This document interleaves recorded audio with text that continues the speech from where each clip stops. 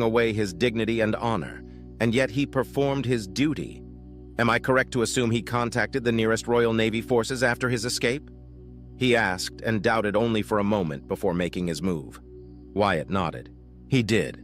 A Navy patrol arrived just in time to save the survivors. He narrowed his eyes. It was only later that I learned that the reason the Drazen didn't kill me like they did Wantum and my friends and classmates was because I passed their strange cattle selecting process. He spat with dry poison. Then he made his move. Lucky me. The prince noted his sarcasm but did not comment on it. He moved his piece. That I've come to understand and comprehend. It was a gamble on his part and it worked. Had he stood and fought, he would have died and every life saved would have been lost, Wyatt continued. The reason I hate Sirhan Gimor is because he had no shame in how he used and painted the whale situation to his advantage. He didn't make a cowardly deal with the monstrous Drazen. He used his guile and savvy intellect to trick them. He chuckled darkly. He didn't flee, leaving thousands to die. He made a tactical retreat to call for reinforcements. He used their deaths and the tragedy in his favor to make himself the hero of the hour, and he was rewarded and thanked for it by grieving families that swallowed his lies like morning dew. He honored their sacrifice with a few seconds of silence before basking in the glory of his great achievement. Some say that triumph washes away all shame. I agree with that philosophy. He took a deep breath and then made his move. Check. The prince blocked Wyatt's piece. For the next couple of minutes, the blonde and the black-haired man continued to play in silence until the prince found his voice first. Do you seek revenge? The satisfaction of doing what you believe will bring you peace, Wyatt. The pilot shook his head and took another of the prince's pawns. Revenge was tempting once, but what would it give me? A painful death? A quick end if I'm lucky? He scoffed. I want justice, but I won't seek it. Sirhan Gimor's actions condemned many lives but ended up saving countless others. My father once told me that the greatest revenge a man can deal to a hated enemy is to live a long, prosperous, happy life. Sage advice, the prince agreed. And yet, if Sirhan Gimor crosses paths with you, he shall meet either a gruesome end or a quick death? The prince asked, making his move. He will, Wyatt sighed deeply. I shall leave that to fate itself, he moved. However, if you order me to, my prince, I shall give up on the promise I made to end Sirhan Gimor's pathetic, lying life. The prince was pensive for several moments. As a reward for playing a crucial role in saving my sister's life a second time, Lieutenant Wyatt, I shall overlook your threat against a noble and allow fate to decide what will become of him. Then made his move. I pray that such an encounter never occurs. You have become too valuable to me, and more so, to my sister and Cynthia. Wyatt bowed his head deeply in gratitude. If I am to be of service, let it be so, my prince, he muttered softly, then made his move. Quite so, the prince replied and smiled. With a final move, he announced, Checkmate? A pleased sigh escaped his lips. Thank you for not losing on purpose, Wyatt. I would never dare to insult you in such a manner, my prince, Wyatt replied, and his stomach chose that precise moment to rumble. Excuse me, my liege. It seems this is the perfect moment to give you my sister's gift, a small token of her appreciation and payment for gallantry, the prince said with mild humor present in his voice. The royal marine, who had been standing perfectly still holding the basket, approached and placed it next to Wyatt. He removed the silk-like cloth covering the contents of the basket only to reveal a dozen or so pieces of sweets. Wyatt's mouth instantly watered, remembering the succulent sweetness of the treats the princess had so generously shared with him during their first private conversation. The prince raised an eyebrow for a moment at the sight of the treats, but did nothing else. I'm afraid I must go, Wyatt. But before I depart, heed my warning. During the trial, you will be faced with many accusations. This you know. Do not allow your rage to manifest itself recklessly if they use the Drazen assault against you. The pilot felt a surge of fury burn within him at the idea that he'd so much lift a finger to help the Drazen in any way. But that fury was dwarfed by the respect and admiration he suddenly felt toward the blonde man who was his liege. Everything about him, from his handsome features to his height and commanding aura, fit him perfectly, but his character shone through, elevating him as someone deserving of the authority and power he commanded. Now more than ever, he was willing to do anything in order to aid the prince in exposing the traitor once and for all. He saluted the prince respectfully as he packed away his precious chessboard. A royal marine folded and picked up the table and chair. The stealth field hid the prince, and without anything left to say, they left, leaving the lieutenant alone once more. Wyatt hummed, and his stomach rumbled. Grabbing a small cake, he licked his lips, ready to eat the sweet confection. He took a bite and smiled. "I'm ready," he muttered to himself as he proceeded to devour his sweets quickly. The cameras only came back to life after he hid the basket under his metallic bed. Wyatt glanced around the ample room as he sat on a desk by his lonesome right in front of the podium, where Lukács Ishtal stood firmly. There were several officers in the room, sitting on the rows behind him, murmuring quietly between themselves. Most of them he didn't recognize, but there were a few familiar faces among the crowd. Galt Tirome, for one, had his hands cuffed with a Royal Marine standing next to him. Salazar Reed was also present.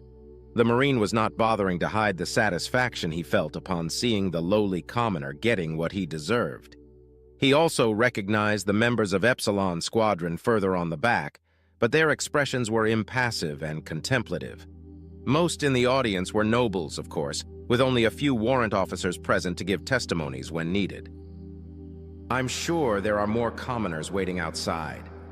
No need to sully the eyes of so many blue bloods with the presence of lowly commoners," Wyatt reasoned, making sure to send an annoyed glare at Lukács Ishtal. At his sides sat the other commanders present in the fleet alongside Admiral Damian Valto, filling the last gap that required 9 high-ranking officers to conduct the court-martial process. Behind and above the 9 officers that were his judges, a balcony of sorts could be seen. There, the prince and his sister, Princess Clara, sat next to each other in silence while Cynthia stood, as always, next to her friend in charge. Lukács raised a hand and the room went silent. "Per naval laws and traditions, I hereby pronounce the start of this trial against the commoner Wyatt Staples. Branch, Royal Navy, current rank Lieutenant, specialization pilot. Given that the records of his service prior to his arrival on List 17, 4156 Standard Astorian Principality Calendar, and June 8, 26702 Standard Terran Calendar are lost within the depths of the mutinous Third Fleet's records. We demand that you confirm this information." "I confirm it," Wyatt replied. "Do you, Wyatt Staples, swear upon the laws of the Principality and the name of the Prince himself currently present to witness this trial, to speak only the truth?" Lukács asked. "I swear to speak nothing but the truth," he said, and managed not to bow his head toward the prince. That action got the crowd to murmur for a few seconds until George Lintar smacked a gavel twice, demanding silence in the room. "Let it be recorded that the accused has given his oath. May justice be dealt swiftly. Let us commence." Lukács cleared his throat. "Wyatt Staples, before your arrival, your role in the Third Fleet was that of a compost hauler in the lingering systems. Is this correct?" "It is." "Is it true that you just happened to be located in the same system that the Royal Favor arrived at from the pursuit of an until then unknown enemy vessel? Furthermore, you have been credited for saving not only the Royal Favor, but the lives of its occupants and that of Princess Clara herself?" Lukács pressed on. "It is true," Wyatt replied dryly. "The Third Fleet sided with Duke Cornelius Draymore of Camrim in his coup attempt. What made you decide to ignore the commands of your superiors and rescue the Royal Favor? Was it selfishness, the chance to obtain a substantial reward, or the need to ingratiate yourself to royalty?" asked George, his tone marred with disdain and contempt directed at the pilot. "I was not aware that the coup even existed until Commander Redford told me about it," Wyatt began. "I was coming back from a regular haul when the royal yacht appeared. I had no orders besides what I was given for that week of work. Nothing more." He set his gaze on George before continuing. "What other reason could I, a commoner, have to assist in the rescue of a member of the royal family other than that I am part of the Royal Navy? Would you not do your duty simply because it is expected of you to do so?" "We ask the questions here, commoner," George spat back. "Let him speak, George. It is his right to defend himself, and your questions were hardly easy to answer without wrapping a noose around his own neck," Frederick Anderson said next to the old man. Then he focused on the pilot. That being said, do you truly expect us to believe that you never planned on gaining something from your actions, even when it put you at risk? I expect for you to not believe me at all, Wyatt replied in a cold, emotionless tone that gained several murmurs and a few gasps behind him. I simply did as duty demanded without seeking a reward. And yet our liege rewarded you, a mere commoner with a rank that none of your ilk is fit to hold, replied Hannah Talaro. But that is beside the point. Altruism and duty aside, according to Commander Redford Calonne's report, you saved the royal favor by, and I quote, tossing a garbage container at the enemy ship only to shoot at it, making it explode on their faces? Wyatt shrugged. I had a standard PD cannon in the compost container at my disposal. I had to get creative with it. It worked, didn't it? You may question his motives, but not the results, Redford said. This charge was bogus at best. Satisfied, George? The old man huffed. Very well. We merely needed clarification of that incident. The next charge is much more grave, he began. Wyatt Staples, you stand accused of lèse-majesté. We have proof that you, dirty commoner, tried to shake hands with Her Majesty, Princess Clara. Not only that, you have not paid proper respect toward their majesties on numerous occasions. One such is evident upon the start of this trial. Wyatt narrowed his eyes. I am being put on trial for something I didn't do. I don't even know what lèse-majesté is. A blatant lie, of course, but one that served his purpose. Was I supposed to do anything? So not only are you an insolent fool, but also an ignorant one as well? Lukacs remarked, shaking his head. Ignorance is no excuse for a crime committed, Lieutenant. Which also carries cleanly to another charge, William Hemstroke said, leaving aside the tragic murder of Abacus Reed. Numerous crew members have reported hearing you badmouth nobility and, by extension, the royal family. Such one incident happened in the mess hall, where you nearly came to blows with 3 nobles, and you even barked at them like an animal. Is this correct? It isn't, Wyatt replied dryly and smiled internally. He could see that his lack of submissiveness and his tone that skirted on being disrespectful was starting to irk some of the commanders present. Admiral Damien remained mostly impassive, yet amused if his lifted eyebrow was any indication. I was approached by— We don't want to hear your excuses, commoner, George interjected. Then again, what can be expected from a man such as yourself? Since the altercation was a minor one, you shall receive a penalization on your record for that incident. The accounts of lèse-majesté, however, are worrying. Bring in the first witness. Wyatt gave the old commander a glare as a parade of witnesses came through for the next 10 minutes. Most of them were commoner crew members, mechanics, assistants, wards, low-class engineers, general staff, cleaning crew, and security personnel. One by one, they gave a short recount of having heard him say something negative about the nobles, bad-mouthing their leadership, and, worst of all, implying that now that he gained the attention of the prince, he could claim a great bounty for himself. Internally, he was laughing. The poor men and women called on stage were not very convincing. Some of the nobles were far too dramatic for their own good. But there was one that he genuinely thought put a convincing performance.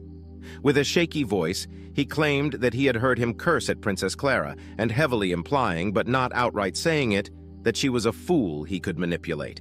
You better watch your back, or whoever told you to say that should, Wyatt thought as the noble witness, thankfully the last, was escorted out of the room. He glanced at the balcony for no more than a second and saw that the 3 spectators were not amused by the display. Cynthia looks about ready to slap someone into unconsciousness for insulting Clara. Does anyone require any more proof that this man should not hold his position and should be removed from service? George pressed on. Lackluster, misleading, unsubstantial, Juliana listed. Those claims are as brittle as a poorly made ceramic pot and about as reliable as a farmer holding an assault rifle without guidance. I've heard many complaints and insinuations, but nothing that could be truly labeled as lèse-majesté. Were any of them verified as truthful? The implication was palpable, but Vivian interjected. They shall be reviewed and put under investigation. However, as William pointed out, the death of Abacus Reed is far more pertinent. Redford? The older man nodded. According to the footage from various fighters and the registered comms record, Abacus Reed acted on his own accord and caused his death and that of 2 other unfortunate pilots. Let it be recorded that his hot-headedness and glory-seeking tendencies were the reason I denied him the command of Epsilon Squadron. His death was of his own doing. "I demand a duel!" Salazar Reed abruptly interrupted.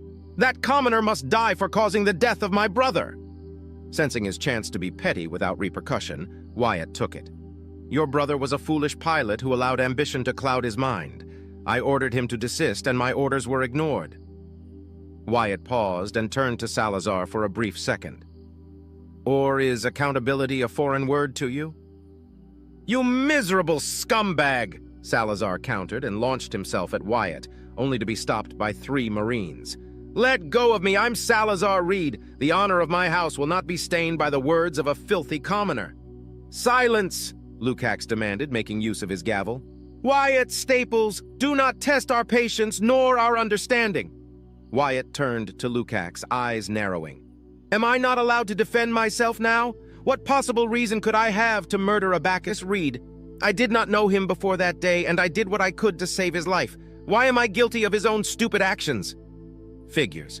A commoner would not know decorum, even if it bit him," William sighed. "But I see your logic.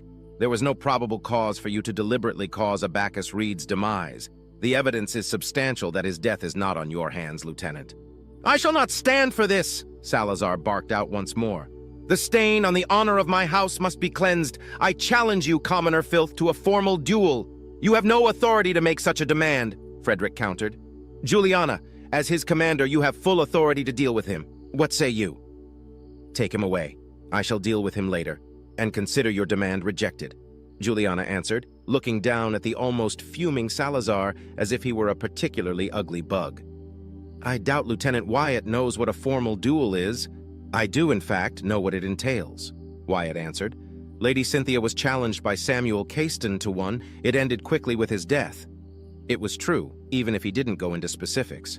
"I assume that means a formal duel is a duel to the death?" he asked as Salazar Reed was dragged out of the room, only avoiding making a bigger scene under the fiery gaze of the blue-haired commander. Shortly after, Galt Tyrone was called on stage as a witness to what had happened on the bridge of the Noir Navio, but all he said was a mirror to Wyatt's words. The duel was issued, there was a brief exchange, and then Samuel Caiston died. All that he added was a flowery description of Samuel's courage and the quick, painless death he received at the hands of Cynthia. Seemingly satisfied with his testimony, he was escorted to his seat while the commanders silently talked among each other. After a minute of deliberation, a voice was heard once more. "A fine tradition, and one that exalts the honor between houses and a way to settle disputes," George said approvingly. "A traitor he was, but Samuel Caiston died as a noble should, on his feet, with his honor intact and shining glory upon his house."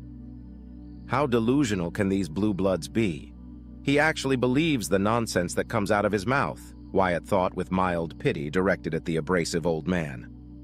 "Something that you don't know anything about, commoner," Lukacs carried on.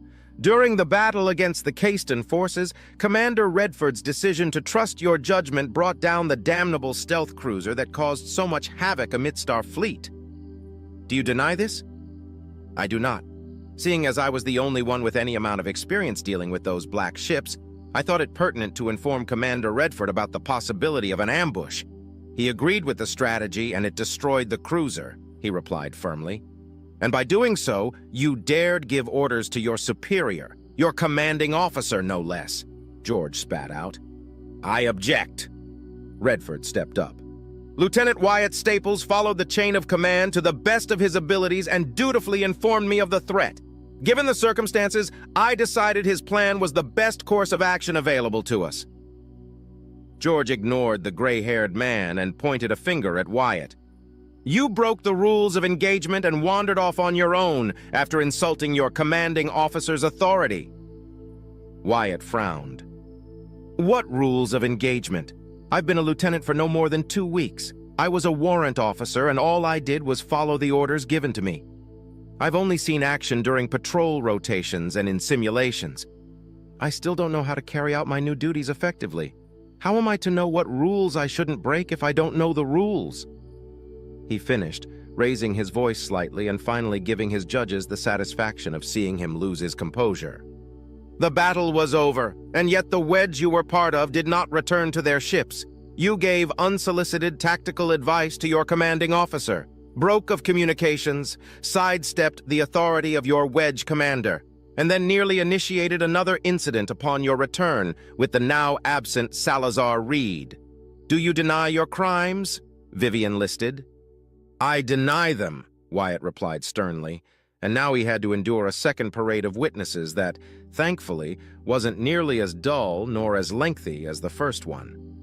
Gregor Undaj, Nultar Olkara, Leopold Dakar, and the other pilots from the wedge he'd been part of spoke in his favor, correlating Redford's report and silencing the now frustrated George Lintar. When the last of the witnesses returned to his seat, Frederick took the initiative. A sidestep from the rules is the worst crime I can detect from his actions. Otherwise, given the circumstances, they fall within reason, and let us not forget that ultimately it was Commander Redford's decision that scored the kill upon our enemy. I believe that overwrites any minor fault given his seniority. The other commanders and Admiral Damien nodded in accordance, and for the first time since the trial began, the Admiral spoke up. Now that such minor, irrelevant issues are dealt with, I shall open the most egregious charge set against you, Lieutenant Staples, Damien said, his stern, stoic expression completely devoid of emotion. You stand accused of treason, conspiracy, and collusion with both the Draymore traitors and the Drazen raiders. A QEC device was found in your quarters. At his behest, the screens set to the left and right of the room came to life, showcasing a half-a-meter-tall rectangular metallic box with only a small modulator and a series of white and blue buttons beneath it. It did not look all that impressive nor eye-catching given what it could do. Then again, being unassuming was the point of such devices in the first place, in his opinion at least. Furthermore, the assault upon Woodshaft happened once Her Majesty Princess Clara was nearly defenseless in the station and her bodyguard, Lady Cynthia, away from her. The evidence points out that you set up the trap on both ends to ensure the demise of our beloved princess, and furthermore, Is this all I can expect from you? Wyatt interrupted abruptly as he stood up, his fists shaking. The room went silent as all eyes set on him. I risked my life fighting the traitors, risked my life again fighting the Drazen. You say you found that? He pointed at a screen. In my quarters when I wasn't here. What sort of idiot would leave something like that out in the open? You dare! George began, but was interrupted by the pilot.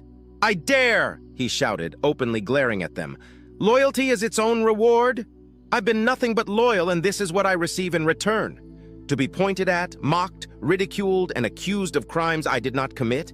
Is this all a mere commoner can expect from our noble leaders? He said, his voice thick with venom. If that is to be the case, then so be it. If you want me dead so bad, then kill me, but I will not admit to any of these crimes. I don't regret any of my actions except for one. This is it. If this doesn't work, I'm not sure what will. He thought as the entire room was icy silent, watching him slowly raise a finger at the balcony and pointed at Clara. Had I known this was the reward for my loyalty, I would not have saved you that day, princess, he hissed with poison, and saw how Clara flinched back at his statement. I regret saving your life. With that said, he sat down and the room exploded with shouts demanding his head, dishonorable discharge, lashes, and other forms of punishment for what he had said. The commanders and Admiral Damien looked at the chaos, trying to control it with their gavels, but nothing they did worked. Everyone froze and immediately shut up when the prince stood up. Seconds stretched into eons until at last he spoke. Take him away. I shall decide his fate at a later date. That was his command, and he turned to leave. The prince's order was obeyed instantly, and 2 Marines came to escort him out, tightly gripping his forearms and pushing him forward. Wyatt remained silent as the hectic chaos he caused became a distant noise, then a whisper, and finally, it died completely, leaving only the sound of their footsteps to reach his ears. For minutes they walked uninterrupted, and Wyatt noticed 2 things. First, a few minutes after they left, he hadn't seen anyone else come across the corridors the Marines were guiding him through. And 2, the Marines were definitely not taking him to the brig. Where are you? A punch to the gut shut him up, making him cough violently. "Silence, dog!" the Marine that punched him ordered. Wyatt obeyed, and a few minutes later they arrived at a storage bay that was, again, mysteriously devoid of personnel. To his surprise, the Marines removed a hidden panel on the floor and tossed him inside. They jumped in and closed the panel from within the tight passage, and after a few more minutes they arrived at a fairly ample room that smelled like oil. It was poorly lit, but there was a table, a few scattered boxes, some chairs, and a few weapon racks. "They don't have ammunition, so don't even think about it," a Marine warned. "Sit down and wait. No sudden movements." Wyatt obeyed and closed his eyes, his expression as stoic as he could manage. Inwardly, he was smiling. He was inside the enemy ranks. Now all he needed to do was see if the head of the Viper would come out of the sand, as Clara had put it. Chapter 23. The wait felt eternal. The two Marines never took off their helmets, but they fidgeted every now and again, cracked a joint, or took a moment to rest, but they never once took their eyes off him. During his time in the academy, he interacted very little with anyone that didn't belong to his course. After he graduated and went to assist the mandatory patrol rotations, his already limited interaction with the engineering corps, the Marines, the auxilia, and every other branch aside from the mechanics, maintenance staff, and general crew went up in smoke. He knew, of course, that no commoner could become a Marine, that a prestigious role reserved for nobles only. The training, equipment, implants, and conditioning each Marine required needed to be a solid investment. Comparing them to the unwavering discipline of the Royal Marines seems unfair. Maybe I've been misled by setting my expectations too high. Any of them could still beat me to a pulp if they wanted to, let alone two. So they're not weak nor defenseless. To know that there are traitor Marines among our ranks is greatly concerning. Who could command such power and authority to not only mobilize Marines, but keep this secret room, probably several more, in the exalted virtue concealed for who knows how long? Wyatt thought deeply as he remained as calm and unmoving as possible. He was too tense to allow himself a moment of laxity, but at the same time, he did his best to give off the appearance that he was a mere simpleton. Meanwhile, internally, he was trying to deduce who could be the possible traitor and how high that traitor sat. Think, Wyatt. Who could have enough pull to warrant the use of a QEC in such a manner? The traitor practically gave out their best tool for nearly nothing. So either they have another QEC hidden somewhere, which would be disastrous, or they have other means to convey information to the Duke's side, he thought deeply, glancing between his guards several times. Or perhaps Cynthia and Juliana were right, and this is nothing more than a tactic to hide. Sacrificing a commoner with a petty trial, forcing the eyes of the hunters to look elsewhere long enough to remain in the shadows, waiting for another chance to strike. Anyone ranked lieutenant or lower was immediately ruled out in his mind, including, of course, every non-commissioned Navy rank. A lieutenant commodore could have some power, but only within a limited group, if that. Wyatt didn't know if there were any commodores in the fleet, but while their reach could be greater, he doubted they had any significant influence outside a single ship. And no commodore could command a vessel larger than a destroyer-class vessel. A lieutenant commander would have more influence. Abacus Reed was a lieutenant commander, but he wasn't popular or influential, so his rank was for show only. Would other lieutenant commanders be similar? Does it even matter? If I recall correctly, they have more influence than a lieutenant commodore, but less so than a commodore. He sighed heavily, making the two Marines guarding him tighten their grip on their weapons for a moment. I should have paid more attention to the commanding structure back at the academy. No use in crying over a crushed Lakoa now, I suppose. Left without much else to do, Wyatt swallowed his annoyance and continued to ponder away, futile effort as it was. Perhaps a captain is responsible. They can command up to heavy cruisers and battle cruisers, and a noble would either need to have done pretty amazing deeds or belong to a powerful house to achieve that rank. But could a captain have the means to orchestrate something like this? Wyatt thought, and internally groaned when he realized something to add to his already mounting frustration. They're nobles. How could I forget that? A military or navy rank may give me some direction, but that means little compared to what house the traitor belongs. Political impact, influence, wealth, power. Clara and Redford mentioned that the puppets were many, but the puppet master could be anyone. But who? The one standing at the top, the head of the Viper, has to be someone powerful from a prominent house and likely holds a significant rank within the fleet, and must be aboard the Exalted Virtue, he reasoned, his head threatening him with a headache. That left only a few possible culprits, but all he could do was speculate. He wasn't a detective or an investigator. Most of his conclusions came from observation and logical outcomes. But in the world and the convoluted web that was nobility, he had no leverage. Hence why he was a living tactical mine, ready to explode in the face of the traitor. But who was the traitor? He didn't know the other commanders all that much except for what he was told of them. They all came from significant and powerful houses, and thus could easily have the means and connections to orchestrate a possible mutiny or act as the eyes of Duke Draymore aboard the Prince's fleet. Redford Kalen was obviously not the traitor. The trust he received from Clara and the Winfield sisters had been more than evident. Juliana, being a Winfield, was also discarded, which also worried him since the two Marines belonged to her division, and here they were, traitors working under their noses. How many more were like them? How many other commoners and low-ranking nobles were actual traitors? The more I think about it, the worse it gets, he thought with grim resolution. Redford insisted that Lukacs Ishtal, George Lintar, and Vivian Taravis were loyal, and he'd trust his commander's judgment, but he still had his doubts about George Lintar. If there ever was a noble that represented all the idiocy and vain glory, chest-puffing, feather-preening attitude that nobility was infamous for, it had to be him. Could a man as deeply rooted in the machinations of nobility and the disdain for commoners truly be loyal to anyone but himself? He doubted it. Admiral Damian Valto was a mystery to him. He'd seen him twice, and that didn't give him many indications of anything. But according to Juliana, he was the reason the prince and their forces managed to escape. He was a rigid man, the sort that does things by the book and never deviated from his orders, but one who was loyal and could be trusted. That leaves Frederick Anderson, Hannah Talleyrand, and William Hempstroke as the possible puppet master. But were any of them truly responsible? Or was there an unseen actor behind all of it?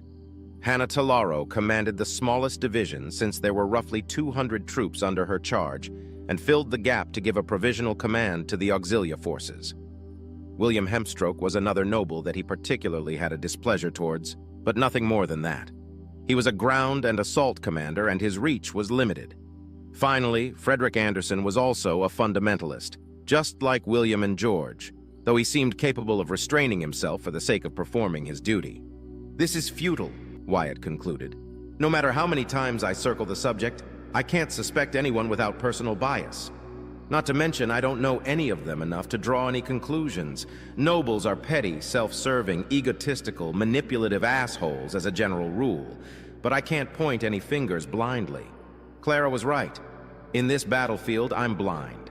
I can't rely on any expectations now that I'm inside the kill zone. All I can do is..." His line of thought was interrupted when he heard several footsteps approaching.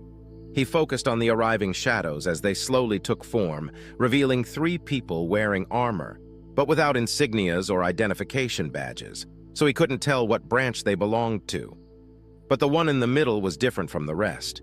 The way he walked and carried himself told he thought highly of himself, a true and proper blue blood. The noble sat across the table and leaned forth, resting his head on his entwined fingers. "That was quite the declaration you made during your mockery of a trial, Wyatt Staples." Wyatt frowned internally as the voice lacked intonation and sounded garbled. Is he using a voice scrambler? He's not taking any chances, and I doubt he's the mastermind, the pilot thought for a second, then tilted his head slightly.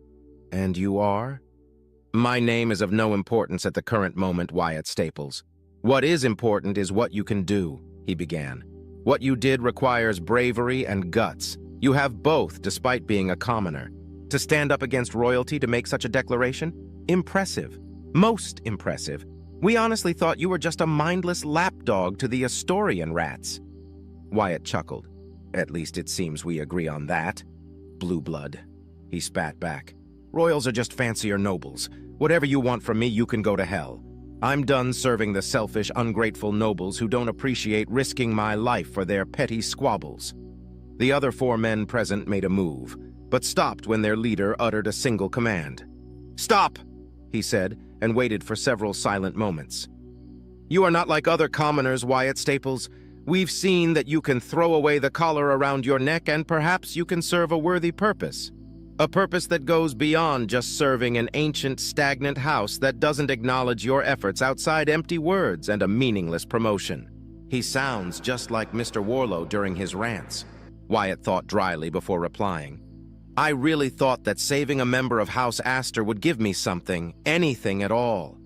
I'm just a commoner. I should have known that his royal bastard would have made me serve him instead. Such a deed should have been rewarded with a completed military service record and a hefty sum in credits," the man agreed. "Commoner or not, you deserved at the very least that. The means to live a life without financial struggles at the very least. It is truly shameful that instead of rewarding their loyal subjects, they tighten the yoke. Loyalty is its own reward, as if. If that was the case, there wouldn't be pirates, smugglers, or rebel groups," Wyatt stated flatly as a smirk adorned his lips and he threw his hands up. "They sure like to abuse that line but hate to put it in practice themselves." The man nodded. "Precisely, Wyatt Staples. It seems that you're far more intelligent and perceptive than most commoners. A talented pilot, too. I can understand why that bitch wanted to keep you as a pet. Quite ungrateful, eh?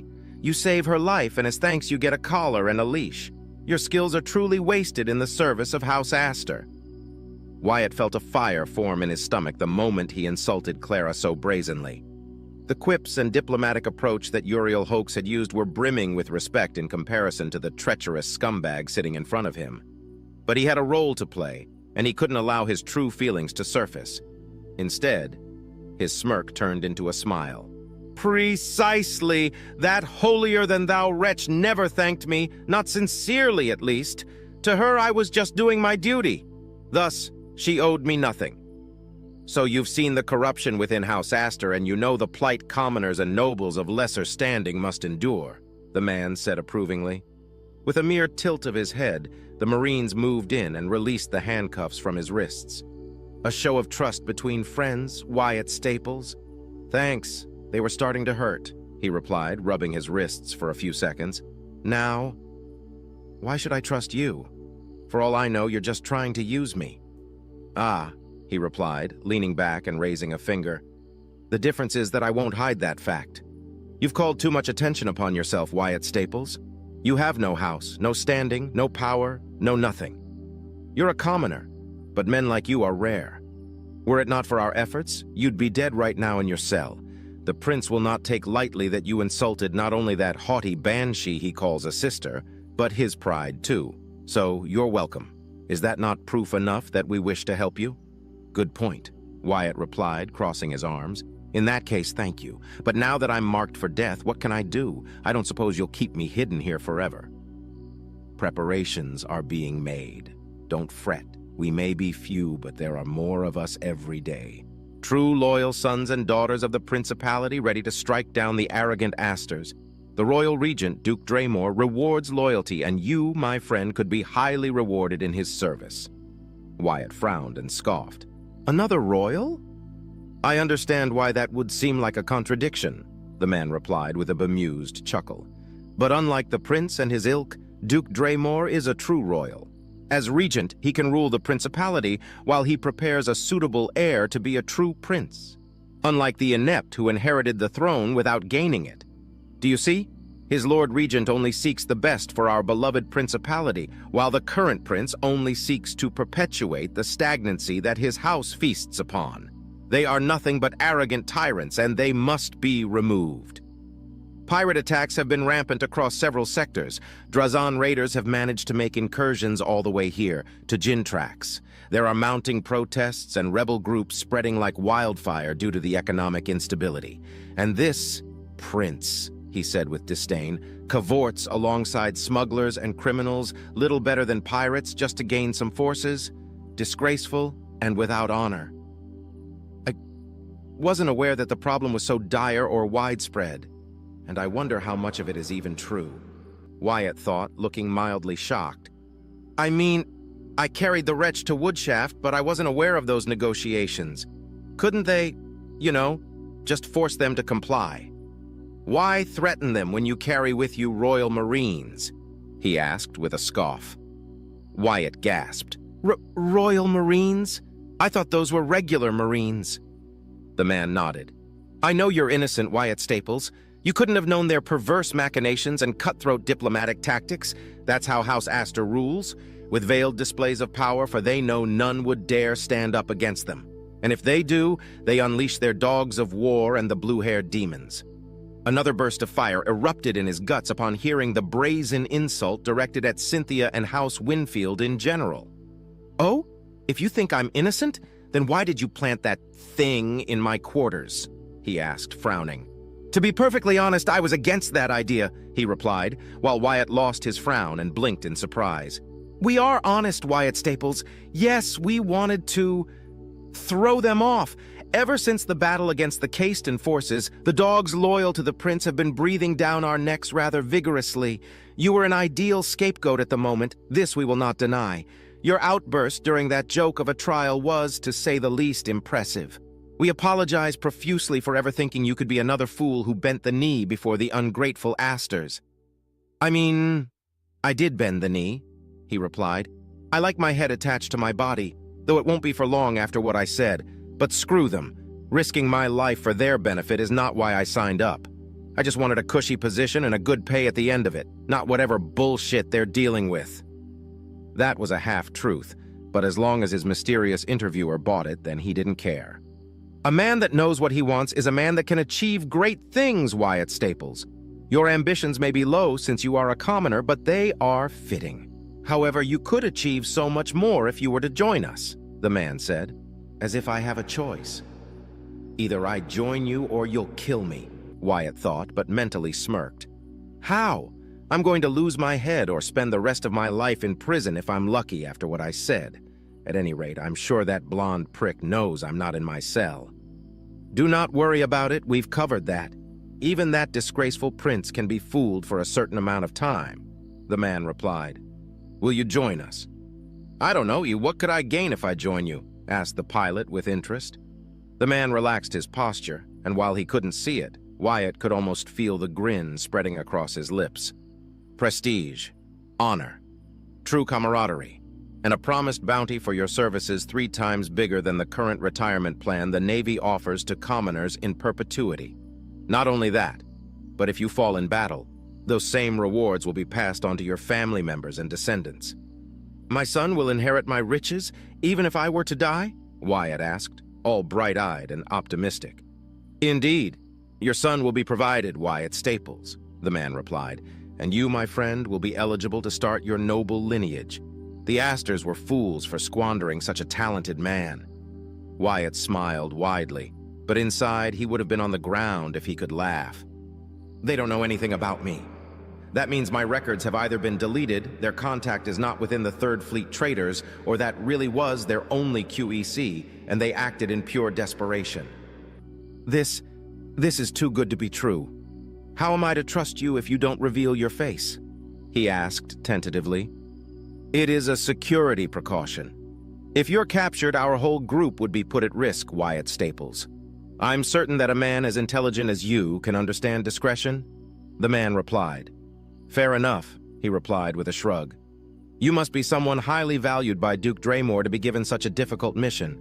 I mean, you're right under the prince's oblivious nose, and here we are. Wyatt barked a laugh and clapped his hands together 3 times. Me, if only, the man replied, chuckling. Our Lord Regent would never associate with me. No, I am a mere conduit for our leader aboard this vessel. He witnessed your trial with great admiration and concluded that you could become an asset to our just and true cause. Join us, Wyatt Staples, and fight for the future of the Principality, not the cruel, unworthy Astors that bleed us dry with their incompetence and prohibitions.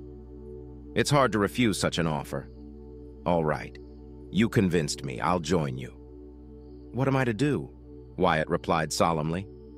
Most excellent, the man said, and from a sealed pouch he extracted a cube no more than 5 centimeters wide.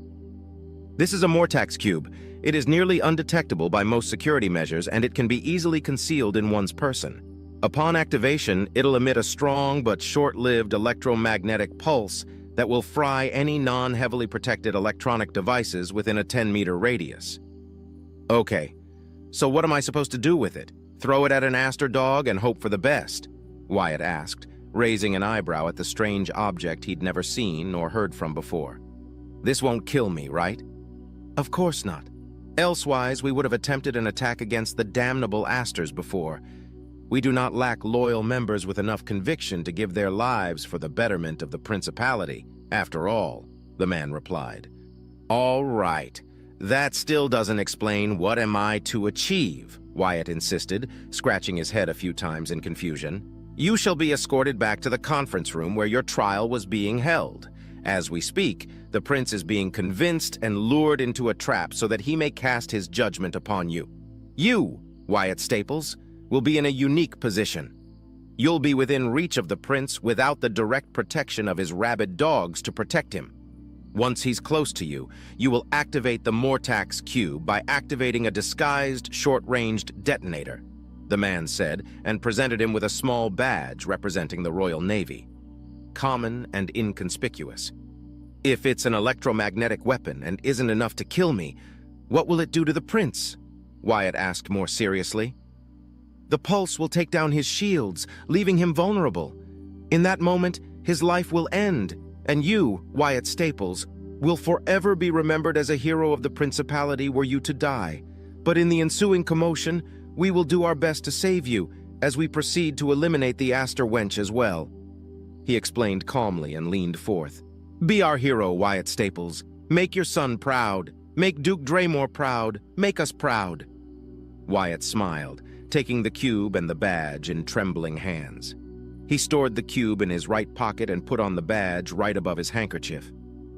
In that case, for my son, for the principality, it shall be done, and the Asters will rue the day they dared to throw me away. You will be remembered, Wyatt Staples, the man said, standing up. Before you activate the cube, we will need a signal to be ready. That signal will be House Aster falls today. Understood? Understood, he replied by putting on his best, eager, maniacal face. The man and the other men around him chuckled at his antics, but the leader raised his hands and moved them in a calming gesture. Ease up, Wyatt Staples. You must remain as calm and stoic as possible. Avoid drawing any interest by acting weirdly. Just imagine that you are about to be judged by the prince without a plan in mind. I'll try. But me? A hero of the principality? Such honor. Even if I die, my son will be safe. Thank you for giving me this chance to settle the score with those unworthy whoresons, he said eagerly. He was perhaps overselling his pitch, but he was a commoner, and that played in his favor to give his act a genuine air of idiot-ready-to-die syndrome. The two Marines that brought him to the secret room handcuffed him again, but without securing the lock, giving him the opening to free his hands at any moment of his choosing. They then escorted him through the same long tour without meeting anyone until they were nearing the room in which the trial was being held. A few crew members who saw him shouted insults at him, and some others spat at him, desiring the worst upon him for insulting Princess Clara to her face. As he entered the room, he saw that the commanders and the admiral were back on their spots. Clara and Cynthia were on the balcony, but the prince was standing near the center of the room with two Royal Marines flanking him. As he arrived at the desk and chair he'd used no less than 2 hours ago, but instead of sitting down, he remained up, defiant. The room was once again filled with various officers from all branches and ranks, most of them silently glaring at him or murmuring about his senseless disrespect. You won't kneel? The prince asked forcefully. I won't. I don't have to, Wyatt replied firmly, unafraid. The prince closed his eyes and exhaled slowly. Very well. With a simple hand gesture, the Royal Marines stepped back and lowered their weapons, putting them in a relaxed state. Then he stepped forth, each step echoing across the room with a deafening rumble. He stood in front of Wyatt, half a head taller than the commoner, and glared at him. You've disgraced my family's name. You've insulted my sister's honor. You've disrespected me not once, not twice, but thrice now. I must admit, I admire your resolve, Wyatt Staples. He paused for a moment. Such a shame. I thought that you had some promise, but alas, a commoner is a commoner at the end of the day. Due to your actions and the lack of solid evidence, I was going to sentence you to a dishonorable discharge and leave you here. However, your transgressions against royalty shall not be tolerated." Wyatt scoffed. "So much for loyalty is its own reward, huh? You Astors only vomit that line when you need something from others but don't give anything back in return," he shrugged. "What else is new?" "So be it," the prince said. "Did you find peace during this time?" Wyatt nodded. "I did. A repugnant snake is before me, this I see now," he said, and the entire room went icy silent, thinking he had insulted the prince to his face. "I see," the prince replied. "Wyatt Staples, as prince of the Astorian Principality, I find you guilty upon grievous charges of lèse-majesté, incompetence, collusion, sedition, and conspiracy. I sentence you to death. Do you have any last words?" "I do," Wyatt said, and with a flick of his wrists, the handcuffs fell to the ground. "House Astor falls today!" And before anyone could react, he slammed the badge with an open palm. "House Astor falls today!" A chorus emerged from several members of the audience, suddenly pulling out concealed weapons and firing wildly at the prince. Wyatt was on the ground before the shots were fired, and he looked up with a smile as the shields of the prince remained intact, easily stopping bullets and lasers. There was a moment of confusion, and then the hectic sound of a short-lived battle was heard, alongside a few screams and curses, but by the time he stood up, every assailant was held tightly by those around them. His eyes moved to the commanders, and to his surprise, Juliana Winfield was holding Frederick Anderson's head against the podium while a gun rested in front of him, his eyes blazing with hatred and confusion. "How?" the commander of the infantry division demanded. "Your shields! They should be disabled. You should be dead." The prince sighed. "So it was you, Frederick? What did my uncle promise you, to sell your honor and dignity? You've brought disgrace upon your house with your actions." "I have nothing to say to you, Astor!" Frederick cried out. "His Lord Regent will be victorious. You don't deserve to sit on that throne. You'll bring damnation upon us all." His eyes went wild and moved past the prince to focus on Wyatt. "You! I saw you activate the detonator. I was informed that you joined our cause." "I'm not a stinking traitor like you," Wyatt replied with disgust. "Your son will die for this, Wyatt Staples," Frederick threatened. "I'll be sure to mourn him," Wyatt replied with a cocky grin. "Take him away, Juliana. Interrogate him. I want a full list of every traitor aboard my fleet as soon as possible," the prince ordered, and Juliana obeyed, pushing the man away. "Take the rest away. They shall be judged accordingly." He then turned to Wyatt. "As for you, Lieutenant Staples, congratulations are in order." Wyatt smiled sincerely and looked up at Clara and Cynthia. Cynthia was smiling approvingly, while Clara gave him a dainty smile. Then he turned to the prince. "Loyalty is its own reward, my prince." Chapter 24. "My prince!" The voice belonging to George Lintar broke through the silence that had suddenly filled the room. Eyes turned to the old commander and found him standing on trembling legs alongside the other commanders present, and Admiral Damien, all of them sharing his confusion, except for Lukacs Ishtal and Redford Kalen. "I fail to understand. Frederick? A traitor? And you?" he said, pointing a finger at Wyatt. "You dare stand before His Majesty after everything you've said and done, arrest that vile... denied?" The usually soft and gentle voice of Princess Clara echoed around the room, carrying a weight that froze the blood of everyone present for a second. Slowly, everyone looked up to the balcony where the princess stood wearing her royal regalia, with Cynthia standing next to her. In a swift motion, Cynthia carried Clara bridal style and leaped from the balcony, landing with a heavy thud but remaining standing and undisturbed. Setting her princess down, the two women approached the prince until they were only a few steps from him. "Are you hurt, Lieutenant?" "No, my princess," Wyatt replied with a respectful bow. "The traitors were surprisingly amicable." Clara nodded, then turned to the commanders, paying only a swift glance at the rest of the gathered audience who were, understandably, stunned by what had transpired. "You were saying, George Lintar?" George visibly swallowed nervously before taking a more pleading, submissive stance. "Princess Clara, why are you defending that commoner scum? He has insulted you, to the point that he wishes you harm. Such insolence alone should be punished, in equal if not greater measure to the traitors that dared attempt against the prince's life, he finished calmly, not wishing to invoke her wrath. Brother dearest, Clara began without turning to her sibling, her face stoic and unmoving like a glacier's surface, and equally cold.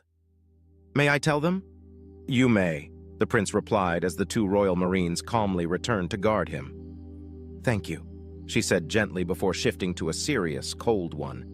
George Lintar, illuminate me on this matter. Why should Lieutenant Wyatt Staples be punished for carrying my command? Your command? Hannah Talaro asked as she exchanged a few glances with Vivian Taravis and William Hempstroke. I'm waiting, George Lintar, Clara said, ignoring Hannah's question. George stiffened for a second before replying. Princess Clara, I don't understand. Why would you allow this commoner to insult you? His actions, his disregard for etiquette and the proper ways of battle? His disrespect knows no bounds. It seems your vision is as narrow as your elitism, Clara replied coldly. Several traitors have been exposed and will be dealt with accordingly, and yet you care more about bringing the hammer down upon an innocent man? She questioned, eyes narrowing slightly. Even if this trial were to be real and Lieutenant Wyatt's actions factual, I would ask my brother, the prince, to show mercy to the man that, at the very least, saved my life once, and who has shown me great capabilities, she said, her voice firm and unshakable. William Hempstroke took a step forth, clearing his throat. My princess, were Lieutenant Wyatt Staples' actions performed under your orders? Indeed, Clara replied, and with dignified grace lifted a hand in Wyatt's direction. Lieutenant Wyatt was acting upon my orders as part of a ploy to draw out the traitor within our midst. We already had our suspicions, but we needed to be sure. Wyatt smiled internally. It was a half-truth, but were it not for the fact that he knew better, he would have believed her words without a doubt. But what could a commoner like him possibly achieve? To put at risk your honor and dignity, my princess, I simply do not understand, George admitted, staring at his princess with utter confusion. Risks must be taken in war, Clara began, be them abroad or at home. I won this battle, that's all that matters. Turning to the crowd, she said in a slightly louder tone, let it be known that I, Clara Astor of House Astor, second princess of the Astorian Principality, hereby pardon Lieutenant Wyatt Staples of all presumed charges set against him, for he was acting under my direct orders. This entire trial was a trap? Admiral Damien asked, not in confusion, but rather surprised. It makes sense now. These charges were petty at worst and nebulous at best. Worthy of attention? But worthy of punishment? Hardly. I must admit I'm relieved to hear that the lieutenant's apparent hostility was for show. It was a plan born from desperation and a gamble, Clara clarified. We hoped that the mastermind behind the traitors in our midst, due to the efforts of Lukacs and Vivian, felt cornered. A chance manifested itself when they tried to turn our gaze from their machinations by sacrificing a pilot who had risen to relative prominence. We were correct in that assumption and acted accordingly. Lieutenant Wyatt Staples volunteered himself to be used in our trap. I instructed him to be hostile and insulting, especially toward me, to incite the traitors to action.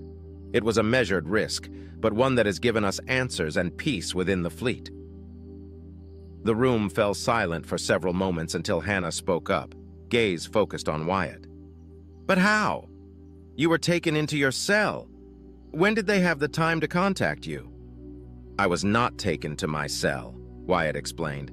I was guided to a storage bay and then pushed into a secret passage. I can show you where it is, Commander Hannah. That aside, George interjected with tension in his voice.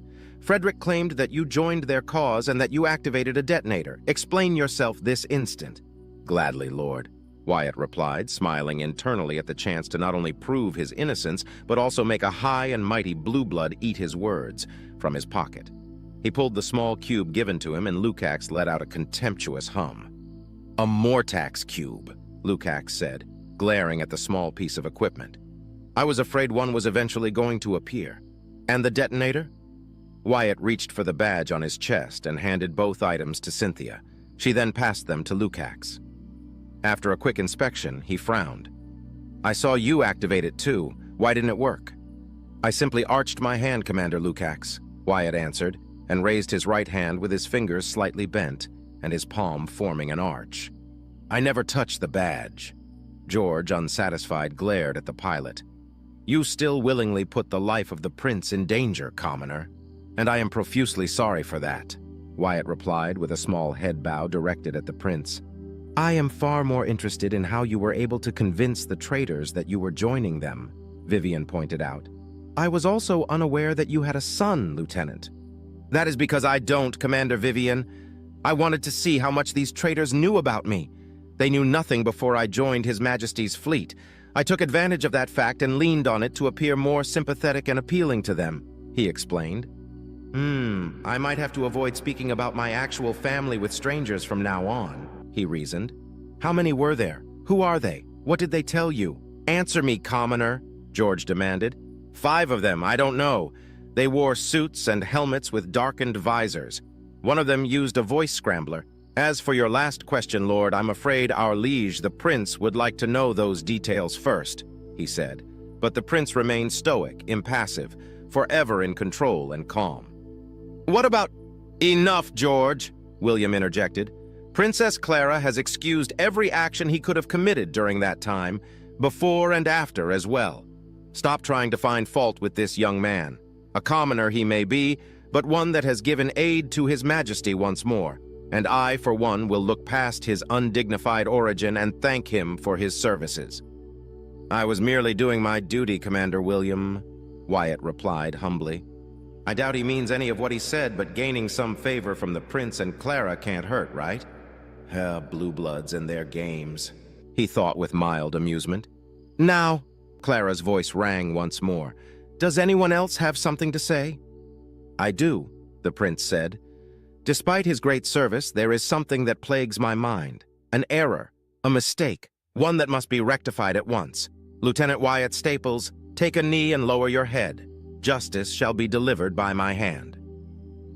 Wyatt was stunned for a second, and he looked into the eyes of the prince, but found nothing. Those violet eyes were emotionless and firm. Were the traitors right after all? Have my transgressions escalated to the point that my death is necessary? He thought for a moment, and his heart raced. But despite the outrage howling inside him, there was a sense of peace. Better to die at the hand of the prince. How many can boast of such a feat? "I obey." The pilot dropped to a knee without looking at anyone, and for a moment hoped to hear the protests of Clara, Cynthia, or Redford. Anyone. But none came, not even within his mind. Everything was silent. Closing his eyes, he lowered his head and did his best to expose his neck as much as possible. "Even now, I feel no fear. At least I won't give a show for petty blue bloods to enjoy." "Cynthia, your sword," the prince said, and Cynthia obeyed without hesitation. Wyatt heard the steps of the blue-haired woman and the click of her sword being released from its lock. Then she stepped back, and he took a deep breath in anticipation of the beheading strike. Instead, the prince began to speak. "Lieutenant Wyatt Staples, born of a common lineage and commoner blood, are you a loyal son of the principality?" "What? Why does he—" "Oh, must be some sort of death ritual," he reasoned. "I am, my prince. Do you recognize me as your prince, your liege?" "I do, my prince." "Given the chance, would you give your life in exchange for my own or that of any member of House Astor?" "Without hesitation, my prince," he replied sincerely despite his mounting confusion. "Would you obey every command given without doubt nor questioning, regardless of what is asked of you to perform?" the prince asked, his voice firmer, heavier. "No, I would not," he replied, and he heard many gasps echo around him. "For what reason will you disobey my direct command?" "For the same reason I fought the Drazan, my liege. I will do my best to save the innocent, your people, my prince, again," he replied sincerely and without fear. "If I die, I'll die without regrets," he thought calmly, his heart set at ease.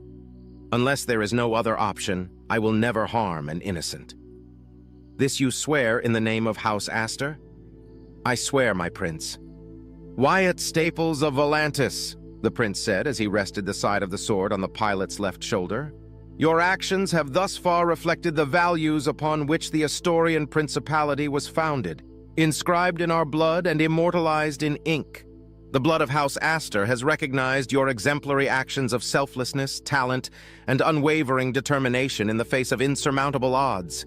Loyalty is its own reward, he proclaimed proudly and loudly, before lifting the sword and resting it upon his right shoulder. And those loyal to the principality and House Astor shall be recognized. Your actions, honorable, your deeds, without reproach. Your loyalty, unquestionable, your character, unshakable. Your goals, dignified. Your courage, unflinching. Your spirit, honest. What more can be asked of such a man? He asked and took the sword away. Look at me. Wyatt obeyed, now overwhelmed and confused by what was happening. He thought he was going to meet his end, and instead, the prince was doing something else. He looked up at the prince and found him staring at him with the splendor and stature of a true royal. His violet eyes focused on him. Then, before he could react, the prince backhanded him. Wyatt's senses reeled from the impact, and he was momentarily dizzy and soon tasted metal inside his mouth and a warm liquid dripping down the corner of his mouth and his left nostril. He looked at the prince with confusion, but dared not touch his wounded face. Less so when he saw that some of his blood was staining the prince's hand. From this moment onward, Wyatt Staples of Volantis, let those be the last drops of blood you shed as a commoner, the prince stated. What? Wyatt screamed inside his mind, and he trembled. Let the pain cleanse your body and be a reminder of what you were, what you've become, and what you are. The prince took a step back, giving the shocked lieutenant some room. Rise now, Wyatt Staples of Volantis. A commoner has knelt, a knight rises. Rise, Wyatt Staples, knight banneret of House Astor. Wyatt's mind was blank, his mouth hanging open as his body automatically obeyed the command given by the prince, even though he didn't hear it. He stood up, the world moving in hazes of colors and phantom limbs. Me, knight, but I, commoner, he garbled out and blinked. Oh! Then he fainted. When Wyatt opened his eyes once more, he found himself in the medical bay of the Exalted Virtue with only a mild pain throbbing across his left cheek. Then he remembered what had happened and immediately felt like he was to faint again. Knight! I'm a knight! The prince made me a knight! He thought in a panic as he tried to stand up, but he found himself restrained to his bed. What? Will you stop moving? The familiar voice of Cynthia made him turn to his right, finding the red-armored woman sitting patiently on a chair nearby. See, Cynthia, where's the princess? Where's the prince? Silence, Cynthia commanded, as a sly smirk spread across her lips. Wyatt obeyed despite his racing heart. Receiving a knighthood from a royal is quite a rarity, you know. I've seen only a few so far, and most of those on the receiving end did not deserve it. But this is the first time I've seen someone faint because of it, she chuckled. The prince claimed that he hit you too hard. Cynthia, I can't be a knight. I don't want to be a noble. I'm unworthy. I'm a commoner. Please, the prince has to... He began pleading, but shut up when the blue-haired woman closed the distance between them faster than he could blink, their faces mere inches apart as she stared her icy blue eyes directly into his soul. A few seconds later, she pulled back and he stopped trembling. Sitting down again, she continued, You were a commoner, Wyatt. No more. Now you're a knight banneret. Of House Astor, no less. Do you know what it means to be a knight banneret? Wyatt shook his head.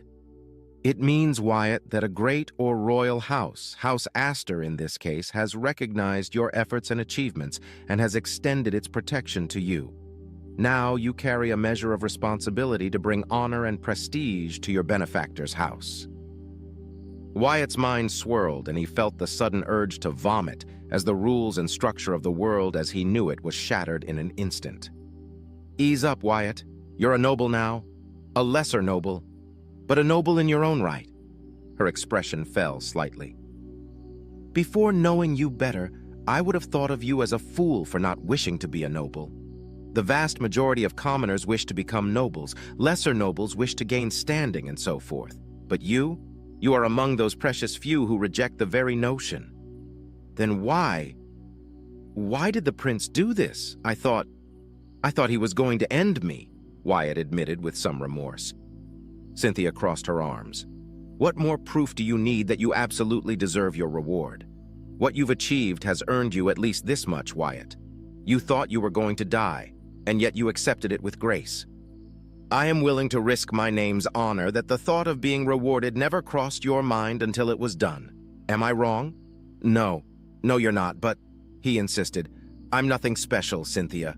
Nothing but a pilot, a mere commoner. Stop beating yourself down, Cynthia hissed.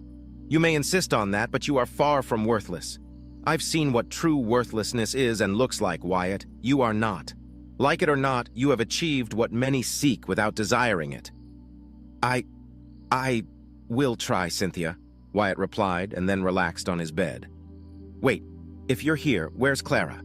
She's in a meeting alongside the commanders, Admiral Damien and the Prince. You've been out cold for 3 hours, in case you want to know. News about your knighting has spread across the ship and the fleet. You're the talk of the fleet, Wyatt. Congratulations, she said in a slightly teasing tone. I see, Wyatt replied quietly. Knight Banneret. I don't know how to be a noble. I barely know how to be a lieutenant. I don't want to end up like a pompous moron with an inflated ego, Cynthia. That's very forward of you, Wyatt, Cynthia pointed out. I've already said worse about Serhan Gimor, said the lieutenant. If that didn't get me killed when it did, I guess now it doesn't matter if only you hear me. Careful. You might develop pretentiousness and pettiness the likes of George Lintar suffers from, she joked. If I do, kill me, Wyatt replied with a smile and a chuckle. It's going to take a while before I'm comfortable with the idea of being a noble now. You will learn and adapt, Wyatt. Believe it or not, being a noble is not as difficult as long as you don't engage in the petty squabbles and disputes that oh so plague the battle between houses. That will likely be the problem of your future offspring, said the blue-haired woman. Are you trying to ensure I remain celibate? I wouldn't like to put such a burden on my hypothetical kids, Wyatt retorted with a smile. That aside, now that I have more responsibilities, to House Astor of all houses, do I get any privileges? Like better pay, a better retirement plan, or similar? Cynthia blinked, baffled. Better retirement, she exhaled slowly. Technically, yes, you get all that and more, but why did you immediately think of monetary rewards? I haven't sent anything to my family in almost 6 months.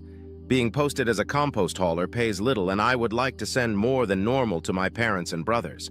I don't know if they are having difficulties or anything of the sort. Oh, it would also be nice to afford to message them more often, he explained as a placid smile spread across his lips. In that case, yes. You will see a substantial increase in your wages, Wyatt, Cynthia replied softly. But more than that, you will receive 3 additional implants and 1 more that comes as a gift from my sister once we reach Matcha in Finnegan territory. You will also have the right to bear your own heraldic shield and sigil, and most importantly, as a Knight Banneret of House Astor, you no longer have to obey blindly the orders of every noble. You shall now only respond to an Astor or anyone they appoint you to obey, she smirked. For example, a Winfield. Wyatt was stunned for a moment, then slowly his smile widened. I take it that means you're no longer that conflicted about your knighthood? She asked, in a playful tone. Try as he may, he couldn't wipe out the smile off his face. Cynthia then removed his bounds after ensuring he was relaxed and wouldn't faint again. After a few minutes of idle talk, Cynthia received a message from Clara, summoning them both to her chambers. They quickly made their way there, and after Cynthia secured their entry, Wyatt bowed his head in respect. Princess, he greeted, then paused and straightened up. I'm afraid I don't know how to greet you, Clara. Don't bother with such useless things, Clara replied in her usual mellow tone as she sat at her table. With a wave of her hand, she invited her friends to accompany her. I wonder if I'll ever get used to her when she's serious. She's frightening when she's like that. I much prefer this, her amicable side, Wyatt thought as he and Cynthia sat down.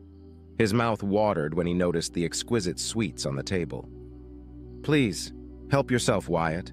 Or should I start calling you Sir Knight? Clara pondered with a teasing smirk.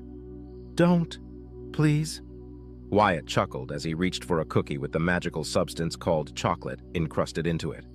Everything went so fast, and now I'm a lesser noble, a knight banquet. Knight banneret, Cynthia corrected, all too eagerly drinking a cup of tea and eating 2 cookies in quick succession. Yes, that. Thank you, Cynthia, Wyatt replied. And you truly deserve your title and everything that comes with it, my dear Wyatt. She sipped her tea, humming softly, pleased. This day has been far, far too long and stressful. For the time being, the threat of the traitors has been dealt with. Frederick Anderson has been put in confinement and is being interrogated as we speak. Milcades is not a gentle interrogator, but he is rather efficient. Several dozens of captures and arrests have been performed, with most of them being executed. Bottom feeders and easily fooled idiots that hold no information give us nothing, she explained. Cruel, but she's right. If the traitors convinced others to join them with the same lies and spiel they used on me, then they were never loyal to begin with. There's no need to waste resources and space on them. Why risk a mutiny or another assassination attempt by holding them prisoners? Wyatt reasoned, nodding once as he ate his cookie and reached for a cake. On a brighter note, not even George was brave enough to question my brother's decision, Wyatt. Officially, you are now a knight banneret of House Astor, and I have a gift for you, she said excitedly, and set her teacup down before reaching to her left to pick up a small violet box with a small blue bow tie on it. Enjoy, Wyatt. Wyatt was about to say, I can't accept it. But then he remembered that he had, technically speaking, accepted a gift from her in the past. Twice. It's not the same as sweets, but at this point, I have no right to refuse her gesture. Thank you, Clara, he said, and accepted the small rectangular box. He looked at it with a raised eyebrow before noticing that Clara was looking at him expectantly. Clearing his throat nervously, he opened the box and found... A knitting set? He muttered, his smile spreading as he saw the various tools, needles, yarn balls, and more. You remembered? Clara clapped her hands together. Of course. I also enjoy knitting, and I have more than enough sets with me. Besides, I may finally have someone to knit with. Cynthia is terrible at it. Clara! Cynthia exclaimed, blushing. Am I wrong? Clara giggled while Cynthia awkwardly served herself another cup of tea. More so, Wyatt. I would like to inform you that my brother has granted me full authority over you. I know how that sounds, but all it means is that you will serve me directly, much like Cynthia does. Wyatt chuckled. I was sort of already doing that, so it is now official? Clara nodded. Closing the box and setting it aside, he continued. Does that mean that I'm no longer part of the Royal Navy? Good heavens, no. Redford shall remain as your commanding officer, and you're still a lieutenant. My uncle must be stopped, and the Royal Navy can't ill afford losing people like you, Wyatt, she said, and bit on a cookie. After a sip of tea, she continued. You should go and rest, Wyatt. Don't worry, you will be safe from harm. Tomorrow we shall pay a visit to Uriel Hoax and complete our transaction. Speaking of him, what about the Drazan? Wyatt asked tentatively. The captain of the disabled destroyer is a stubborn one, but it will eventually break. So far, all data shows that the Drazan came on their own, but I highly doubt that. I hope to be wrong in that regard, and that this incursion was merely a daring assault. Nothing more, Clara replied. Wyatt nodded. I understand. What about Galt Tirome and the others? Pardoned, and they shall be joining us as part of our crew. The few that refused to aid us against the Drazan were executed as traitors not only to the Principality, but to humanity, of course. Clara's eyes narrowed slightly. I despised the Drazan before. Now, after your tale and what I've seen in Woodshaft, if I never have to deal with a Drazan ever again, it'll be too soon. And if I do, I'll make sure to burn every raider I come across. I pledge my undying loyalty and fealty to you, O beautiful Princess you. Yes, burn them all, Wyatt cried out in his mind, unable to hide his approving expression. As he was about to drink more of the curiously relaxing tea, something clicked in his mind. Clara? Why did you say that Galt Tirome would be joining us as part of our crew? As pardoned traitors, I don't think many will welcome them in the exalted virtue. The commoner crew members from the Caiston fleet were one thing since they had little choice, but nobles? Wyatt asked, confused. Does it work differently for them? I don't think they can switch teams that easily, right? It is more simple than that, Wyatt. Clara sipped from her tea and smiled, slightly tilting her head in the process. I need a crew after all, seeing as the Noir Navio is now my ship. Chapter 25. Noir Navio, 2 hours after Wyatt's incarceration. Do you understand what I'm asking of you, Galt Tirome? Clara asked softly, but her voice was heavy, menacing. Galt nodded slowly as he and his comrades rested on their knees before the princess. My princess, even if you had not asked us to testify in favor of Lieutenant Wyatt, we would have done so regardless. He saved our lives, and more than that, he fought against the Drazen raiders with honor and in such a way that I've never seen anyone approach ship-to-ship combat before. I'm happy to hear that your gratitude is genuine, said the princess, her tone relaxing slightly. Although I'm surprised that all of you are not bothered by the fact that Lieutenant Wyatt Staples is a mere commoner. Normally that would be the case, Galt replied as his companions chose to remain silent. But if there's something I've learned throughout my career is that in battle, ranks, noble and military matter very little when there's a gun pointed at your face. I've faced pirates, rebels, and all sorts of criminals before, my princess. When I started my service, I viewed them as fools and idiots who stepped out of line with the system that defines our great principality. Whenever a pirate vessel refused to surrender, I used to think, how dare they disobey their betters? That was until one of them boarded the magnificent Luster when I was but an ensign. I nearly died that day, but a commoner saved me at the cost of her life. I didn't know her, she just died to save my life. That event changed your views? Clara asked, interested. Galt nodded. It did, Your Majesty. After that day, instead of seeing her sacrifice as merely her duty as a commoner, I wanted to honor her in some way. I began to learn more about commoners, their restrictions and their duties, and realized that we were not so different. I practically hold no power within House Tirome. I belong to a branch house, and even then, I'm so far removed from the candidacy line that I might as well not be there. Joining the military was my only opportunity to earn recognition and accolades. Cynthia, standing next to Clara, spoke up next. You mentioned that you served on a battlecruiser. The grace of divination, if I recall correctly. What led you to that position? A good record, faithful service, and bravery in battle, Lady Cynthia, Galt replied. I soared through the ranks, married, had my daughter, and I was content with my position and duties, until I and many others started to see strange deployments and restructuring across the First Patrol. By the time I was handpicked by Lord Samuel and transferred to the Samuel's Glory, now the Noir Navio, it was already too late to do anything about the coming coup. House Tirome is subservient to House Caiston, and instead of sending potential heirs to serve, they sent those already in the military, Galt explained, sharing a quick glance among his kneeling comrades. Each of us has similar stories. Very few were Caiston loyalists to the core, but the commoners, they had little choice but to obey. You're a sensible, reasonable man, Galt Tirome. That much I can appreciate. I have been informed that your actions, and that of those that followed your example, were of great aid during the battle against the Drazan, Clara began. However, as traitors, my orders were clear. No prisoners are to be taken. And yet, here you are. All because of a commoner took pity on you. Galt didn't flinch under her cold gaze, but he accepted her words without shame. Wyatt Staples is the sole reason we are alive, my princess. This I know. To go against your orders, will you punish him for his insolence? I would under normal circumstances. Clara's expression softened. But his decision proved to be useful to our cause. We gained the Noir Navio, a powerful and advanced vessel. Sparing your lives not once but twice ensured your cooperation and, most importantly, it allowed said vessel to participate in the battle properly. Your treason can be overlooked thanks to his actions, but what am I to do with you? Galt Tirome bowed his head before replying. Your Majesty, I implore you, spare the rest of my crew. They have families and were only following orders given by Lord Samuel. Only I knew about the encryption key and his intent.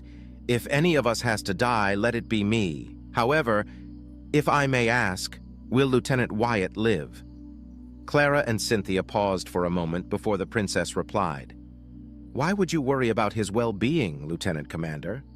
I do not know the lieutenant, but he spared our lives, and then twice after one of us disrespected him gravely. He only punched the insolent woman unconscious, and I highly doubt that he knew he had the right to execute us for such a transgression. Even if did, I don't believe he would have done so. He is a man of integrity and honor, that much I can tell. Furthermore, and I pray I do not sound kowtowing, but during the battle against the Drazen, never in my life have I been more eager to follow a man's commands. Commoner or not, Lieutenant Wyatt saved many lives and obtained a victory that would have ensured the promotion of a captain into a rear admiral's seat, Galt explained. And therein lies the key problem, Clara said, her tone cold and calculative. You, all of you, saw him take command of the Nornavio.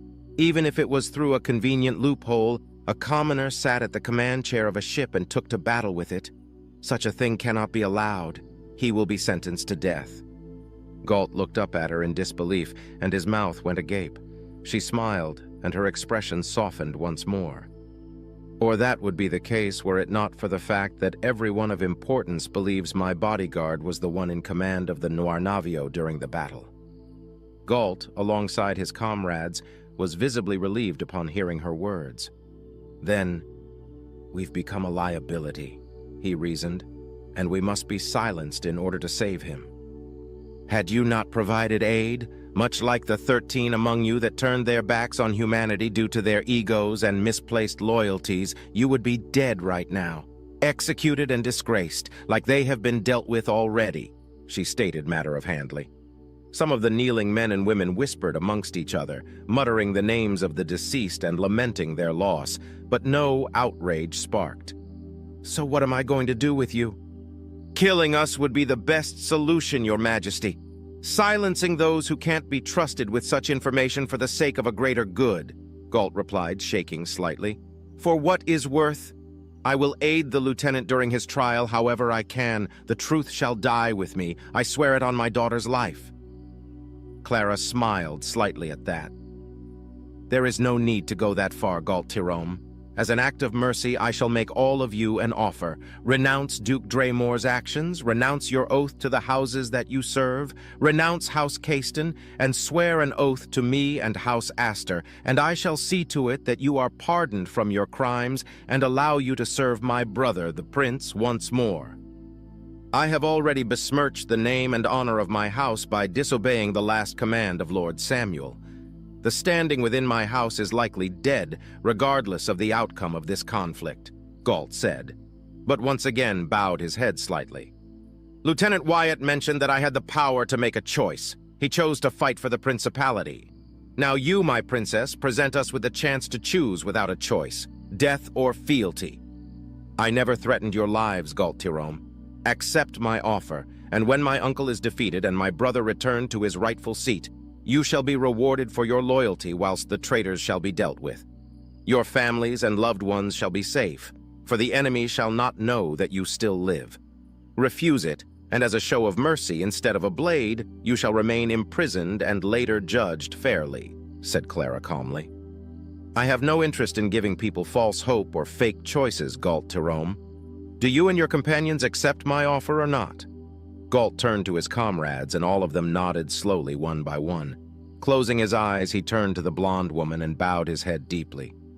Princess Clara, we, the surviving crew of the Samuel's Glory, surrender our lives to you, and swear loyalty upon your name and that of House Astor, renouncing our previous oaths to our treacherous lords and ladies. Clara smiled. I'm relieved that you've seen reason, she said, and turned to leave with Cynthia behind her, leaving Galt Tirome and his comrades to be escorted to the Nornavio's brig by 5 Royal Marines. Once the 2 women were walking down an empty hallway, she continued. That was easier than I expected. Galt Tirome is a sensible man. His comrades trust him to speak for them, too. He's a good officer, albeit bound and ensnared by protocol and etiquette. He's a career military man, Clara. It seems Wyatt's interference was more than fortunate. He shall be useful, Cynthia added. We shall see, Clara countered. Cynthia, be honest with me. Do you think I'm making a mistake by giving presumed traitors a second chance? Cynthia hummed deeply. Galt and the rest of the crew were instrumental in our success. Without an AI, even our capabilities were stretched to the limit during the battle. Truthfully, I would have executed them without his intervention when the Nornavio was captured. Wyatt's decision to take them as his prisoners proved to be beneficial. I say they deserve their second chance. Their actions shall be closely followed, and they will be removed if they squander your mercy, Clara. Clara hummed softly. Thank you, Cynthia. I too believe that they have earned their pardon. What convinced me that they may be salvageable was that most of them were able to look past the barriers that separate commoners and nobility. How many could choose to obey a commoner even if it was to fight a monstrous enemy? Such a thing would drive half of the Royal Navy officers mad with indignation at the mere thought of having that option presented to them, Clara said with mild disdain. Cynthia nodded, softly chuckling as she did so. I will enjoy seeing the faces of many during the trial. Insulting a royal to her face? A dangerous proposition. A surefire way to get the attention of the traitors within our midst, if nothing else, Clara agreed. But for now, there's much to do and much to prepare. Clara, Cynthia called out, do you think it'll be wise to elevate Wyatt into nobility? He's made numerous remarks, both in person and through actions, that he doesn't like nobility, and to make him a knight banneret? Even for you, that's dangerously reckless and a high thing to ask the prince for. Clara came to a halt and turned to face her best friend with a tender smile. If his outlandish plan is successful and the traitors are exposed, then none shall question his ennoblement. If it fails and he dies, a posthumous elevation will be accepted. If it fails but he survives, then many will complain. Likely William, George, and Frederick will be the loudest voices, but ultimately it will go through a royal decree. Wyatt has earned at least that much. That doesn't answer my question, Clara, Cynthia pressed on. Clara sighed softly. I suppose it doesn't, but Wyatt has no option in this matter. He shall become a knight banneret of House Astor and shall serve directly under my authority. Brother Dearest isn't the only one who has a keen eye for talent. Cynthia crossed her arms and smirked. Aha, admit it. You just want a personal fighter pilot for you to exploit. Will you bribe him with sweets and snacks? He seems to thoroughly enjoy those. Clara blushed profusely and raised a finger at her friend. Shush, you! Then turned around with an indignant huff and walked away while Cynthia chuckled in victory, following closely behind her friend and princess. Present time, Woodshaft. Clara was brought out of her stupor when Cynthia placed the two important and valuable pieces of paper in front of her. She had barely slept at all, but she was ready to properly conclude the deal she had forged with the master of Woodshaft, Uriel Hoax. Taking the pen and preparing her signet, she smiled contently. Wyatt watched as Clara signed the promised papers, and then, after placing a seal on them both, she handed them over to a waiting Uriel Hoax, who took them graciously. He spent a minute or two reading them and then smirked, chuckling to himself. It is done, said Clara with a serious yet friendly tone, still diplomatic but bereft of the stoicism that he'd seen her use during their first meeting. As agreed, the destroyers are yours and so are the freighters. Over 20,000 personnel have taken your offer and signed on. Despite the casualties we took, having the prince himself come to save them and seeing Royal Marines in action, knowing a princess was here and refused to leave them behind, really motivated many to follow you, princess, Uriel Hoax said as he took a cigar and put it in his mouth, lightening it with his prosthetic. You also got 2 large haulers and their surviving crew if you'll have them. Poor bastards, they got hit the hardest by the Drazen when they arrived. They can't pay their dues to the Castons anymore, so they'll throw their lot with you, princess. They shall be welcomed once they are approved, Clara replied with a smile. What about my mercenaries? Signed on as ready to go. Plenty of my now ex-guards, a few sewer rats, ruffians, and squatters joined them after feeling pretty damn inspired. Heard the bastards managed to stand their ground and held out against 20 of those damned walking plants before one of your watchdogs came to finish the job.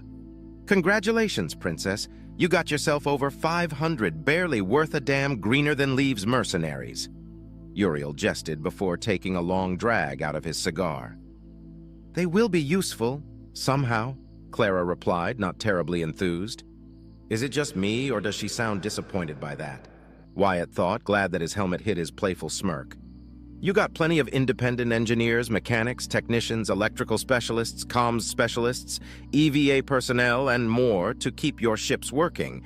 Just, without much discipline on their records. He jested once more, but to his credit, it wasn't as apparent this time around. They're your people and your problem now, Princess. Will Woodshaft be able to survive without them? The princess asked, showing mild concern. With them leaving and the casualties we took, that leaves a pretty big hole to fill. But Woodshaft never stays empty for long. More will come. Especially now that the caste and local forces have been gutted, the Third Fleet seems to be in shambles. And with the brewing conflict, I doubt they'll be able to spare a significant force just to take us over. Many will come seeking refuge and perhaps deserters and valuable ships. We'll need them, Uriel clarified before taking another long drag. All in all, it was a good transaction. The Caiston station is now mine and will make a fine addition to my home. What if another Drazen raiding party comes along? Wyatt asked, concerned. Unless they are as strong as the raiding party that tried to hit us, I doubt we'll see any more of those kindling fuel abominations in quite some time. Just in case, I'll see to it that we prepare a protocol for quick evacuations. I would not like to become part of their feed, Uriel growled with disgust. Otherwise, we'll do all right. For what is worth, you have my loyalty and my thanks, Princess. Long live House Astor and all that, he said, waving a hand dispassionately. I thank you for your earnest and sincere declaration of support and cooperation, my dear Uriel, Clara replied in a similarly dismissive, nonchalant tone, which caused the long-haired man to chuckle in approval. Now that business is done, you, Uriel said, turning his gaze at Wyatt, must be Wyatt, the Woodshaft ace, he barked a merry laugh. You are crazy! I saw your battle through the scanners and later through leaked footage from your fleet, he chuckled deeply. Congratulations, said the man, extending a hand to Wyatt. Wyatt accepted it and shook hands with Uriel. It was a stupid mistake on my part. I was lucky I survived that encounter. Uriel ended the shake and glanced at Clara and Cynthia, noticing the way they sat and smirked, narrowing his eyes. Ah, so you're a commoner? Princess, I didn't know you mingled with such individuals, he teased, stopping himself from saying something offensive. I never said that Wyatt was a noble when you asked, now did I? Clara replied, her composure unchanging. Wyatt blinked, pausing for a moment, then realized what he had done. Since I'm a noble now, I shouldn't shake hands anymore with others. No, if I'm going to be a noble, then I'll be one on my own terms. I won't let that change me or define me. I refuse, he thought solemnly and filled with unflinching determination. Then he nodded and gave Uriel a respectful salute. I'm no longer a commoner, but I am by birth, Uriel. Now it was Uriel's turn to open his eyes and looked confused. You're a commoner by birth? But that would mean that you got elevated, or did you buy a knight title? You can tell him, Wyatt, came the voice of Clara through his implant. I was ennobled not too long ago. Yesterday, in fact, Wyatt revealed. I'm a knight banneret. Uriel coughed violently, regretting his choice to inhale as Wyatt revealed the information. Well, I'll be damned. Ha! Let me guess, you belong to House Astor? He said, glancing at the princess. Clara put a hand over the other and tilted her head slightly. Your advice was certainly useful, my dear Uriel. I took it to heart. Advice? What advice? Wyatt asked himself, but a moment later pushed the thoughts aside, figuring that if it was important, Clara would tell him eventually. You really do have dangerous, sharp fangs, my princess, Uriel complimented. If I may know, where are you from? We get plenty of visitors from across 5 sectors, and I'd like to give the Woodshaft ace a gift of my own as a show of goodwill, you know? Wyatt waited for a moment, but when he didn't receive a command from Clara, he took the initiative. Volantis. Volantis, Volantis, Gimor territory, Uriel recalled, and his eyes flickered for a few moments. Hope you enjoy my gift? The traitor died during the assault, and not many have a taste for Lachoa. He turned to Clara. Should I send it to the Nornavio along with the other supplies? Clara nodded, but Wyatt perked up at the mention of the bugs. It had been far too long since he ate a Lachoa. Clara's sweets were far more delicious, but he had a soft spot for the tasty bugs. He licked his lips without realizing it. The princess stood up, and so did Uriel. Our deal is done. The fleet shall depart from Woodshaft tomorrow. Thank you for your cooperation, Uriel Hoax. May your future ventures be fruitful, she said, and Uriel bowed his head, taking a drag from his cigar and exhaling the smoke through his nostrils. The trio left the room and were escorted back outside, where 10 Royal Marines waited for them. Now that everyone knew who she was, even more people gave her ample room and showed reverence as she made her way through the station. "Would you like to visit the station, Clara?" Wyatt asked, remembering their original plan during their first arrival. "Your offer is appreciated, Wyatt, but I think I'd like to return to our ship and continue with the preparations. Do you wish to venture and find dried meats and toasted beans?" she replied. She remembered something so trivial, Wyatt noted before replying, "No need. After the Drazen assault, I doubt I'll find any whatsoever. I have some spare time on my hands and I don't know what to do." "In that case," Cynthia joined in, "why don't you join us? Clara is going to meet with a select few personnel chosen by Redford himself and give her approval." "Being the captain of a ship is certainly more annoying than I originally believed," Clara admitted with a deep sigh. "But if it is part of my new duties, then I shan't complain too much." "I obey," Wyatt replied, smiling softly. He followed the princess until they reached the dock that the Noir Navio was stationed at, and he paused for a moment to admire the deadly but beautiful ship.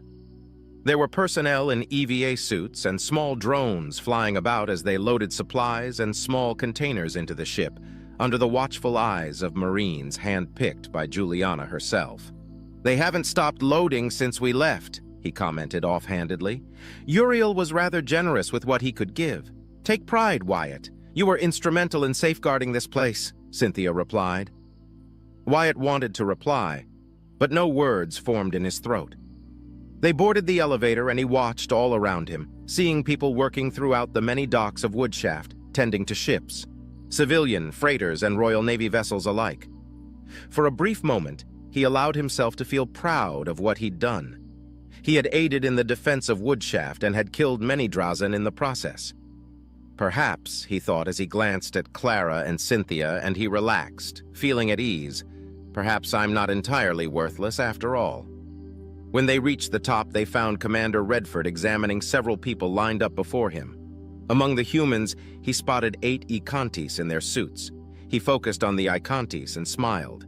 While he held no particular fondness for the hierarchy, he was surprisingly fond of the smaller avian aliens and had come to know plenty about their culture, their lifestyle, and the hierarchy. The aliens were small, barely reaching past 4 feet in stature when fully grown. Their legs were typical of most avian species, but the Ikanti had 6 toes ending in small but sharp claws. Their legs made up a third of their total size and were dense. They were also flightless, as they evolved away from soaring in the sky, unlike most avians tended to evolve. Throughout hundreds of thousands of years, they had lost their wings, except for a pair of small, colorful vestigial wings on their backs that only served for mating purposes. How that worked, Wyatt didn't know. Instead, they were built for running, intelligence, agility, and dexterity. They explained their tails, as they needed them to balance their weight and center of gravity when running. Their tails were nearly a meter in length, not just feathers like the ones Clixol had. They stood up straight, giving them a very human-like appearance, and even had 2 arms that ended in 6 dexterous fingers tipped with short claws. Despite their small size, Ikantis were as strong as a regular human, and their kicks were legendary and lightning fast. Their torsos were also similar to a human's, but their chests were almost entirely made out of a hard rib cage that protected their hearts and lungs, while their stomach were slim as a general rule. Also, surprise, surprise, no breasts, which made it incredibly difficult to tell male from female for strangers. The difference was found in the feathers that ran from the back of their heads all the way to the tip of their tails, and that were also present across their forearms, thighs, the wings on their backs, and the sides of their necks.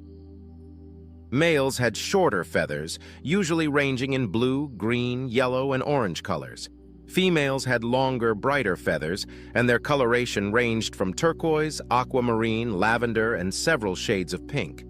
The rest of their bodies were covered by a layer of smooth gray fur, regardless of gender. Finally, their faces. Their beaks were pointy, like that of a spear, but they were short. They had 6 eyes, 2 facing forward, 2 smaller ones located a little behind their first set, and the third set was located nearly to the sides of their heads, giving them an incredible vision range and field of view. Unsurprisingly, they lacked the immense variety of facial expressions that humans possessed, but they weren't devoid of them. Wyatt liked the Akanti, and he had never met one that he disliked too much. He chuckled at that. Granted, every Akanti I've met pretty much doesn't fill the mold of the hierarchy. I don't know if that's good or bad, he thought as he approached his commanding officer. You! The energetic voice coming from a translator suddenly cut through his comm system. Wyatt blinked in confusion until he saw a Yakanti barely past the meter-tall mark step out of line and point a finger at him with a shaky arm. "Excuse you? How did you enter my—" Wyatt asked, but was cut off when the Yakanti stepped angrily toward him, eyes fixated on him. He came to a halt a few steps in front of him, eyes blazing with indignation as he strained his neck upward to glare at him. "You are the bumbling ape that wrecked that fighter I saw in the hangar, aren't you? Do you have any idea how much time I'm going to spend fixing her up before she can fly again?" "No, of course you don't, you crazy fool," the Yakanti said, somehow standing imposing against the much taller human. "You better thank me for fixing her up, you bumbling worm brain." Excuse me, what?" Wyatt replied, taken aback by the awkward situation. "Who even are you? How are you speaking with me right now?" "I hacked your comms," the Akanti explained, as if it was the natural thing to say. "Principality defenses are always crappy. Name's Jincho, the best damn technician the hierarchy ever produced and threw away because they are a bunch of featherless shitholes. Pleased to meet you." "Wait. No. Not pleased at all. How dare you wreck such a beautiful fighter?" Confused, he turned to Clara and Cynthia, who, judging by their body language, found the situation thoroughly amusing and wouldn't come to his aid. Then he looked at Redford, staring at the transpiring event dismissingly, but no more than that. Frowning, he crossed his arms. "I didn't have the luxury of making sure the paint wouldn't be scratched, you know? Going up against Drazen fighters tends to end badly for everyone involved." "That's no excuse to treat her like that, maniac," Jincho countered, angrily stomping on the ground. "A fighter should always be pristine, like a work of art, and remain untouched, or find a worthy end in battle. What you did to that poor fighter ruffles my feathers to no end. Just you wait. I'll fix her up better than new." With that said, Jincho cut off the connection and grumbly walked back to the line alongside the other Yakantis and the several dozens of equally confused, amused humans watching the confrontation play out. Despite what had transpired, Wyatt found himself smiling. "Well, that happened.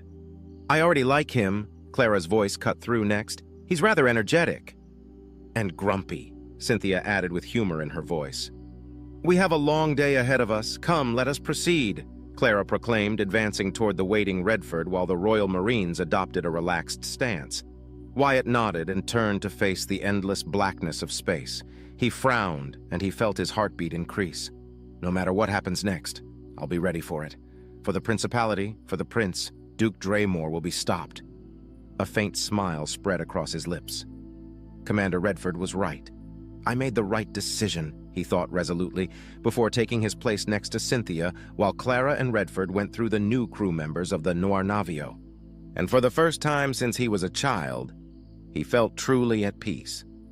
End of Book 1.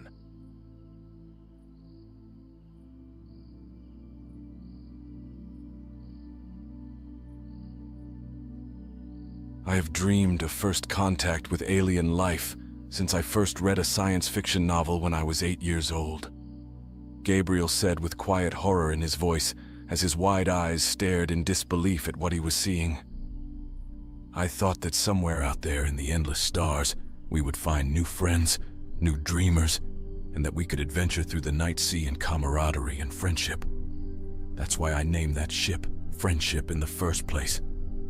I never dreamed this. His quiet words fell like a hammer on the spirits of those who watched the screen.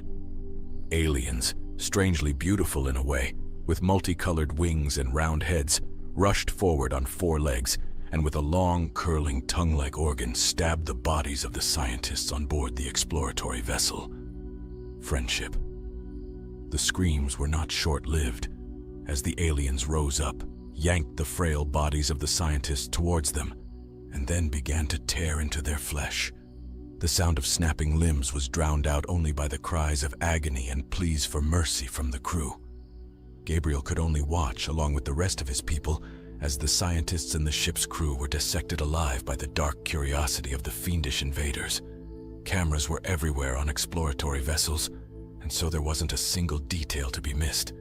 Not one desperate flail, not one heart-wrenching wail, not one little cry as someone was allowed, blessedly, to die.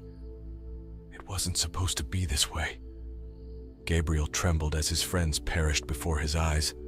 Most of them were known to him since their earliest days in the academy. All of them, on the day of the launch, he'd envied for their chance to sail between the stars in search of new life and new civilizations, going so boldly out where no human had ever gone before. And this is their reward. He gritted his teeth as if their anguish ended his, and birthed rage in its place. Only a handful of crew members survived long enough that the aliens who boarded the ship decided to leave with them. The recording automation on the ship worked even without people, and so he and the rest of the horrified staff could watch as the long, almost caterpillar-shaped ships began to pull away.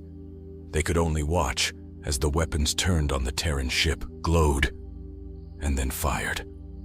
The detonation cut off the transmission and denied the dead even the dignity of burial at home, leaving whatever scraps of them to survive the blast to float in the icy and endless void of space until the end of time. "We have the transmission." "All of it?" Gabriel asked as sweat ran down his face. "We do," the intern said. Tears were on his face. Gabriel could see them out of the corner of his eye. The young man had made friends with some of the crew before launch, even expressed interest in joining them on one of their missions one day. And now that wasn't going to happen. They destroy our friendship. I suppose only time will tell if they regret it or not, Gabriel said as steel resolve settled into his gut. He turned and put his hand on the shoulder of the pimply-faced young intern. "Lad, route that transmission to the global news networks, then upload it to the common Usenet and to the president in that order." "But sir," the young man sniffled and wiped a bit of snot from his nose, "aren't we supposed to route it to the government first?" "You're right, and you'll be fired for following my orders because I'm going to deny giving them.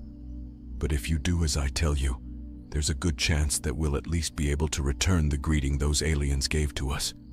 If you don't, it'll get buried, maybe even lied about, and they'll all be forgotten."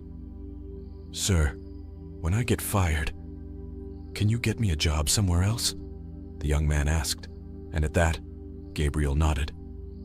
"Making twice what you're making here, I can promise you that," he said, and then watched as the young intern hastened away. His feet were the only noise in the room. Gabriel had no doubt his words had been heard by a dozen or more people, but the people on the friendship had been their friends too, and outrage or revenge or both would be enough to buy their silent cooperation. An hour later, news organization notices buzzed on phones all over the world. "This footage will be sensitive to most viewers. Please do not watch this where children may observe." It was the sort of warning that guaranteed people would check out the subject, and so the screams of the dying were heard all over Earth, and phones began to ring as scientists were called for commentary. Gabriel didn't bother to check to see what the video hosting services were doing. He simply went into his private office, sat down, and removed his phone from his pocket. It was warm to the touch, no doubt from one of the little mobile games he sometimes played to pass the time. He set it on the desk and looked down at it. He didn't have to wait long. It buzzed angrily up at him, shaking enough that it actually moved a few inches across the shiny, flat wooden surface. Gabriel tapped the screen to answer the call and set it on speaker. "Dr. Coleman, have you lost your goddamn mind?" Gabriel took a deep breath and looked at the screen. It was a video call.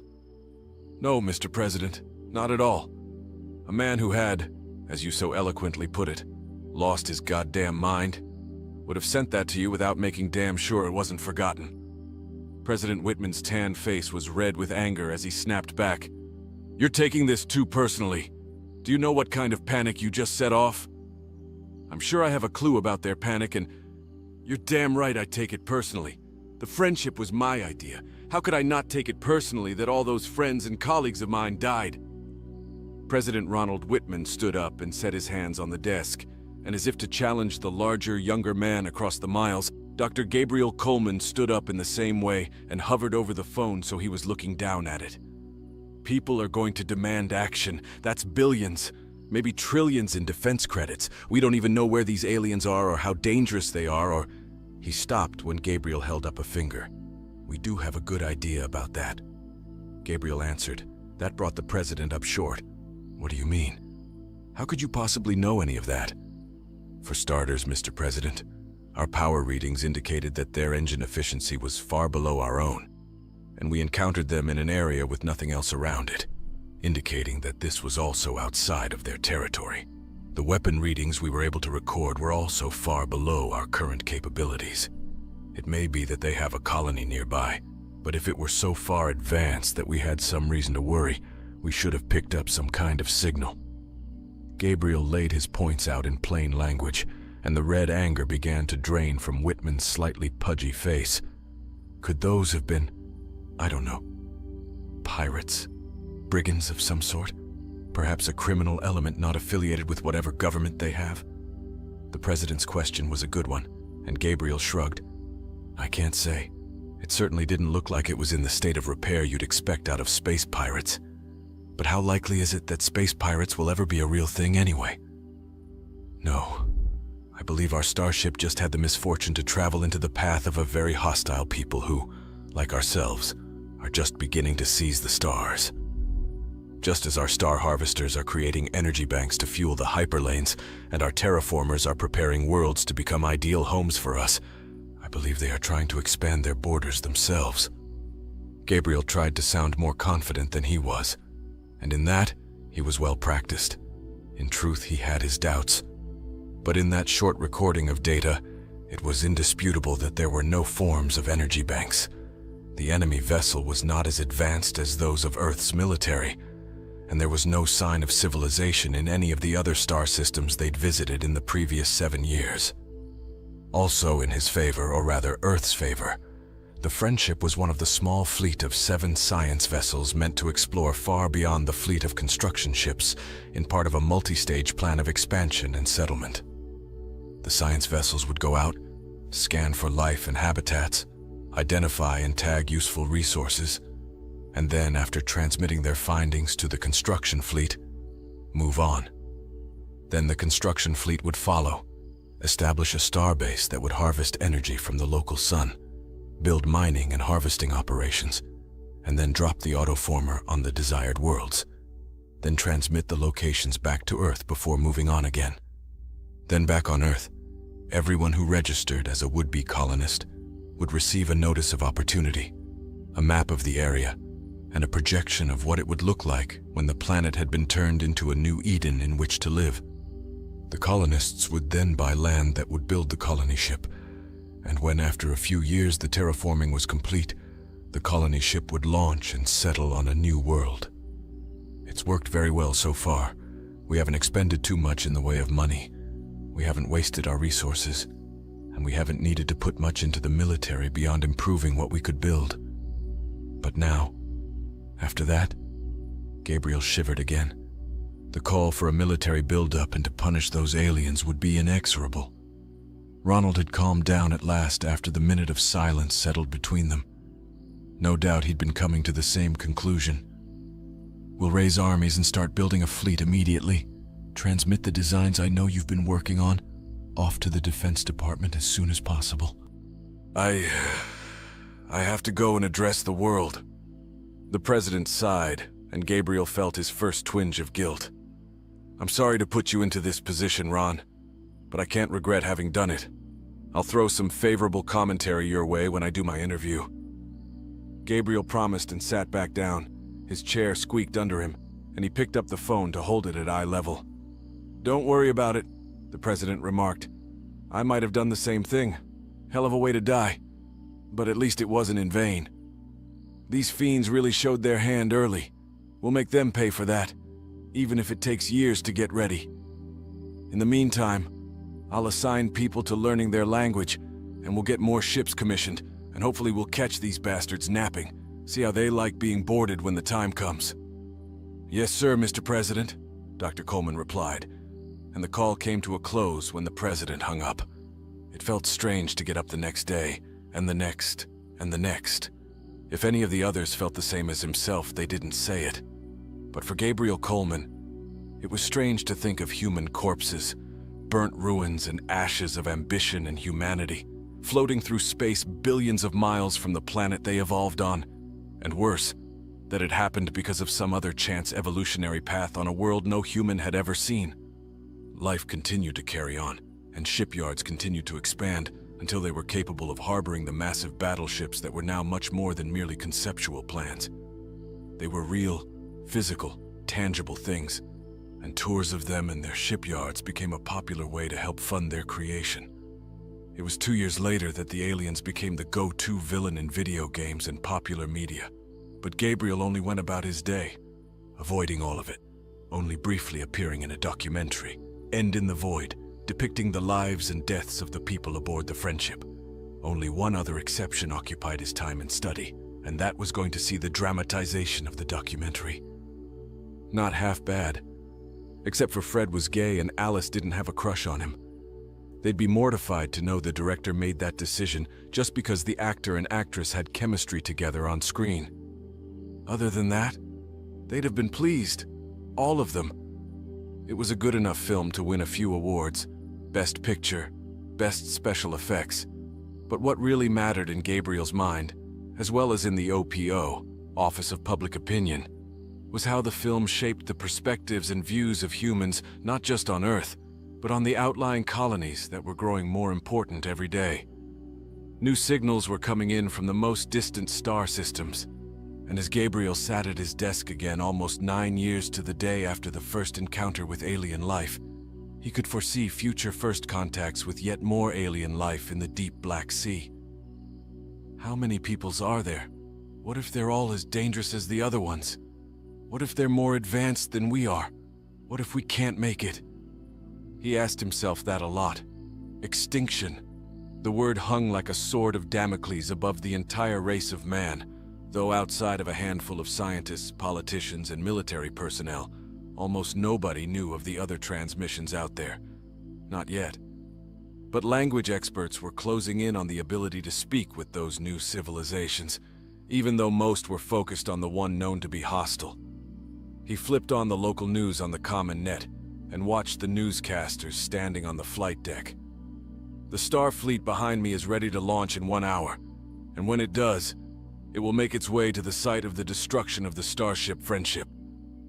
Once there, they will attempt to gather any remains they can, before setting off to find the Fiend Boarders. After that, what happens is up to them again." It was an ominous thing to say, but most people didn't really know much about the aliens designated as the Fiends. As such, there were a great many humans who feared the idea of conflict, wondering openly if one ship wasn't just an acceptable loss, and whether or not they should make peace, if they could. Both perspectives favored having a strong fleet, but the war between anger and fear had yet to end. Traveling out that far would take years more, and as such, most of the journey would be spent in a state of cryosleep for the crew. Gabriel shook his head. Madness. They had to have been searching for life as long as we have. What insanity is it to do that? Just to tear your brothers and sisters in the stars to pieces. A war fought between neighbors makes sense, but we're so far from one another. He stopped that train of thought. The engines and travel methods of hyperlanes meant that far away was now being redefined. Anywhere on Earth was now only an hour away, and the time it took to get to other colonies on other worlds was now the same amount of time it once took for their ancestors to go from the east to west coast of North America. What will neighbors mean in another 100 years? Gabriel wondered, and got back to work preparing for the hell the future would bring to the people who slew his colleagues. Admiral Shaya of the Ediaxa Empire stared at the screen in disbelief. "Another pink one?" He asked nobody in particular. and then his tongue stiffened as if to stab someone as the alien's words began to flow, not in the language of the Pink Ones, but in his own. "The United Earth Empire sends its greetings, fiends. I am Admiral John Yamamoto. You perhaps remember us from the destruction and slaughter of our peaceful science ship, the Friendship, some time ago. We bore witness to your atrocities, and we remember. Now we send our welcome to you in return, and now you will express your remorse. Hand over those responsible, or if you will not express an apology to us, you will express your regrets to one another." Admiral Shaya's wings shivered. "Where did this transmission come from?" he demanded, and a subordinate seated nearby tapped the screen. "Here, sir," he replied and revealed the transmission source. "We'll send them lasers, not regrets." The Admiral wiggled with his amusement. "Send out some ships to that star system. Treat the creatures like the last time. They're the hardiest experimental animals we've ever had. It took 2 years to finish off that last batch." 6 vessels, each one the size of a village, winked out of view as they jumped into the hyperlane and towards the alien infestation on the border, coming all the way to the same place just to die all over again. They're even dumber than a Buxani. He thought of the subjected species that had been so recently conquered. "On screen, I want to watch the..." He didn't get to finish the sentence before his tongue stiffened in horror. His wings began to shake, and his was not alone. The fear breeze swept through the entire room as the wings of every Ediaxa shivered enough to make their air move about. The cause? The battleships on screen were hundreds of times the size of the small science vessel that had been previously destroyed, and there were dozens upon dozens of them. No, it can't be. It can't be. He felt his body release its waste onto the floor between his feet, as the long ships of the Pink Ones identified as Terrans began to glow at the gun ports. "Get them out of there," the Admiral shouted, but the order was needless. The Ediaxa vessels were dwarfed by the massive ships, and as horrified or worse than the Admiral himself. They were scrambling, firing off their weapons as they wheeled about to return to the hyperlane distortion. For one mad moment, Admiral Shaya hoped against hope that he would watch the Terran vessels explode like the science ship before it, only for the shots to strike at some invisible field which briefly glowed with iridescent light, revealing that they had some knowledge of shield technology. And worse, that it was enough to stop at least a handful of attacks by lasers and torpedoes. The Terran ships revealed that the guns fired projectiles or blasts of white light, easily larger than the ships they were firing at, and without fail they hit their marks.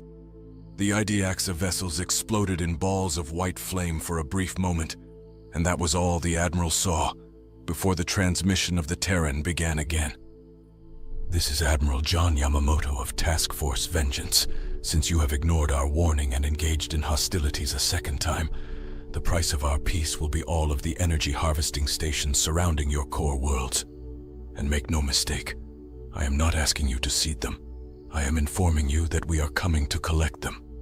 Any members of your crew still found on board those stations will be sent home within however long it takes for their body to float through space and hit the atmosphere of your home world. That is all. Contact the Kaksak. Inform her. We are at war with the Terrans." The Admiral gave the directions to his subordinate and focused his own efforts on calming down as much as possible before he would have to address the assembly himself. "We are the Ediaxa. We have never been defeated. We can't lose like this. We can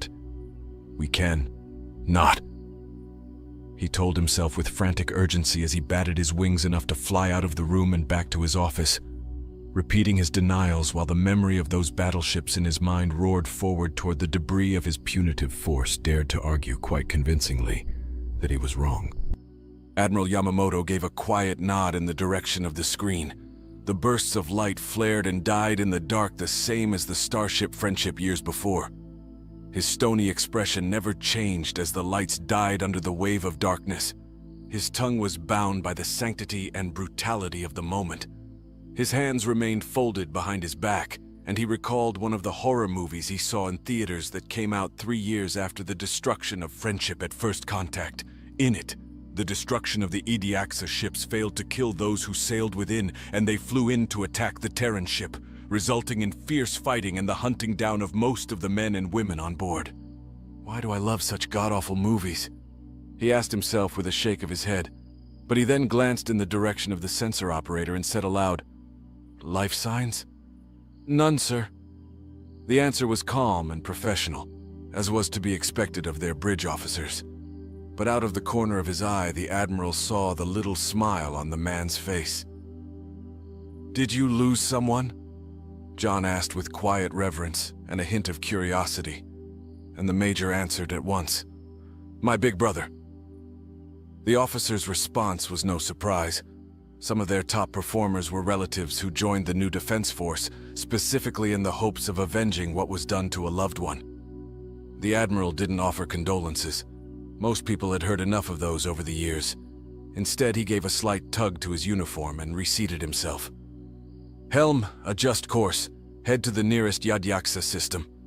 They have an energy collector that we need to collect."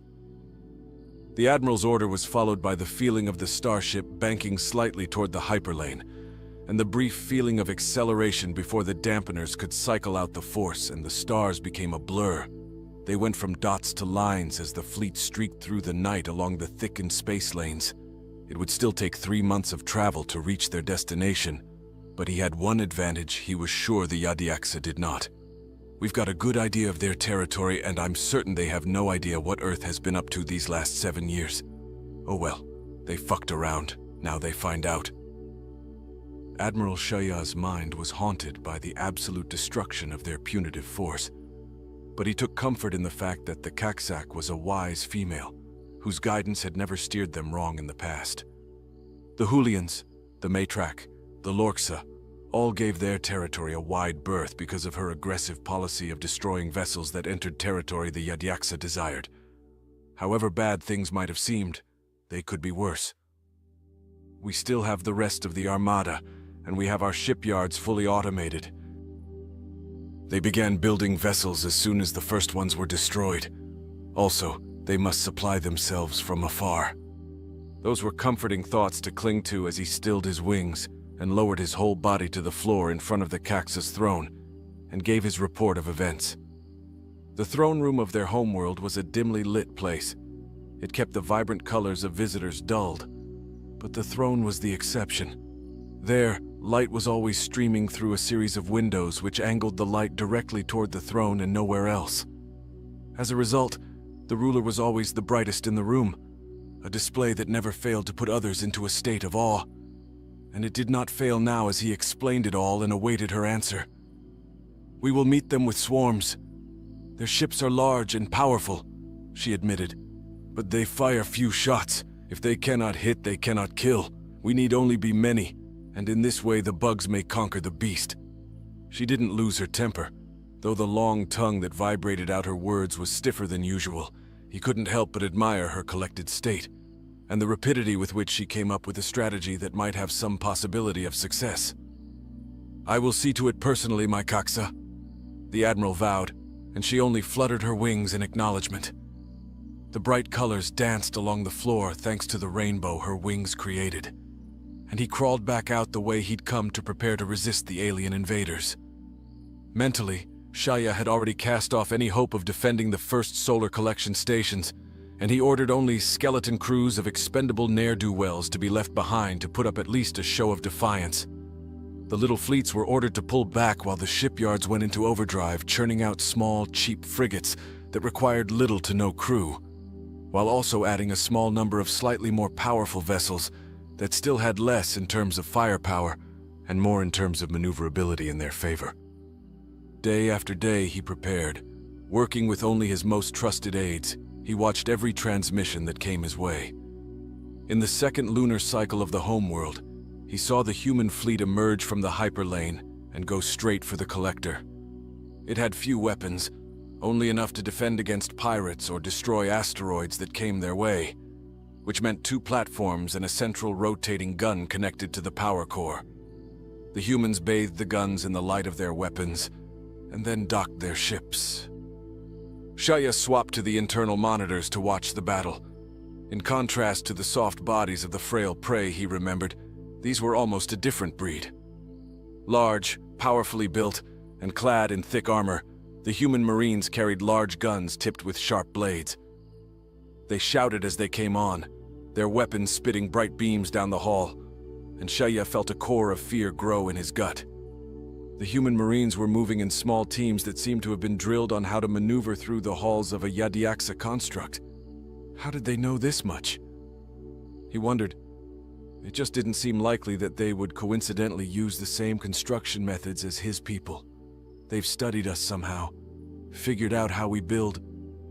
He felt vaguely ill as he watched the professional motion of the soldiers who moved in a leapfrog pattern, with 2 on the walls firing with 1 standing and kneeling, then 4 in the center moving up under suppressive fire on the wings. The center group would then provide fire for the next 2 to move up, and the halls were captured 1 by 1, and 2 by 2 until the last expendable defender died with a hole in his brain. They are orderly, professional, a warrior species, Shaya thought, and that thought stayed with him for the next 3 months as he watched the shipyards produce more and more and more, until they had 50 ships to the humans' 1. By then, however, the human strategy was clear. Collector after collector had been captured, and they were forming a ring around the core worlds of Yadiaks, cutting off supplies from outlying mining stations. If they want to win, though, they have to attack, which means they'll face us in our strongest position, complete with star-based support and our entire armada. Once we defeat their fleet, we can reclaim the lost ground. And so the stars twinkled on. The entire population of the core 3 worlds of their home system were devoted wholly to preparing to defeat the aliens. Without our subject peoples, the labor is harder, but we are the Yadiaksa. We will not fall. He vowed and wondered idly, what are they doing with the primitives we conquered before their coming? The loss of slave labor and scientific test subjects had hurt, but he continued to think of it as a mere temporary thing. He and all his high command were breathing hard as they sat in council with the Kaksa on the day the last outer collector was reported to have been captured. We have prepared as best we can. Our fleet is stationed directly at the hyperlane entry. They can come from no other place. As soon as they do, they will be swarmed. The Admiral explained, and the Kaksa's wings fluttered. We have the best weapons we can create, the best ships, and our crack crews are trained and ready to fight. Admiral Shaya, you have performed your duty well. When the time comes, you are authorized to act unilaterally in the reclaiming of our systems and in the negotiations of peace with the invaders. Destroy the human fleet, then take it all back. So says the Kaksa, she declared, and his wings fluttered with involuntary release of joy at her faith in him. His council of high officers were clearly full of envy. Their tongues all stiffened in place as he replied to her, I accept your Radiance's orders and will not fail you. It was such an unprecedented honor that in spite of the state of things, Admiral Shaya thought of himself as happy. When the humans arrive, we will show them why we have never lost a war before. He vowed and waited for word of their coming. It was 3 lunar cycles before he realized something with absolute horror. They're not coming. The Yadiaksa fleet was the strongest it had ever been, but their entire strategy had hinged on one thing, that the humans would attack. It's just common sense, of course they'll attack. They have to. How else do they expect to win if they don't? He asked, as he stared dumbly at the screen. Each of the trio of worlds were structured solely around the construction and maintenance of ships. Even their starbase had been modified to ensure the maximum number of ships could be maintained. The Terran fleet had not changed much, with only a handful of large battleship signals showing as having come to reinforce the one identified as Admiral Yamamoto. In addition, the solar collector there had been expanded into a support base with a shocking degree of speed, and according to the signals, it had a number of weapons platforms to augment the human armada's fighting force. Thus bottled up, Shaya undertook an unusual stratagem, taunting. The face of the human admiral appeared on his screen when their connections linked up. I did not know you were so afraid of us. Perhaps you would care to surrender now and save the lives of your soldiers? Shaya said without wasting time on pleasantries. Perhaps, Admiral Yamamoto replied. I will consider your request and reply within 3 of your lunar cycles. The transmission was then cut. Shaya could hardly believe it. Are they cowards after all? He wondered, and sought to consult with the only one who was in his estimation wiser than himself. Agreed. It is a strange thing, but they are aliens. The Kaksa answered. Her confused fluttering was as much relief as worry in the Admiral's mind. Perhaps such surrender practices are common. We know little of these creatures beyond that they are hardy survivors. And so they waited. 3 cycles passed by again, and the human Admiral's transmission came in on the very last day since his initial request. Do you submit, or do we fight? Shaya asked. Nuts, Yamamoto answered, and the transmission died again the same as before. What exactly that meant consumed ample thought and ample time, but when there was no movement of the human fleet, one thing Shaya was sure of: the humans simply weren't coming, and this time he didn't need to go to the Kaksa. She summoned him. Are we under siege? The Kaksa asked him directly. I believe this is what they call it. They show no signs of moving to attack us. It makes no sense. What do they wait for? Are they building more ships? He asked. It didn't seem likely. Such massive ships had to have a high cost. Perhaps they are fighting somewhere else. There were only 2 certain things. The humans weren't coming, and the system could not support any more ships. It was 2 more lunar cycles before the Kaksa called him into her private chamber. Her wings drooped, her tongue was limp. Her body was drooping as badly as her wings, and the Admiral's horror seemed to have no impact on her demeanor, as if she didn't even register it. We are beaten, she said at once, and Shaya's tongue went so stiff he couldn't vibrate a word. The Kaksa didn't need his question to know what it was. She put the answer on screen. It was their economic forecast for the next 3 cycles. Our materials all go to the fleet. Our soldiers produce nothing, but they must train and eat every day. Our ships must be maintained, and materials spent on that are not spent on our infrastructure. We have been cutting corners expecting a decisive battle that could turn this all around, but you can cut only so much from the top before there is nothing left to cut. Our hospitals are not able to care for the sick. Our citizens are growing weary, suicides are up, the cocooning is down. To meet food demands, we used chemical growth acceleration, but the soil is growing weary. We had to pull 3 ships from the fleet to hover over the most depressed cities to keep order. Soon we will have to pull more. Our front will weaken. She inhaled deeply and exhaled hard. How is the maintenance of the fleet? Forced by her question to say something, Shaya spoke the truth. Suffering. We have been on constant alert since the last collector was taken. Even crack troops become sloppy when kept on such hours for long enough. Mistakes are up by 48%. Half of those destroyed intact spare parts. It won't be long before we reach total economic collapse. The fleet cannot be maintained, and our scientific research has been underfunded. We can no longer hope to upgrade our fleet, even if we had a breakthrough. We cannot afford to create or install new equipment. This was their strategy, leaving us to destroy ourselves. Can we not at least send out what we have? If we gamble it all on one fight, if we can destroy their fleet here, then we can still reclaim all that was lost. Your radiance. Shaya all but begged, but he could see his words had little impact. Would you in their position have been idle this whole time? She asked, and his tongue stiffened in dismay. She's right. Even if they equipped only modest weapons of their sort on our captured arrays, our swarms will be diminished in every battle until we are beaten, and surely they will have reinforcements on the way before we've taken even the second one. And that assumes we survive the first fight with a still intact swarm. Shaya's mind reeled at the implications. I will do it myself, the Kaksa said, slid the pad across to him so he could initiate contact with the Terran.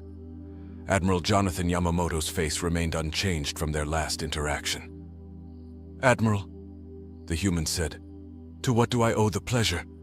Shaya couldn't bring himself to leave it to the Kaksa herself, so he spoke in her place. We are beaten. Name your terms, invader. Shaya said, his pleading eyes cast up to the Kaksa. Her head hung in the second defeat of her life. She fluttered her wings to tell him to continue. We want what we wanted 7 years ago. Payment for the lives lost to compensate the families and the government for the destroyed ship. An official apology for your unprovoked aggression, and a treaty of peaceful non-aggression to ensure this does not happen again, and the ones responsible for the attack must be handed over to us. If we do this, your fleet goes back, and you return our taken territories, Shaya asked. The fleet will be diminished, but a defense force will be kept docked at the base where we are now stationed, and we will return nothing. That is the price of war. Do you accept? The human's steely eyes seemed to peer into Shaya's soul. The admiral of the Yadiaksa felt his wings droop. We do. We are sorry that we began our contact with you by aggression. We accept the fault for this war, and will repay you as you ask. But I must say, to be beaten this way, I never foresaw. He stopped speaking when the human admiral nodded. Our people learned a few things long ago that were instrumental in our triumph today. 1. Who knows when to fight and when not to fight, need not fear the result of 100 battles. 2. That fighting without fighting yields the greatest victories. 3. That you should never interrupt an enemy when he is making a mistake. I will send a formal treaty to you within the hour, Jonathan Yamamoto said, stood up and leaned forward toward the screen.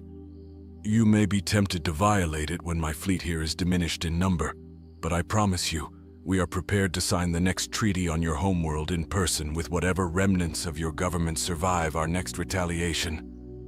We abide, Shaya answered.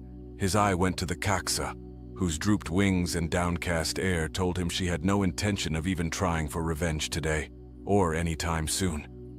I'm sure you do, Jonathan said, and the transmission died as surely as the hope Shaya had for the future. With the transmission dead, the screen showed the map of Yadiaksa territory. Only the core worlds remained. The Empire was reduced to a state it had not been since they first set out into the stars to settle, explore, and conquer. They don't even need to spend vast sums on star bases to keep us confined. We can't afford to raise a large enough armada to be a threat, not anymore. Our fleet will have to be dismantled down to a fraction of what it once was, or our whole society will collapse in on itself. What of us will survive if we turn on one another? There was no good answer there. What will become of us now, Your Radiance? Shaya asked of their ruler. As you said, we abide. Perhaps someone will overthrow them, and we can rise again. And if not, we must do our best to survive in the shadow of man. Else we die in their coming flames. And I do not wish to lead us into the flames a second time. Her words were different than they ever had been in all the years of knowing her. And as such, they rang true to him even where another would find them difficult to accept. Recall the fleet. His treaty has arrived already. We must make the best of this. Whatever that means. Even I know not anymore.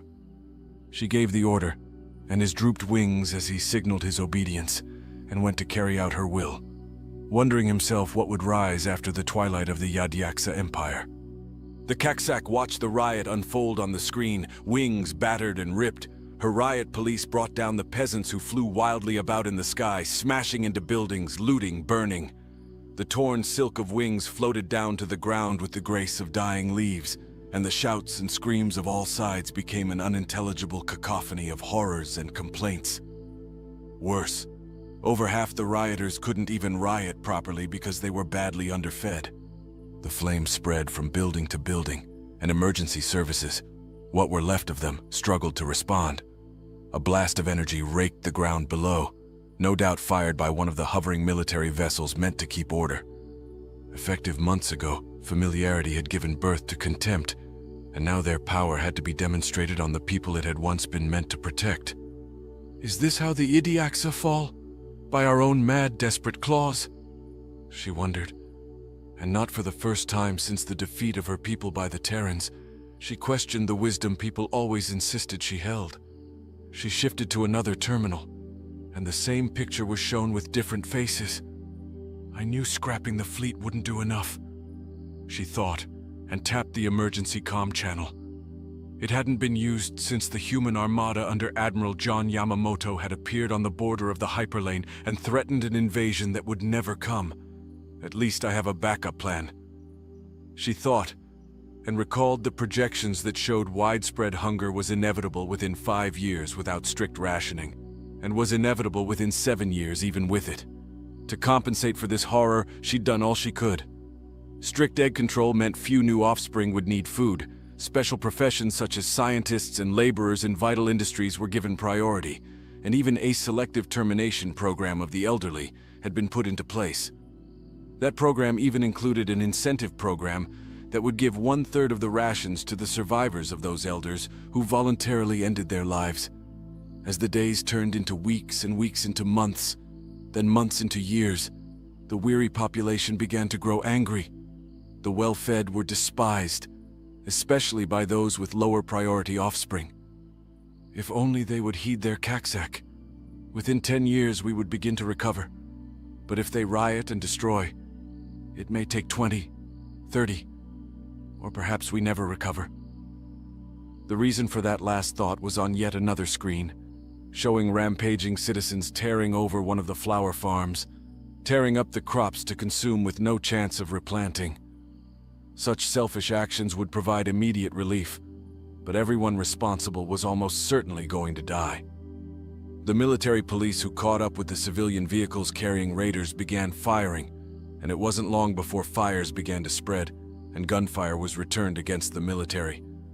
The farm was going to die in fire, and all the supplies that it would have provided would either be consumed in one go, or they would be outright destroyed. I have no choice. I cannot risk the destruction of our people, she thought. And as the system-wide communication network finished readying itself, she spoke.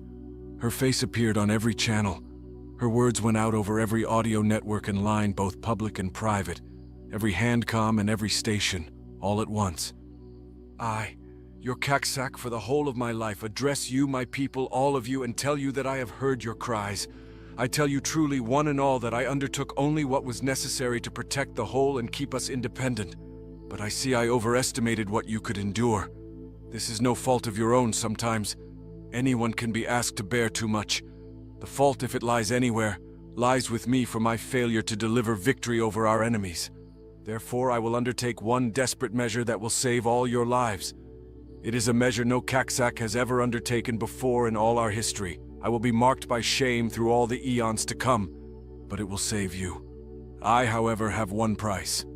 3 months of peace, 3 months with no riots, and if you deliver this price, then I will ensure you are delivered food and goods needed for survival, and end the blockade that has choked us slowly until we reached our current state. To all authorities from local to planetary, I order you to cease any attempt at arresting any rioter after the peace comes. And I further order that any arrested figure is to be released within 7 days of this message reaching your offices.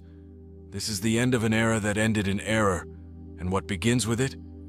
I can only hope it is better than what came before. She then tapped the rapid comm line that connected her to the nearest human citadel on the nearest system. She didn't wait long for an answer. This is Admiral John Yamamoto. The human's face was on screen an instant later. I will make this brief, the Kaksak said. My people are dying. The Idiaksa are dying.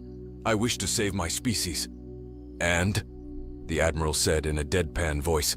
Why are you telling me that? We are beaten, human. Did I not admit it? Must you humiliate us further? She asked, and the human shifted a little.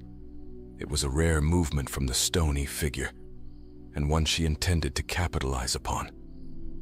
In her study of the people who surrounded her own, it seemed they had particular codes of behavior, and the humiliation of a defeated figure was counted as a shameful act.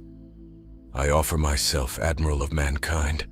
I submit myself to your people for arrest, trial, and if need be, execution for the war and for the destruction of the friendship. I ask only one thing in return. Feed my planet and help us to rebuild. I will appoint a successor to carry on as a governor, instructing him to abide by your empire's laws and obey it as a subject people. The Kaksak's words hung in the air, and she saw the eyes of the human grow wide. I will arrange a transport today, and more will follow weekly until order is restored. The Admiral bowed his head in a rare show of respect as he gave his answer, and the Kaksak imitated it as best she could. I will be on the return trip. "Do with me as you will afterward," she said, and cut the transmission so she could summon Admiral Shaya and appoint him as the new Kakzak and military governor. She glanced at the screen. The riots were slowing and dying, and all that remained for her was to wait. In the aftermath of her offer to the humans, the rising empire of man felt a shockwave of differing emotions. Some danced with glee, celebrating in the streets that the once feared butchers were now broken down to their souls. Others took a more measured approach and began considering how to take advantage of the situation. But the government's response was to abide by the promise of Admiral Yamamoto, arranging convoys of food, medicine, and other vital supplies to the broken worlds of their former enemies.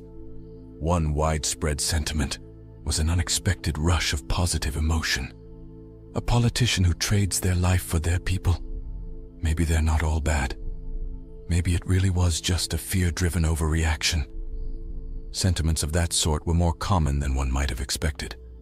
And within a 3-month time, the former ruler of the defeated Idiaxa Empire was brought to Earth, convicted, and sentenced to life imprisonment. And the blockade came down. Idiaxa merchants began to take to the stars using refitted military vessels, and shipments of supplies began to speed the reconstruction of the broken system. Human soldiers kept order in the streets by partnering with local security officers, and under Shaya's strict military leadership, order was maintained step by step until life could be restored to normal. Less a few differences. There were no shipyards capable of building military vessels in the Idiaxa system, and military forces were restricted to 1 soldier for every 10,000 civilians. And with that, the different colored spot on the stellar map that showed Idiaxa territory vanished into the Terran blue. "There's a lesson here," President Lawrence said to his cabinet as they went over the previous year's events. His steel-gray eyes matched his firm-seated posture in their severity, and he did not wait for his colleagues to ask him what that was. Instead, he told them, "A strong fleet is vital in securing our exploratory vessels. We should make a habit of keeping a battleship in every sector to defend starbases and act as reinforcements for explorers. We must never let what happened to the Friendship happen again." The rest of the staff nodded along. What's more, we now know that first contact is likely to be a messy business. According to the eggheads who have been working on translating those other transmissions, the signals came with advanced energy signatures. That usually means weapon systems. When we go out to meet them, we need to go with guns enough to tell the others we're strong enough to defend ourselves. It was so practical a set of suggestions that 2 policies were put into place that month. The militia doctrine, which set a battleship in every occupied system, required that all surrounding systems were responsible for mutual aid. This meant it was possible for any system under threat to muster up a fleet of 3 to 5 ships to defend their borders, or fall back to other systems to create serious fleets of 10 or more ships for quick engagements.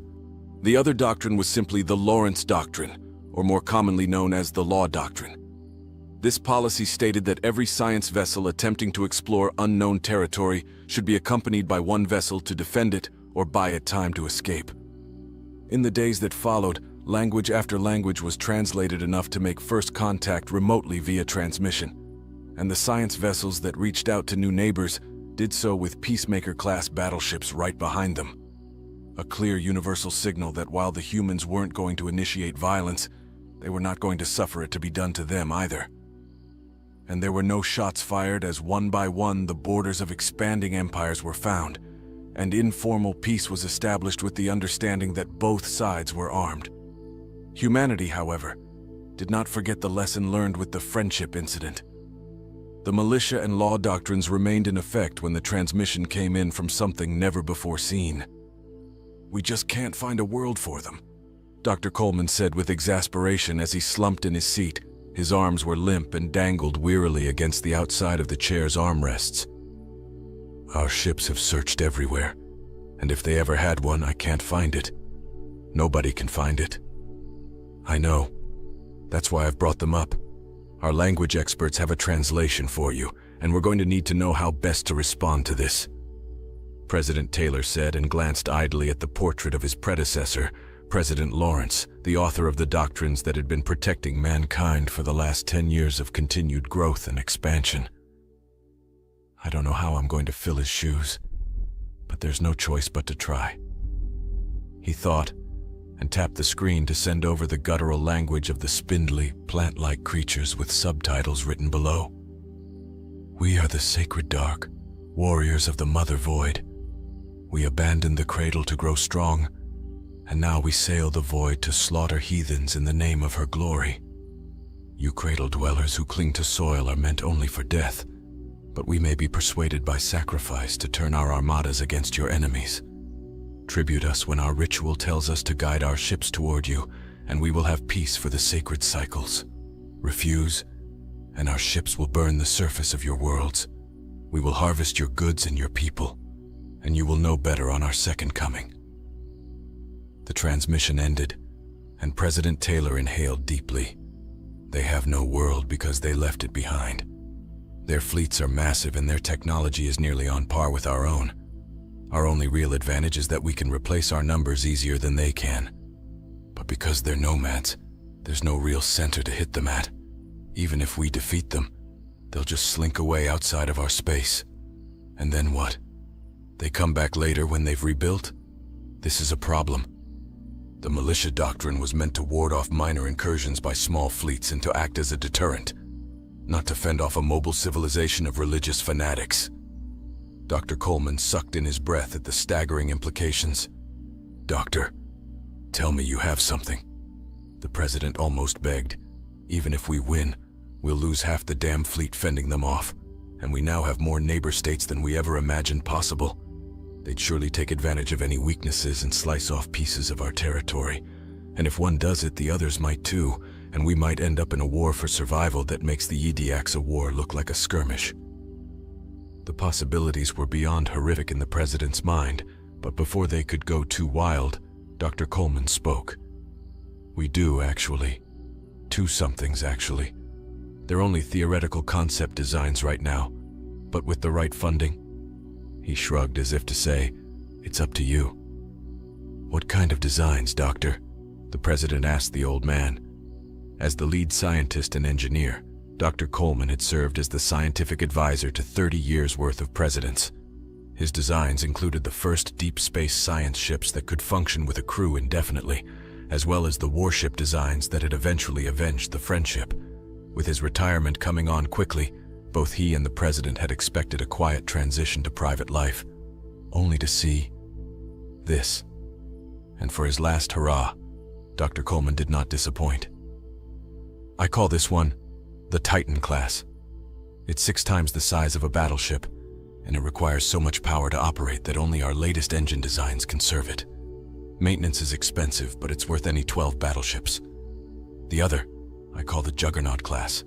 It takes 2 of our latest engine designs, is twice the size of the Titan class, but it has one advantage that makes it all worthwhile. The doctor smiled with wicked intensity, and the president leaned in toward the screen. Yes?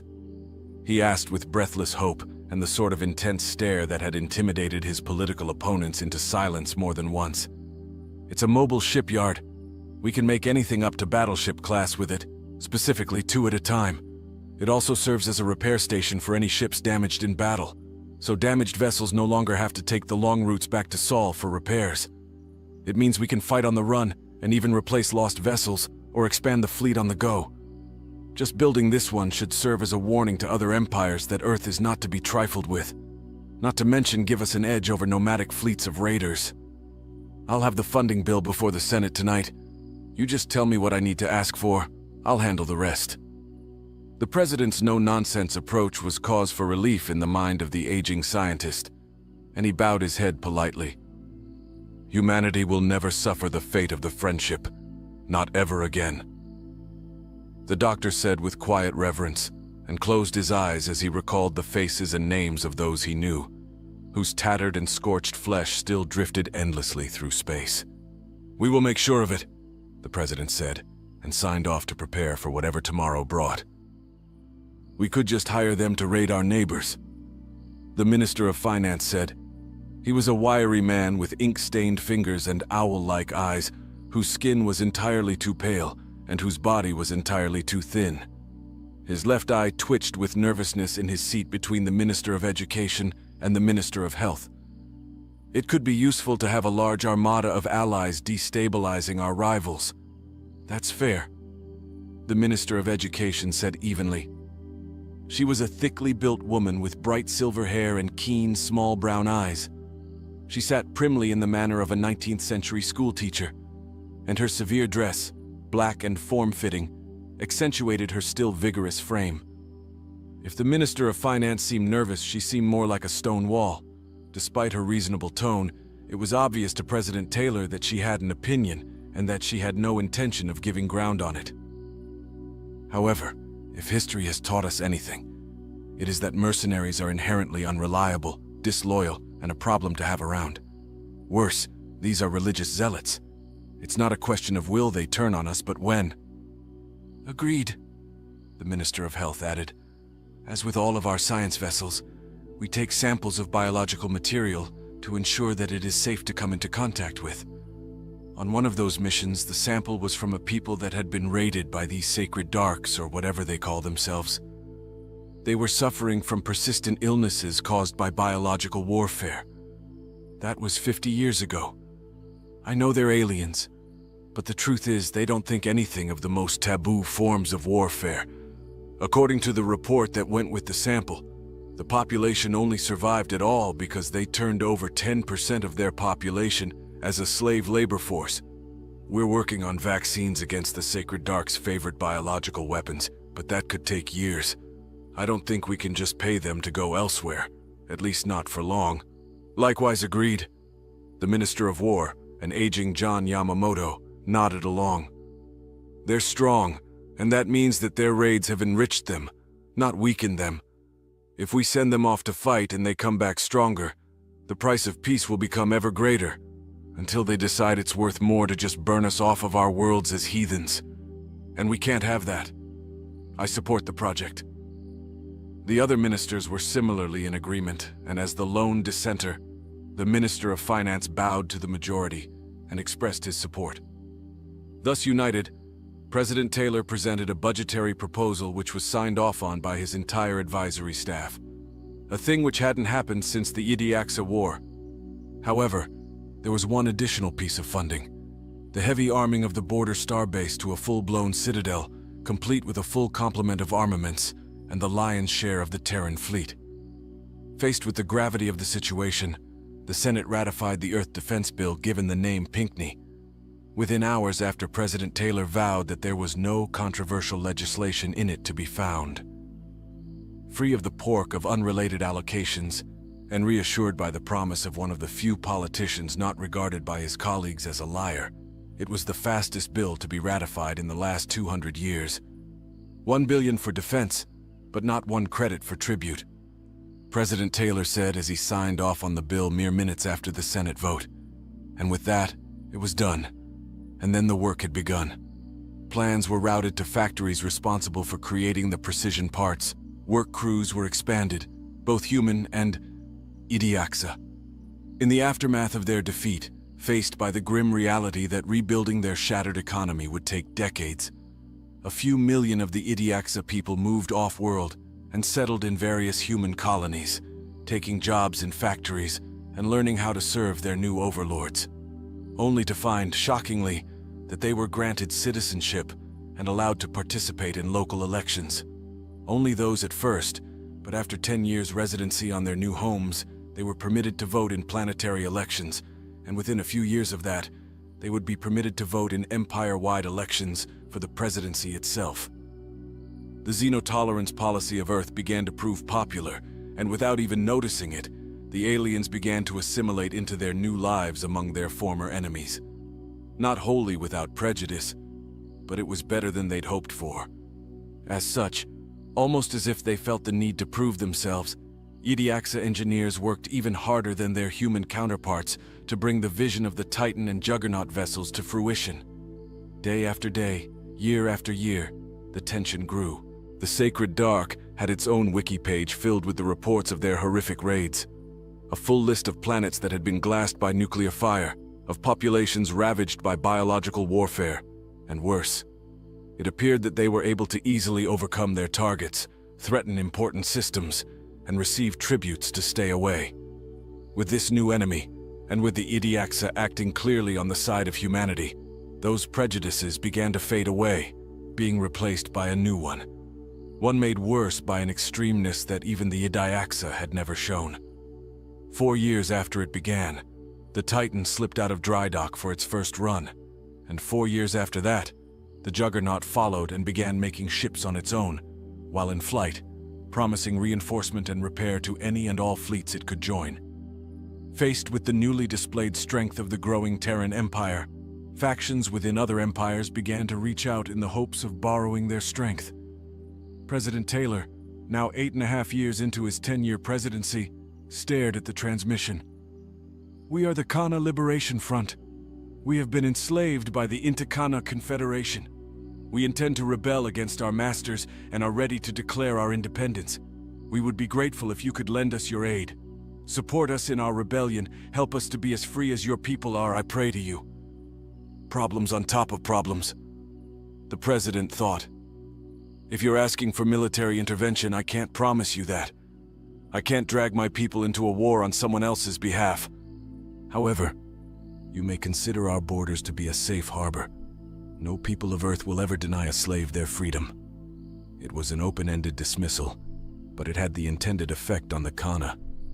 The spindly, frail-looking alien had a long, snout-like mouth that bounced back and forth in front of his face as he spoke, and fingers twice as long as a human.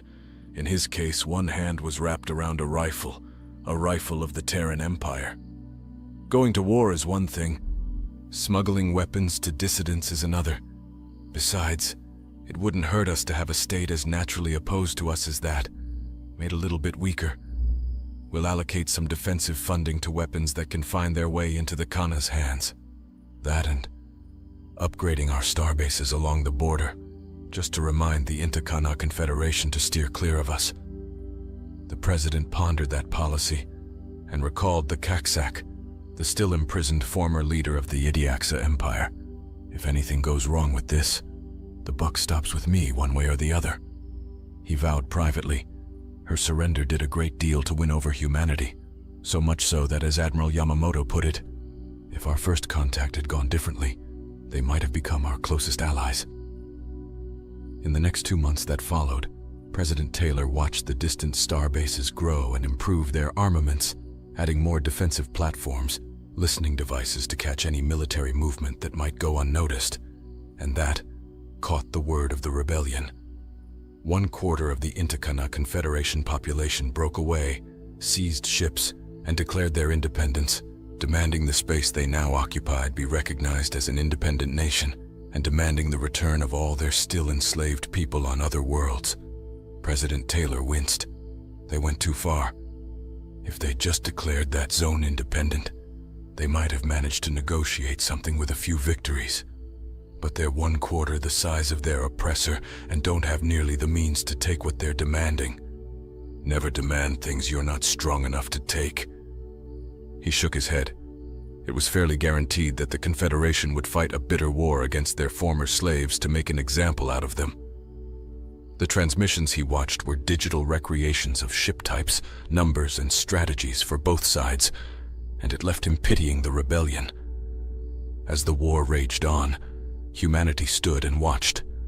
The news televised it nightly, providing daily updates on the conflict. The Intakana were a cousin species to the Kana.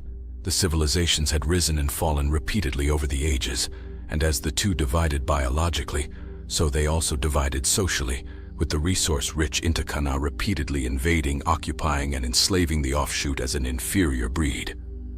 The hate ran deep in the Kana, and with enough strength to rebel, they acted, and died, because while they had the strength to rebel, they had not the strength to win, or win by much, with victory costing them as severely as defeat. "Free the slaves" became a popular rallying cry from human lips, and though President Taylor's administration quietly smuggled resources to the oppressed population, it was not enough. "We have said, never again after every time it's happened. When will we actually mean it? What good is power if it does not provide liberty?" Senator Brown shouted into the microphone. his face red with outrage as he raged on. Yes, we've cut off trade relations with the Intakana Confederation, but that's obviously not enough. We should intervene directly. We could end the war in a year or less if we just sent one of our mighty fleets within to the aid of those who share our spirit and love of freedom. President Taylor sat watching the man speak in the little corner of the screen, while the majority of the monitor was dominated by the video of a Confederation warship raining fire down on the helpless Kana city. He's not wrong, but... The president glanced at the calendar. The Sacred Black were coming up on the time of their sacrifice ritual, to determine whose borders they would raid or demand tribute from.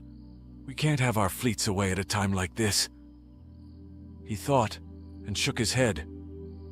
His perceived inaction against the Intakana Confederation at least couldn't hurt him in the next election, since he was allotted only a single 10-year term. But even so, it would hurt his party. If a radical like Senator John Brown is elected, he'll drag us into a war one way or the other. And if he does that before we deal with the Sacred Black, we could lose a dozen worlds before we can even put up a proper fight. It was enough to make him pray that they chose the Terran Empire for their target now, rather than 5 or 6 years later. Not a month later, the transmission reached Earth's outer colonies. The Sacred Black has chosen you for the cleansing. If you do not give up 2.5 billion of your people, and an equivalent quantity in minerals, power relay access, goods, and other resources, our fleets will raid your lands and ravage your people. We will take your defiance for war, and we will see what making a fight of it buys for you. When President Taylor received the transmission, along with the rest of the Empire, there was only one answer to be given. If you want so much from us, come and take it. He shot up 40% in the polls, on the same day that the Sacred Black crossed the border not in the stellar north, but in the stellar south, after taking the long route with a small fleet through Intakana Confederation territory, outside the reach of any sensors. I think it's safe to say their choice to raid us was not motivated by ritual alone, at least based on the path of invasion. The president thought, and within minutes after the first Terran starbase on the border was destroyed, he had John Yamamoto in his office. Well, what do you say, John? How do we handle that invasion? I never imagined they'd come by that route, and now it's only a matter of time before they start bombing our worlds and seizing our citizens. President Taylor's voice held its usual calm, but if he was as cool as ice, Yamamoto was as cold as the black void that was so beloved of the sacred dark. Me neither. I have to hand it to them, but they're expecting us to weaken our northern border by sending out a fleet to crush the invasion that will make us weaker in the stellar north, and the bulk of their armada is still right there. It is safe to say they'll then launch a second invasion from the north and catch us on both sides. He folded his hands together behind his back and said, I think the best way to deal with this is head-on. The stellar south is sparsely populated. There are a lot of weak targets there, but they're low value. The people in those regions can hide and take cover. We might lose a few million, but if we rush to try to save them, we'll lose billions. I say we invade the systems on our northern border. The bulk of their outposts are there, and the vast majority of their fleet. If we crush them in one big battle and shatter their outposts, we can then turn south and defeat the smaller force there. For all their power, they put all their eggs in one basket, and we can make them howl for that in one go, if we win. And if we don't? The president asked with a furrowed, troubled brow. Then we'll still have made them feel like they lost, and we should be able to cripple them for decades. Their southern raiders will still cause a lot of damage, but they'll be weaker with every success until they have to pull back. I admit, it's a risk, but I'll go myself and make sure it works. President Taylor wanted to object, but he couldn't find the words, so he nodded. Godspeed, Admiral. Godspeed, Mr. President. The Admiral snapped off a crisp salute across his wrinkled, graying brow and killed the transmission. With the decision now made, all the President could do was wait for what tomorrow might bring. Admiral John Yamamoto took his place on the bridge of the Juggernaut-class vessel, the starship Prometheus, and after seating himself, he said, "Engage," and the fleet leapt to warp. It was the largest assembly of ships in the history of the Terran Empire. 80 battleships, a Titan, a Juggernaut, 6 cruisers, 9 destroyers, and 2 frigates that had been in service since before Earth even had a single colony to its name. Compared to the armada of 8 ships that had brought the Ediaxa Empire to its knees, the difference was night and day. But on the other side of the hyperlane lay the Sacred Dark's armadas, backed by a powerful citadel. It was the lion's share of their resources. According to intel, they have 99 vessels of varying strengths, but that citadel is strong enough to blow a hole through a goddamn planet, or so they say. It was an unpleasant thought, probably more a bluff than anything, and not the type of battle he liked. In the Ediaxa War, he'd been able to utilize keen strategy and cripple the enemy to break them without a real fight. Now he was forced to take an enormous gamble that they could wreak havoc on the fleet, their strongest citadel, and hopefully still have enough power to destroy the other 4 outposts of the Sacred Dark that they depended upon for security. Shift cycle after shift cycle at hyperwarp, Admiral Yamamoto alternated between days of drill and days of rest, driving his people hard to prepare them for the coming fight. His one comfort? There's no way they'll actually expect us to invade, so we should get the first shots off. He held on to that thought a great deal, right up until the moment they emerged into the Balelus system, and the vast armadas of the Sacred Dark sprung into view. "Fire!" He shouted the command across the fleet communications, and the torpedoes of the humans launched from hundreds of ports, racing over the space between the 2 forces while the Sacred Dark scrambled to come about and respond. Lightning shots ripped across the void, followed by bright white plasma and penetrating javelins. Guns began to open up as the distance closed. Shields flared on both sides as the fight began to spread out on a broad front. A human battleship ignited as the weapons of the Citadel locked in on that one vessel, as if to say, "Fuck you in particular." Fire lit up the dark for a moment, as the crew of 600 all died at once. But the casualties were not only with mankind. Battleships of the Sacred Dark began to erupt as well. "Titan, target their Citadel! If we can blow that to Kingdom Come, they might retreat." That had its appeal. Forcing a withdrawal would buy time for reinforcements, repair, and they could fight a running series of engagements to wear the Sacred Dark down through attrition at their own speed. The Titan hammered the Citadel, the shields flaring with every blast until they began to collapse. The Sacred Dark's vessels began to reform, shielding the Citadel with their ships as if they too were armor, moving only to let the stationary target fire again and destroy another human warship. The fact that they lived their whole lives in space and learned to use them from birth gave the wiggly aliens a distinct advantage, rotating their ships to ensure the strongest shield was always in the way. Even when it meant temporarily disabling their weapons, they began to exact a deadly toll. 2 more ships exploded in the night, weakening the human fleet, followed by a third when a Sacred Dark ship moved aside to allow a blast of energy to strike a cruiser and end the lives of a crew of 300. A moment of grim inspiration struck the Admiral as the toll of victory was made clear. "Ramming speed!" Admiral Yamamoto ordered. "Target their center. Open fire with everything you have on their left wing. Let's see how brave the Sacred Dark is when they have a juggernaut bearing down on them." "Sir," the helm replied, and the engines flared behind the ship as power was increased, and the speed of the juggernaut tripled. It didn't hit the Sacred Dark right away as to just what the human admiral was doing, but it did not take long. With their ships arrayed in a line, they had moved only up or down to allow a clean shot from their citadel, and that meant that veering out of the way to the left or right was impossible. They scrambled, breaking formation, sometimes just a little too late, and added their death flames to the night, defying the darkness they so loved in their final moments of life. The Prometheus continued its forward momentum, and the other captains rushed their ships into the gap, focusing their fire on the left wing just as their admiral had done, forcing more scrambling by the Sacred Dark as they tried to reform a cohesive defensive front.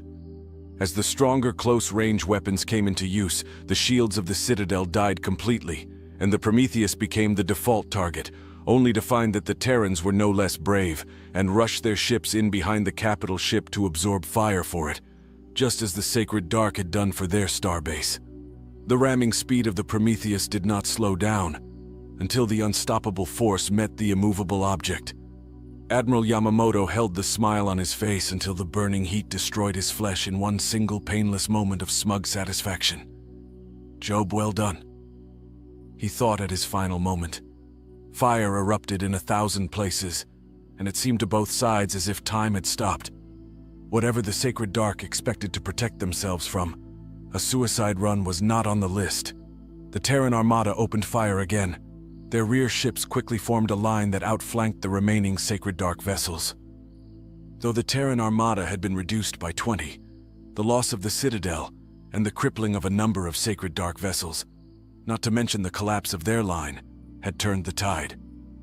Taking fire from two sides, the Sacred Dark ships began to light up, and their attempt at reforming into a third defensive line saw those withdrawing ships hit in the rear, and this time, thanks to the heavy fire, when their shields gave out, their engines quickly followed. The Sacred Dark Armada underwent a collapse. From its beginnings at over 99 vessels, they were now losing a ship almost every minute and growing. The Terran Empire ships continued the encirclement, as there were ever fewer left to be encircled.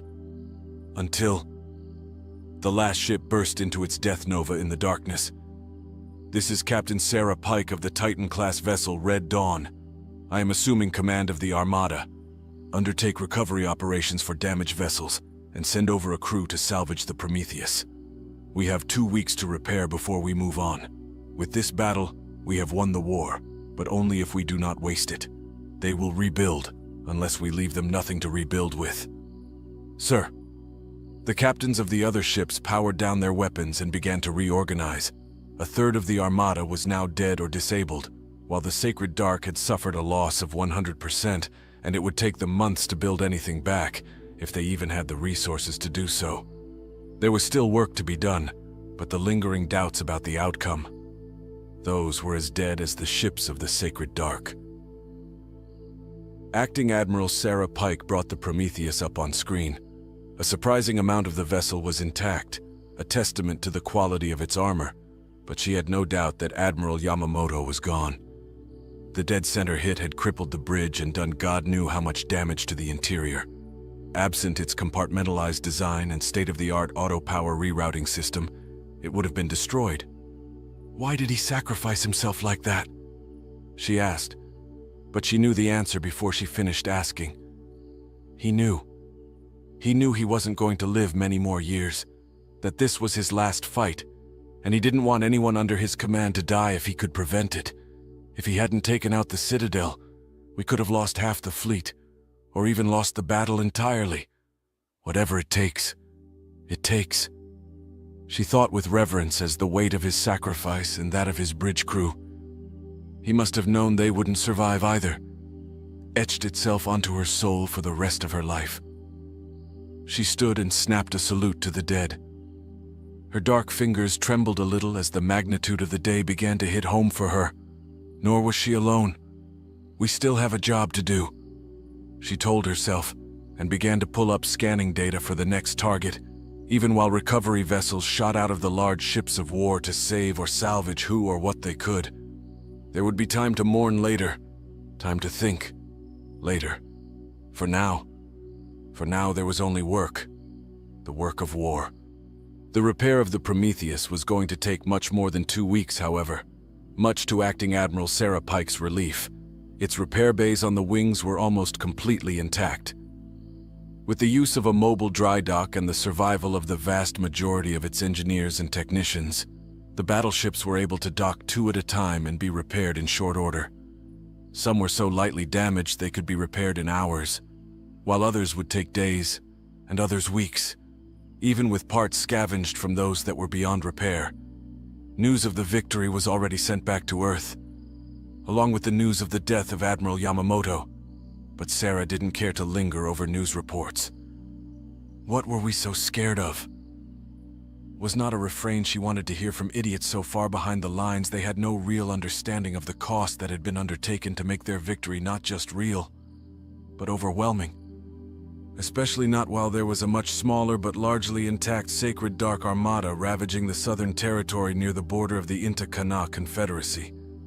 A fact that wasn't lost on her any more than it was lost on anyone else with any sense. It was with that understanding in mind that, after the 2-week repair period passed, she ordered the acting captain of the Prometheus to take the Juggernaut south. Continue its repairs, and use its mobile dry docks to build support ships as you go. Travel south and defeat their last armada. I will handle things here, and we should both be done with our work within a few weeks of each other. Her amber eyes were bright and energetic, and the red dawn was abuzz with activity. Ma'am, the young captain, previously a lieutenant who received a field promotion as the only surviving member of the bridge crew, rendered a salute which she crisply returned. Good luck, she said. I won't need it. He vowed with confidence. His smile might once have been boyish, but the burn marks and shrapnel scars that now coated his face would never let it be that way again. The quick-acting medical staff had at least managed to return him to duty, but he would not win any beauty contests ever again. He didn't seem to mind, and the ship began to peel away from the group, returning through the hyperlane the way they'd come. It was a quiet departure, and out of respect, Sarah gave her crew one more day of rest, enough time to watch the ship disappear completely and to recover mentally before they set out. The following day, the dark-skinned woman seated herself in the chair on her bridge and said, "Engage," launching the fleet toward the next hyperlane that would carry her and the 54 ships under her toward the next sacred dark stronghold. It was no battle that awaited her. It was a mop-up. The starbase on site was a stationary target whose only motion was rotation. Its only support were 2 cruiser-sized vessels and 2 frigates. Worse, the star it harvested energy from was prone to flares, so the base had to reroute abundant power to shields, thus making it durable, but depriving it of weapon capability beyond its platforms and a handful of guns, torpedoes, and missile bays. "Spread out, surround them, and take them down," Admiral Pike ordered, and the long line of ships spread out, leaving no cluster of targets to be aimed at as a group, before closing in and surrounding the station. Raked from fire in every direction, the shields of the Sacred Dark did not hold long. The little ships that tried to augment the power of the station were so outgunned that their destruction was more perfunctory than anything else. Within an hour, the station was destroyed, and its guns fell silent without having taken down a single Terran ship. "Move on. We'll repair on the way. There's no reason to give them time to even build a frigate to face us at the next place." Her order was met with the slow maneuver of the Armada toward the next hyperlane. So it went. The next battle saw only a single frigate to support the starbase, and the final one, not even that. No more Terran ships died in the darkness. "Send word to the capital. Have them send out the science ships and construction vessels to start settling the worlds here. Just because the Sacred Dark didn't want them, doesn't mean we don't." Far to the south, Captain Armin Nelson watched 2 battleships launch from dry dock. They were 5 hyperlanes from where the last Sacred Dark Armada was bombarding a Terran planet. 100,000 humans were dead, and 4 starbases were in flames behind invading fleet. "I wonder if they know they've lost yet." He contemplated the question, but he doubted they did. How could they, when there were no survivors to tell them? The clang of metal could not travel through space, but watching the glorious sight of their mobile manufacturing was plenty to let the captain's imagination run wild. The smell of oil, the stink of grease, the roar of engines so loud that they couldn't be fired up from the dock itself. Rather, they came online as the Prometheus slipped away from them after releasing their magnetic locks. Those were not the first 2 ships to be finished on the long journey south. The 2 new ships fell into formation with the others, 6 cruisers, 4 destroyers, 8 frigates. I'm still outnumbered, but that will change. Captain Nelson thought and twitched his nose. Even the imaginary smells of oil and grease were enough to remind him of his days working with his father's garage and repair shop. No sooner than they were in line, the manufacturing of 2 more battleships began. Their construction continued between the gravitational disturbances of stars, which broke up the hyperlanes and slowed travel considerably, and it continued while the ship was under warp along the thick space lines. Until finally they reached the outskirts of the hyperlane and were ready to go to warp, and Captain Nelson brought his fleet to a stop. "Give me the latest readout on the fleet of the Sacred Dark and the planet they're bombarding. What do we know?" he asked. His chest felt tight as he watched the bombardment from above. The computer at once began to speak in its robotic voice. The world has 9 million inhabitants. It's a young colony. Over 1/4 of them are now missing. We believe 1 million have been killed, and the others captured and put into cryostorage to be transported back to what was their space for processing and sale as slaves throughout those states which still keep to the practice. The 20 ships that are currently in orbit are inferior to our own. However, the Prometheus is still not fully repaired, and their numbers are greater than ours. We may be defeated without more ships. Should we delay our departure? The computer advisor asked. How many on the planet will die if we wait until victory is easy? The captain asked, and the computer quickly answered.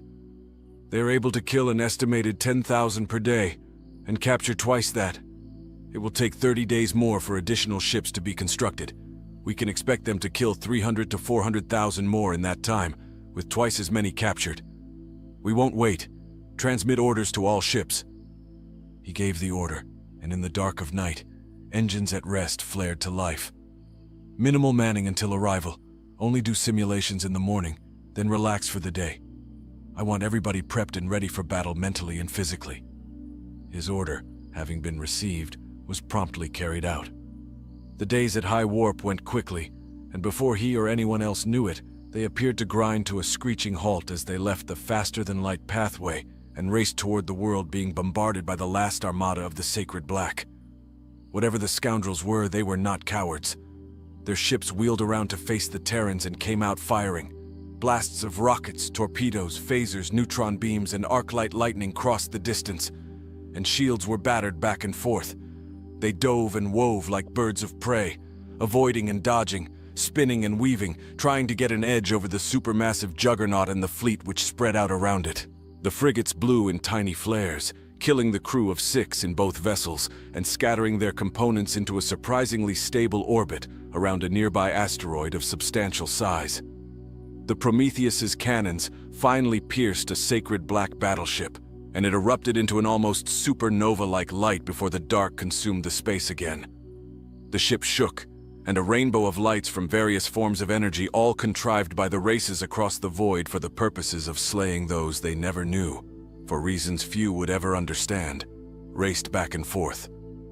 The outcome, if it was not foreordained, was quickly becoming certain. The Prometheus acted as a barricade, tanking the blasts of the smaller vessels and acting as a point of maneuver for the small task force to work around. And never once did the Sacred Dark ship surrender. Not even when there was only one ship left against 12. Brave.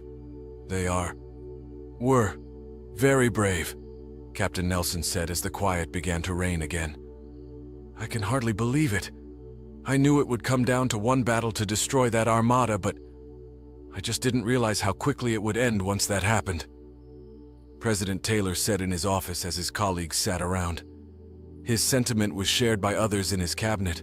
Indeed, the entire war had only lasted as long as it did, because the raiding force that crossed into Terran space did so on the southern frontier via a previously unknown wormhole, and it took almost a full year to properly respond. But in both cases, north and south, only a single real battle was needed to end the entire conflict. Still, there were casualties. Gods above and below, there were casualties. The president thought as the casualty list scrolled over the screen. Over 10,000 military personnel, and according to the final tally after driving off the Sacred Dark Raiders, over 2 million dead civilians. Not to mention the destroyed and looted property, and of course there were the missing flotillas of captives that had warped out just before Captain Nelson had arrived.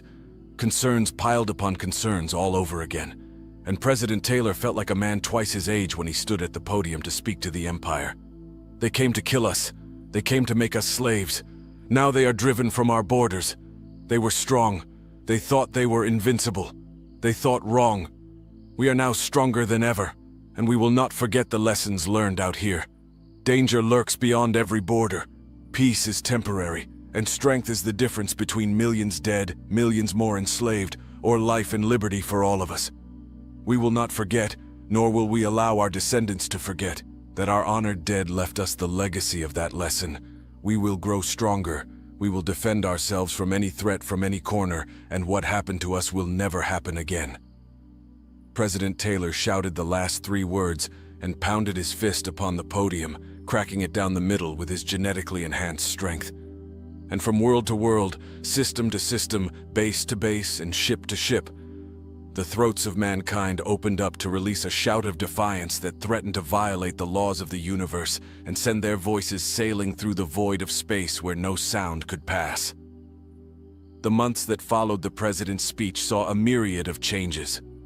The funeral of Admiral John Yamamoto resulted in the erection of a towering monument known as simply the Defiance of Man. It showed him standing erect, leveling his pointed hand forward with a steel look in his eyes, 1 foot back, 1 forward, and urging his ship forward. The few surviving members of the Sacred Black, mainly small family groups on lightly armed transport vessels, surrendered and abandoned their long-held faith after believing that the deep void had given up on them at last. They were settled in small numbers on border colonies that sprang up on what was once their territory. And Acting Admiral Sarah Pike was confirmed in her place as head of the fleet, while Captain Armin Nelson was confirmed in his role as the captain of the Prometheus for his swift action and courage under fire in the rescue of the besieged colony world. The Kana rebellion was slaughtered despite outside aid, and their survivors were enslaved again under the Inta-Kana Confederacy, while the recorded atrocities against the defeated peoples stirred both the fears and the sympathies of the Terran Empire. And Senator John Brown's fiery rhetoric included the following: "The raiders had to pass through somewhere, and where else could it be but with a people as brutal as the Sacred Black? And why did the raiders come for us? Could they not have been paid by the Intakana? Why put anything past a slaver, especially if doing so would get them more slaves? Where might our captive people be?" And thus his popularity grew, raging against the Intakana, stoking the idea that they were involved in the brief war, and that the lost people of planet Hamlin may have found themselves enslaved deep within the heart of the Confederacy. His popularity grew as time passed, and the Terran Empire began to look outward, not at what friends lay beyond the farthest star just waiting to be met, but at what dangers there might be, and what price they might pay if they were unprepared for the unknown tomorrows. And the fleets began to grow at home and abroad. "I swear to defend the freedom, the law, and the lives of the Terran Republic, no matter the danger, no matter the cost, no matter whether they be but one alone or 1 billion strong," President John Brown said, standing there with his wild dark hair blowing in the gentle breeze as he was sworn in by his predecessor, President Taylor. It was a rainy day in the city of Louisville, the capital city first of Earth, then of an empire which now encompassed 50 systems and 35 worlds, the combined total of which included over 90 billion Terrans and then another 9 billion aliens, including the entire conquered species of what was once the Idiaxa Empire, which totaled 7 billion out of that number. The remaining 2 billion was made up mostly of alien refugees, Kana liberation escapees, former slaves whose failed rebellion was televised across their sector of the galaxy. The last 30 million of the Sacred Dark were the only remnants of their once powerful nomadic species.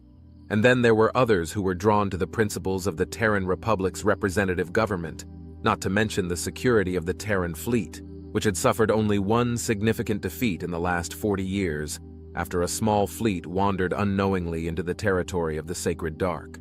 The spirit of the day was positive. The recent victory over the nomads and their resettlement on the surface of yet undeveloped worlds had eased the fears of mankind that horror was around the corner.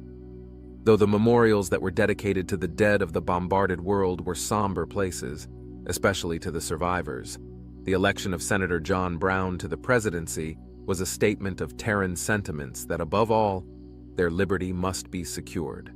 A sentiment that was redoubled with the understanding that their other neighbors included 2 slave states, a dictatorial religious theocracy, a military dictatorship, and a slew of border worlds where former soldiers had turned into rampaging mercenaries.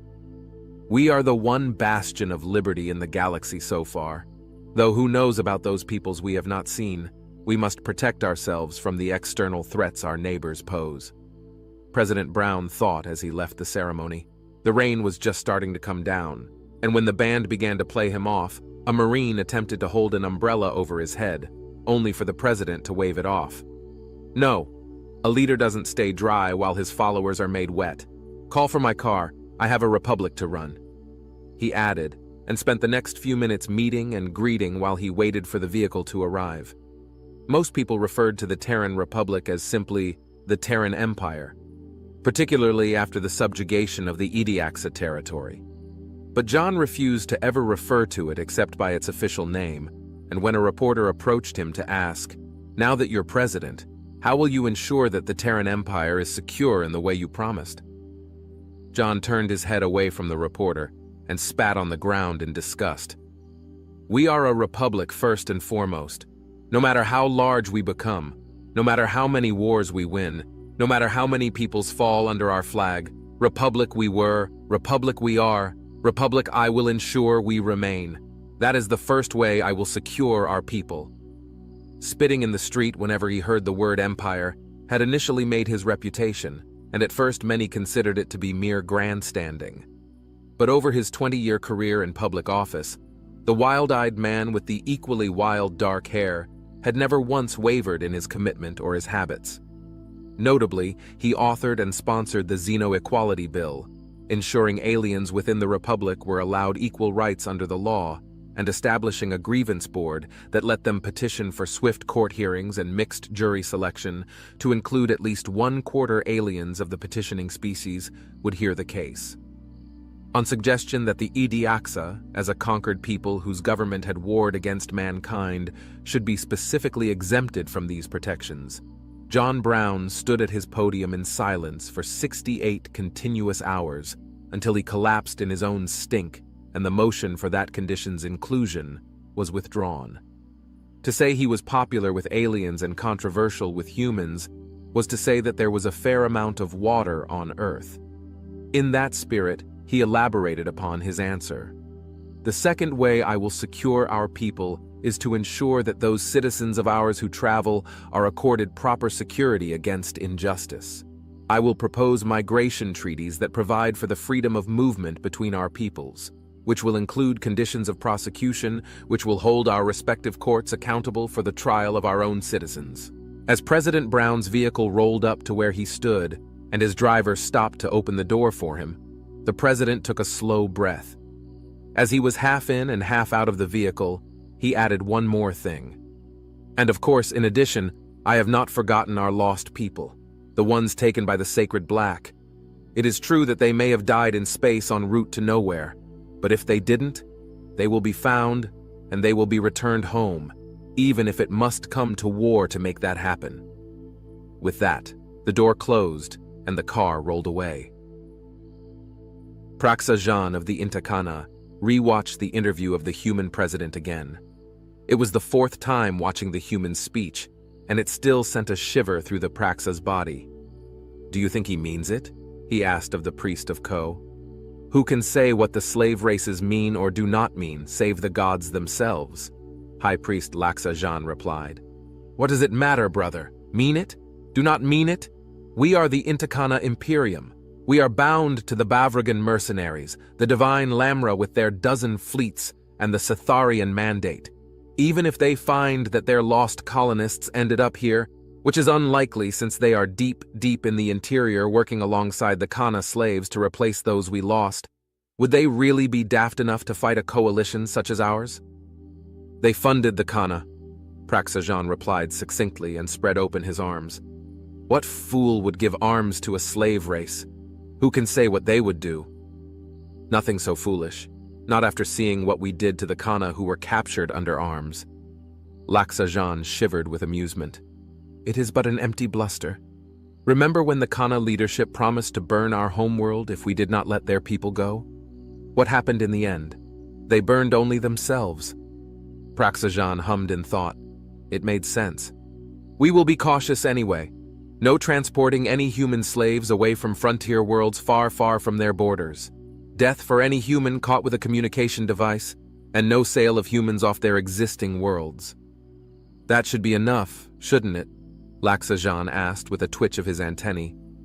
"I think so," the Praxa replied as comfort settled in upon his soul. two can keep a secret if both of them are dead. That expression ran through President Brown's mind many times as the days of his administration went on, and peace reigned for the first year, the second, and the third. Trade was profitable, and the neighbors of the Terran Republic sought ever closer bonds of friendship. With most, President Brown was enthusiastic as if they were already old friends.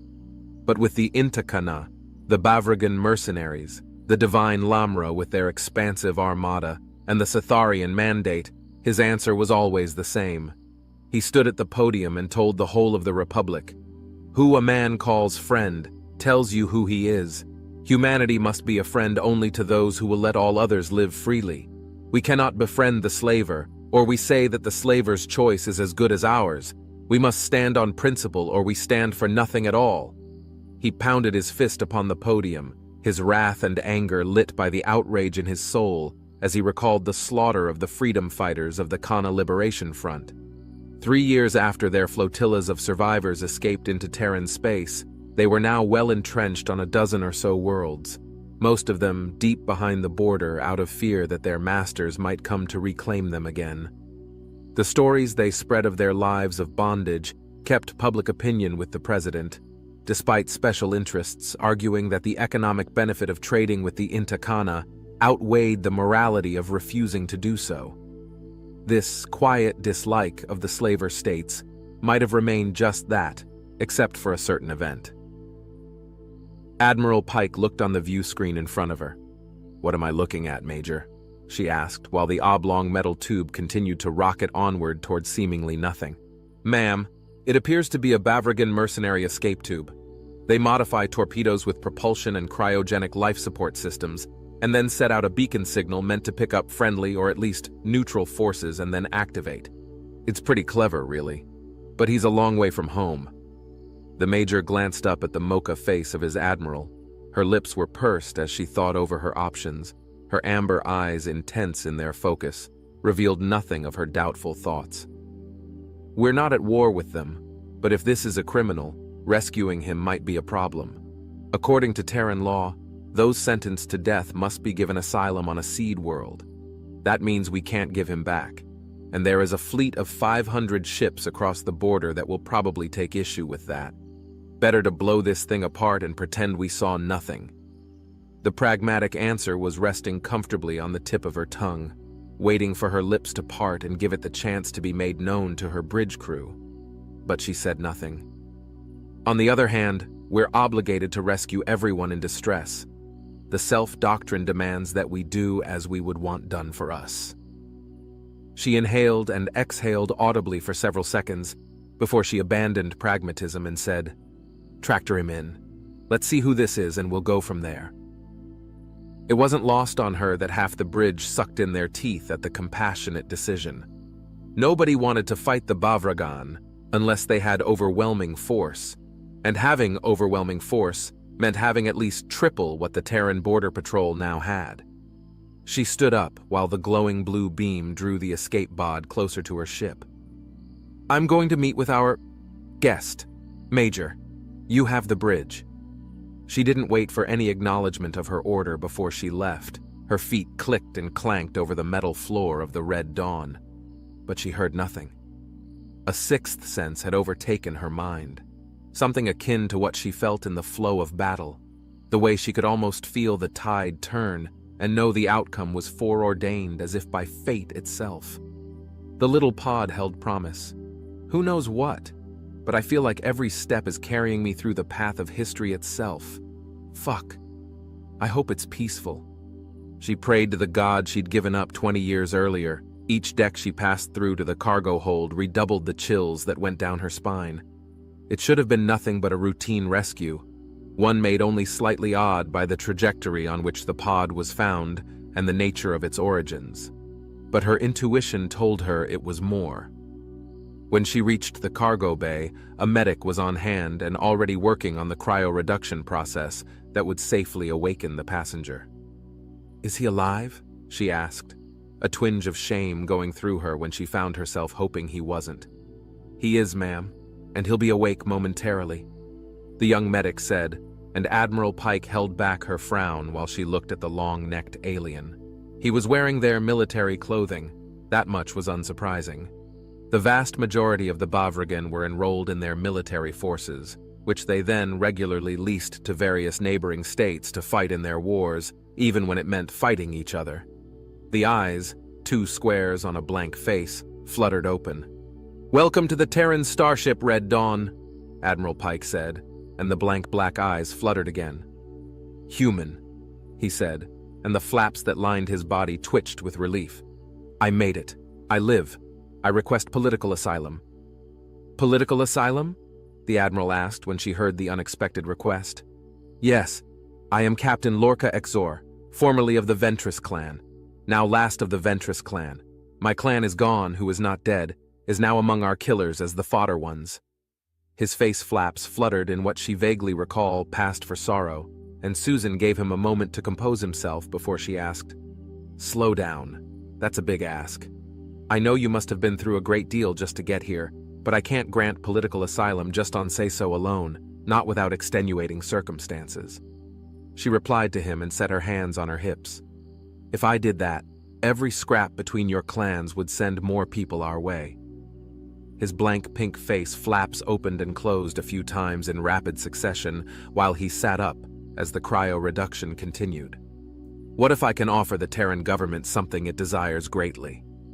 Captain Lorca's voice was definitely alien, but even across species, she could detect the note of opportunism in his tone. "I'm listening," she said with a tentative and doubtful expression to match her equally dubious tone. "I can tell you who has your missing people and where they now live as slaves." The captain's answer was enough to freeze both Susan and the medic in place. "Asylum," the Admiral said, "is granted. Tell me everything." "As you wish, Admiral," he replied and rose slowly to begin the final phase of his escape and the next phase of his life in exile. President John Brown listened intently, his hands folded into a pyramid on his desk as the hollow transmission of Admiral Pike went on. The faint green light was animated as she went on, relaying the story told to her by the mercenary she'd rescued. The flotilla learned of the fall of their last stronghold in the stellar north months before their arrival, and instead of fighting a losing war or risking prosecution for the enslavement of Republic citizens, they turned stellar west to the Intakana and their satellite states, sold their captives deep behind the border, and now live like the kings and queens of old. Slave prices are very high there since so many of the Kana died in their rebellion, according to the mercenary. They put humans in explosive collars and use them as domestic servants as well as farm or industrial labor.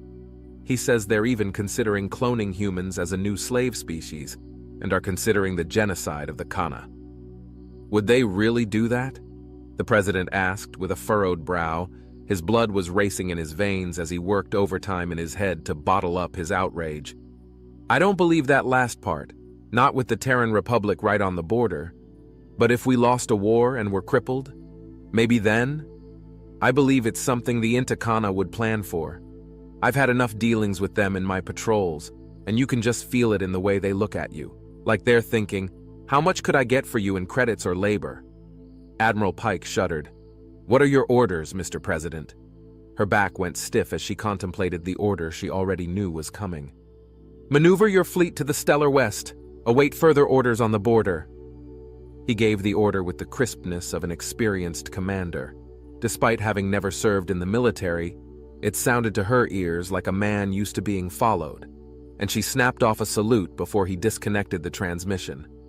President Brown hit the button for the subspace communication relay that would connect to every ship in the fleet and every general's personal line.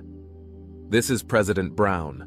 All military vessels are ordered to the following positions on the borders of the Intakana Confederacy, the Sankat Amalgam, the Dros Mercantile Alliance, and the Bavragan Mercenary Alliance. Report your ETAs as soon as they are known. Planetary officers are ordered to raise armies of xenomorphs and gene warriors for the course of the next year. Sol Drydock, you are to begin commissioning 40 new battleships. Border system governments, you will begin expanding your energy collecting stations into citadels equipped with the maximum number of weapon platforms and armaments of war, in addition to enough anchorages to support an expanded fleet. Are there any questions? Why? The question came from 1,000 voices who could scarcely believe such a radical order was real.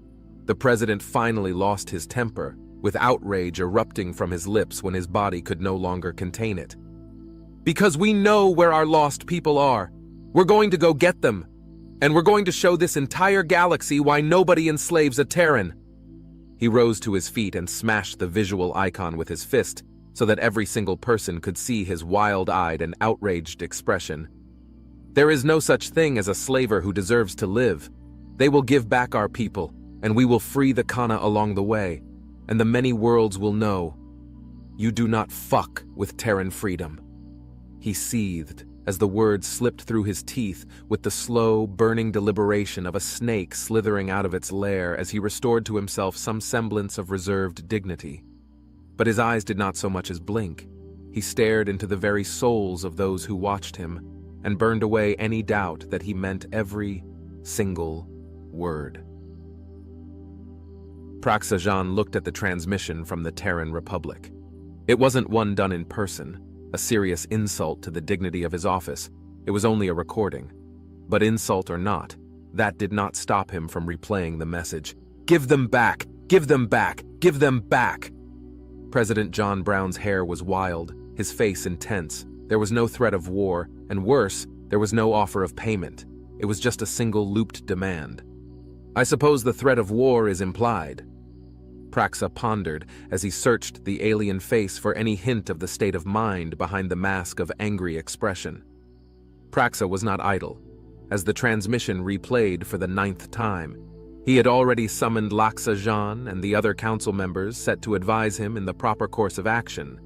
But practical concerns aside, he couldn't help but be annoyed at the less than pragmatic approach.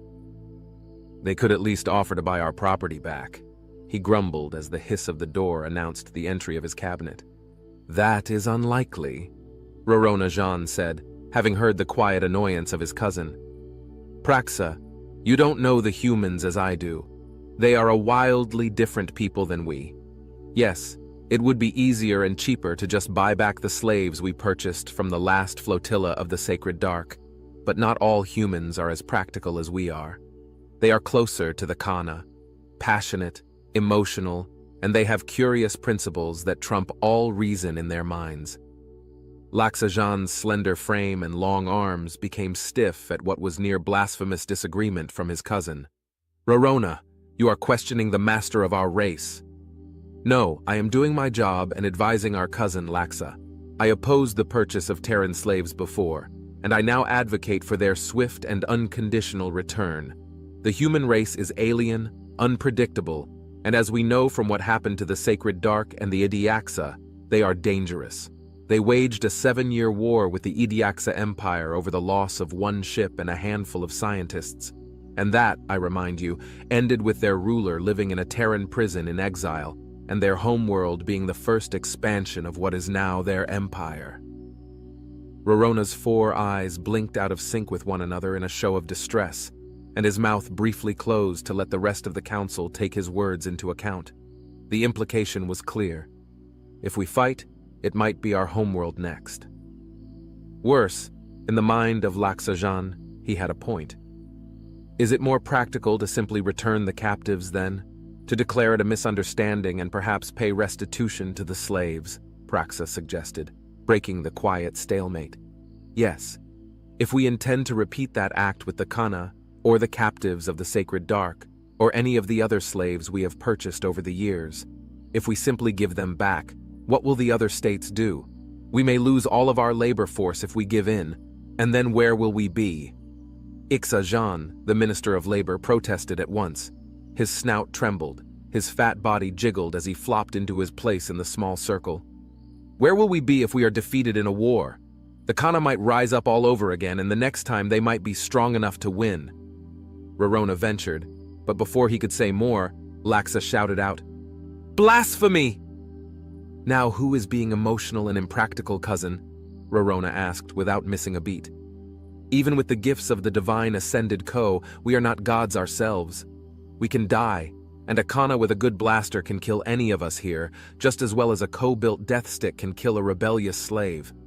If our fleets are shattered, our hyperlanes blockaded, and our shipyards occupied, we will collapse. The Kana were badly mauled in their rebellion, but they are still the vast majority on many worlds that feed our empire. Without our fleet to hold them down, they need only do nothing, and if we cannot send armies and cargo ships, we will starve on a dozen worlds within 3 months. We will appeal to the Ascended Ko, Laxajan exclaimed, and even Praxajan said nothing for a moment. They are the ones who gifted us with the means to reach the stars, to build an empire of our own, and their fleets are stronger than anything in the Terran Empire. If we, their worshippers, are threatened, they will aid us. Praxajan mulled that over in silence. In theory, the Zo were gods who guided the fate of the Intakana Confederacy and gifted them space travel as well as intelligence. In practice, he knew the reality, that the Ascended Zo were a stagnant remnant of a once mighty ancient empire. Whatever had occurred to cause their collapse, it traumatized them so much that their society never expanded beyond its current borders again, and relied on overwhelming technological superiority to bully younger races into compliance with their whims. But then, there was that damn fleet. Laxa was right. It far surpasses anything the Terran Empire has, and they have always been willing to aid their worshippers if we make a sufficient offering. That settled it. Between the coalition of the Intakana Confederation and its allies, and the gods of their religion which held the population in stupefied awe, the weight of President John Brown's short message steadily diminished. "Rorona, if the Zo assist us, can we win?" Praxajan inquired. Roronajan was the least faithful of the Confederacy, one of the few who didn't really believe that the Zo were the gods they presented themselves as. Praxa tolerated his cousin's less than faithful view for 3 reasons. The first was that he was a relative. The second was that he kept his blasphemous attitude confined to the small cabinet meetings. And the last was that his hard-nosed, fact-based approach was vital. He could always be relied upon for sound advice. If they intervene right away? Rorona asked the rhetorical question, and then answered it himself. Then we will win. Our coalition will be able to strike along a broad front, and the Zo are well positioned to strike in concert with the Bavragan mercenaries. But if they do not intervene at once? Rorona chewed on his tongue as he ran the quiet calculations through his mind. We will almost certainly lose, and if we do not, then victory will destroy us just as badly. We will send an offering at once, and then I will send a reply to the ape president, Praxa said as he settled in on his decision. What will you tell them, cousin? Rorona asked. A faint sense of dread at the possibility of war settled into his gut. President Brown sat at his desk and watched as the translation of the Intakana leader's words ran.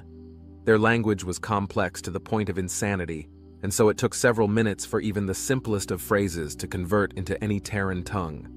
When it did, President Brown's face darkened with rage. If that's how you want it, John thought, and went to check on the movements of the fleet before summoning his press secretary. The entire Terran Republic would hear the message of the Intakana Confederation's response to the demand that they return Terran slaves to their homeland. It would play on a looping news cycle for dissection, and then one day play in history classes where academics would dissect the simple response over and over again, until everyone grew sick of the theories about what was really meant by the words, "Come and get them." Admiral Susan Pike watched the little flotilla of treasure ships as they exited the hyperspace lane. Just as intelligence reported, the Intakana were sending a tribute to the Ascended Ko in the hopes of receiving their aid in the brewing war. And just as intelligence reported, along with the trajectory planning AI of the Terran monitoring stations, they would pass through an uninhabited system on the Ko border. Wait until they pass by the sun, then blow them to Kingdom Come, she ordered. The suns of the various solar systems of the galaxy wrought havoc on hyperlane drives from the most primitive to the most advanced, and while the lanes themselves compressed years of travel to a few weeks, it took as much as a month to go from one hyperlane to the next, without emergency actions that were not guaranteed to work. It meant that the Red Dawn had an easy opportunity for their ambush. The long ships of the Inta Confederation were not without their escorts, but it was more an honor guard than anything else. The white sun glowed in its timeless way, burning bright in the night. A gas giant older than the Earth continued its orbit. The orange and red hues were swirling in patterns that were beautiful from a distance. But up close? Even the Red Dawn would be ripped to shreds if it were caught in the storm those patterns represent. According to the science office, those storms will die one day and are shrinking in intensity by 1% every million years or so. I wonder if it will be as beautiful then, or if we'll still be around to study what's left of it. She shook her head. It was a trivial concern, made even more trivial by way of the impossibility of knowing the answer, and she redirected her focus to the more immediate issue. The Titan-class Red Dawn remained still, with minimal power going for weeks to hide it in the signal noise of the white dwarf star, and now, the proof of their enemies attempting to bribe the ancient and arrogant Co into supporting them, there was only one mission. Stop them. Make ready, Susan whispered as if the convoy of ships could have heard her if she raised her voice even a little bit more. Don't do it. The tiny voice in her head whispered to her. It was one thing to take life during war, to slay soldiers, warriors, those who volunteered or entered into conflict with an awareness of their actions. Even when the odds were stacked against one side or the other, that was just strategy, tactics, and both sides were trying to get the upper hand as soon as possible. But this was not war, and almost none of these were soldiers. Even those who were, they were an honor guard equipped for ceremony and not for combat. It's not war, it's murder, her conscience told her. Begin powering up weapons, minimal power to engines. The Admiral's order was met with a flurry of activity, and in the reflective monitor she could see similar battles being waged across the faces of the Terran crew. Turn back, please, turn back, change your minds, go home, you fools! You're going to spark a war. Just give our people back. She folded her hands behind her back to hide the wringing of her hands as she willed the flotilla to obey her and turn back, to decline to deliver their offering to the Co. They don't know what they're doing. They can't know that billions will die if they continue on. She heard the voice of her human spirit crying out inside her. Sweat that was not there even when engaged in battle against the sacred dark began to form on the black skin of her forehead and drip down, rounding her eye and tracing its way down her cheek. Forward, round the perimeter and hit them as they pass. Don't let them reach the next hyperlane jump point. Lock on their engines, the Admiral said, and felt the motion of the ship beneath her feet. Thanks to the latest upgrades in inertial dampening, she knew that this feeling of lurching forward was an illusion, something created by a career full of familiar expectations when that lurch was the norm. Now it was all in her head, and the youngest officers all insisted they never felt a thing. You're getting older, Susan, she told herself, and began counting off her breaths as they moved around the border of the sun to find the slow-moving ships of the Inta Kana religious envoy and their honor guard of the living dead with them. Fire, she said, and a flurry of beams and torpedoes shot out of the Red Dawn before the little flotilla could even properly grasp the danger. Their attempt to scramble was too little, too late, and 5 torpedoes hit dead center at the engines. 4 ships exploded. The remainder began to spin out wildly as the crew within tried to recover. The arc beams ripped through the unshielded engines of 2 more vessels, and all their ports went dark as power died. The arc emitter line of weapons was unique in that they didn't destroy in the usual sense. Instead, they overloaded and disrupted systems, to include backup systems. The 2 ships struck had now lost all power, and all backup power, shutting down all life support systems. The Admiral couldn't see or hear it, but she knew what was happening. The crews of both ships would have breath gases for a while at least, but inevitably the mere act of breathing would ensure they ran out of whatever passed for air. They would then exhale themselves to death until they choked in the darkness days later. Beams of plasma and phasers were kinder to 6 more ships, the honor guard of the offering vessels. They raised shields and got in the path of those ships they were meant to protect. The Admiral raised her hand in a slow salute to her deceased enemies as the old ceremonial vessels showed that, beautiful as they were with their flowing lines and gold-inlaid patterns, they were not suitable for modern warfare. Each of them exploded in a burst of fire that died in the dark of space, and the powerful beam weapons of the Titan hit the religious ships, as if the guard vessels had not even been in the way in the first place. Brave. Foolish. But brave. Susan thought as her salute was lowered gradually back to her side. The ships they guarded were granted barely a few seconds more of life, but they became their own little sons, just as their guards had a moment before. The last of the ships held on for not 5 minutes more, and then there was nothing. Nothing but the red dawn. The debris they made, and 2 ships of Intakana citizens whose agonizing deaths were now inevitable. Admiral Pike's eyes lingered on the floating fear containers that were once sacred envoys. No prisoners, no talking. Destroy the entire thing. She recalled her orders. There was no ambiguity in them. They're helpless. They've lost. They can't fight anymore. Her conscience told her. Her orders were clear. The easy thing to do would be to board and occupy them. The alternative was to just abandon them to their agonizing ends. Admiral Pike did neither. Fire on those ships, turn them into scrap, she ordered, and for a moment nothing happened. She glanced back at the weapons officer and nodded. He obeyed. Missiles soared through the night and disappeared from view. Then there was nothing to give evidence that they flew at all until the last ships of the Intakana exploded like the ones before them. You're a murderer, her conscience warned her, but the reason behind her orders came to her just as readily. The Ko will probably enter the war no matter what, but if they enter when it begins, the Republic will be overwhelmed this way. We buy years of time to finish the fight and save billions of lives. The price of saving those lives is a handful of Inta ships and a lifetime of sleepless nights for one admiral. I'd call that a bargain. Admiral Pike wiped the sweat from her brow, gritted her teeth, and whispered so quietly that only she could hear her own voice. I can live with that. The tension was so thick and rich that Captain Armand Nelson of the Prometheus could have drizzled it over hot pancakes like syrup, and it wasn't so just for him alone. The whole crew of the Juggernaut-class vessel was itching to just get on with the war and end the staring contest. They were right on the border with the Intakana at the southernmost connecting tip between their empire and the space of the Terran Republic. Everybody knew beyond any doubt that the fight would begin soon. Captain Nelson had no doubt about the outcome in his mind, however.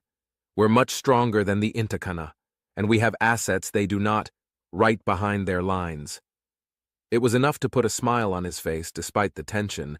Few Terran soldiers really knew how much work had gone into preparing for the battle ahead. He recalled the mission briefing before his departure to this hyperlane. The war began when the challenge was issued and was decided before our first shot was ever fired. It was only in the aftermath of the briefing, after reviewing all the many notes and trigger events that were supposed to prompt certain actions of his own, that he truly understood what that meant. And on this day, the first trumpet of doom for the Intakana Confederation rang. His comm station beeped to draw his attention. "Play it out loud, for the whole ship to hear." His soft voice took on a commanding air he rarely used, and it briefly startled his aide to hear him speak that way. Her eyes shot to him from where she was previously looking, as if unsure it had actually come from him. Having confirmed the reality of her ears, she tapped the ship-wide comm channel and played the message. On this day at 3 p.m. Terran Capital Time, we of the Kana Liberation announce our rebirth and our freedom from the Intakana, their confederation, and all states to which our bodies have been sold for generations. We celebrate this day with attacks on 14 installations and 57 cities across 5 planets, and we formally request admittance into the Terran Republic as citizens. Our people are your people, and your people are our people, if you will have us. Another transmission beeped, and the stunned blonde officer looked his way a second time. Understanding dawned on her as she realized he was expecting this, and he nodded again. The transmission played for the whole ship, just as it did for every other in every Republic fleet. The Terran Republic has voted to accept the Kana Liberation citizens as members of the Republic, with all the rights and securities of any human, the freedom to travel, to work, to petition the court for redress of grievances, and to life, liberty, and the pursuit of happiness. Fingers trembled among the experienced officers who understood the implications of that declaration. The vote was too quick, and its meaning was doubtless. But for the rest of the galaxy, it carried on to clarify. As our people are being held against their will through the ancient crime of forced labor, that scourge of liberty called slavery, the Terran Republic Senate has voted unanimously for the declaration of war upon the Inta Kana Confederacy and all their supporters, and President John Brown has signed the declaration at this moment, 3:01 p.m. Terran Capital Time. All fleets are to engage with the enemies of liberty, secure the freedom of our people, and the freedom of all Republic citizens, no matter where they may be. The transmission died, and Captain Nelson took one brief second more of his life, letting the gravity of the moment settle in on his soul before he said, "Enter the hyperlane, and ready all weapons. We have a job to do."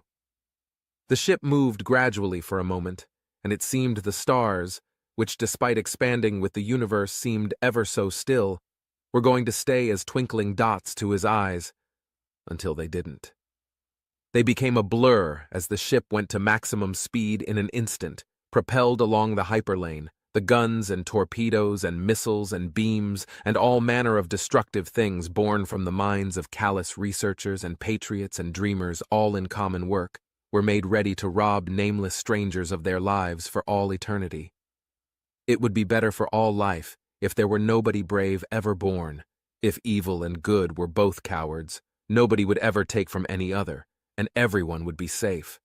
Or failing that, if only everyone who longed to oppress were a coward, if evil created terror in the heart, then good would triumph every time and easily. But I don't get to have either of those worlds. I'm stuck with this one. On the other side of this lane is the Inta Kana fleet, the vast majority of their numbers, brave. Do they come in male or female or both? Or something else? Dead gods. I don't even know what they look like, and I'm going to have to slaughter them by the thousands. The captain's thoughts boggled even himself as he steeled his nerves. In a way, it was worse than the fight against the sacred dark. Those had been more advanced, even if they were less numerous, against the Inta Kana, with the Prometheus in the lead and their greatest admiral en route to join him and probably only months away. This gave him a sense of guilt he lacked before. But then, there was no more time. The white light that blurred the screen in the glow of countless stars was gone. The black of the night sea returned, and in front of him were arrayed some 400 ships to his 70. They're outnumbered, he thought, as he shouted out loud, "Fire!" The ships of the Inta Kana came on bravely, and they made up for their lack of range by waiting directly at the hyperlane exit point, thus robbing Captain Nelson of the long-range advantages of his ships. Lightning and plasmic weaponry fired back and forth. Torpedoes shot off out of nowhere as a lucky AI hack destroyed a guidance system, and they shot off course to disappear into the dark, leaving the battle behind forever. I wonder if they'll still be sailing on for 1 billion years or so. Maybe they'll hit some other poor ship from a species that hasn't even evolved intelligence yet, and they'll wonder about us now. It was a stray, pointless thought that he quickly set aside. The Prometheus was a favorite target. Its size, its fame, its power to repair and build on the way, thanks to the massive atomic assembler nestled near the engine core which harvested elements that stars and supernovas cast off, or could even break down the materials of asteroids if needed, all made it a tempting and strategically significant point of attack. If my ship is destroyed, it will go a long way toward boosting the Inta Kana's belief in their victory. But then, our engineers thankfully understood that. He couldn't help but smirk at the thought as torpedoes and missiles exploded against the shields, while their phaser fire only glowed in futility. The shields wouldn't hold forever, but it didn't need to. His fleet spread out on the wings and began to batter the outside of the Inta Kana formations. The goal of the Inta Kana was clear. Those on the wings were trying to encircle and pound the Terran armada from all sides, while the core was meant to destroy the Juggernaut-class flagship. Die! the captain said, not of their ships or their lives, but of their hopes, and watched as the encirclement attempt became a death sentence, with the smaller ships of the Inta Kana exploding in fire as they spread out, weakening the wings instead of strengthening them. The battleships that made up the majority of the fleet began to sail into the gaps like birds of prey, the close-range fire causing even greater damage than it would have at range. Here and there, a battleship joined the Inta Kana fleet in death, going out in a blaze of glory that diminished his fleet only slightly, and costing the Inta Kana far, far more. From 400 to 300 and 300, down to 150, and down, down, down they went. The death rate spiked as the target-rich environment became target-poor. Poor bastard. He did the best he could. Captain Nelson thought briefly, as he could feel the resolve of his enemy to fight to the very last ship. Even if it bought only 1 day more of repairs for the Terran Armada, he would trade the lives of himself and all his crew. Worthy enemy. He offered quiet praise as the explosions of ships became a cascade, and the flagship of the enemy fleet, which somehow survived until the final hour of its armada, came barreling forward. The last command of the opposing admiral was obvious, as all their remaining ships turned fire directly against the Prometheus. Cannons, remaining missiles, torpedoes, and beam weapons finally saw the collapse of his shields. "You glorious bastard," Captain Nelson muttered as the flagship continued forward. The shields were somehow holding, and it took a full minute to realize why. Life support is an expensive thing, energy-wise, even in the ships of the Terran Republic. It was well understood that a fleet was essentially just colonizing space by wrapping metal around it, and life support was the most important feature. From cycling oxygen to disposing of carbon dioxide, it required a lot of energy to keep everybody alive. But what if you didn't have to do that?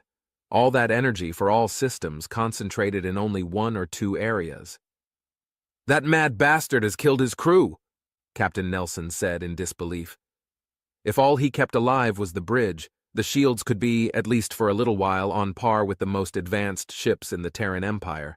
"Bring it down!" He shouted the order, but the handful of remaining enemy ships seemed to have imitated their admiral and flew on intercept courses, becoming shields to let that one ship through. They died at the side of their flagship and bought the precious minutes necessary for the unthinkable. For 1 brief second, the view screen of the Prometheus was dominated by the front of the long ship of the Inta Kana, and then there was only white flames as the ship exploded against the Prometheus, rocking the flagship of the Terran Empire so badly that on every deck, people fell and tumbled to the floor. "Damage report!" Captain Nelson shouted as his crew righted themselves, and after a brief quiet, the answer came. "Forward weapon array incapacitated. Repair bays 1 through 6 are destroyed, and shield system is offline." I wish I knew that one's name. He was on the wrong side, but he was brave, and deserves to be remembered for that, if nothing else. He was as brave as Admiral Yamamoto. Captain Nelson remarked, then added, "Seize their solar collector, and there are 2 small colonies in this system. Signal the transports to begin landing soldiers, occupy these worlds at once. Order the repair ships to get to work, and then gather 20 ships to seize the collectors in the 2 neighboring systems. We'll be moving out within 3 clock days." "Sir, is that really enough time?" his first officer asked, and to the man's surprise, Captain Nelson denied it.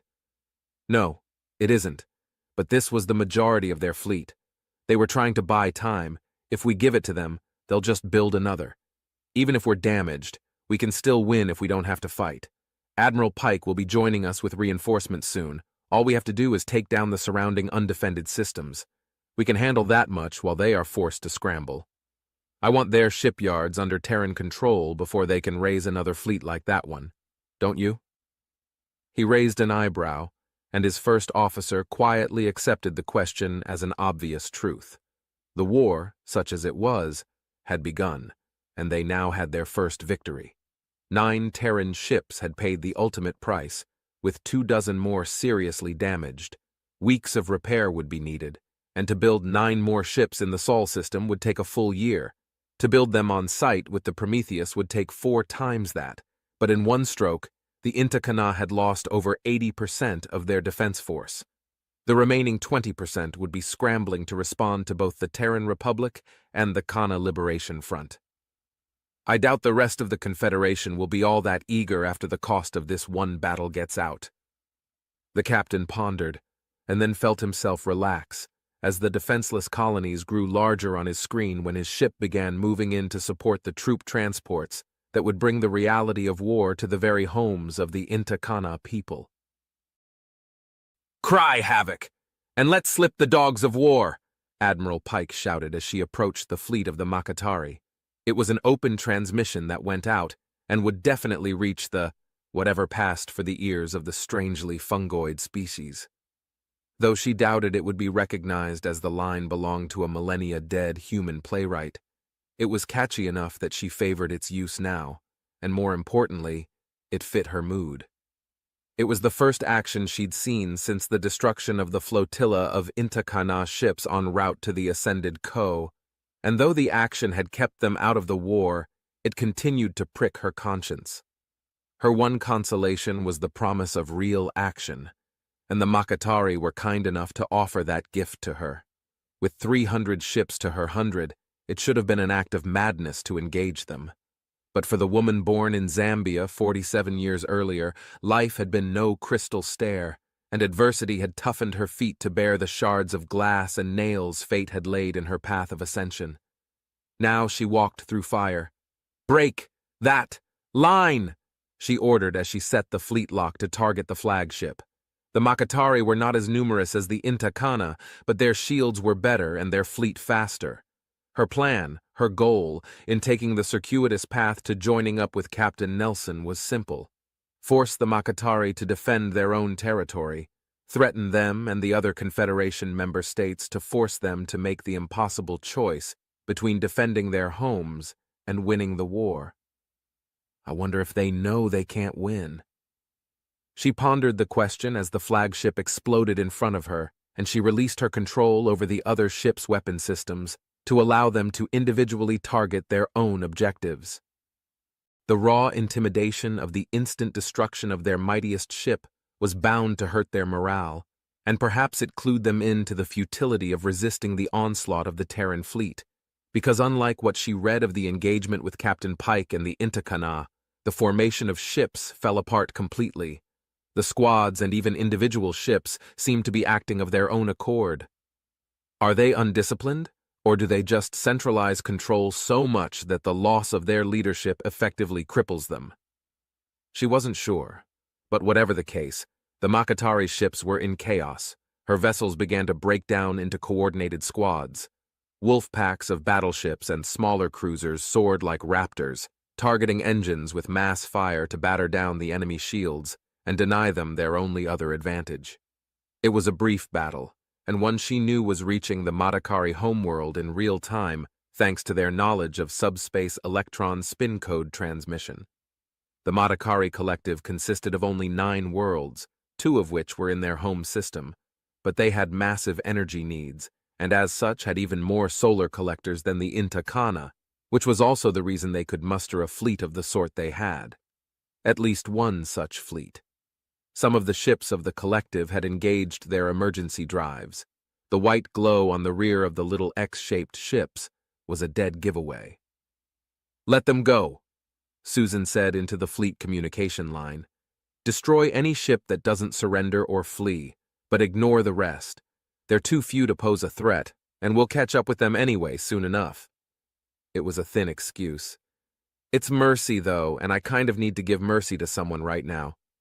There's no reason to kill people who have already given up fighting," she thought, though at heart she knew what she really wanted was to atone, in some small way, for her actions months before. If the battle had distracted her, the mercy appeased her, at least a little.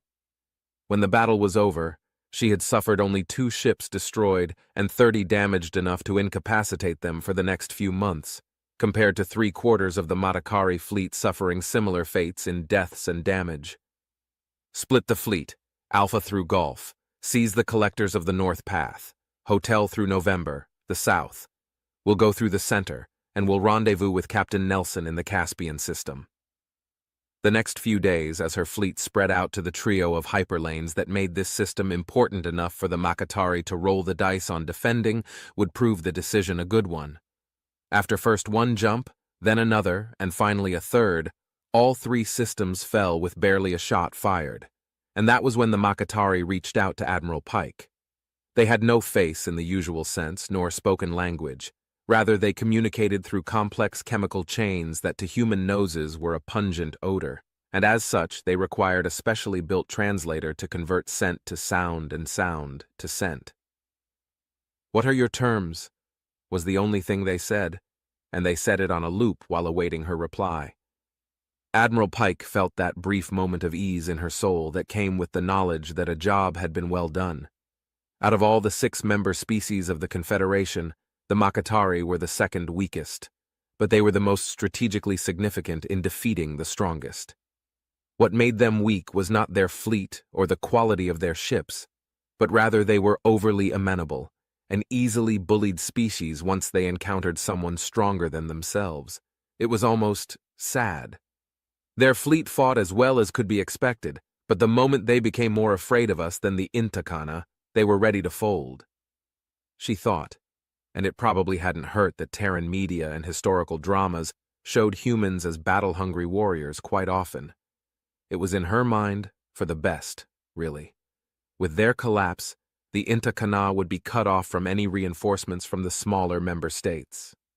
"As long as the Ascended Co do not enter the war, we will win easily," Admiral Pike thought, not for the first time, and not likely for the last time either. She had no doubt of that. They were not the only ancient people whose time in the stars dwarfed humanity by untold millennia, but they were perilously close to the encroaching human empire, and that meant sooner or later words would be traded that would not be friendly. She wanted to keep the Makatari waiting longer, to take more systems before accepting their submission, but that threat on the back burner lingered on in her head, and so as her ship hovered over a yet-to-be-occupied Makatari colony, she answered their calls. "You will surrender your independence to the Terran Empire. Your planets will be occupied by our soldiers, and you will bend your laws to accommodate those of the Empire. This means the use of forced labor will be prohibited, not just of our people, but of any people of any species. If you refuse, after seizing your remaining solar collectors and the systems they occupy, we will begin bombardment of your remaining worlds and hunt down the last of your fleet. Surrender or destruction, one of those will happen, and it will be absolute. You choose which." She then killed the transmission and waited. It did not take long to know their choice. Praxajan twitched as he stared at the star map. The Makatari barely slowed them down. He pounded his hand down on the center of the table, his long arm retracted against his body as he continued to curse the surrendered member of the Confederation. "Our fleet suffered the same fate," Rorona Jean remarked to his cousin. His voice was calm, almost unnaturally so, given the disaster they'd suffered months before. He waited while that bitter pill was swallowed by his cousins, and then added, "We are rebuilding, but so are they. We send another tribute to the Zoe. Something must have happened to the one we paid before." "The gods," Laxajan corrected him. His body shook with outrage as he spoke. "And it is not a tribute. It is an offering. Do not disrespect the gods." His rage was genuine enough that he was already sweating purple blood, but Rorona was untroubled. Laxa's devout nature was well understood now, though he didn't share it. "Call it what you want, but we need their ships and we need them soon. The Makatari falling only compounds our problems, and we don't have the ships or the soldiers to deal with both the Terran Empire and the Kana Liberation Front. Even the human slaves are now up in arms. We're being overrun." He emphasized, "The rest of the Confederacy will fall within 4 months unless we get some serious muscle on our side." Praxajan accepted the implied criticism well enough. Stressed and angry as he felt still, the practical Rorona kept him grounded with a focused and precise assessment of the problem. "We will send another offering to our gods, but until they come to our aid, we will also send payment to the Bavragan mercenaries. Their fleets are numerous, and should pull some pressure from our lines, at least enough to rebuild our fleet and reclaim lost territory. We will make them chase our fleet. We may not be able to defeat them, but if we can exhaust them, well, what kind of a mad people would fight for years over a handful of slaves? They will give up, and we will restore what was lost, and then some, after the ascended Co have humbled them. It felt to all three of them at that moment as if the meeting had ended on a high note. President John Brown glared with rage at the transmission. 1 million humans and another million robots are missing after a Bavragan mercenary incursion. The local militia fleet of 6 battleships which assembled to fend them off was destroyed to the last man. They sent this notification to us. You should have given in to our demands when they were made, humans.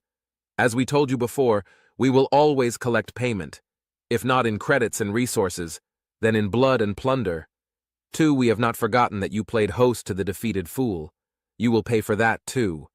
We will always be paid what we are owed. Do not forget that. President Brown's knuckles turned white. His wild, fanatical eyes stared on, a silent curse flowing from the depths of his soul at the outrage, and that outrage was boiling in his guts. It boiled and heated until it erupted in a shout of fury. Remember? Oh yes, I will remember, we will remember.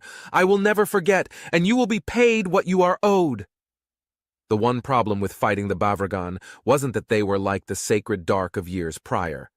It wasn't even that they were not the crazed religious fanatics, but were instead pragmatic and callous exploiters of opportunity, and so would do whatever was in their interests. No, the problem was their location. Seated on the border of the Terran Republic and the Ascended Co, they lived in a no-man's land. They had amassed a fortune in protection money from various states, and such was their military renown that they drew aspiring pirates from all social corners, even from species that the Republic had yet to identify.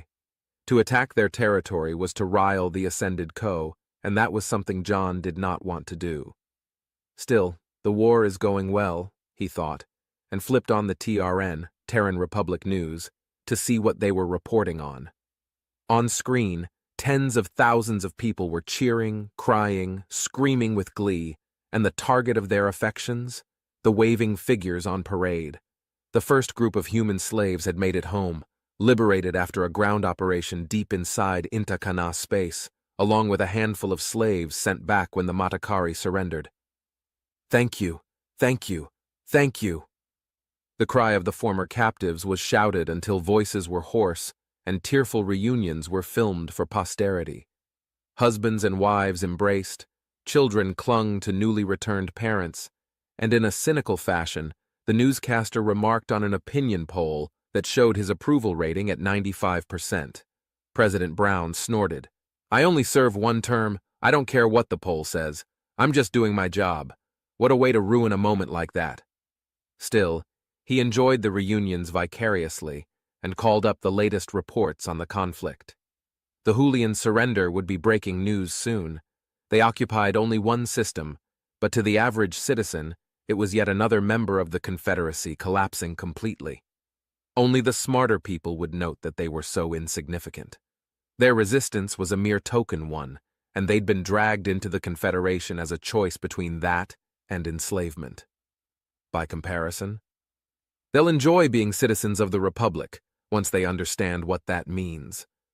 The president thought to himself and began mentally preparing for his speech. The entry of the Bavragan into the war would be a shock to most people, but what was important was not what happened, but rather how people saw it. To that end, President Brown kept the volume low and kept an ear half open to the news while he waited for the inevitable report. I'll need to make a statement, something to set the tone for what lies ahead. His mind raced ahead on a single track of thought, barreling forward faster than a ship down a hyperlane. It came to the only answer, just as the first report filtered in on the screen. He turned an eye toward it to watch the reporter, a young woman no doubt in her 20s, her eyes horrified at what she was saying, tell the Republic what he already knew. The thousands dead, the missing, the shattered militia fleet. John got up from behind his desk and went to stand on the holopad in his office. There he waited until the request reached him for commentary. Before he answered, he scrolled through the list of comments and the trend of social communications. Are we supposed to fight everybody? How could this happen? Can we really just keep going like this? Fear was a common sentiment. Fear was the enemy, worse than any armada of any people. He tapped the press connection indicator, and as his image appeared in front of every reporter requesting a comment, he jumped ahead of them all and began to speak. The friendship will not happen twice. That was the promise made so long ago by President Taylor. We have kept that promise year after year through each administration. However, we must not forget the lesson that came with it, that contact with those who share not our ways is dangerous beyond words. They come with fire to instill fear in you, to take your children and yourselves as slaves, to destroy everything we value, from our freedoms to our families. Even now, as we welcome the first of our people home, more were taken from us, showing that there is no safety for mankind except in victory, that freedom can only be bought with blood, either ours or those who would take it from us. His rage was on full display, and his fierce, fanatical gaze seemed to lock on every man and woman who looked his way, whether he could see them or not. We will not be taken from. We will not be crushed. The Republic will spread out to cover every threat to us until there are no threats left. If they bring us war, we will bring the war to their doorstep. Look on the marked faces and hungry bodies of those who have come home from bondage. Will we let that happen to us all? I will not even if I have to fight from the very steps of the center of government. Not if I have to use my ancient desk as cover while I fire a rifle myself. They say they will give us death if we do not give up our liberty, and I say, give me liberty or give me death. Fear became rage as patriotic music began to play, orchestrated by his press secretary, and though he couldn't be sure, at their prompting it was likely that when the enlistment options appeared on screens around the Republic, that was her doing. Within hours of his speech, the Republic Senate had a one-page bill in front of them for voting, and this one-page bill had only one sentence. Let it be resolved that the Terran Defense Force shall have no restrictions on the budget or staff of its fleet or ground troops for the next 4 years, or until the war is brought to its conclusion, whichever comes first. Were it not for the now quiet rage that seethed inside of President Brown, he would have called it a very good day. How? How are they doing it? Praxajan's arms wrapped around his head to hide his face, and the horror he felt. It was only polite to do, and dire situation or not, but remembering his manners did nothing to change the dire nature of their situation. Why is a better question, cousin, Rorona remarked. His eyes were half closed with weariness, but in spite of the physical symptoms, his voice at least was as level and focused as ever. I think I can answer how easily enough. Fine, start with how and then we can get to why, Praxa exclaimed, and for once, with the absence of their highest priest, Rorona could relax and give his answer without fear of interruption. They are using the Kana Liberation Front. Finding the hyperlanes should have taken time, collectively buying us months to raise more defenses, but, as you know, some members of the Kana rebellion managed to flee into the territory of the Terran Republic. I'm sure they're aiding our enemies, providing them with maps, layouts of defenses, anything they know of our territory, and since their race served as slaves all over our empire, I have no doubt the Terrans arrived in these systems already knowing what they needed to. We're scrambling to meet them, and we've destroyed a few ships, but cousin, we may need to surrender soon, if for no other reason than the Kana will want their crack at revenge. He reflexively looked at the place usually occupied by their mutual cousin, and it was almost odd to not hear the accusation of blasphemy being hurled his way. But odd or not, it remained a relief. Praxa unwrapped his arms as he forced his expression to one of neutrality. Then, why? Why are they doing that? As I tried to warn you before, Praxa, Rorona said as gently as he could. Cousin or not, he was still their ruler. Humans are often motivated more by principle than practicality. We enslaved their people, and for some reason that makes them very prickly. I admit, it is strange that they aren't enslaving the Kana. Perhaps they will later. But it appears to me that they employ a strange form of belief they call egalitarianism or equality. It makes all people equal under their laws, and they apply that even to species that are not their own. Preposterous. They exterminated the sacred dark, did they not? Not to mention the Idiaxa.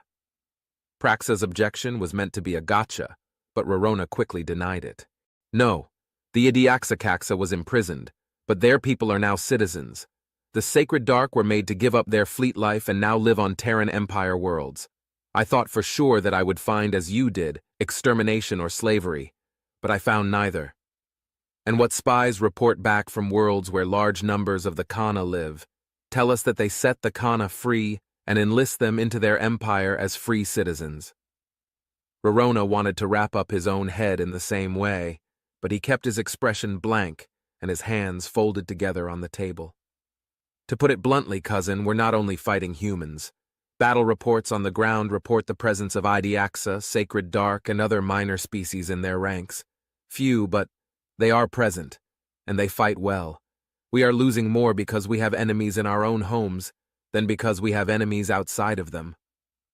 Rorona's words were an unthinkable admission, not just in that he acknowledged their steady defeat, but also the blasphemous reason of why they were being overthrown. A minor beep caught Praxa's attention.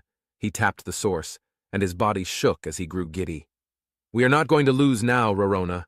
The Bavragan have attacked Terran worlds, and the Ko are on the move. If we hold on, they will be forced to retreat, and we can take back all that was lost, crush the Kana again, and then take the fight to the Empire of Man, turn this whole war around, and have so many slaves at our disposal that we will need to cull half their numbers just to make them manageable. This day hasn't ended so badly after all. Praxa said with a delightful air about him that Rorona could not mimic. The gods bless us after all. The House of Jean will rule for 1,000 cycles no matter what the humans try to do. Isn't that marvelous?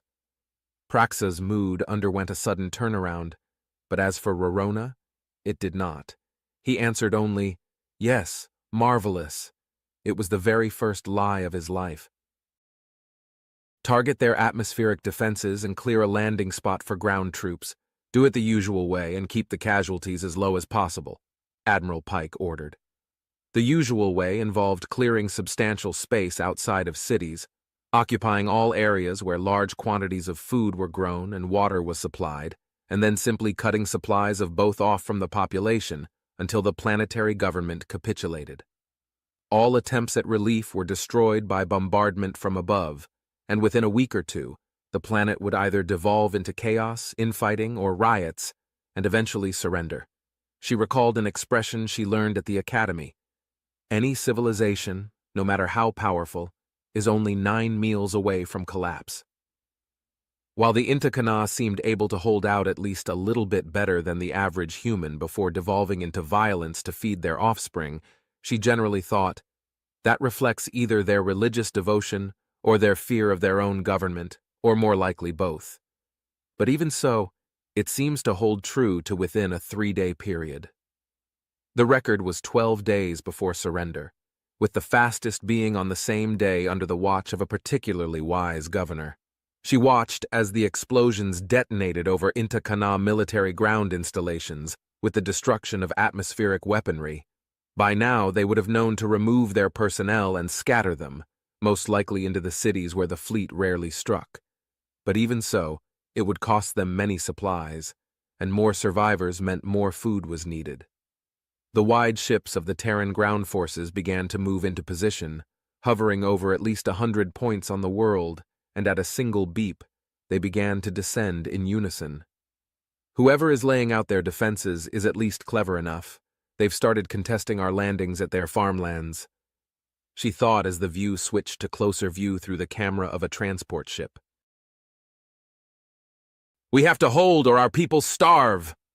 The order given by Colonel Saraxalan was swift. The order was loud, but the snout of the presiding officer was stiff with terror. His entire body felt like leather. The fall of the water supply to his base had left them all on short rations. Like most living things, water was vital to survival for the Intakana, and its lack was crippling. Mercifully, the water supply to cities had not been cut off, but the military sources were just gone. Mobile bases. Whoever heard of something so insane? He wondered about that, But the answer was clear. Humans. Humans heard of them. The human transports were much larger than the Intakana confederations were, and at first most believed this to mean that the human armies were much larger than the norm, however. It turned out that the humans brought more equipment than anyone else did, and that equipment included modular military bases, small outpost models of dense metal that fit together like puzzle pieces and could hold 100 soldiers as well as AI turrets. Overwhelming them should have been easy, but their guns created a wide spread of enfilading fire that let these small bases control a large area, combined with bombardment from the Terran armada above. Overwhelming the little bases was impossible. And worse, he was now surrounded. We have to hold on. If we can just hold on until the fleet arrives. If we can just hold on, the colonel repeated in his head as he watched the Terran ground forces begin their advance. Xenomorphs. He cursed them to the gods as they crested the hill, genetically modified monsters that raced on all fours over the ground, tearing out chunks and casting them aside as if they were at war with the world beneath their claws and not the living soldiers toward which they advanced. Xenomorphs were armored living weapons with AI-prompted implants that helped focus their instincts on the genetic signatures of those who they were set against. They had no sense of mercy to speak of and came in a few varieties of horror.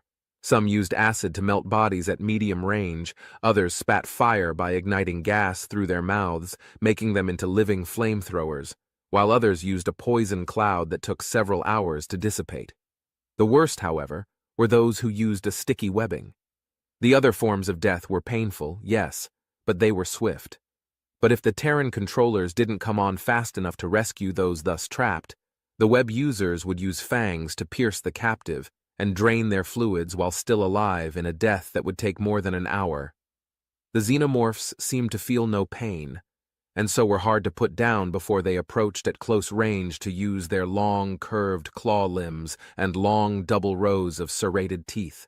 The very armor meant to help the Intakana infantry survive only dragged out the agony of their deaths. Heavy armor could crush them. Close explosions would destroy their organs. They could die, but they were legion. Then there were the genetically modified humans. A long-range round exploded a captain's head right beside Saraxa. The pink innards spattered as the body dropped. "Sniper!" he cursed. It was an ugly reality of fighting humans. "I believed we were apex predators, but this is another level," he cried out in his head as he dropped to the ground and scurried back into the building to take remote control of their position's defenses. His was the linchpin of the defense of their food supplies. As long as he held out, the cities would refuse to submit. The human depth perception was unusually good, and they created complicated weapons that took advantage of their natural desire to deal death at a distance, which was bad enough. But when he looked at the screen, he could see the drone cam identified a human frontline infantryman. Reactive armor plating protected his chest, and a helmet fully covered his head, giving the already alien being an even more terrifying appearance. His handheld semi-automatic weapon was tipped with a long, ugly blade for close combat. And that was the horrifying thing. Human soldiers didn't mind closing the gap. The soldier disappeared as he jumped into an Intakana trench. "Target that position! Take him down!" Saraxa shouted into the microphone. Even one human inside their positions was a disaster. Screams and wails were followed by a splash of blood that went up over the top of the little defensive position, and a half a dozen Intakana began scrambling out to flee. The drone caught sight of it, and Saraxa cursed again. Incoming rockets fell on the position, possibly taking out the human, possibly not. The red dust and clods of plants obscured his view. But what he did see was the next horror. Kana infantry were cresting the hill, alongside Idiaxa and sacred dark soldiers, each clad in armor tailored to them, and bearing Terran-made modified weaponry. The sound of rockets coming in and being shot down by his little base's automated defenses spoke of the inevitable end. Saraxa could feel it. Holding on against hope, he kept shouting orders into his automatic audio router to try something, anything, to stem the tide as the walls were overcome and the xenomorphs began attacking isolated buildings, locking down position after position until the human infantry and their alien lackeys fell in to begin to finish the brutal work. At least most of us won't be eaten. Soraxa thought as he watched them close in on his position and herald the end of his people as masters of their fates. When he awoke, weeks later, it was to the sight of a white and red-clad human standing over him, speaking into a translator telling him, "Welcome back. It looks like you're going to survive after all. I win my bet." It was the first relief the colonel had felt in months. President John Brown looked at the screen. The ascended co-representative was wreathed in darkness, as was their usual way. Thus far, no technology had been able to properly pierce the darkness to see them up close. Their religion, what he knew of it, held that they were born of black holes, and the closest they came to restoring themselves to their rightful place in the order of the universe was to wreathe themselves in an all-consuming darkness that even light could not illuminate. Humanity will pull back. The transmission was garbled, sounding much like a radio wave recording of nuclear tests. "Humanity will not pull back," John declared and leaned forward over his desk toward the transmitted black space. "Humanity will pull back, or the ascended co will kill you by the billions." The blackness declared, "We will bless your lives with death and teach you to humble yourselves before the birthers of the galaxy." "We refuse," President Brown said, his eyes staring deep into the dark, willing it to part to reveal the source of the voice. "They have taken our people's freedom. They aided in taking our lives. We will not give in, not to them, not to their allies, and not to you." "You will regret your choice," the black said. "Not as much as you will. It doesn't matter how strong you are, we are set upon a path we will not turn back from. We will never give in. Not until every slave is free. Not until every enemy of mankind has been broken on the shores of our will. We will fight to the bitter end, and it does not matter if you are stronger, the bigger you are, the harder you will fall." John's slender jaw was set like stone in his unwavering defiance, and the co-representative, wherever it was within the black, seemed to hesitate. "You will lose billions," he warned.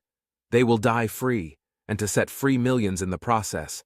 That's a worthy cause to die for, far better than most could ever be. Do what you want, and see if you can live with the consequences as well as we can," John retorted. "No one has ever stood against a co-armada and won," the speaker replied. "Yet," John answered, and killed the transmission. Praxa Jean was practically dancing with glee as he watched the screen. The Ascended Co were bombarding a Terran world, and casualty estimates were coming in from Rorona Jean's department that put human deaths in the hundreds of millions. When Rorona entered the room, he didn't hesitate. "They did it! The Ascended Co have invaded the Terran Empire!" he shouted with delight. But his cousin did not, for reasons not readily clear, share his joy. Rorona approached the table and sat down, his drooping snout swaying a little and his long, thin arms folding together on the table in front of himself. "Didn't you hear me?" Praxa shouted with delight, a lot louder this time as he repeated himself about the invasion. "I know, cousin," Rorona replied. His voice, far from exuberant, was more stressed than ever. "Then why aren't you celebrating? The humans can't possibly win. They're at war with gods. What can they hope to do but die?" Praxa cried out, almost desperately trying to pull joy out of his dour cousin's strained soul. "Computer," Rorona called out to their AI system, "bring up the recent transmissions that have gone up across the Terran Empire." The screen transitioned away from the sight of the Ascended Co-Armada and to a public streaming service. "Buy war bonds! Build the ships that will save us all! Every purchase is an investment in our future. And if you have no credits, join the service. Take up the rifle, cannon, and ship and fight in every breach to keep back the nightmare.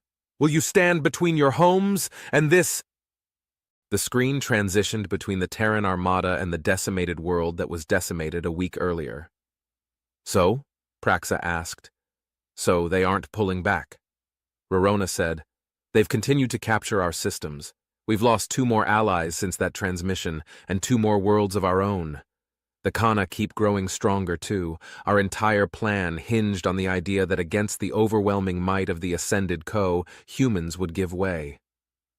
But they're not. I'm sure our cousin sacrificed his life to the Ko to get their aid, but it isn't enough. Rorona finally let some emotion into his voice and shouted at the ruler of their empire. Praxa stepped back in shock at Rorona's words. We have no fleet left, just a handful of frigates and cruisers that are barely enough to handle pirates, let alone an entire Terran armada. The Ko no longer matter. They came too late, and the humans aren't drawing back from us. I fear we have to surrender. If we do so now, we can get some good terms. We can gain protection against retribution from the Kana. We can save hundreds of millions of lives. No! Praxa shouted in horror. His entire body froze as if trapped in ice. It was unthinkable. But Rorona wasn't done. They already hold billions of our people effectively hostage, and they've restrained themselves from slaughtering our cities. Strange as it sounds, it seems they've even treated our wounded. I don't know what to make of it. They crush our armies, and then heal the wounded afterward and let our captives go to live lives as civilians. Whatever the reason, I think it means we can get good terms. But if we don't yield, we have nothing left to fight with. Rorona let his hands fall from off the table to hang at his side. Praxa balled his hands into fists. We will fight to the death. I don't care if we have to fight until the very last one of our people is in the grave. We will hold on until the humans surrender to the Ko. Then we will reclaim our empire, slaughter the Kana until they are 1/100th of their current numbers, claim the human captives of the gods as slaves to replace the lost lives, and then dominate the rest of our treasonous allies in the same way. Our empire will rule as it was always meant to. No more compromise, and the Terrans will be remembered for their hubris in the face of divinity, Praxajan declared, and waited for his cousin to bow to his will as he always did. Rorona bowed his head. Do you remember when we were young, cousin, and the question of which of us should rule between the three of us, and you offered to pit 100 of your supporters against 100 of mine? I do. You gave in to my will instead. Praxa replied, and you have been faithful to me ever since. Yes, but you never asked me why I gave in, so would you do me the honor of asking me why now? Rorona replied. Praxa tilted his head a little. Very well, I don't see the relevance, but why? Because you wanted it more than I, and I wasn't willing to let my mate get hurt by your ambition. You were clever, and I trusted that you would listen to reason. I thought you could rule at least as well as I could have. That is why I convinced our late cousin to join the priesthood and serve the gods, and bowed to your will then, as I always have. Rorona answered, and Praxa preened a little at that. You have been faithful to me, but why do you bring that up now when we are so close to turning defeat into triumph? Praxa asked. Computer, Rorona said. Playback transmission X24601, X42, X3.14, X001, and X69 in multi-screen mode. The videos blinked to life all at once. There was an obviously smuggled spy video showing no fewer than 20 battleships in various stages of production. There were 6 more being built on each of the following images, and then in the last screen, a projected path of the 3 Terran armadas that were closing in on the interior planets of what was left of the Intakana Empire. These, cousin, have changed my mind about everything, and I am sorry, Rorona said in a quiet, reasoned voice. Praxa barely had time to comprehend those words while he watched the videos play before his eyes. When he did, and turned his eyes toward his cousin, he saw that Rorona was no longer seated. He was standing, and he was holding a weapon in his hand. The shot was like thunder, and Praxa didn't feel the pain for several seconds. He tried to move his limp snout to ask why, but already his strength was fleeing him, and his body was falling forward to die on the table from which he'd ruled his empire and run it into the ground. You're probably wondering why, cousin, so as a parting gift I will tell you, Rorona said as he approached the limp and dying body. As long as you ruled, President Brown would not have accepted any offer of peace. He is a fanatic on par with any of our priests. But if you are dead, I can negotiate an end, a surrender that will spare our people slaughter and suffering. We may lose our empire, but if studying our enemy has shown me anything, it is that defeat is sometimes more prosperous than victory. I will surrender, and I will do as the Kaksak did, offering myself as you never would have, if that will satisfy them. But if nothing else, I will ensure we continue even without you." Praxajan wanted to shout, to rage, to scream, to attack the traitor. But he couldn't move. He couldn't move, and soon he couldn't even feel his wound. His eyes went hollow, and the last thing he saw was Rorona reaching for the chair in which the masters of the Empire had sat for centuries. The last thing he felt was the floor, as his body was dumped out of the way to let his cousin take his place. Then there was nothing. Not ever again. Rorona spared a pitying look at his cousin, and then said, "Open a diplomatic channel." What he had to do, and that was enough. Roronajan stood in front of the video monitor that would transmit his image and his words out to the whole of his empire, even the worlds that were currently occupied, if the Terran Empire didn't jam the signal. Though whether they'd done that or not, he was unsure. Emperor Praxajan is dead. He has taken his own life as a way to take responsibility for his failure to secure the Intakana Confederation's safety and future.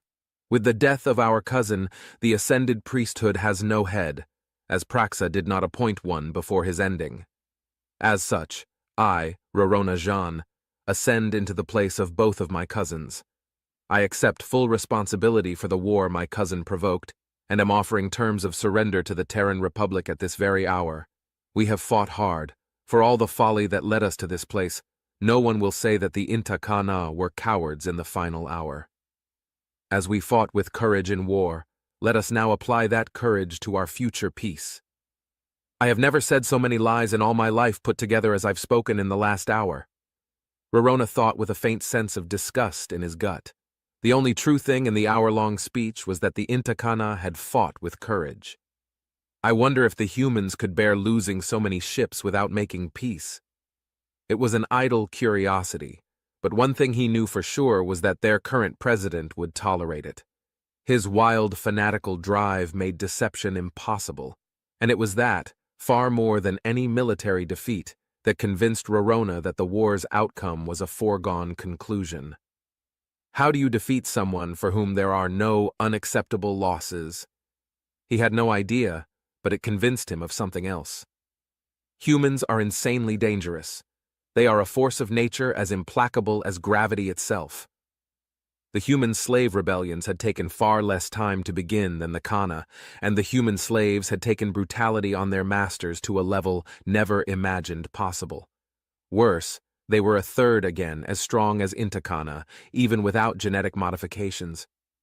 Even if we won, we would just change the war from being far out in space to being in our own homes and cities as human slaves came within knife reach.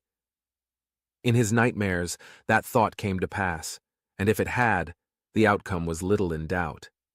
We would be extinct. We would be the first species to go extinct because of victory. Out of all the lies he told to the Intakana, there was one he told with a deeper purpose. He wanted the population anxious, thinking about the end of the war, to make their resistance crumble early. If he'd told them that the Terran president had already accepted the terms he offered, they might have been shocked, or thought it a trick, or started wondering about the conditions under which Praxa had died. Not that investigation would find anything. The body was already modified to reflect a self-inflicted wound, and within a few hours, his final message would confirm the truth. He doubted anyone would be much interested in looking into the matter, not when he made both a convenient scapegoat and a convenient martyr, bearing the blame in their place as well as being redeemed by his sacrifice at the end. The story had all the elements Rorona could have asked for in a cover story.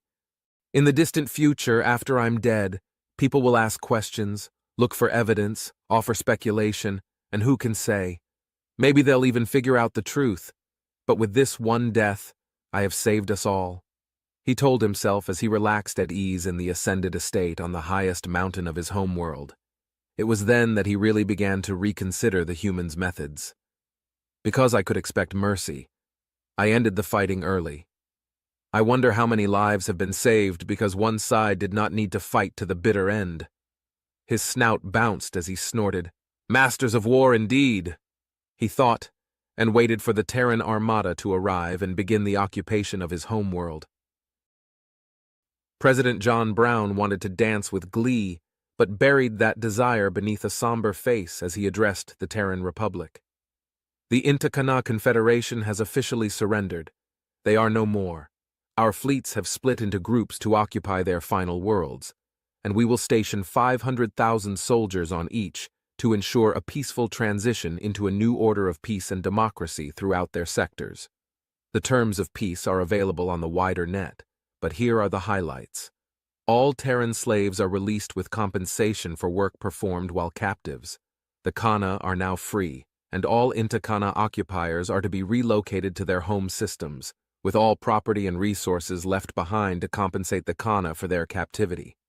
Overseers, slave traders, and owners of slaves on those worlds are to be sentenced to hard labor for 20 years before they are allowed to join the others in departure. However, a single Intakana death at any labor facility will result in the freedom of all other prisoners. The Intakana fleet is to be turned over to the Terran Republic, and the worlds we have captured will remain in our possession with no Intakana or other Confederation member races deported or deprived of property, granting them full rights as citizens of our republic within 1 year, following a period of re-education to teach them what that means for them. The Kana are prohibited any off-world retaliation, and all slaving companies are to be broken up and set to compensating their former victims and arranging for the reunification of the broken-up families from around what was Confederation space. The remaining unoccupied Intakana will be turned into a protectorate state, pending a plan of broader integration into the Terran Republic. There were other points as well, but they were trivial, and already broadcasts showed the former Terran slaves being moved onto transports bound for the Terran Republic. Rorona either moves with uncommon speed, or he had this in mind before the proposal. It really makes me wonder if he had anything to do with Praxajan's suicide. It was an idle thought in the aftermath of his address, and far too irrelevant for him to spend much time on it. Even with the end of the war in the West, there was another problem. A transmission came in telling him exactly what that problem was too. Planet Exer has fallen to a co-invasion. John felt more of his hair turn white. Before checking the details of the message, he cycled over to the fleet construction report. Another 3 months, he mumbled, but then went over to the recruitment report for the infantry. On 20 worlds, the numbers were tremendous, and some of those worlds were not too far away from the victorious fleets of the Western space. The order was obvious. Transmit orders to all fleets. Those not engaged in direct occupation are to return to our space, link up with ground forces at designated assembly systems, and chase the invaders off. He then sent a funding request to the Senate to allocate resources from the occupied Confederation worlds to the building of yet more battleships. No sooner than he'd sent that order than another message came in from the Ascended Co. Submit to us. You have lost the fight. They sent one of those every single time they occupied a world, and they'd captured 9 worlds already. John usually ignored them, but this time he chose to respond. He hit the response icon and shouted, "I have not yet begun to fight," and then he killed the link again. Admiral Nelson of the Red Dawn never let his tension show to his subordinates. He left that to the AI scenarios he ran in private in the Hollow Suite, using the estimated power of the Co-starships to create battle scenarios. Defeat after defeat by the Ascended Co had 9 worlds overrun and occupied by those who styled themselves as gods by the time his armada, which he'd built on the move, even turned around. Admiral Pike was on the way to the same destination as himself, but as of right now it appeared she would have to divert her path to start recapturing occupied worlds. The population is committed now, but if we're humiliated at this stage, what good will all our previous victories do? That was the great concern. Other peoples were growing in power. Smaller nation-states and empires were being gobbled up by their neighbors, and according to the leading military experts and their advisors, it wouldn't be long before the Republic of Man could be rivaled by some fairly aggressive neighbors. Humiliation before them? Occupied worlds given back only with meek pleading and supplication? Armadas broken so badly that it would take decades to rebuild? We may as well lie down before our neighbors and hope they are not too rough with us. How long until we get there? He asked his navigation officer. 3 more months, sir. She answered with quiet dread. He hadn't forbidden the running of simulations against the Co, other than the ones that were official in nature. But if they had, and he was sure they knew what he knew. That the Co Armada was more powerful than anything else humanity had ever faced.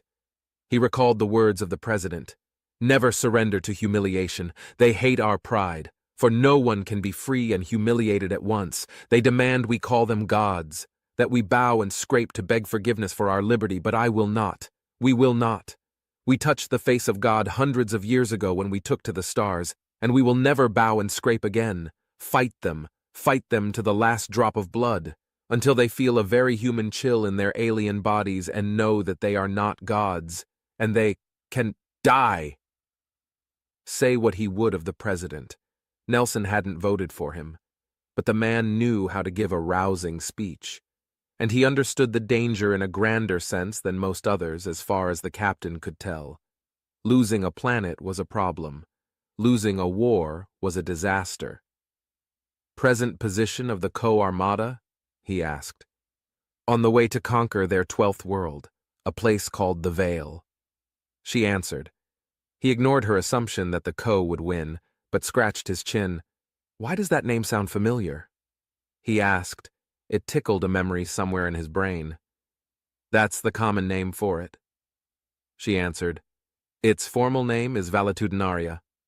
The colony is settled mostly by military veterans who found it hard to adapt to civilian life. Recognition snapped into his mind. Everybody knew that colony. At least every military person. It offered free land and a modular home for every veteran willing to settle there and donate 1 day a week of work to terraforming an unsettled region. It was famous for its mountains and its beautiful, peaceful scenery. Surprisingly, it even welcomed veterans from the Sacred Dark, the Ediaxa, and other conquered species. A soldier is a soldier, was the attitude of their governor, a retired general whose name escaped him at the moment. More famously than their residents, however, was the highly militaristic culture that governed the planet. A little smile was on his face for the first time in weeks. Sir? His navigation officer asked. Is everything all right? Oh yes, everything is fine. I was just feeling sorry for them. Captain Nelson answered. For the planet? She asked with a sage nod. No, he replied. For the Co. Admiral Vorksa watched the Terran starbase crumble under withering fire. It, like most of their defenses, had been pathetic, far too weak to be worth much. So far, there hadn't even been a viable fleet to oppose him or his people. Ground defenses were light, too, with only a handful of police and a few militia organized by the local recruiting stations for their military. Citizen militia were armed, and there had been casualties. Darkness, damn them! There had been casualties. However, world by world, the Terran Republic gave way to the divinity of the ascended Co. But there was a problem. Why don't they give in? He growled and tensed the finger claws of his hands which held onto his seat. That question was being debated heavily among the council. The one-time heretics of the Intakana had defied the divine will of the Co. It had taken only a handful of battles to bring them back into the fold. The Bavragan needed only one battle to know never to encroach. And yet, they have 50 worlds and we've taken almost 1/5 of them. How can they not know they're beaten? He asked himself that a great deal, even on the worlds that were occupied, handfuls of humans continued to resist, hiding in the larger population and inflicting small acts of sabotage and murder. Begin the landing operation. Seize this Vale world. I want it brought to heel in 5 days. He ordered the troop transports to begin and watched them descend on the world below. The fleet would be held here while it was taken, but a few days of rest would be good for the fleet before moving on. 3 weeks later, he sat slumped in his chair looking at the latest disaster report. How exactly did they ambush us this time? He asked. They defecated on our life sensors to give the illusion of large numbers, and laid something they call booby traps everywhere, to kill those who came to capture or kill the imaginary army. The exhausted face of the co-ground leader was only a hint of the deep frustration that was being felt by the ones who actually go out and fight the maniacs. He exhaled hard. 2 days before, it had been balloons of military equipment over top of generators to give a false heat signature. Before that, it had been disguising themselves using the skins of animals to get close. Before that, it had been secretly filling artillery with concrete in the middle of the night and then provoking a counterfire. And on top of that, it seemed there was a gun behind every rock and blade of grass. We are gods. Have we finally found devils? The Admiral wondered as the chill ran down his spine. Should we split the fleet? That was the 9th time that had been asked in the last month. Admiral Vorksa glanced at the screen. The world below was in ruins. It hadn't had major cities, but those small ones it held were now more or less flattened. He swiped his hand in front of the screen and the camera began to pan. Valleys that once had a small river were now still flooding. I can't believe they lured us in there and then detonated their own dam. 3,000 gods had died that day, with more requiring bodily augmentation to live functional lives, and then there was all that precious equipment. Somehow they'd stumbled upon a massive human army, and they weren't even halfway to the Sol system. No, they are only human.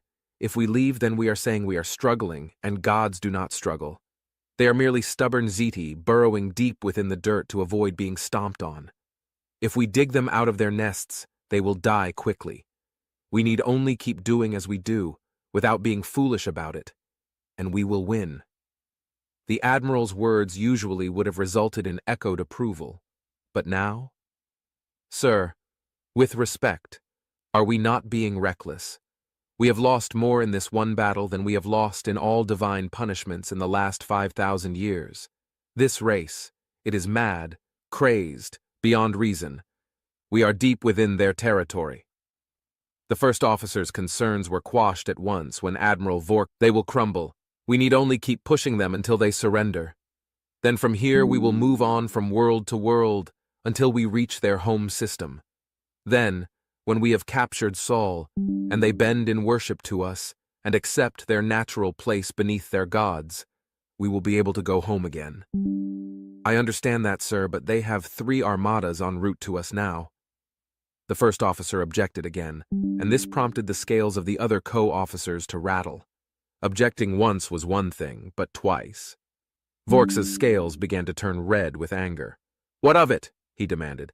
As I tried to say, sir, this came in at the start of this cycle. The first officer committed another breach of protocol and swiped the screen away, instead bringing up a transmission. They land! They come back! They come back! It was a meaningless message until the first officer brought up the stellar map again and pointed to the world of origin, and the co-signal transmission stopped. The humans retook a world we took from them. They send transports from 5 or 6 worlds around our occupations, and are descending on others. They are winning back what we have conquered, and still their fleet comes on, while we sit here fighting on a world that has nothing on it to fight over, except for who controls it. The first officer's words created a rattle in the scales of all the present gods. This world does not matter. To humiliate the Terran Empire, we must take Sol. Fighting over this world is pointless except that we have already begun it. We need to move, the first officer declared, and Vorksa sat sullen and displeased as he looked at the stellar map.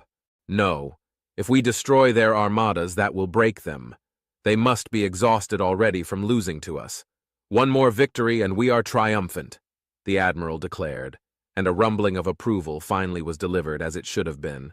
As if we need fear defeat. We are gods. What are these but mere apes of a backwater world? His scales rattled in disgust as he went about approving new operations to hunt down the local resistance. They'll run out of tricks soon enough. We only have to keep going, he told himself as his confidence reasserted itself again. I would give a long speech to you about your bravery and courage and the fight for our future, but there's no need for that. President Brown said in front of the line of ships, You are brave, and for the brave, a few words are as good as many. Go, fight, destroy the Co. And whether you come back or not, you will live forever in our memories, and forever in their nightmares. "Hurrah! Hurrah! Hurrah!" The voices of the tens of thousands of crew members went up. Space Marines in their customary black armor raised up their guns, pumping their arms with every cheer. They came from all corners of the Republic, and their war cries and dread vision dominated the screens, not just within the Republic itself, but outside of the Republic, where curious onlookers expected to watch the nascent power of the Terran Republic crumble to dust before being swept into the ash bin of history.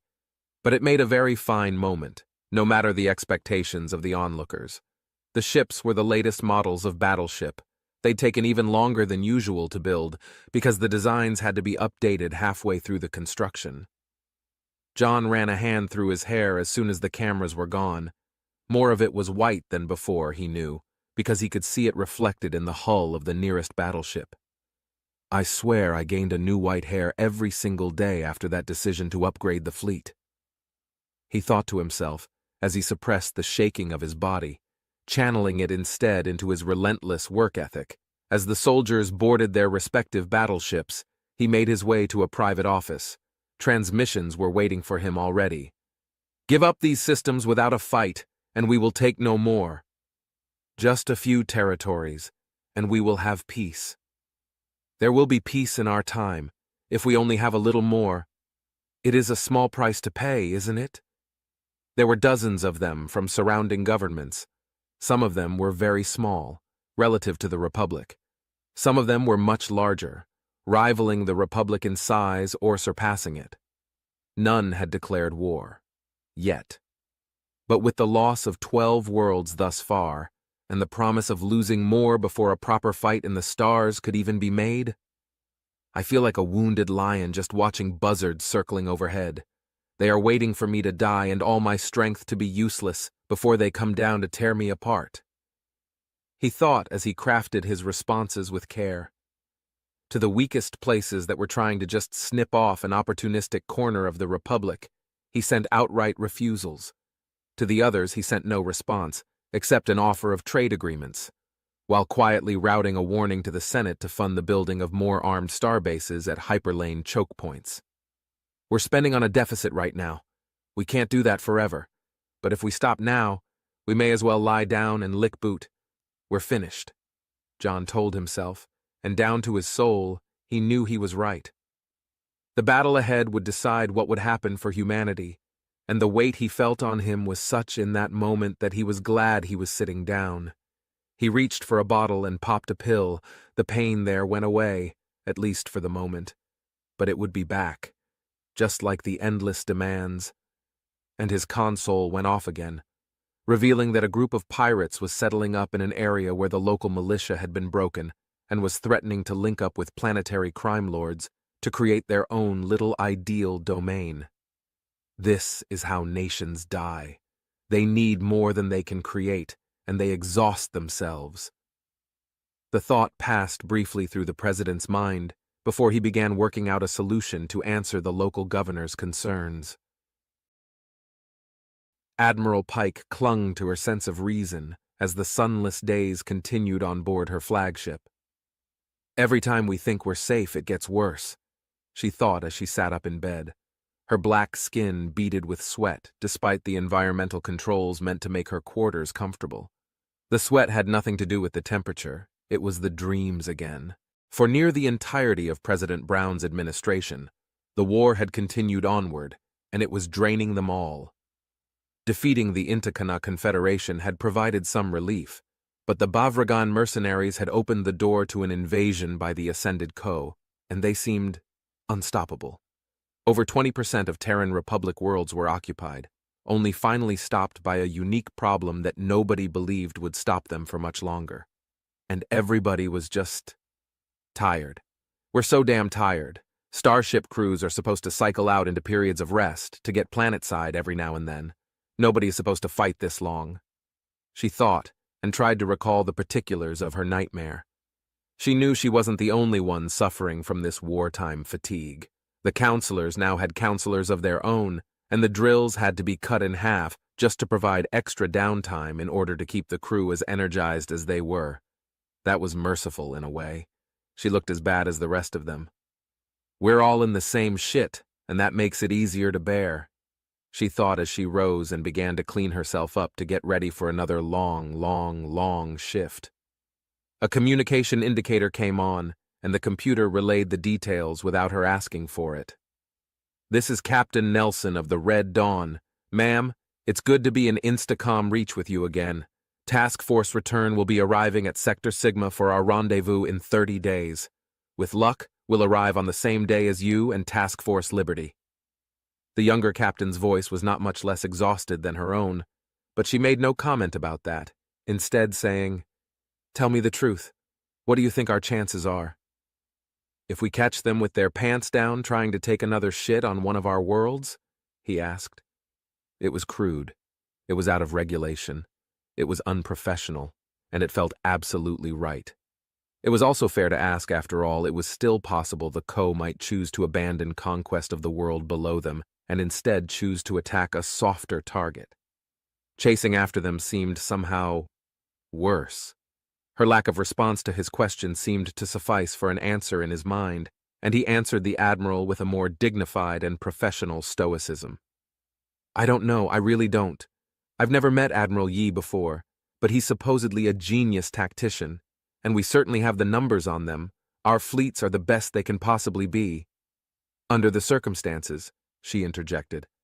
"Under the circumstances," he admitted before going on, tacitly acknowledging the exhaustion of his own crew after a 7-year war that had turned disastrously wrong right when it seemed it might end. "I've gone over the plan as thoroughly as you have, ma'am, and even outnumbering them 5-1. I just don't know." "Yi sent out something yesterday. Did you receive it?" she asked. "Yes. He said we have an advantage they don't have, and we're going to use that to force them to retreat."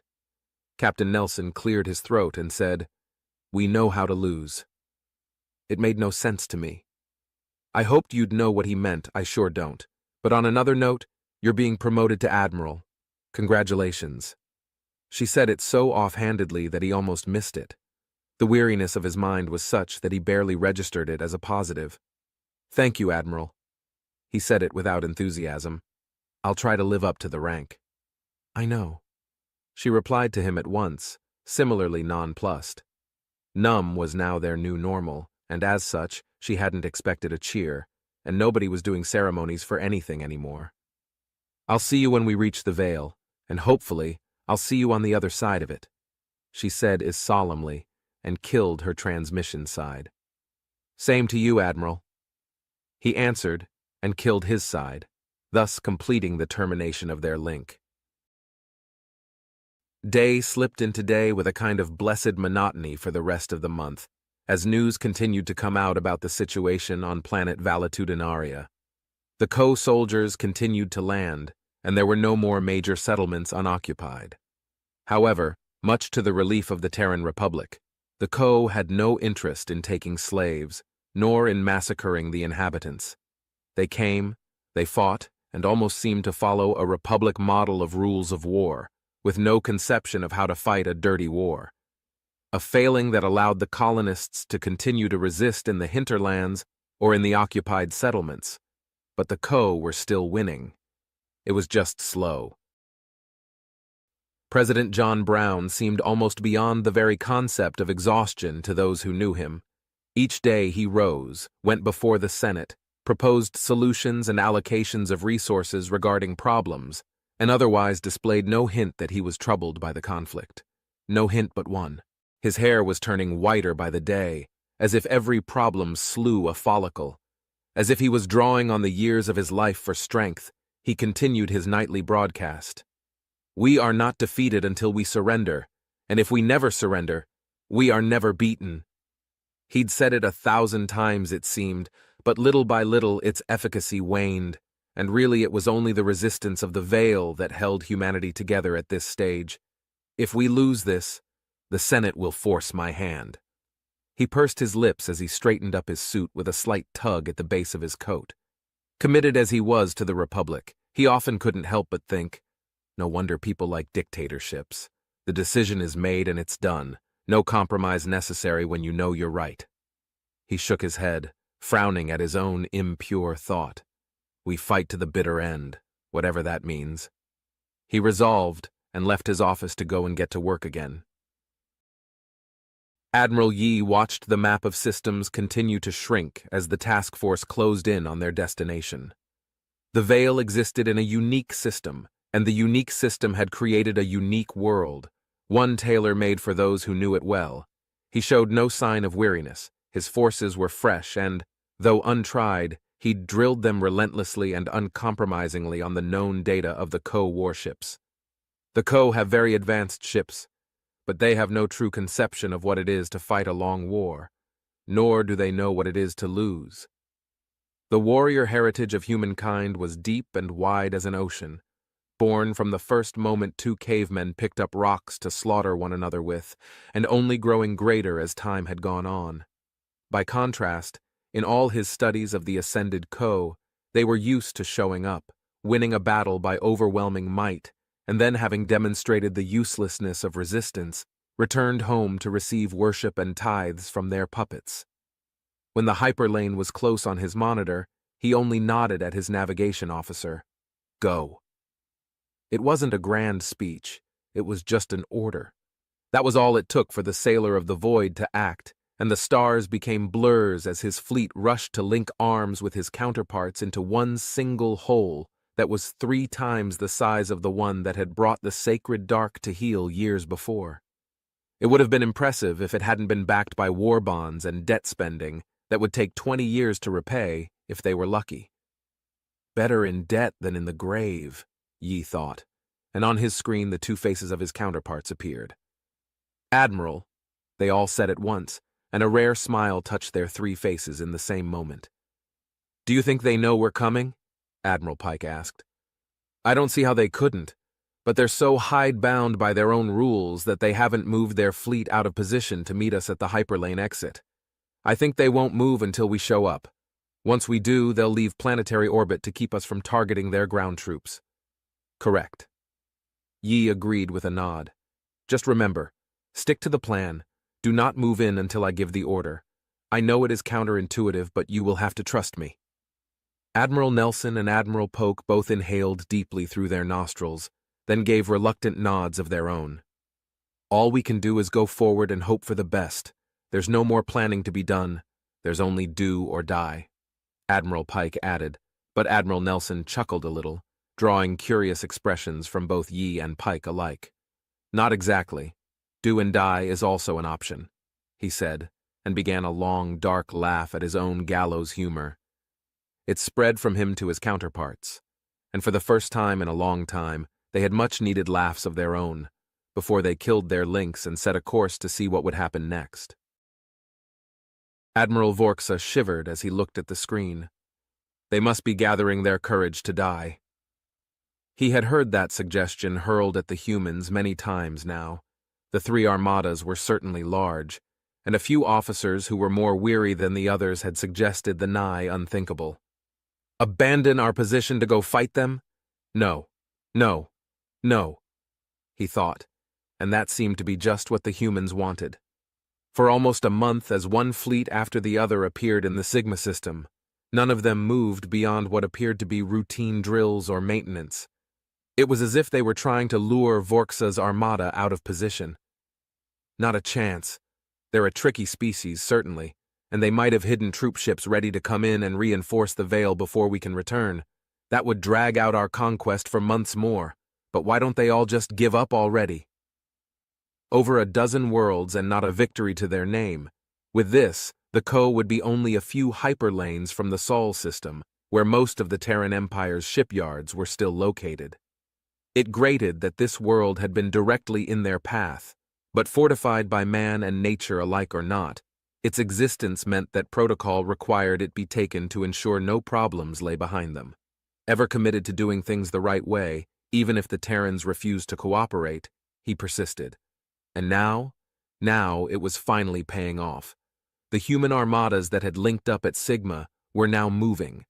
The advanced sensors of the Ko vessels had the speed and trajectory mapped down to the span of a single finger, and with that, he sent the signal out to the relay, and ship-to-ship weapons powered up. The human vessels were slower, but like the great ice ages that had come and gone on the worlds of the ascended Co, their coming seemed inevitable. At least it meant there was no hurry. Everything in its own time. A few days of rest for the crew will do them good. We can face the humans well-rested when they reach us. He thought, and that seemed a very good idea indeed. Yi bit back the urge to tell the others to stick to his instructions.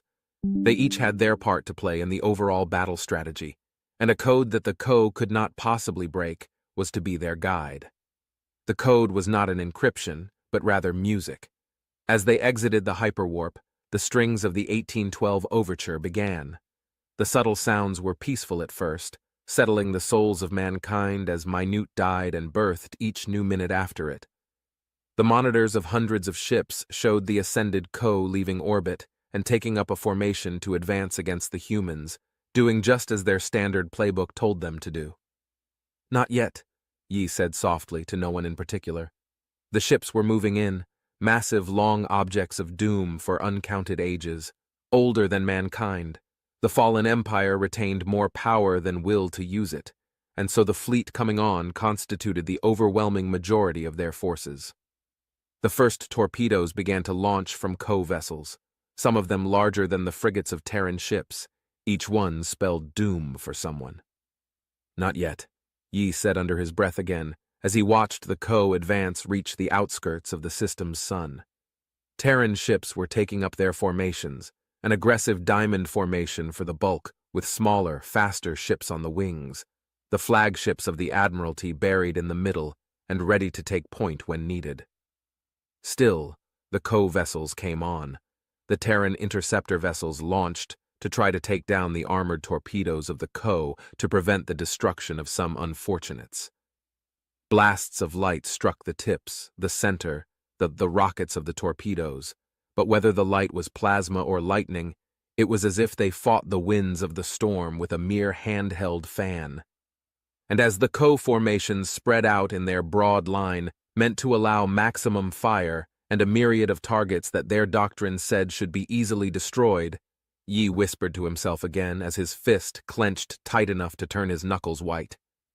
Not yet. The music picked up the pulses and pumping blood of the human listeners who understood it instinctively as indicative of rising action. Weapon systems were primed, torpedoes loaded, and energy blasts a dozen times more powerful than anything used in the Idiaxa War were waiting to be unleashed. Hold, Yi whispered again. Sir, we're detecting something unusual. His science officer spoke up and all eyes on the bridge turned to him. From the star, the crescendo struck, and the cannons erupted over every comm channel at once, and with it, the star erupted in a series of massive plasmic flares, which struck outward in space and lanced across 100 Co ships in one single moment of glorious light and destruction. Now! Yi shouted, and the Terran armadas leapt their ships forward as they pumped power into their engines. A few ships erupted into the fires of damnation as they were destroyed by torpedoes, but there were yet hundreds more following. Unleash hell! Admirals Pike and Nelson bellowed, and the music victorious of Adrian von Ziegler sent out a wave of drums and pipes to match the spirit of the fleet. Hundreds of torpedoes and missiles became thousands, and the formations of light ships on the wings zipped ahead with war cries in the throats of those resolved to conquer or die. Cries the Zo could not understand any more than they understood what horror had fallen on them as their shields were nearly crippled, and a number of ships too close to the star died and added their debris to its mass forever in an instant. What happened? Damage report! Admiral Vorksa shouted the command as the true horror of the situation was already taking shape in his head. Have they figured out how to cause that? He asked himself, but it seemed impossible. No, it was impossible. If they could, they'd have done it by now, or even if this was their first use, why not use it twice? Doesn't matter. We have to win first. He threw the thought aside and hastened to give out his orders. Advance and destroy. Intact ships move in front of those too damaged to fight. Admiral Pike watched the destruction with the giddiness of a schoolgirl. With the shields of large parts of the ascended Ko fleet badly depleted, her own ships stood a fighting chance. "Hammer those fuckers like nails!" she ordered, and the quickening drums were a call to the blood of warriors back 1,000 generations. Exhaustion was forgotten, the fear of defeat was forgotten. There was only the drums of war and their guns.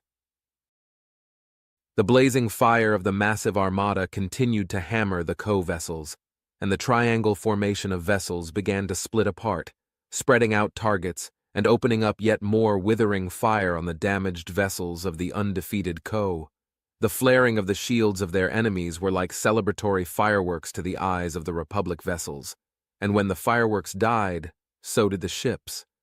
The thick armor of Ko vessels was meant to hold up against weakened, diminished opponents whose vessels had been destroyed or damaged by overwhelming fire, while the majority of their protection lay in powerful shields.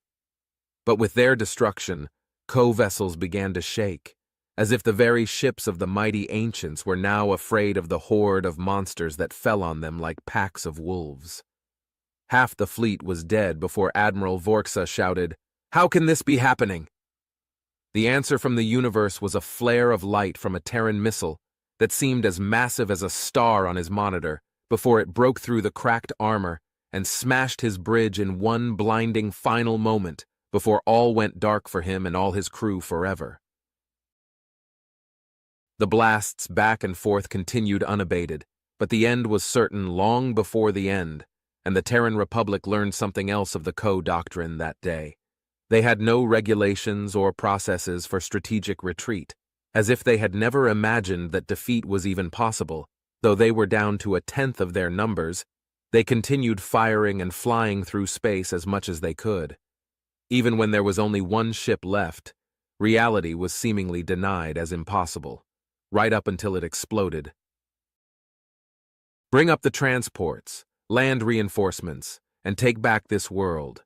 Admiral Pike, Admiral Nelson, excellent work.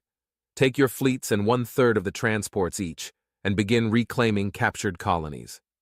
Admiral Yi ordered, and on screen, 2 sweating faces appeared, panting with exertion, as if they'd fought the fight by hand in the old ways.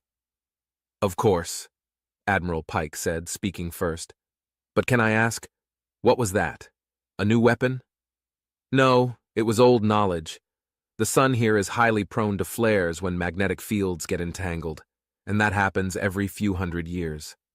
I studied the star charts for this region and all events tied to it going back for centuries, and an old alien recording showed the ideal conditions so well that it was more or less a countdown. I just had to know when the tides were in our favor, so to speak, and put the Ko there. They may be brave, but they are not thorough." Yi smiled a little bit and winked at his counterparts. A genius indeed. The two thought quietly as the connections were cut, and all 3 went about their duty to the Republic with spirits renewed by an unprecedented victory. 40 Terran ships died despite the advantage, but there were no Ko remaining in the area except on the planetary surface, which were in no position to do anything about the Republic fleet hovering over their heads, let alone the uncountable reinforcements of xenomorphs, handlers, and genetically modified soldiers equipped with state-of-the-art weaponry and support logistics. Exactly how long it would take to crush the invaders was uncertain, but as communications were established with the surface resistance, and landings began that would encircle the Ko military positions, Admiral Yi could be sure of one thing at least. It won't take long. The news of the victory at the Battle of the Veil swept over Republic news networks like wildfire. For not only was it a victory bought by drowning the Ko in the blood of humanity, but rather it was an overwhelming triumph. The details were unmentioned, but the casualty lists were short, and dozens upon dozens of science vessels were already moving to go and analyze the shattered material of the Ko vessels. Academics with no interest in war were very interested in the fruits of success. But for most, it meant something else. "We're not losing. We're not going to lose. We're going to win." War bond sales went up 300% in the day after the victory spread out over the Republic. Agitators among the Intakana and other former members of the Confederation immediately fell silent, stricken with horror that those who they held as gods could be overthrown. Rorona Jean, on learning of the triumph of the human fleet, could only shake his head. "Curse you, cousins, for ever taking us into battle against the slayers of our people's gods," he thought, and went back to doing his best to make sure nobody fomented a rebellion, more sure now than before that he would succeed in making a lasting peace. On the homeworlds, the fallen empire reacted with abject horror. With no fleet to protect their soldiers, and Terrans ruling the skies again, landing tens of thousands to hundreds of thousands of soldiers, their armies began to dwindle and die, or worse, do the unthinkable, and surrender to those they intended to make into faithful worshippers. The prisoner tallies began to rise, and their own much-valued soldiers fell into the hands of humanity. The transmission of the Terran president was playing on a loop in their council chambers as the leadership argued over what to do. "Give up your war, and we return your people." It was a simple statement, and the result of refusal was already clear in the reports of 9 armies that had come into contact with large Terran ground troops, along with their sky-dominating fleets. Death. There was no question in their minds of what order to give after that. Pull back. Admit nothing, but pull back. The simple 3-sentence order saw the last 9 worlds abandoned without a fight, with armies taking to the skies and fleeing for home as fast as their troop ships could carry them. Within another month, there were no occupied worlds, and Admiral Yi's words made sense to Admirals Nelson and Pike. They aren't used to taking serious casualties, so doing so strikes terror into their whatever passes for hearts. Their spirit for war was weakened by centuries of easy victories, and now they can't bear to lose as much as we can. Genius. Admiral Pike praised the man as she oversaw yet another bloodless triumph on a border world. And just like that, the war simply petered out. President John Brown lay quietly in his bed after a long day full of speeches and celebration, shaking the hands of heroes as the sent a single statement across the Terran net. "We go home. Do not visit us or we will destroy you." It was as close to a peace treaty as the ancients ever entered into. That night, President Brown went to sleep with a smile on his face that he hadn't worn in years. To the shock of scores of worlds, he did not wake up. In the aftermath of the conflict, events flowed like driftwood over a raging river. The captured who had not pulled back in time were sent home in exchange for the interceding with the Bavragan to compel the return of the captured humans, thus neatly avoiding a continuation of the war by President Brown's successor. Though many would say that the death of President Brown was the luckiest they could have been, as had he lived, he certainly would have prosecuted a war of principle to crush the mass of mercenaries on the doorstep of the Terran Republic. His successor, Vice President Kenneth Chambers, saw fit instead to accept a victorious peace that would also allow a smooth transition into power for the last year and some of the president's term. He remarked on the day in which he took office, "Oh, my captain, our fearful trip is done."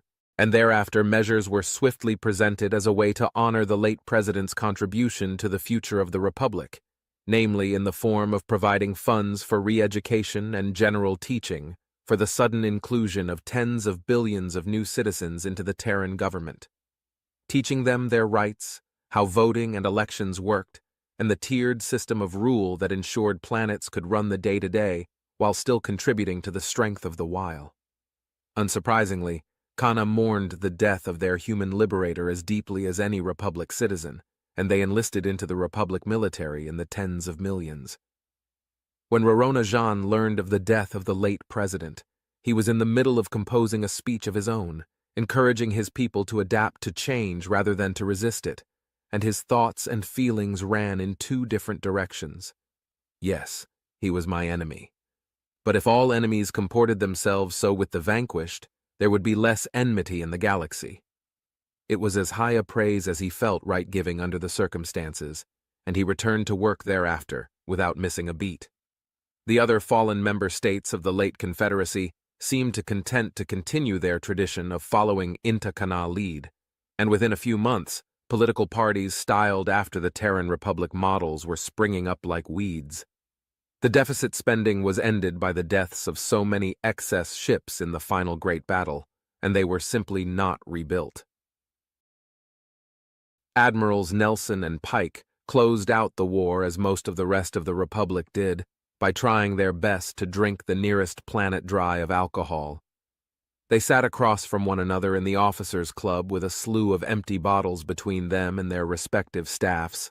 Most of both groups had passed out entirely, and the ones who weren't face down on the table and snoring were close enough to it that it made no difference. The usual restrictions had been briefly lifted both to celebrate the end and to properly mourn the loss of the leader whose call to liberty made it nigh insane for any race to deal in Terran slaves. "I suppose Yi was right," Susan said thoughtfully. Her amber eyes were glassed over, but after the stupendous way in which Admiral Yi had duped the Co into damaging their fleet so badly, she felt the need to discuss it further. "Yes, he was. They just couldn't take the casualties on a morale level. All that power and they get one shartling moment and they just give up." Nelson hiccuped as he slurred his words. "What a way to win." "Do you think we'll fight them again?" Susan Pike asked as she began to see doubles of her counterpart. Nelson looked down at the bottom of his bottle. There wasn't much left in it, so he chugged the last bit of bourbon and savored the feeling of its burn going down his throat, then replied, "How many shides are there in this galaxy?" he asked. Susan thought it over. Her fuzzy, alcohol-soaked brain had a hard time counting known empires near and far, and she began working the answer out on her fingers before Nelson evidently grew tired of waiting and answered. "Just 2. He held up a fist. "There's the Republic, and everybody who hidin' in it. Only real question-ish. Which one of them one we gonna fight next?" It was more than a drunken rant. It sounded more like an ominous prophecy, but one she was ill-equipped to refute.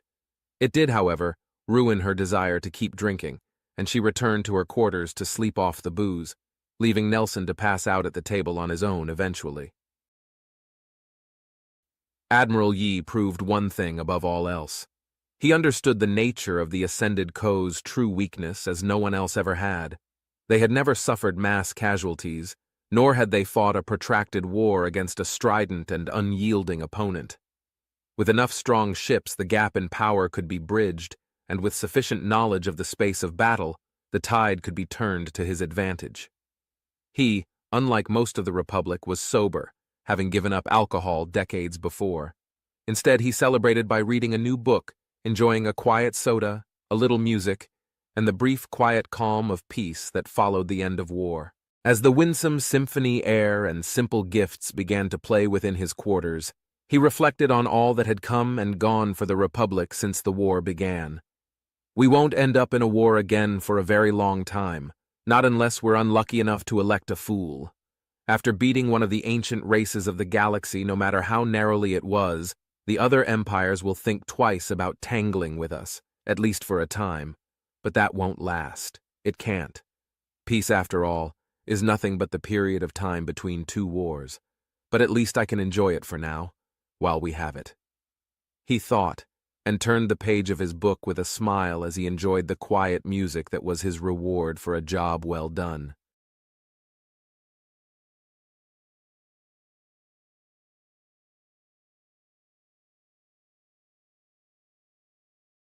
On the 4th day of the 6th month of the 9,824th year after the founding of the Imperium, I sit here writing this.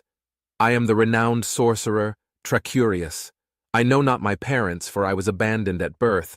I do, however, possess knowledge of one thing, and that thing is that I'm about to embark on an impossibly dangerous, most ludicrous, and nigh impossible mission.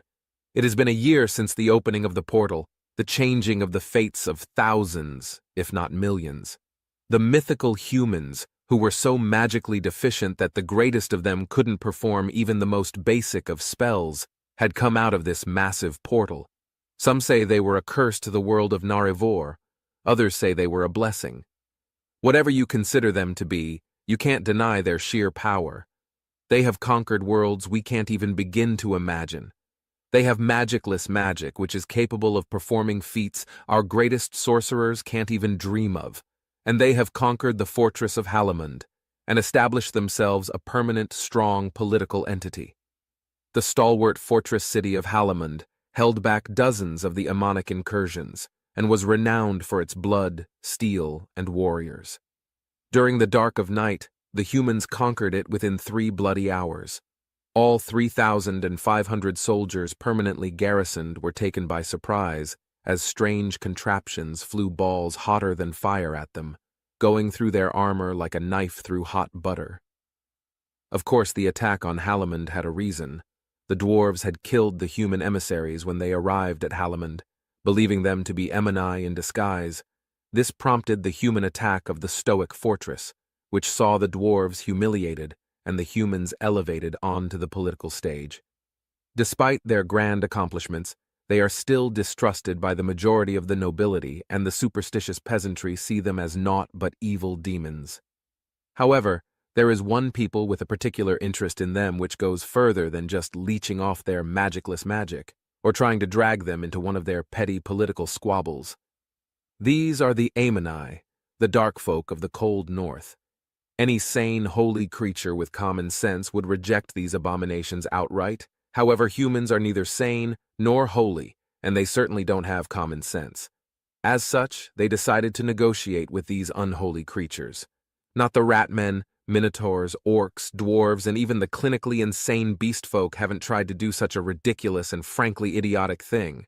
Then again, no other race has tried to build a speech ship and try to sail the realm of Astraleek. And so here I am, on my way to Grunthorn, a Aemonic fortress, on my way to prostrate myself to the humans and beg them to quit this foolish endeavor. My liege has already arranged for me to meet a particularly wealthy and influential human called Patricia of House Williams. Besides being rather wealthy, she's also the leading diplomat of the ludicrous make-friends with literal baby-eating monsters operation the humans are conducting. May Fortunus bless me lest the unholy abominations break my will. Tricurius smiled. He had made it. After a 2-month-long journey, he was at Grunthorn, home of the sinister Trisgar clan of Aemini, and a host of human diplomats and their servants. He looked around him. For a Aemonic castle, it was awfully peaceful. Around the castle, he saw fields and farms. The sun shone today, and the small lake about 5 kilometers from the castle was glistening. The castle itself was an impressive display of might. It had a sinister and dark aura emanating from it. Its architecture was very utilitarian, hard, and rough. It was in stark contrast to the architecture of most imperial castles, who, while being made for war, were also a display of elegance and art. But this building was brutish and harsh, like the people who inhabited it. Flanking Tricurius were 2 of the most valiant knights, Tiravir and Alanius. Both of them were known for their ability to spit in the face of death, having survived several things they really shouldn't have. Behind them, there was an entire entourage of cooks, cleaners, and other menial staff. There were also several translators and scribes to document whatever we were about to witness here. They were also accompanied by the 5th Imperial Regiment, a group of men-at-arms who were renowned for their use of pikes.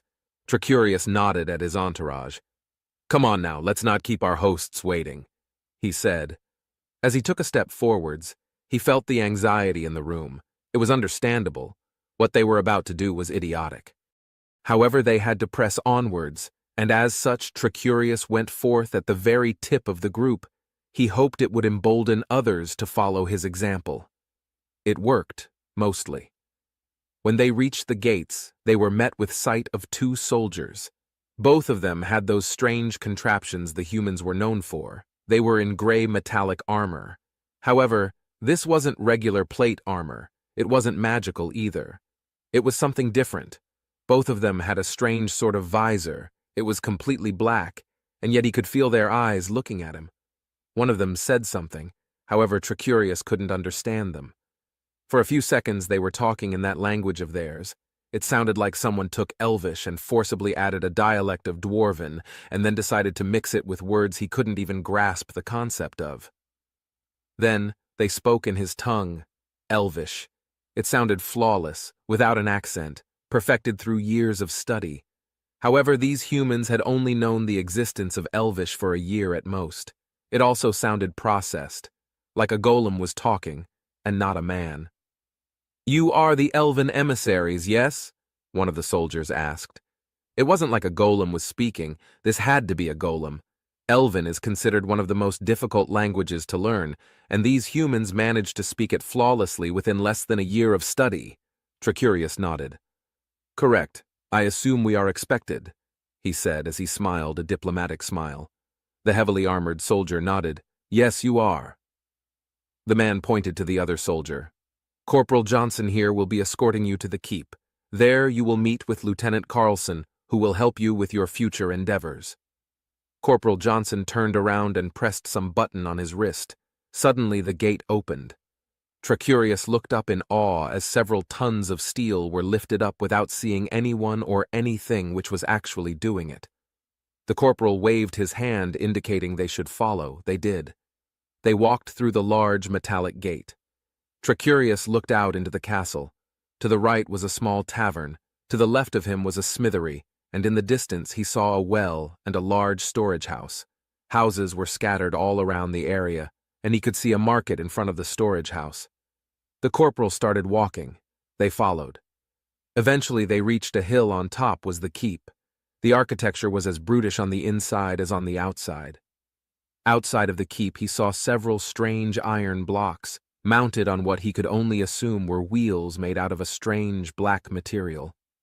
Around it were some strange creatures. "These must be the humans," Tricurius said under his breath. They were as tall, if not taller, than most elves, and yet they were nearly as broad as a dwarf. They wore green uniforms. With black boots he looked at one of their faces. The soldier had some strange metal etched into his eye. It looked horrifying. Perhaps it was a punishment.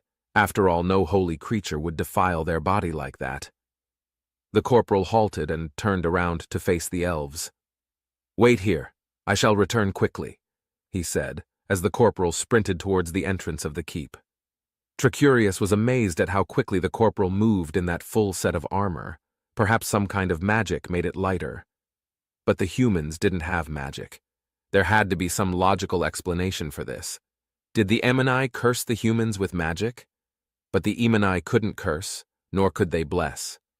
They didn't have gods, considering the holy ones to be foul tricksters who should be treated with apathy.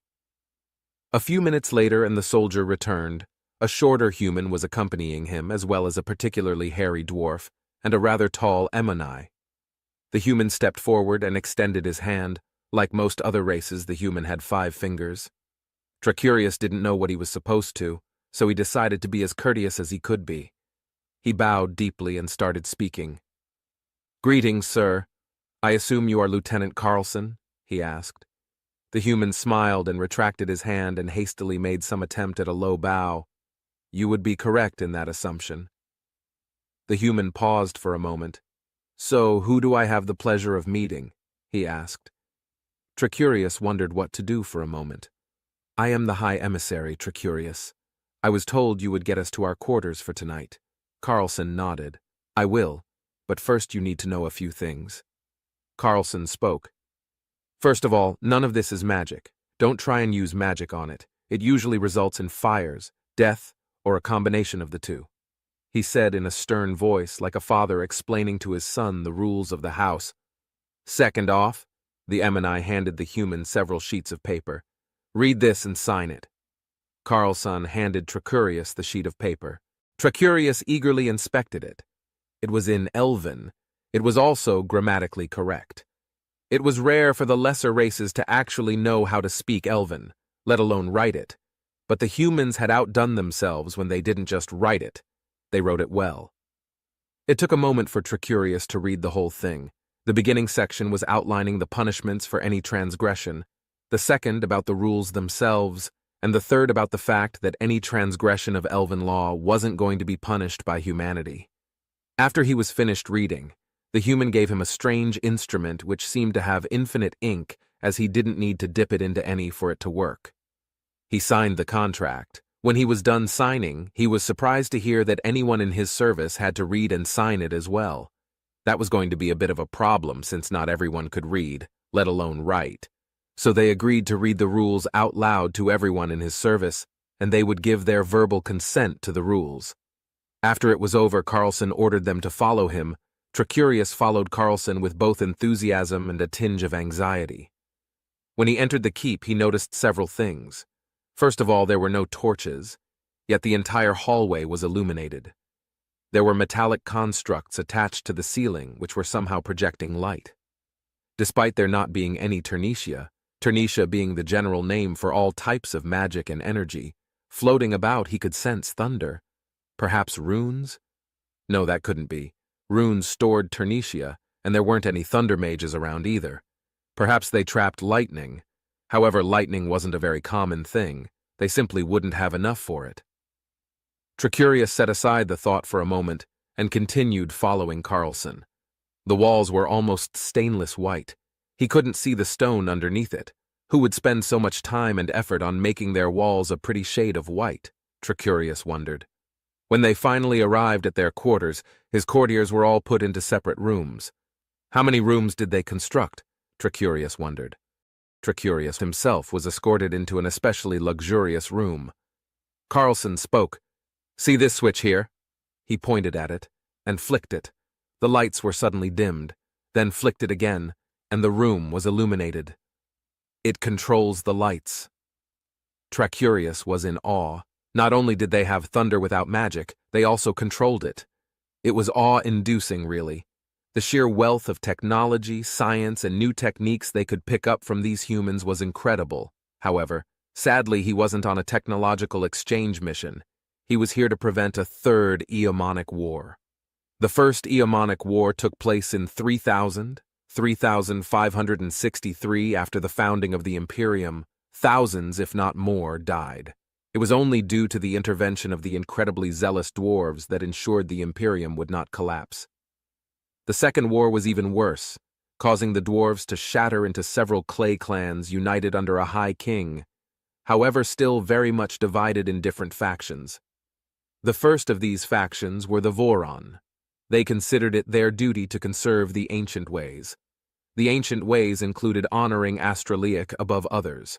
After all, he created the universe, and he was as supremely powerful as he was fickle.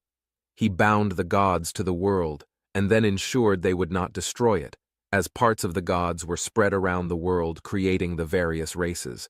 Their calendar is a countdown to the rebirth of nations, which would see both the gods and the world devoured by Astraliac and reabsorbed into the infinite void that is the universe. The second were the Leoans. They shunned Astraliac instead of honoring him, and followed the pantheon of the three divine ones. Guerin, god of war and the bow, Hartarn, god of victory, Pain and Smiths and Last Trinestarn, god of death and the afterlife. A third Eomonic invasion could spell doom for the remaining dwarven clans, the end of the Imperium, and perhaps even the annihilation of the beast races. The sheer power the humans held could not fall into the hands of the Amoni, lest they use it to shatter and destroy the world as we know it. Tricurius was forcibly pulled out of his thoughts when Carlson started speaking. "Right, so this is a shower." He pointed at it. "And that is a toilet." He pointed at the second thing. He stepped into the sewer. He gripped an iron mechanism. Pulling it up towards the red side makes the water warmer. Pulling it down towards the blue side makes it colder. He then gripped another metal mechanism. Pulling this up will increase the water flow. He pulled it up, and suddenly water came flooding out from it. And pulling it down will decrease it. Was there an element they couldn't control? Tricurius wondered. These humans didn't just have incredibly powerful weaponry. They could probably at least provide water for an entire army with these sewers. "No need for you know how it works just yet. Just don't try to use magic on it, please." Carlson said the last part in a tired and, quite frankly, desperate tone. It was like someone had already tried to do that, and it ended in a disaster. Not all that unlikely, Tricurius reasoned. "I understand. Do I need to know anything else?" Tricurius asked the human. The human shook his head. "No, this will be it for today.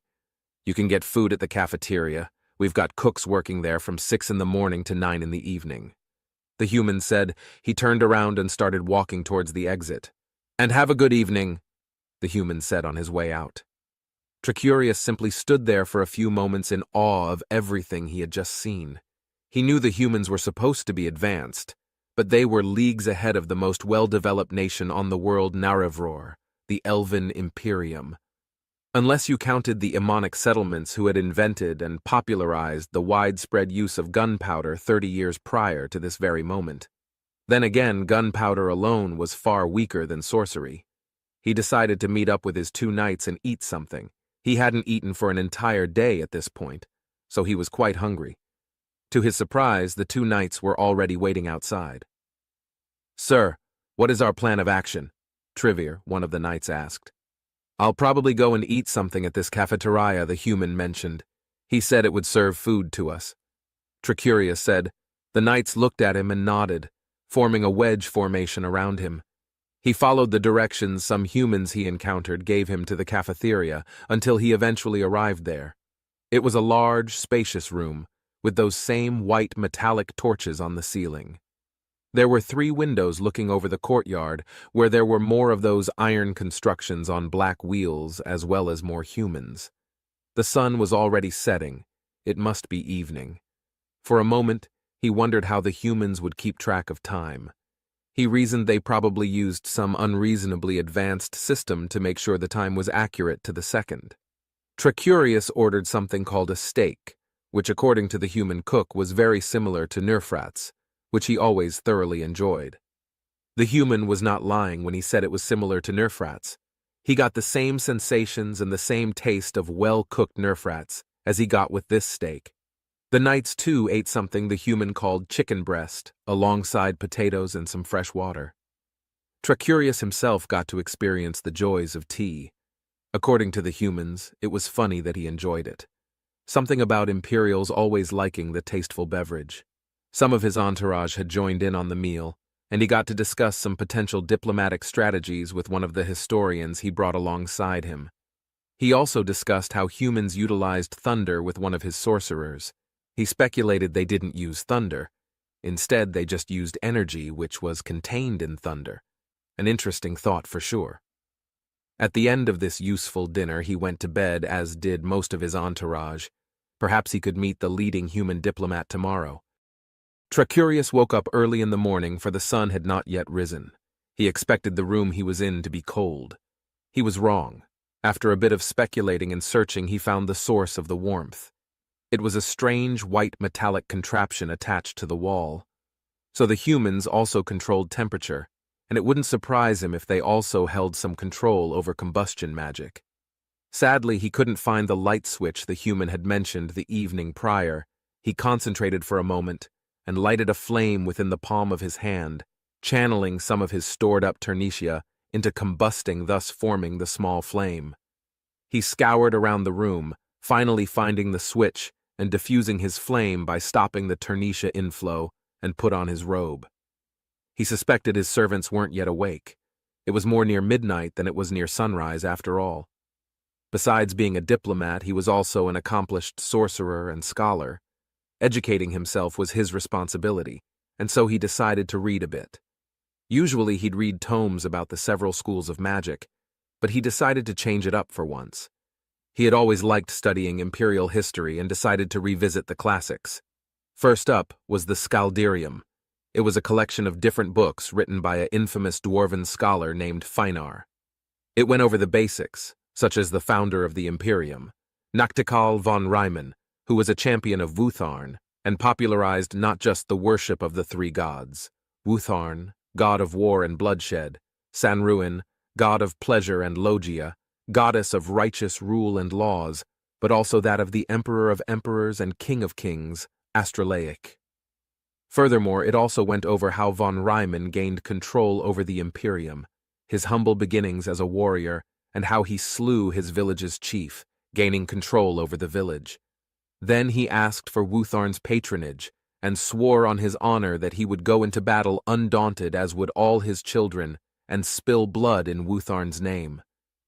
He honored this pledge, slaughtering his way through the world, conquering from the Silver Sea's shores to the riverbanks of the Ulark. So much blood had he spilled that Wutharn named him his peer in skill. By the mortal world he was declared a god, by the gods he was seen as their equal. And even his sworn enemies, the dwarves and Emini, named him the red-handed king, thus creating the imperial cult, who besides the previously named four gods, also venerates Ryman, whose domain is ambition, conquest, and kingship. However, Ryman wasn't just a mindless brute, he was also an adept administrator and governor. Within 10 years, his village went from a small settlement near a river to the capital of his newly founded imperium, Reimstadt. Reimstadt is still the capital of the imperium and the largest and most prosperous city in perhaps the entire world. It houses 2 million loyal subjects of the imperium and is the most populous city in all of the imperium. Ryman conquered elf, Emini, dwarf, orc, and beastmen. He instituted a universal amount of taxes and levies the various provinces had to pay to their dukes, who would in turn pay half of that to the emperor. After reading for a few hours, the sun had finally risen, and he decided to make use of the human's Schäufer. It was a most refreshing experience. It was like bathing, but standing. The water never got filthy, and he could just sense the purity of it. Following the refreshing experience, he turned the apparatus off and dried himself using a towel near the shower. If they can offer this sheer degree of hospitality to their guests, how prosperous would human cities be then? Perhaps even larger and richer than even Reimstadt itself. After he was done drying himself, he put on his colorful garments. He looked into the mirror and looked at himself for a moment. His deep purple eyes were very common amongst elves. He had hazel-brown hair, something which was rather rare amongst elves. Mirrors were incredibly expensive within the Imperium, and yet according to his servants, all their rooms had them. Maybe the material mirrors were made out of was more common in the human world than it was on Naravor. After he was finished inspecting himself, he stepped outside. It was noticeably colder outside, although still bearable. He did go back inside and pick up his cloak, however. He met up with his knights and went to the grand dining hall the humans called the cafeteria. Maybe this cafeteria was a great human legend or god. There he saw many of his servants already sitting down and eating. He was informed he would be having bacon, eggs, and bread. He also asked for some tea. He didn't know how he could have survived without it all these years. He was talking to a sorcerer about human combustion magic when a human came walking up to him. It was that same Carlson as yesterday. "Sir, the head diplomat will be able to attend to your quarry within 6 hours at 1300 to 1400, longer if necessary," the man said. Confused, Tricurius looked up at him. 1300 to 1400 hours? Is that how you measure time? Tricurius asked Carlson. The human face palmed and handed him a strange device. That is a watch. It's currently 7:43. The human pointed at one of the clock hands pointing at the 7. The total amount of hours in a human day seemed to be 12 hours long. The second, longer clock hand pointed to 3/4 to the 8. Interesting, he mumbled to himself. There was also another clock hand, which was constantly moving. It was tracking seconds, so the humans did measure time so accurately, it was to the second. The material the watch was made out of confirmed his hypothesis that the humans were filthy rich. It was seemingly actual, pure glass. It was also decorated with gold and silver. It was a magnificent piece of engineering in and of itself, even without the grand decorations. After Tricurius was done marveling at the device, Carlson spoke. Each day has 24 hours, each hour has 60 minutes, and each minute has 60 seconds. So, his hypothesis about days having 12 hours was false. You'll need to go to the large red-roofed palace just outside of the gardens when the little clock hand points at the 1, Carlson said.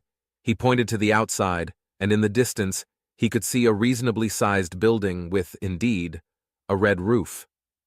If you somehow don't know how to get there, ask anyone, Carlson said, after which he turned around and left.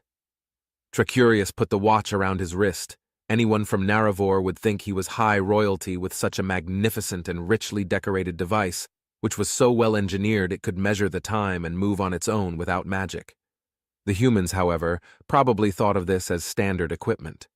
If they could afford to give one of their guests such a miraculous instrument without demanding anything in return, then this must be some standard thing for them. After speaking with his servants about the human's possible goals, eating his meal and asking around where the red-roofed palace was, he finally found it and was ready to begin. He was nervous. That was strange for him. He had been on countless diplomatic missions.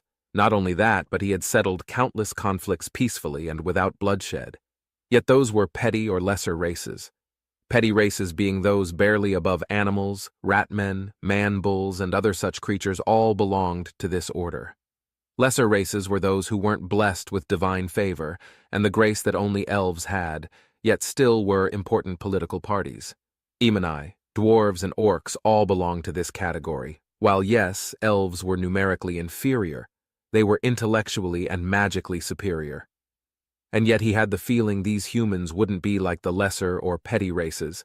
They moved with as much grace as the average elf, spoke the elven language fluently, or at least it seemed like that, and had a special sort of magic. Maybe they weren't blessed with divine favor, but their other attributes more than made up for this. Of course, he wasn't convinced these humans were superior to his glorious race.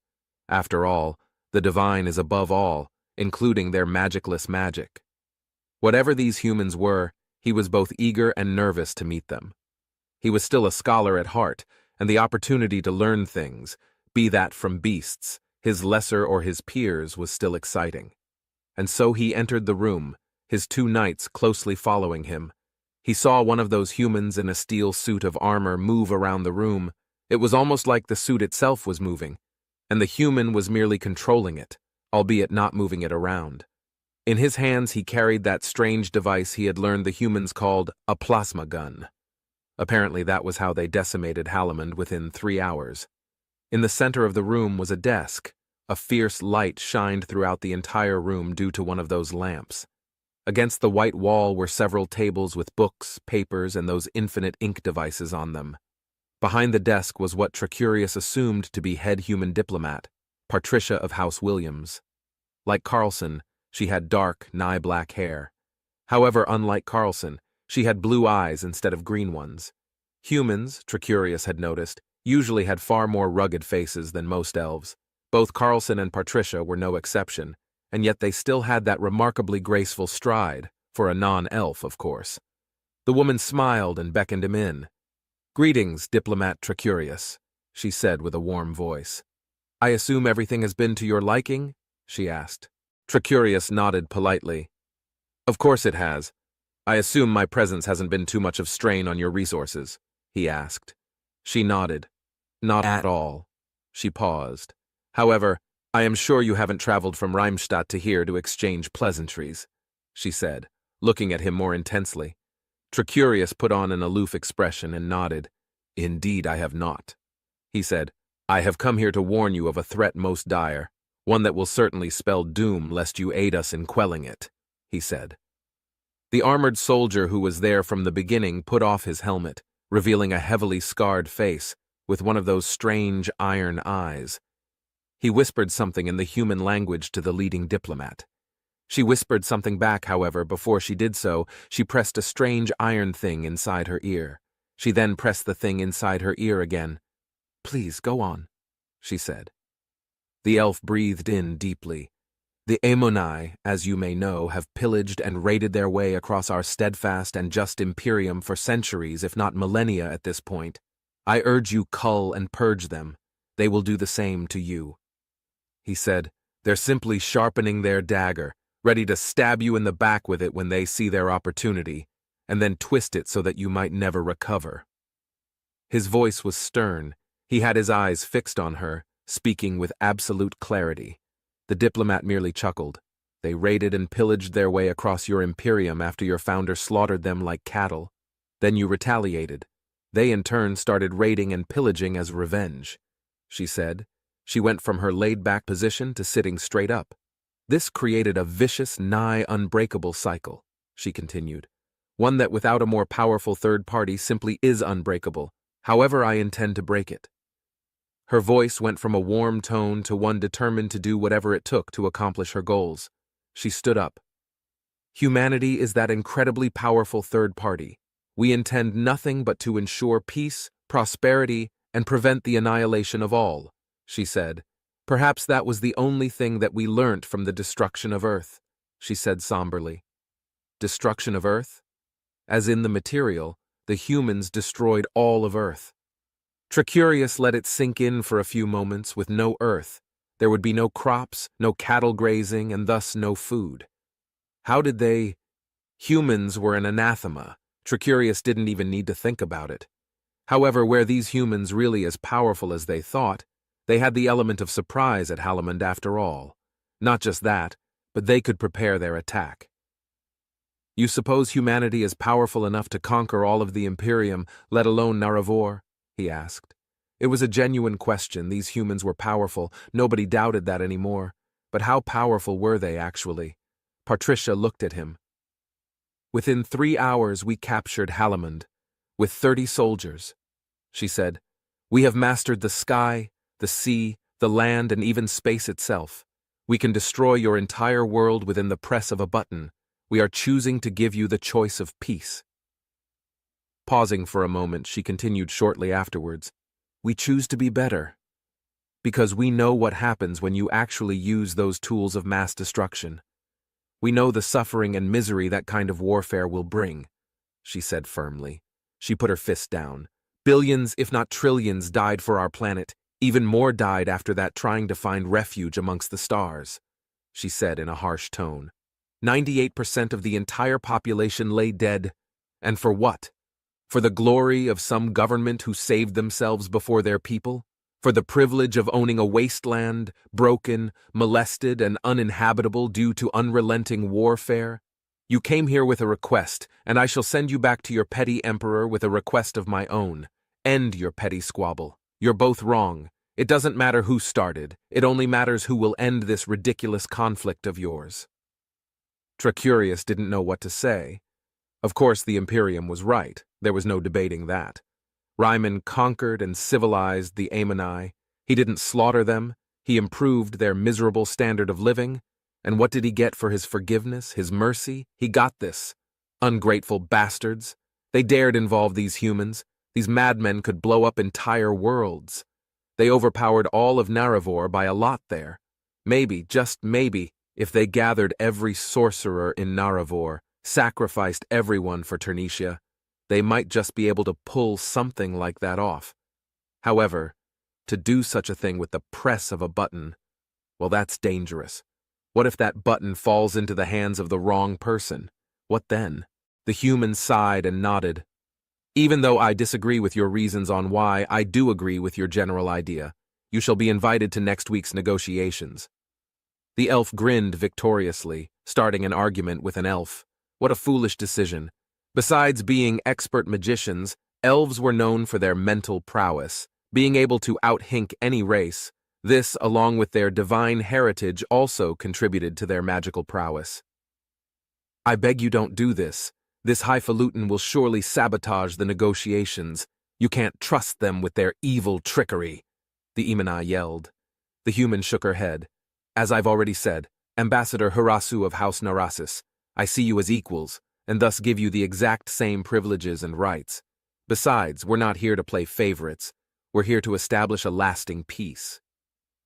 The ambassador, who was apparently called Harasu, was simply fuming.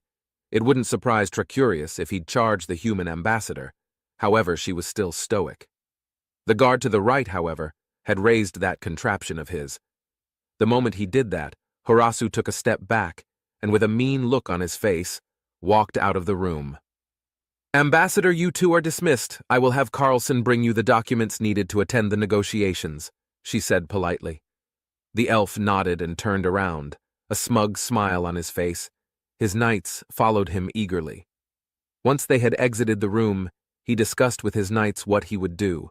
He himself would most likely go to his quarters and wait for Carlson to deliver his documents. After which, he would try to scour the entire castle for information about the humans, anything to turn the negotiations into his favor. There was a long road ahead of him. However he felt great, he did it.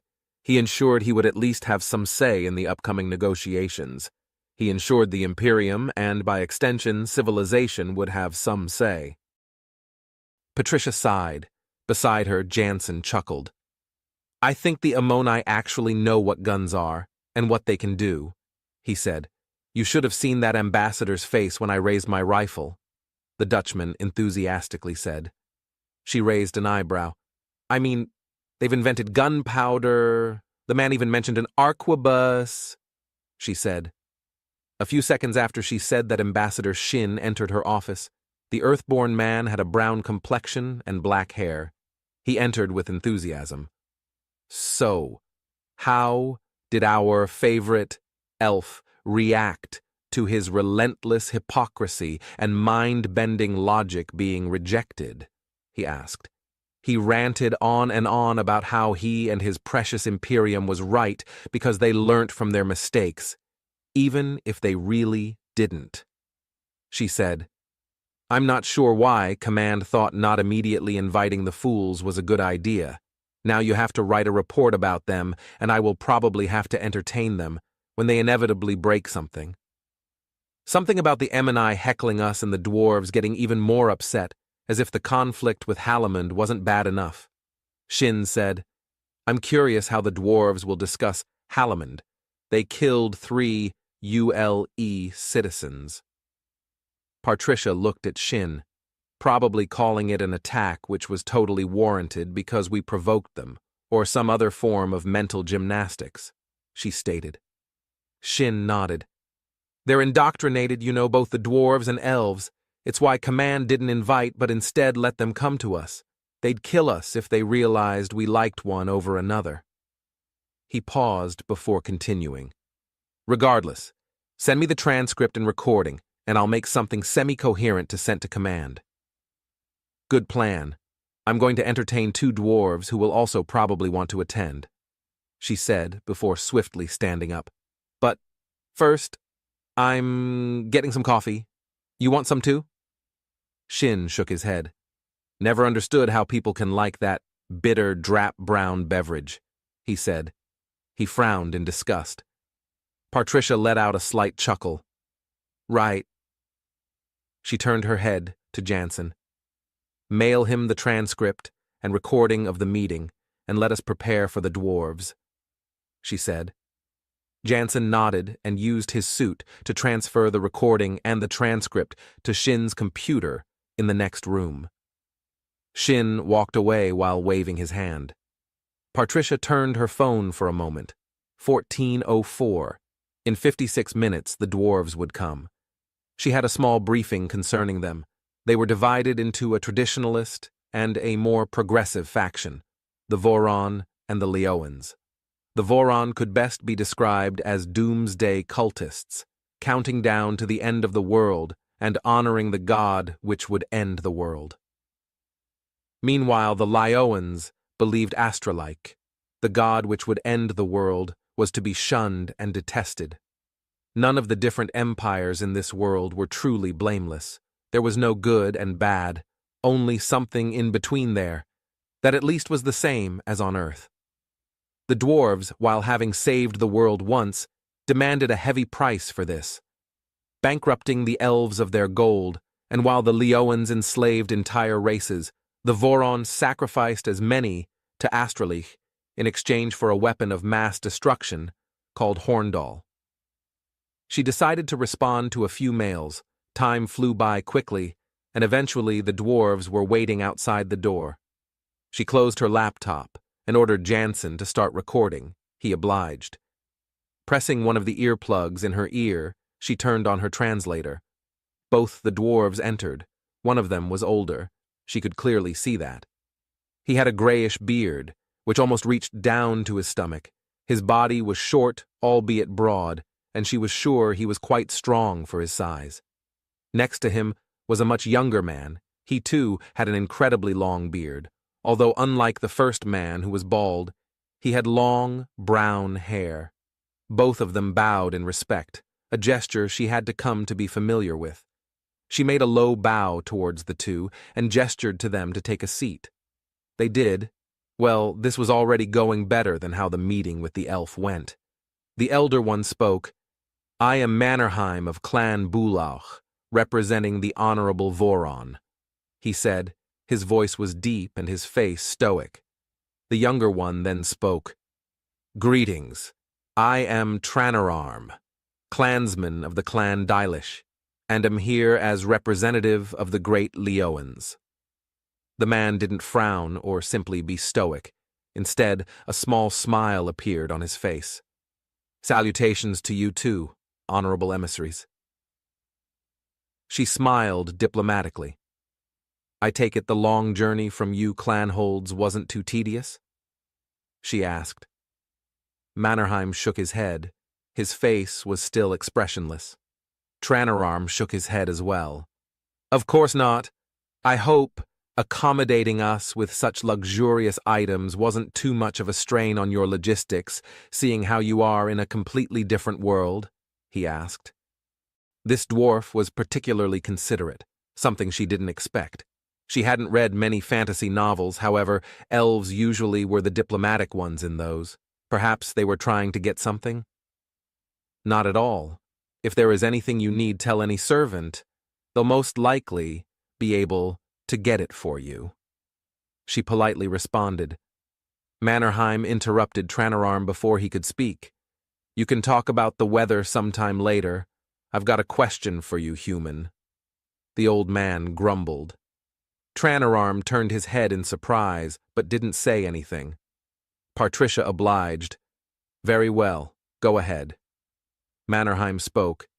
You're going to negotiate with literal demons and folk who have the minds of demons, also known as elves.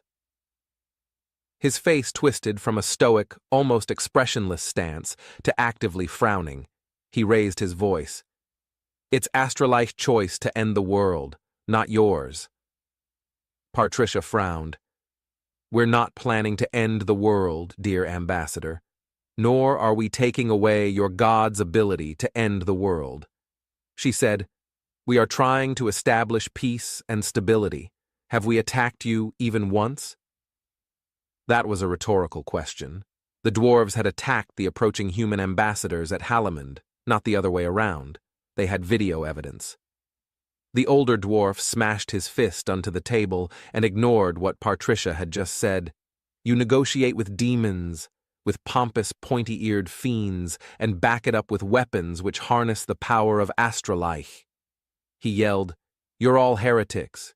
If you were Voron, we'd burn you at the stake and scatter your ashes into the deepest of our long, abandoned mines. Tranararm interjected before the other dwarf could hurl any more insults at her. What my esteemed fellow ambassador means to say is that what your kind is currently doing is seen as a grave insult to the Clay clans and the Stone King, he said.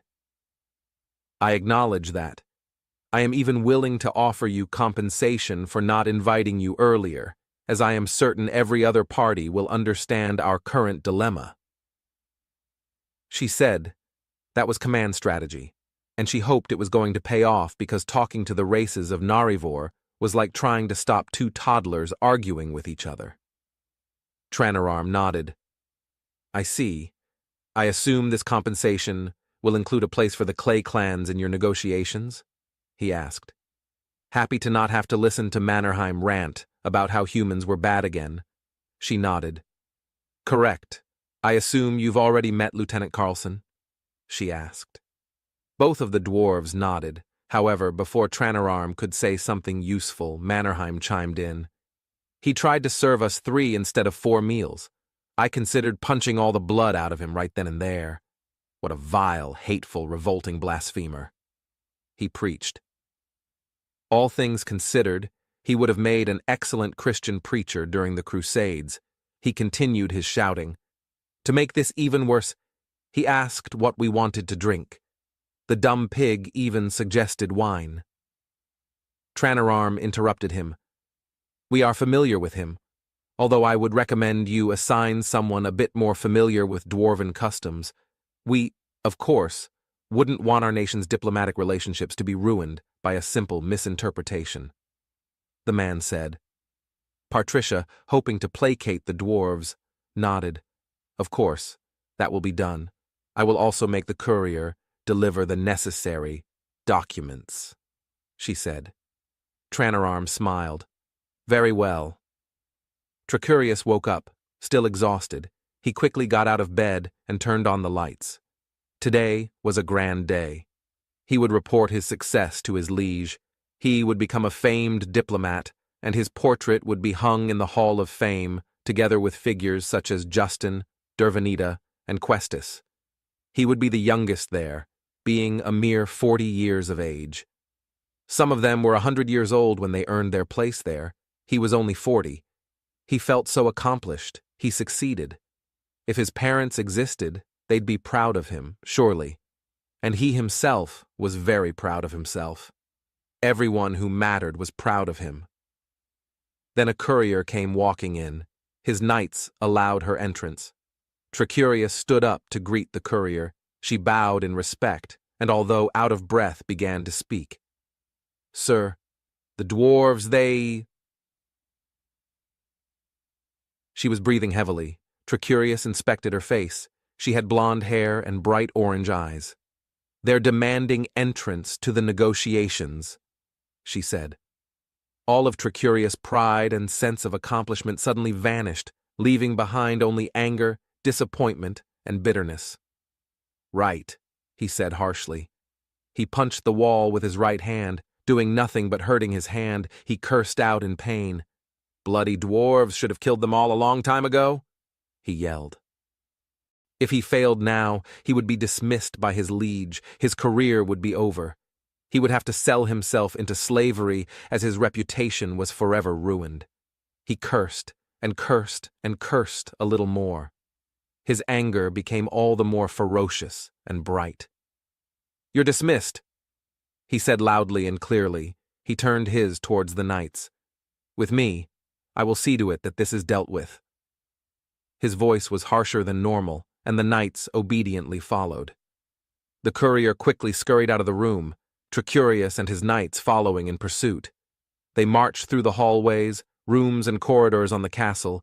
Anyone who got in their way were rudely and violently pushed away. Tricurius wasn't in the mood for niceties. Eventually they reached the door to the red-roofed building. There were 2 humans in those power armor suits. When Tricurius's knights tried to push them aside, they didn't even flinch. In one fell swoop, the 2 guards pushed the knights away with little to no effort.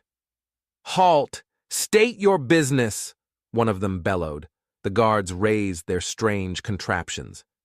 Tricurius took a step forward.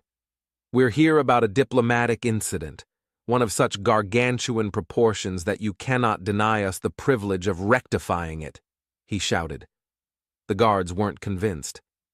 Access denied. The guard simply said, unless you have a direct order granted to you by an ambassador or an admiral or general, you are not permitted access to the diplomatic quarters of the United Leagues of Earth. The guard's mechanical voice bellowed out. Tricurius' face turned red in anger. The sheer ego of these lowly peasants, his blood boiling at the thought, I demand Before he could finish, 2 dwarves walking out of the building, a younger one and a bald older one. He averted his gaze to the 2. You 2! He yelled at the top of his lungs. This was personal now. His honor, his reputation was at stake. The 2 dwarves looked up at him, seemingly unimpressed. Yes, fellow ambassador, the younger one said in a calm tone. Tricurius clenched his fist, anger swelling up throughout him. His livelihood was at stake, his career, his honor, his pride.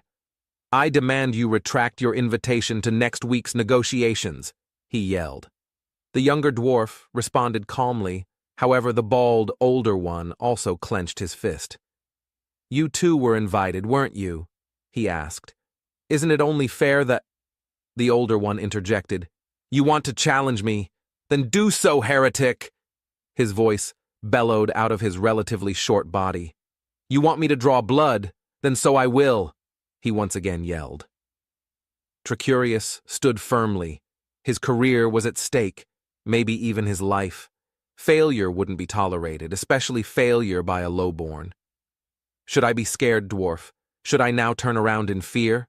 He yelled back. He felt an anger so pure and bright, it would most likely consume him. The dwarf grinned. I challenge you to a duel? Refuse me and be forever outcast due to your cowardice? He said, You speak of your superiority. Let us see how that holds up, vile, corrupted peasant, he said mockingly. Tricurius wasn't an expert in swordsmanship. On the contrary, he learnt magic to avoid it. Whatever option he chose would most likely lead to either his reputation being destroyed or potentially his life being taken. However, he was a diplomat. The destruction of his reputation might as well be the destruction of his life. Embracing his eventual end, Tricurius nodded. Very well, then. How about tomorrow, so that we both have time to get our blades ready? He proposed. The older dwarf nodded and grinned even harder. To the death, yes? He said.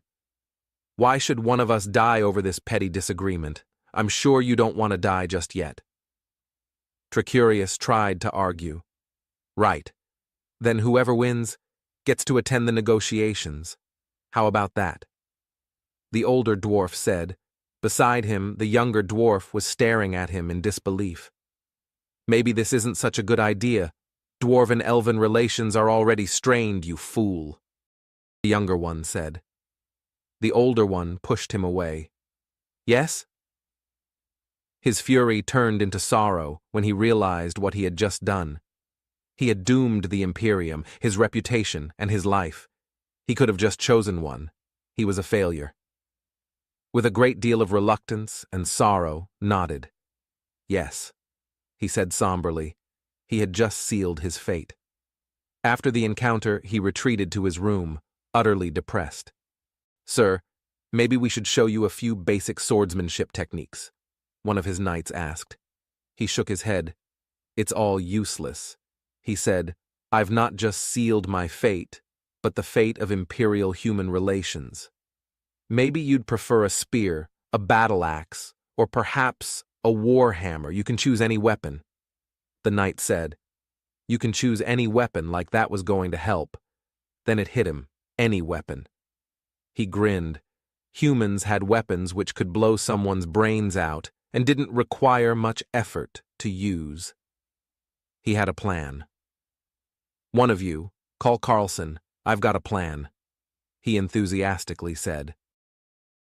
A few minutes later, there was Carlson. Tricurius had to be very, very careful. He didn't want to sound too demanding or worse, desperate. Tricurius and his two knights walked up to the man, who was looking rather exhausted and tired. Lieutenant Carlson. Tricurius smiled and waved his hand. The lieutenant gave a tired and somber smile back.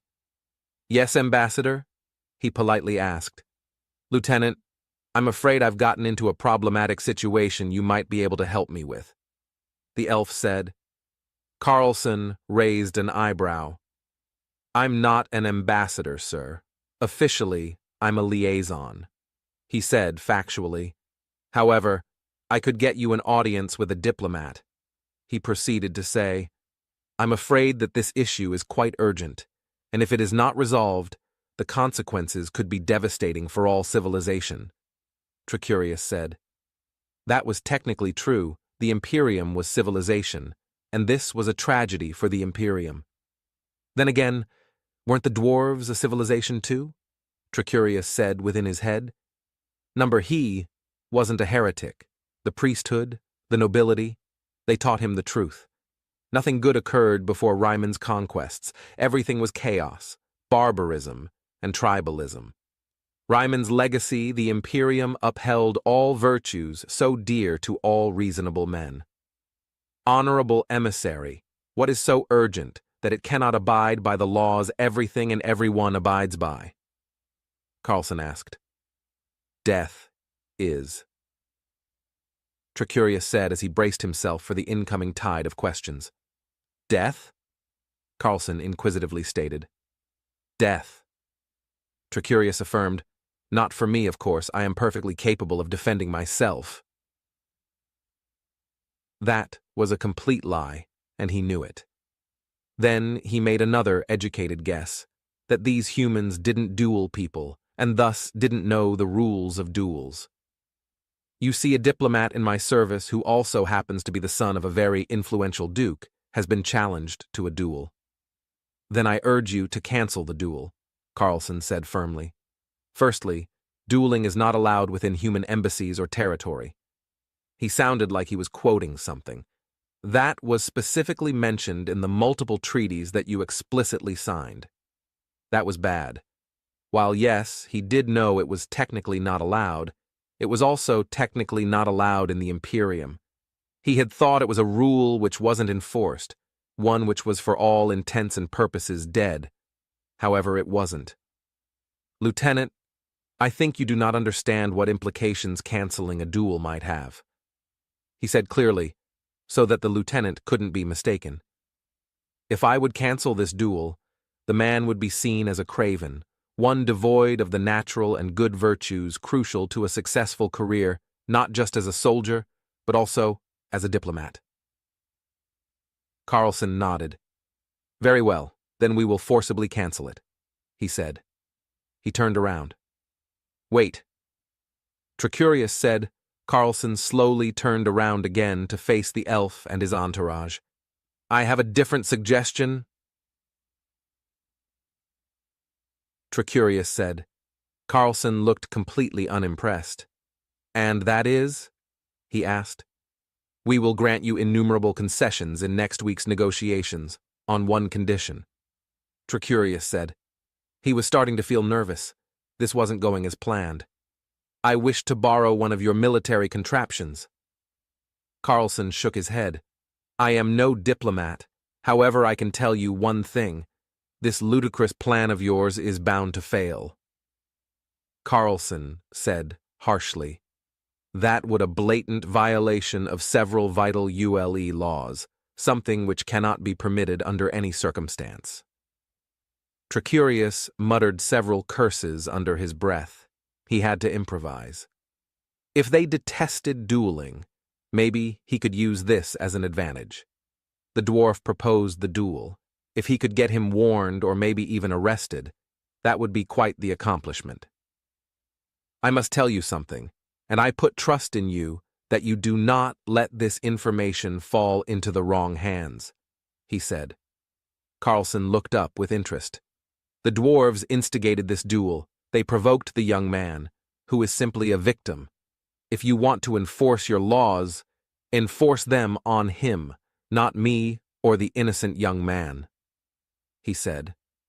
Carlson nodded. Very well.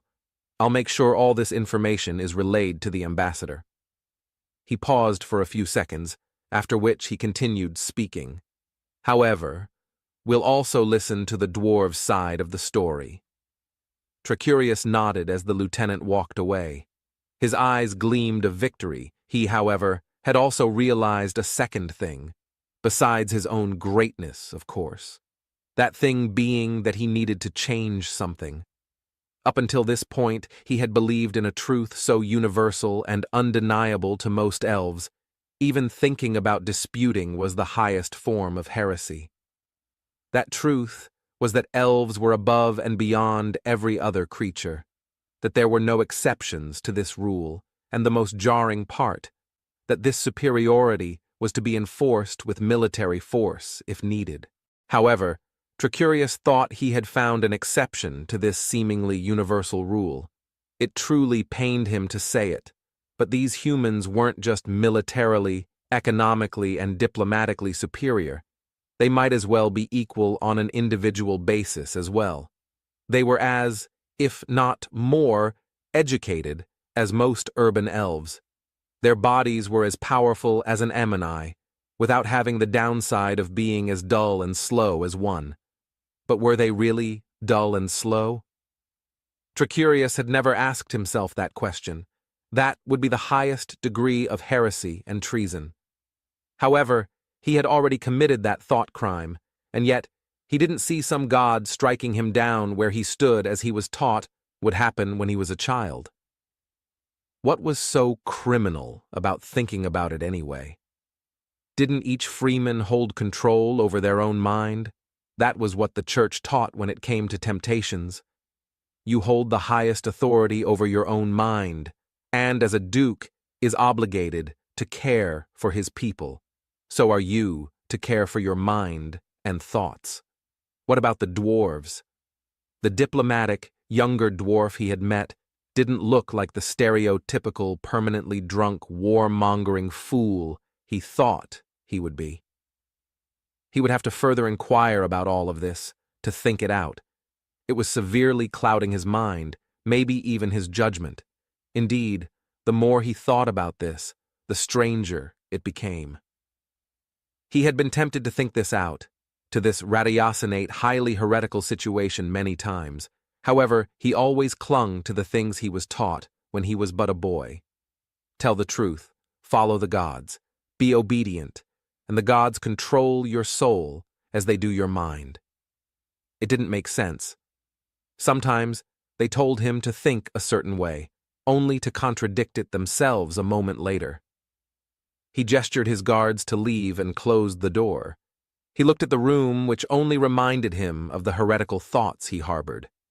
These humans had such majestic technology and such awe-inducing machines, and yet he didn't know a lot about them. One of those unknowns being their philosophies, their politics, and economics. He had to educate himself. These weren't just lesser pieces of filth, maybe nobody was. However, these humans in particular weren't. And so the day of the duel came.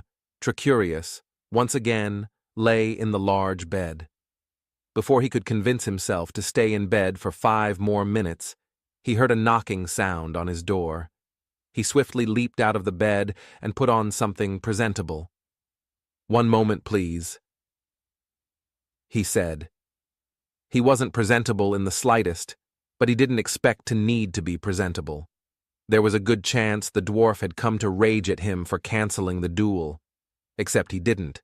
The humans canceled it. "Please, come in," Tricurius said politely. To his surprise, the angry, older dwarf didn't come. Rather, the younger, much more pleasant one did. "Tranararm, pleased to make your acquaintance." The short man smiled and made a deep bow, something unusual, as they were equals. Tricurius reciprocated the gesture with a shorter bow. "Greetings, diplomat. What is it that you wish to discuss, or do you wish to schedule a meeting?" "I'm here to thank you for canceling the duel." The short man said, "Honorable diplomat, I didn't cancel the duel. The humans did." He said, "Although I too am happy to prevent this useless show of violence." The last part he said to hopefully put the dwarf at ease. It seemed like it worked.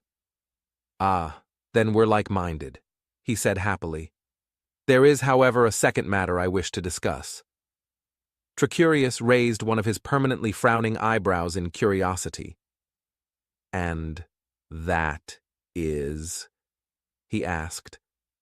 "See, I suspect that some other party will enter the negotiations. I know who this party is and what they want, and I'll give this very interesting information to you on one condition," the dwarf said.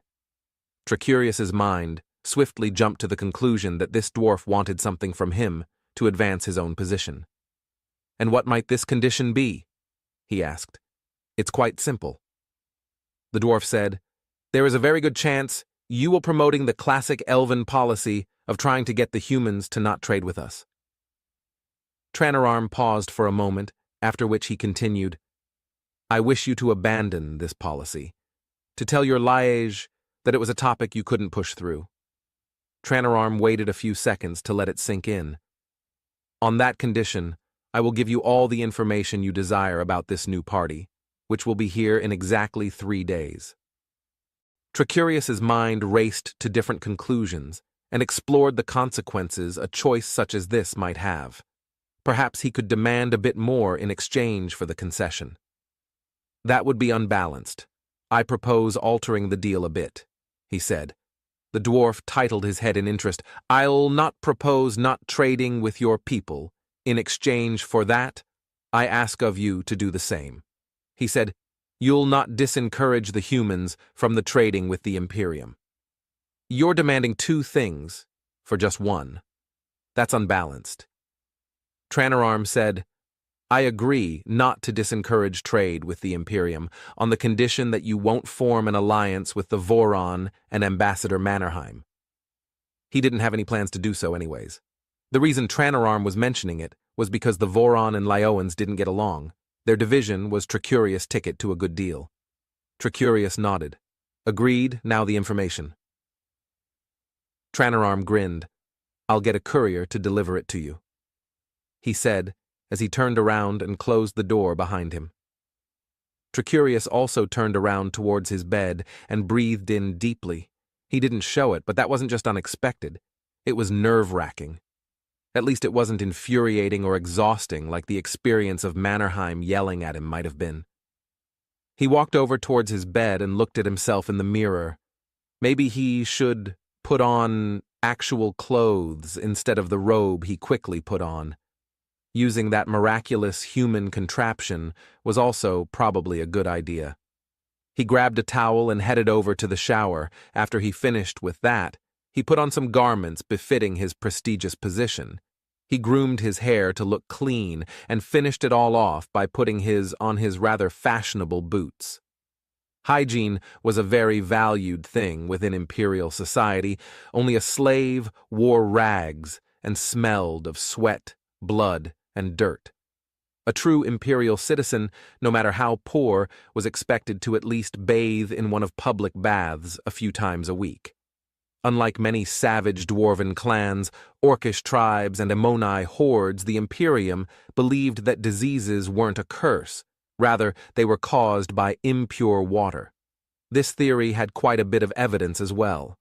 After all, if diseases didn't spread by water, how else could it be then that Riemstadt, a city infamous for its proper baths and its clean drinking water, had so few sickly people?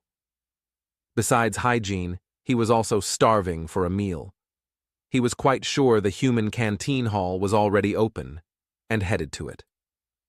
Along the way, he picked up his 2 loyal knights, who were already waiting outside of the entrance to the various quarters of himself and his entourage.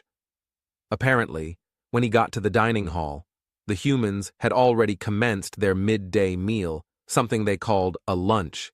They said he was a bit late for a breakfast, although they could combine the two for something called a brunch. He was served several slices of bread, alongside a meat apparently called ham, cheese, a small layer of salad, and a red, tasteful sauce to finish it off. He wondered how exactly the humans got all these ingredients. Tricurius was convinced the Ammoni farms surrounding the castle intentionally chose to only grow the most bland and bitter drap there was. The human cook was leaning against the counter, and curiosity got the better of Tricurius. "Excuse me?" he said. The cook's head perked up. "Yes, sir?" he politely responded. "How do you get all these ingredients from your world to ours? The journey is quite long, and I don't think these ingredients can stay ripe and fresh that long," Tricurius said. The cook sighed. "Where do I even begin?"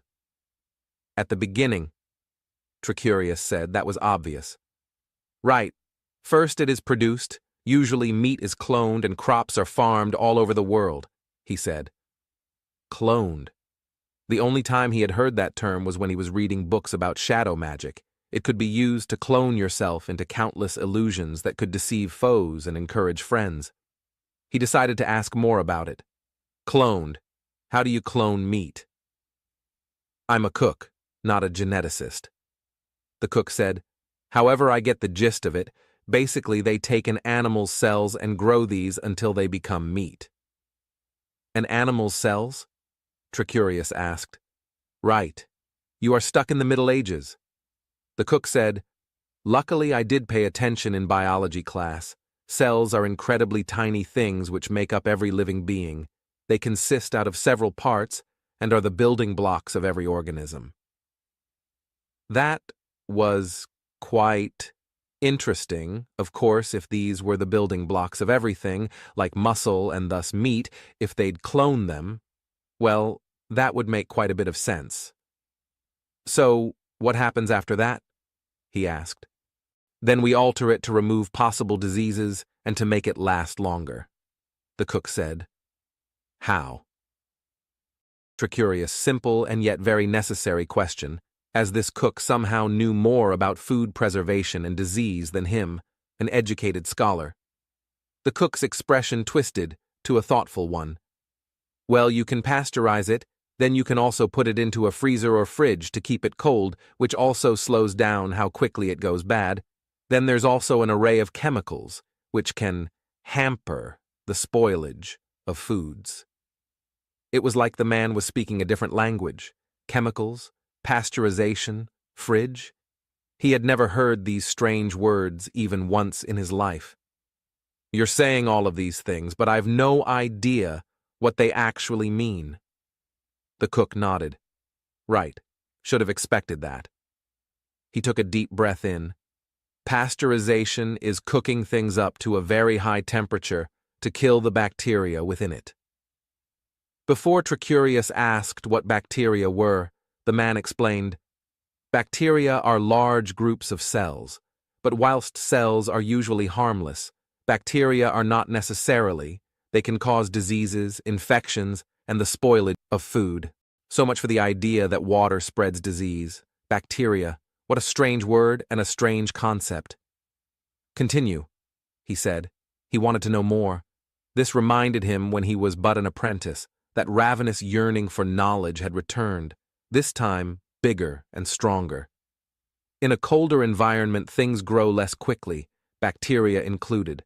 Fridges and freezers are devices which are intentionally kept cold.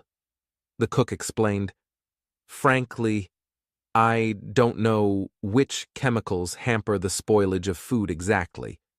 However, I can tell you that there are several which do so. After the food is processed, it is packaged. After that is done, it is transported by what I can best explain to you are massive metal horses, powered not by the power of muscle, but by an engine, and now fueled by food and water, but by nuclear energy. He said, these metal horses are what we call trucks. They are capable of carrying more, going faster, and needing to rest less than any horse. Besides, trucks, planes, and ships are also used. The cook factually stated, planes are giant metal birds which used combustion to thrust themselves forward, or something like that. Like I've already said, I'm a cook. The cook continued, the ships we use aren't made of wood, but are made of metal. They don't use sails, but instead, like planes and trucks, use engines and can transport quite a bit. Oh. That was the state Tricurius was currently in. He thought how food was created would be quite similar. How wrong he was. These humans used things his mind could not even conjure up. Their cooks understood more about the world than most elven scholars. It was frightening, humbling, and fascinating at the same time. That was a lot to take in. These humans seemed to possess powers equivalent to the greatest sorcerers. Some even equivalent to gods. Things like flight, like cloning, and like metal being able to float. So much for elven superiority, so much for the idea that they had somehow mastered this world, that they had achieved everything that was achievable. These were heretical thoughts. He was well aware of that, and yet he knew them to be true. When he was done eating his meal, he went back to his room. There he saw a courier by the door. Tricurius presumed this courier most likely carried the letter with the information he got from the dwarf. That assumption was indeed correct. He handed Tricurius the letter. When he entered, he was surprised to find that the only thing on the letter was, "Warm wind from thine palms shall reveal what I've written here." Heat-sensitive ink. The dwarf probably thought Tricurius could conjure warm winds. Indeed, he could, and so he did. After about 10 minutes of warming up the paper, the letters started to become visible. The beast folk races, specifically the Sarai, Khat, and Erismer, are arriving in 3 days. Their goal is going to be trying to impose rules on who can and cannot be taken as slave, as well as ensuring no nation will raid them for slaves anymore. The first paragraph read, "The Orcish tribes shall be attending, not just the descendants of Uragai and the descendants of Garkanog, but also the Orcish druid cults. The Uragai shall bring with them an army of 3,000, the Garkanog an army of 2,000, and the druids shall bring with them 50 healers, 50 priests, 50 sorcerers, and 1,000 soldiers." The second one reads, "That was quite interesting." Thinking quickly, Tricurius hatched a plan. These humans were against violence, to such a degree he could probably get the orcs kicked out. While he realized elves maybe weren't the greatest people on Narivor, that didn't mean he couldn't try to get the Imperium a diplomatic victory. It had been 3 days since he had arrived here. In 5 days the negotiations would happen, and the humans would have to be dealt with. Tricurius's mind was constantly occupied with thinking of how humans would react to his proposals and ideas. He himself was tasked by his liege to ensure 2 things. The first was figuring out their intentions and ensuring they wouldn't be another enemy of the Imperium. The Imperium was already fighting enemies on all fronts: Emini from the northeast, dwarves from the northwest, the Erismer from the sea, the Surai and Khat from the south, and the orcs from the east. The second was to kickstart trade and diplomatic relations with the humans. The Imperium didn't have the resources and troops to start a war with another faction, and as such, trade and peace was preferable. Tricurius himself, however, wanted to realize a third thing: to not just create truce, but a lasting peace. War with the humans would be devastating for the Imperium. The humans possessed the logistics and technologies to destroy even the most fortified cities within hours. Such a war wouldn't bring wealth and slaves, but rather destruction and sorrow. According to his watch, it was 3:19. He still had to write several letters to his liege, informing him of his findings and what he advised him to do. One thing was constantly in the back of his mind: when would the orcs arrive? That could certainly change quite a few things. If he knew when they would arrive, he could inform the humans.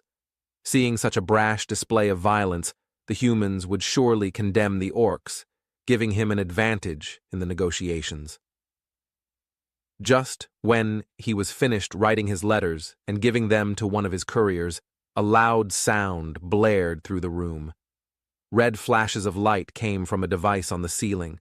Tricurius covered his ears, yet the sound was still hearable. "All combat personnel report to battle stations immediately. Non-combatants go to your quarters and remain there until further instructions." A loud, robotic voice came from the device on the ceiling. To battle stations? They were under attack. This, of course, could be some regular bandits, however, it could also be the orcs. Tricurius grinned. There was danger. There was, however, also an opportunity. Considering the humans' technology and magicless magic, which might or might not be the same thing, he was quite certain these humans were perfectly capable of defending themselves. That would be something he wouldn't have to worry about. So, off he went. Fate favors the bold, after all. When he reached the exit to the castle, 2 heavily clad soldiers stood guarding it. He approached the men. "Guests are supposed to be in their quarters, sir," one of them firmly and yet politely said. "I have crucial information about the horde that is approaching the castle. They're orcs, not here to attack. Bringing troops to a diplomatic meeting is a strange tradition of theirs." Tricurius said, "Listen. I am aware that if the orcs continue to advance, they'd get grinded into the dirt. I'm doing this so that nobody dies." That was a complete lie. He was doing this so that he could be seen as a hero, thus gaining him some respect from the humans. "Fine then. Go in, but we'll be keeping a close eye on you. the same guard said. He trudged through the courtyard with his knights following him closely when he finally arrived at the castle's walls. There, he saw hundreds of figures clad in suits of armor gripping their magical sticks they called plasma rifles.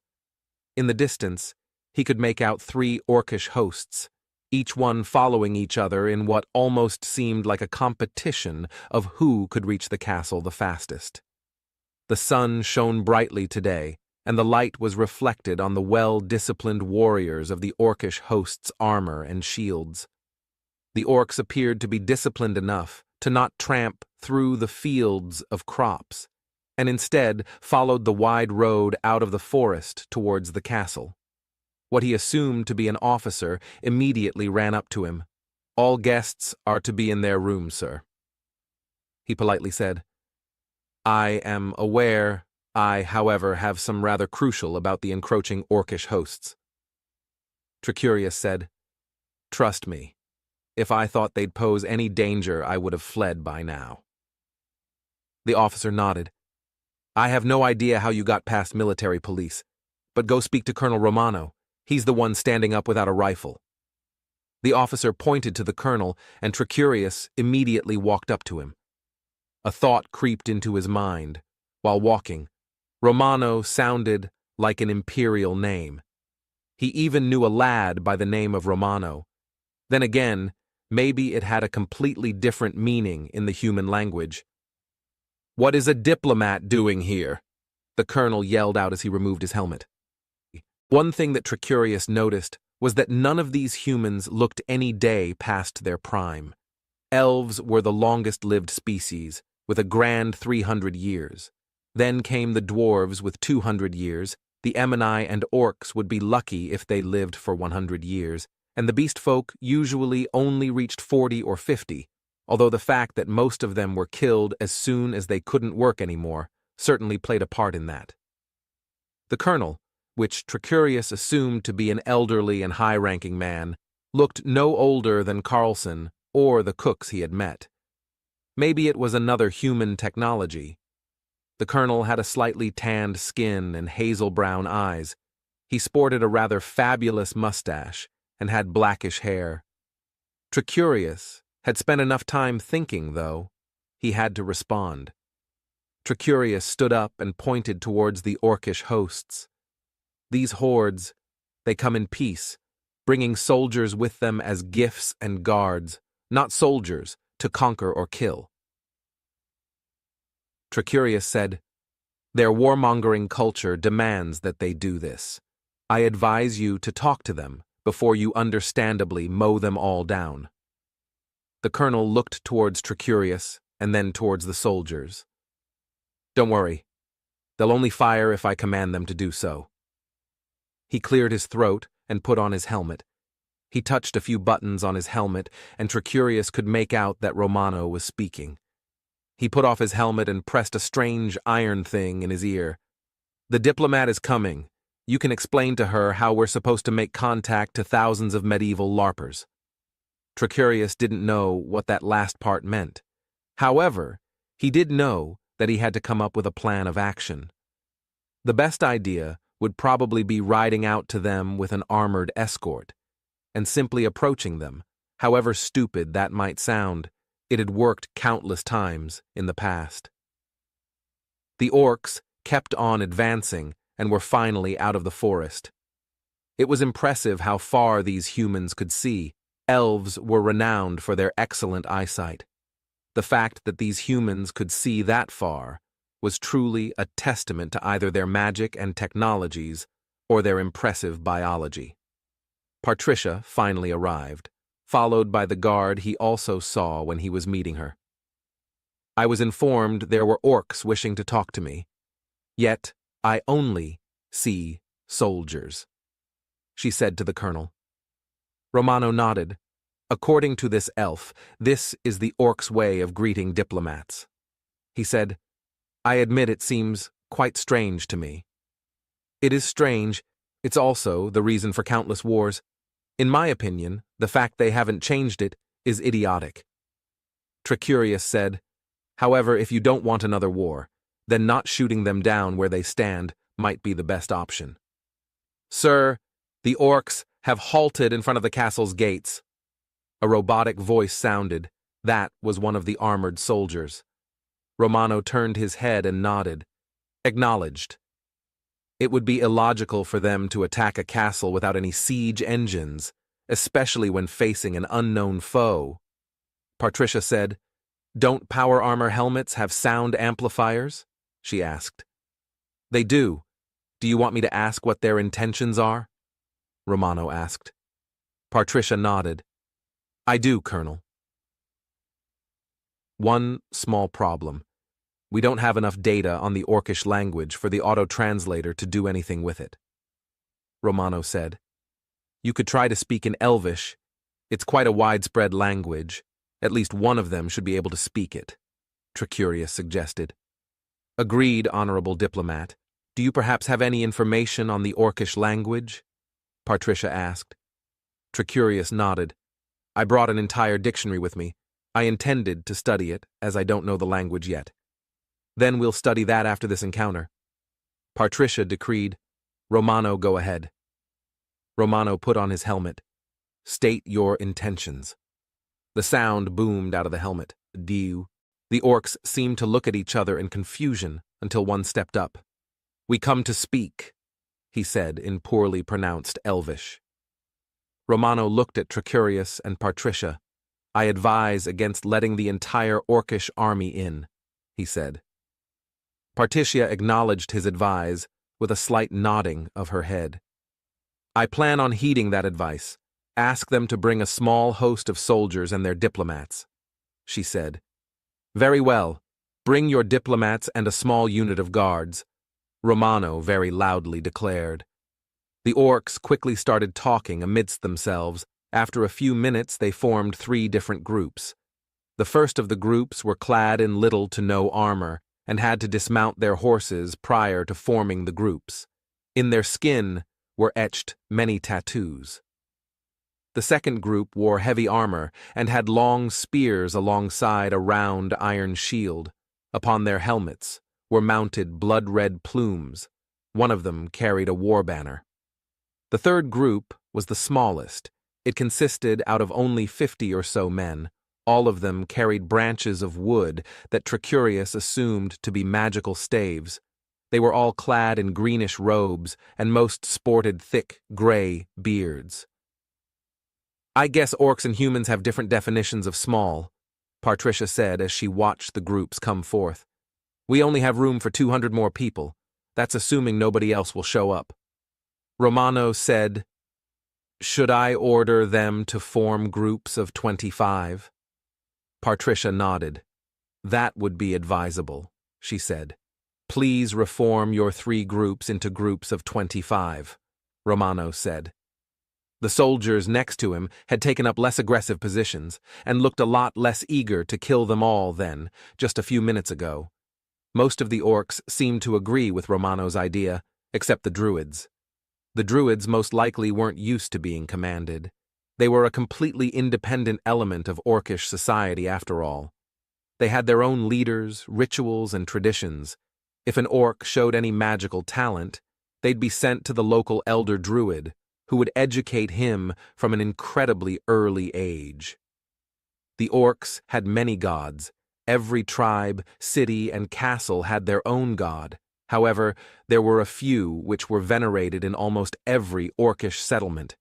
There was Turgayor El, goddess of youth, the earth and farmers; Diagur, god of war, birth and death; and Gul, god of the arts, sacrifice, and perfection. There were also lesser gods, Bulbus, the sun god, Kaera, goddess of sleep, and Nakeacht, the nature god. In spite of there being many local gods, Orcish religious practices were mostly consistent. The druids made sure of that. All of the major gods, and some of the minor ones, all had their own festivals and feasts. The most important of these being the Turgayor El Noria. It was the celebration of a successful harvest and involved sacrificing people to Turgayor El, the chief of the Orcish pantheon and goddess of youth, earth, and farmers. The druids bickered amongst each other before, unfortunately, preparing themselves to bicker with the humans. One of the druids came forth. "We demand to be let in with more people. It isn't up to you to decide how many men we are allowed to bring." The druid yelled in slightly better, albeit still horribly pronounced, Elvish. Patricia sighed. "This man isn't just a clown. He's the whole bloody circus." She paused briefly. "Tell them that no, they don't decide how many men we feed, we house, and we allow within a human embassy," Patricia said towards Romano. Romano nodded. "You are aware that if you do not comply with our demands, we are allowed to not grant you access at all." The noise boomed out loudly. The druid didn't seem content with that answer. They once again started talking amongst themselves. Another druid came forth. Tricurius strained his eyes and managed to catch a glimpse of him. He was certainly strange for an orc. His skin was browner and more elven-like than the decisively green most orcs had. His ears weren't pointed on both sides, but pointed only on one. His build was slimmer and leaner than most orcs, and his eyebrows were permanently frowning, like elven ones. A half-breed, perhaps? "We agree. However, do not mistake this for our submission to your authority," the half-breed yelled in much, much better Elvish. A few minutes later, 3 groups of soldiers, one of 20, another of 21, and of course the druids with exactly 25. Romano ordered the gates to be opened with one ferocious yell towards the Emini controlling the gate. While this was going on, Patricia, Carlson, and another logistics officer were discussing how to feed these men. Although apparently food wasn't the problem, they could just ask for more. The issue was how to house them. These soldiers had some tents with them. However, how did they ensure they wouldn't raid the neighboring Emini farms, or they didn't plunder the warehouse, which was in desperate need of expansion? Thus, it was decided that Romano's battalion would be constantly patrolling the neighboring farms, as well as the castle. They also made a remark about it being strange that a colonel was leading a battalion. After Tricurius was done eavesdropping on people, he went downstairs and towards the gates. A few minutes later, Patricia, Carlson, and Romano were also gathered in front of the gate. This presented a quite interesting opportunity. He had a chance to alter humanity's first impression of the orcs. Through the gate came 3 delegates, each flanked with at least 2 guards. Many soldiers, diplomats, and druids followed them into the castle. They were met by my own knights and a few human soldiers. "Greetings, fellow diplomats," Patricia said, as she performed a low bow. "You should perform a deep bow for me," the half-breed said, as he snobbishly put his head up. "I am your better, after all." Even he himself wasn't so unapologetically arrogant and sure of his superiority when he introduced himself, Tricurius thought. Patricia responded by raising an eyebrow. "How are you my better?"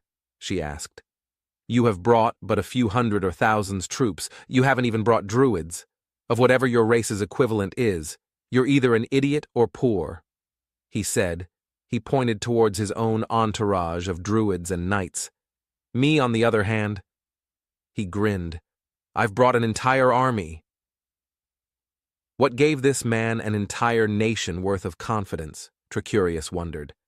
It was like he wasn't aware that the devices these soldiers were holding could pulverize any of his druids or warriors. Maybe he thought they were magical devices, and that their runes would absorb the magic, in which case he was just wrong and slightly arrogant. If he, however, thought that these humans entered a completely alien world without any plan of action or strength, he wasn't just wrong and arrogant, he was also a fool. "Doran, antagonizing yet another faction isn't what we're here to do," another orc said. Not a druid, though. The man was clad in little to no armor. Instead, he had tattoos on his head and his chest, and a thick, blood-red cloak wrapped around his shoulders. Another orc, this one clad in heavy steel armor with runes etched onto the breastplate and gauntlets, nodded his head in agreement.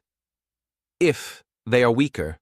We will conquer them, not kill them, by talking to them," he said in poorly pronounced Elvish. "By Turgayor, do you see them?" The half-breed, apparently called Doran, asked the other orcs. "They've barely figured out metallurgy with those impractical spears. Of course we're—" Doran's rant was interrupted by the heavily armored orc approaching him and punching him hard in the gut. Very hard. So hard even that Doran dropped to the floor in anguish, wallowing in pain and crying out the armored orc's name, who was named Fergoon. Within the blink of an eye, Doran stood up and conjured a flame spell in his right hand. "How dare you interrupt a druid?" he asked Fergoon. "I am Turgayor El's representative on Earth. I receive instructions from Bulbus, Diagor, and Gul." He clenched his left hand into a fist. "By punching and insulting me, you've punched and insulted them." He growled at Fergoon, who was slowly starting to back off. "You insulted their worldly representative, and so you shall pay the price of this world." Patricia glanced at Romano, who in turn looked at her with worry in his face. "No need to settle this with senseless violence. Your duel will only prove who is better at inflicting pain, not who is right," Patricia said. "And what are you primitives going to do about it?" Doran yelled at her. Patricia once again looked at Romano, who was already ready to act, should it be necessary.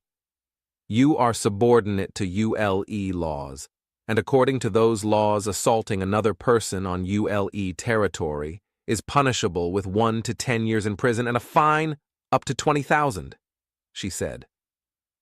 This didn't disencourage Doran, who Tricurius was pretty sure was so confident in his superiority that he believed he could defeat them all. Tricurius himself now decided to intervene. "Ambassador, I don't know your plan, but the armor the humans are wearing can tank your fireball with ease, and before you make the argument that you could defeat them, those instruments they're holding can blow you into 1,000,000 different pieces," Tricurius said. "Imperial, you don't have the forces of the gods on your side. Your petty magic is fueled not by the divine, but by mortal and thus fallible ideas," Doran said snobbishly. "Now let me deal with this fool who dared insult the messenger of the gods." Doran turned his head towards Fergoon, who in response drew his sword. "Enough!" Patricia yelled. "Restrain him. He has repeatedly and intentionally ignored my warnings and has broken the law by threatening with death and bodily harm. I'm afraid that continuing this discussion might result in bodily harm," she said, as she gestured to Romano to order the soldiers to restrain Doran. Romano did exactly that.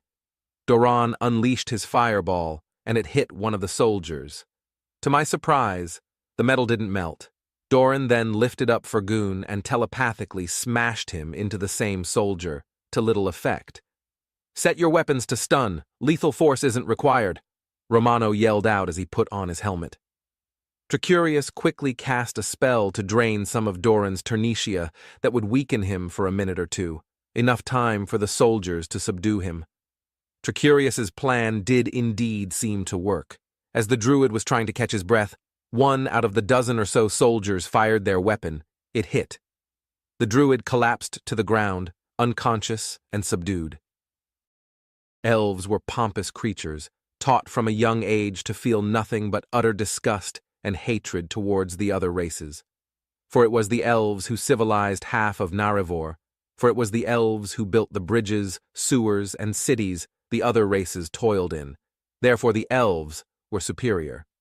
It seemed, however, that not just pure-blooded elves were taught this delusion, but half-elves as well. Maybe it was something in their blood, maybe it was that everyone around them said so. But Tricurius was convinced that was a view all creatures with a drop of elven blood shared. Tricurius turned his gaze to the downed druid. A group of other druids now stepped up. The eldest of them was also the shortest. He had burning red eyes and a long gray beard. "For where the dragon's ear is, its teeth linger nearby. The old man spoke. Fergun got on his feet with a lot of complaining and grunting. He took off his helmet and sheathed his sword. "That wasn't an honorable Valhome, old man," he commented. Patricia and Romano shot him a quizzical look, seemingly confused by the proverb. Tricurius, though, knew what he was talking about. Do not speak if you cannot back up your words with violence, and do not call one inferior if you cannot prove your superior. Orcish society revolved around might, battle, and strength, and this was yet another example of that. The proverb itself was allegedly said by Astrain, the Orcish version of Astralish. Doran should have challenged you to a Valhome, although you've proven yourself worthy, human. The elder said, "Now let us discuss diplomacy. My name is Eilidi of the Vuvili clan." The elder made a low bow. Patricia and Romano were still completely and utterly confused. There was a good chance they were confused about the Valhome and the clan system. A Valhome was a duel arranged in a secluded place, where friends and family would be invited to watch, as well as a Culligar, a judge to oversee the combat. Valhomes could be arranged for a myriad of reasons, although it was mostly because of the other party making an insult towards the person's family or status. Valhomes could be lethal or non-lethal depending on the severity of the insult or action. It is said the first Valhome was organized by Astrain against the conformity and stability of the universe itself. When he won this Valhome, he declared that change was the emperor of all emperors and fate, as well as the decider of fates. The Orcish clan system also originated from Astrain, although this time it was his defeat that brought them about. Following Astrain's victory against conformity, the blood he had lost became the various gods of the various races we see today. Those gods, however, as they weren't as powerful as Astrain, decided to specialize themselves. Astrain was firmly against this and declared they were trying to embody the same stability, conformity, and contentedness that he had sought to defeat. The gods that created the orcs decided that a few specialized warriors should lead, and that while greatness could be inherited, it should still be proven. However, one that had no legacy of great deeds could accomplish no great deeds themselves. Astrain despised this idea and declared if the gods wouldn't remove it, he would make them remove it. This challenge was accepted by the gods, and with sweat, blood, and tears the gods won over Astrain due to their specialization and their discipline. Now that the ever-fickle Astrain was put in its place, the Orcish gods were free to do as they pleased. And so, they declared that those with a heritage of greatness would form a clan and take control over a tribe, and so they did. Tricurius recounted the story mentally as he thought it might be useful. The best way to defeat your enemy is to know them, after all. His train of thought was cut short by Patricia formulating an actual response. She responded with a low bow. "A pleasure to make your acquaintance, Eilidi, although I do advise you to not use violence on ULE territory." She warned him sternly. It seemed like Eilidi heeded the warning, though, as he immediately nodded his head. "Of course. You won the Valhome. If anything, you asking us such a minor favor is a sign of your forgiveness," he said. Patricia looked pleased with that answer. "Excellent. I suppose I should introduce myself. I am Patricia Williams, ambassador of the ULE to UDA-1, also known as Narivor." She continued, "Before we continue, I will be needing you to read and agree to the following contract." She gestured to Carlson, who gave her a few sheets of paper. She proceeded to hand them to the various emissaries. The druids instantly began reading. The contracts were in Elvish, and Carlson barely had time to get them, as when the orcs were spotted, he immediately writing them. Or that was at least what Tricurius assumed. The half-naked tattooed man, however, seemed to have a lot more difficulty. and Fergun was still recovering from being thrown against what seemed like an iron wall, although Tricurius very much doubted he could read anyway. The tattooed man asked for one of his companions, who did seem to be capable of reading Elvish. The man translated the document, and the tattooed man nodded. "Me agree," he said after the translator of the document, in very dumbed-down and badly pronounced Elvish. Fergun asked one of the druids for help. Before the druid helped, however, he first took the time to explain why this was the reason druids were so important and deserved more influence. After which, he translated the document for Fergun, who gave his verbal consent a moment later. It took more than an hour for the entire Orcish entourage to give their written or verbal consent, after which Carlson gave them a map of the castle and gave them watches, as well as a time to meet Patricia and the day and hour of the negotiations. After the meeting, Tricurius went to his quarters to pick up the Orcish dictionary and then proceeded to deliver it to Carlson, who thanked him for his contribution and hastily ran off with it. Maybe his cooperation would earn him a favor. It should, in his opinion. Shortly after he went to the cafeteria and picked up a cup of tea, there he also met several orcs, who were seemingly pestering the human cooks. He decided to listen to their conversation. "Raw meat, that's what we need, not your pitiful censored version," one of the orcs yelled at the cook. "I can just smell that you poured something over this fine piece of meat." He yelled again. The human looked tired, disappointed, and yet not intimidated. "Sir, I'm going to need to ask you—" The cook was cut short by another orc marching up to him. He seemed to flex his chest muscles and make himself intentionally bigger. The human was still unimpressed. He then raised his fist and flexed his arm. "You want this in your face?" he asked as he pointed towards his fist. "Last warning, stop pestering me or I'll call the guards." The cook said, "And I'm sure you don't want to end up like your comrade." He was most likely referencing Doran. The orc let out a rumbling laughter and bared his sharp, tusk-like teeth in anticipation. "I'd gladly fight your pitiful idiots. They need armor, I don't." He balled his fists and prepared to hit the human behind the counter, who simply took a step back.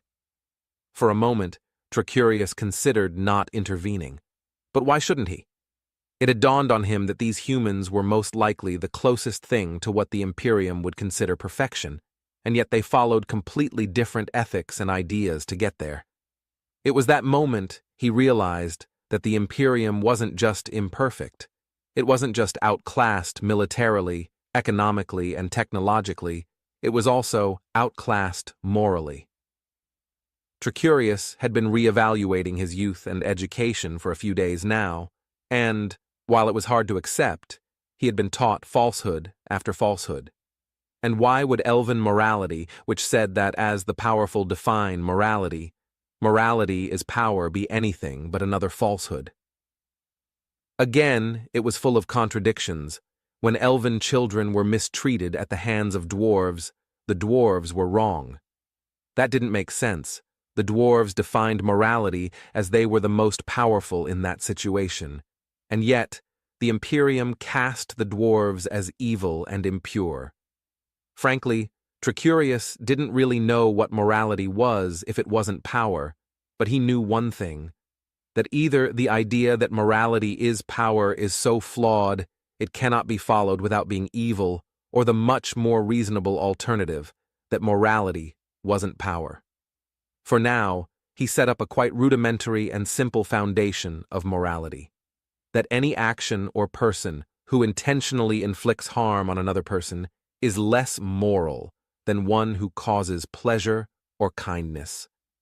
The orcs were maybe the most powerful in this situation, and yet he felt a moral duty, an obligation to stand up and defend the cook, even if he could simply call the guards, which he would do anyway. Following his line of thinking, the orcs were trying to inflict harm upon somebody without a proper reason for doing so. As such, they were clearly in the wrong. With one decisive motion, Tricurius stood up. "Halt!" he bellowed to the orcs, pestering the cook. The orcs turned their heads to Tricurius, whose resolve was still strong. If things got really violent, he could always conjure a fireball. He reminded himself of that fact. "Well, little elf, are you going to try and defend your fellow civilized highfalutin?" The biggest one yelled out to him. "Violence isn't preferable, although if you start a fight, I'll end it." Tricurius replied as he conjured up a fireball in his right hand. The cook seemed to quickly contact the guards by tapping on the iron stud in his ears. Within a few seconds, Tricurius heard the thundering sound of several iron-clad men entering the room. Upon hearing them, Tricurius doused his fireball. "Sion! Seor!" The guard bellowed out in what sounded like Orcish. It seems like they actually did something useful with his dictionary. The largest orc's grin slowly faded away as he realized that he messed up. He was currently surrounded by over 5 guards, and Tricurius himself, who, if necessary, could easily fry the orc.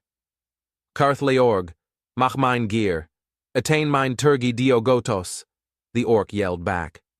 "Nach, laida u el etuar meeg dur," the guard yelled back at him. The orc simply let out an annoyed grunt and stormed out of the room. Tricurius let out a sigh of relief and sat down once more. The guards came running up to him a few seconds later. He felt their heavy armor shake the ground as they walked. Their helmets reflected the light of the magical torches within the cafeteria, and yet the heavy armor did not weigh them down. On the contrary, it only seemed to make them faster and stronger. "Ambassador Tricurius," the armored guard said, "would you please explain what happened here?" He said. His helmet made it sound monotone, yet firm. The ambassador nodded. "But of course," he responded. He stroked his chin in thought. "I decided to dine alone for once, when the orcs also entered." He inspected the guard and then raised his hands. "Not that I have a problem with orcs, but their culture is strange." The armored guard nodded and turned his head to the cook. "Does he speak true?" he then asked. The cook made an affirming gesture. "Yes, he does," he said, "although I don't know what the ambassador means with that they've a strange culture." He added, "Both the Emoni and the orcs have something called the Vialiv in Orcish or Vuan in Emoni." Tricurius clarified, "It's a set of rules which dictates what a person should eat and how they should eat it." "What does that have to do with this?" the guard asked. "Perhaps it's their bodies, their culture, or their gods, but the Emoni and orcs are capable of meat without cooking it first. Barbaric, I know." Tricurius couldn't help but add that last little comment. The cook now spoke up. "And let me guess, eating cooked meat is sacrilegious, or something?" he asked. Tricurius nodded. To quote it, "Swear upon thine swords and spears, sons of the raven, and, or crow, depending if you follow the Emoni or Orcish saga, that thou shalt eat only what thine hath hunted, and that thou shalt not desecrate, just like thou would not desecrate the corpse of thine deceased, quite gruesome, if I do say so myself." "Right. So I assume you offered the orc a piece of cooked meat?" the guard asked. The cook confirmed that with a nod. "Yes. If I'd known, I would have." The guard raised his hand. "You would have given them raw meat!" He sighed. "Right, Kruger. Achabe, stay here. I and De Leon will talk to the orcs." "Yes, Sergeant," the others responded in unison. 2 of the soldiers walked away, while the 2 others went to guard the front of the cafeteria. Tricurius allowed himself to relax and took a sip of his tea. He looked at his watch, 16:34. He'd probably leave at 5 and then have some time left to write reports and relax a bit before having dinner with his entourage. He took another sip of his tea, and a thought seeped into his mind. Which gods did the humans worship? For everything he knew about humanity, He knew so very little about their culture, religion, and history. If he had to form a cohesive conclusion from all the information he currently possessed, he'd say they were materialistic, and yet generous, knowledgeable, although unwise. He took another sip of his tea. He looked inside the cup. He drank it all up. Maybe he should gather more information about humans and their culture, but who to ask? He scratched his chin. He could simply ask Carlson. But why would he need more knowledge about them? They'd think he was trying to spy on them. He could pretend like it was to prevent diplomatic incidents, which was partially true. He stood up and took his cup with him. He put down the cup on the counter, where the cook was cleaning something, and walked towards the exit of the room. There he started his grand adventure to find Carlson. First he asked one of the guards outside of the cafeteria. They said they'd ring him, and that he should wait there for a few minutes. Tricurius took those precious minutes to ask the guards what he meant with ringing him, and although the guard wore a helmet, you could see his facial expression turned into one of exhaustion. Imagine you can talk to someone via a little device. If you ring someone, you're calling him via that device, speaking through that device to him. It reminded Tricurius of the Virillian speech, a spell which allowed you to use Ternitia to transfer your voice directly into someone's ear. It was thought up by Polexios Virillian. It was notoriously difficult to perform, however. As such devices common? Tricurius asked. The guard nodded. Yeah, they are. He paused for a moment. Practically everyone has them, although many of the devices with that function also serve multiple other purposes, he added. Interesting. To be able to record sounds like one can record letters must have many practical applications. Tricurius's mind raced through the various things you could do with such miraculous technology. Great scholars could record their words for all to hear. Information could be easily spread. That would explain the extraordinarily high level of education most humans seem to possess. I'd imagine such a thing would have many applications, Tricurius said. Before the conversation could progress any further, Carlson walked in. Inspecting his appearance, Tricurius noted black bags beneath his eyes and a rather tiresome look. Tricurius smiled. Greetings, Lieutenant, he said. Carlson tried to smile, but failed so miserably even an emotionally incompetent orc could see it. Greetings, Ambassador, he said with a meek voice. The man was doing worse than he had ever seen ever human do. Are you all right, Lieutenant? Tricurius asked. The lieutenant sighed. My job requires me to answer yes. He said, Enough pleasantries, though, he added. Tricurius nodded. Of course, apologies for bothering you, but I believe this request is quite urgent. He said, I wish to inquire about your culture, philosophy, and history, so that I might avoid diplomatic accidents like those that happened and will happen with the orcs, if that isn't too much of a problem. When he was finished pronouncing that last word, Carlson's face transformed from a rather sorrowful and tiresome expression to one much more energetic, although still far from happy. That isn't a problem in the slightest, on the contrary. It saves me a lot of time and energy. He raised his hand to his chin. Tell me, what do you want to know? That was a good question. What interested him most?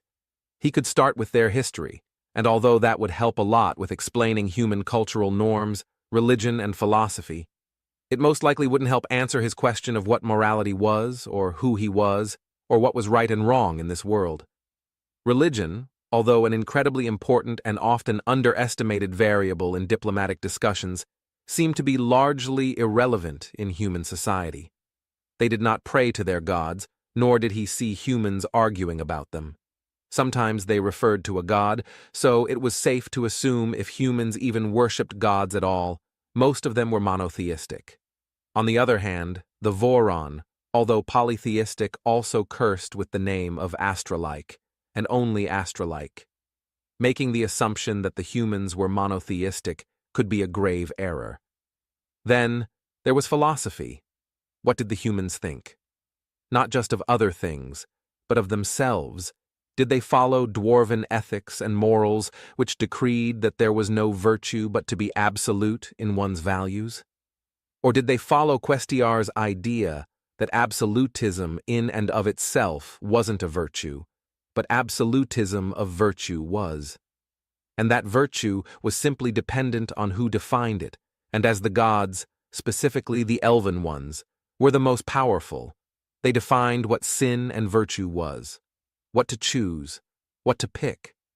He was like a child with his parents at a market. Should he get the wooden castle or the dull sword? Should he pick religion or philosophy or maybe history? What about their culture and music? Those were also quite tempting options. What about literature and their scholars? All of it. That was Tricurius' answer to that seemingly impossible question. Truthfully speaking, that was an atrocious answer.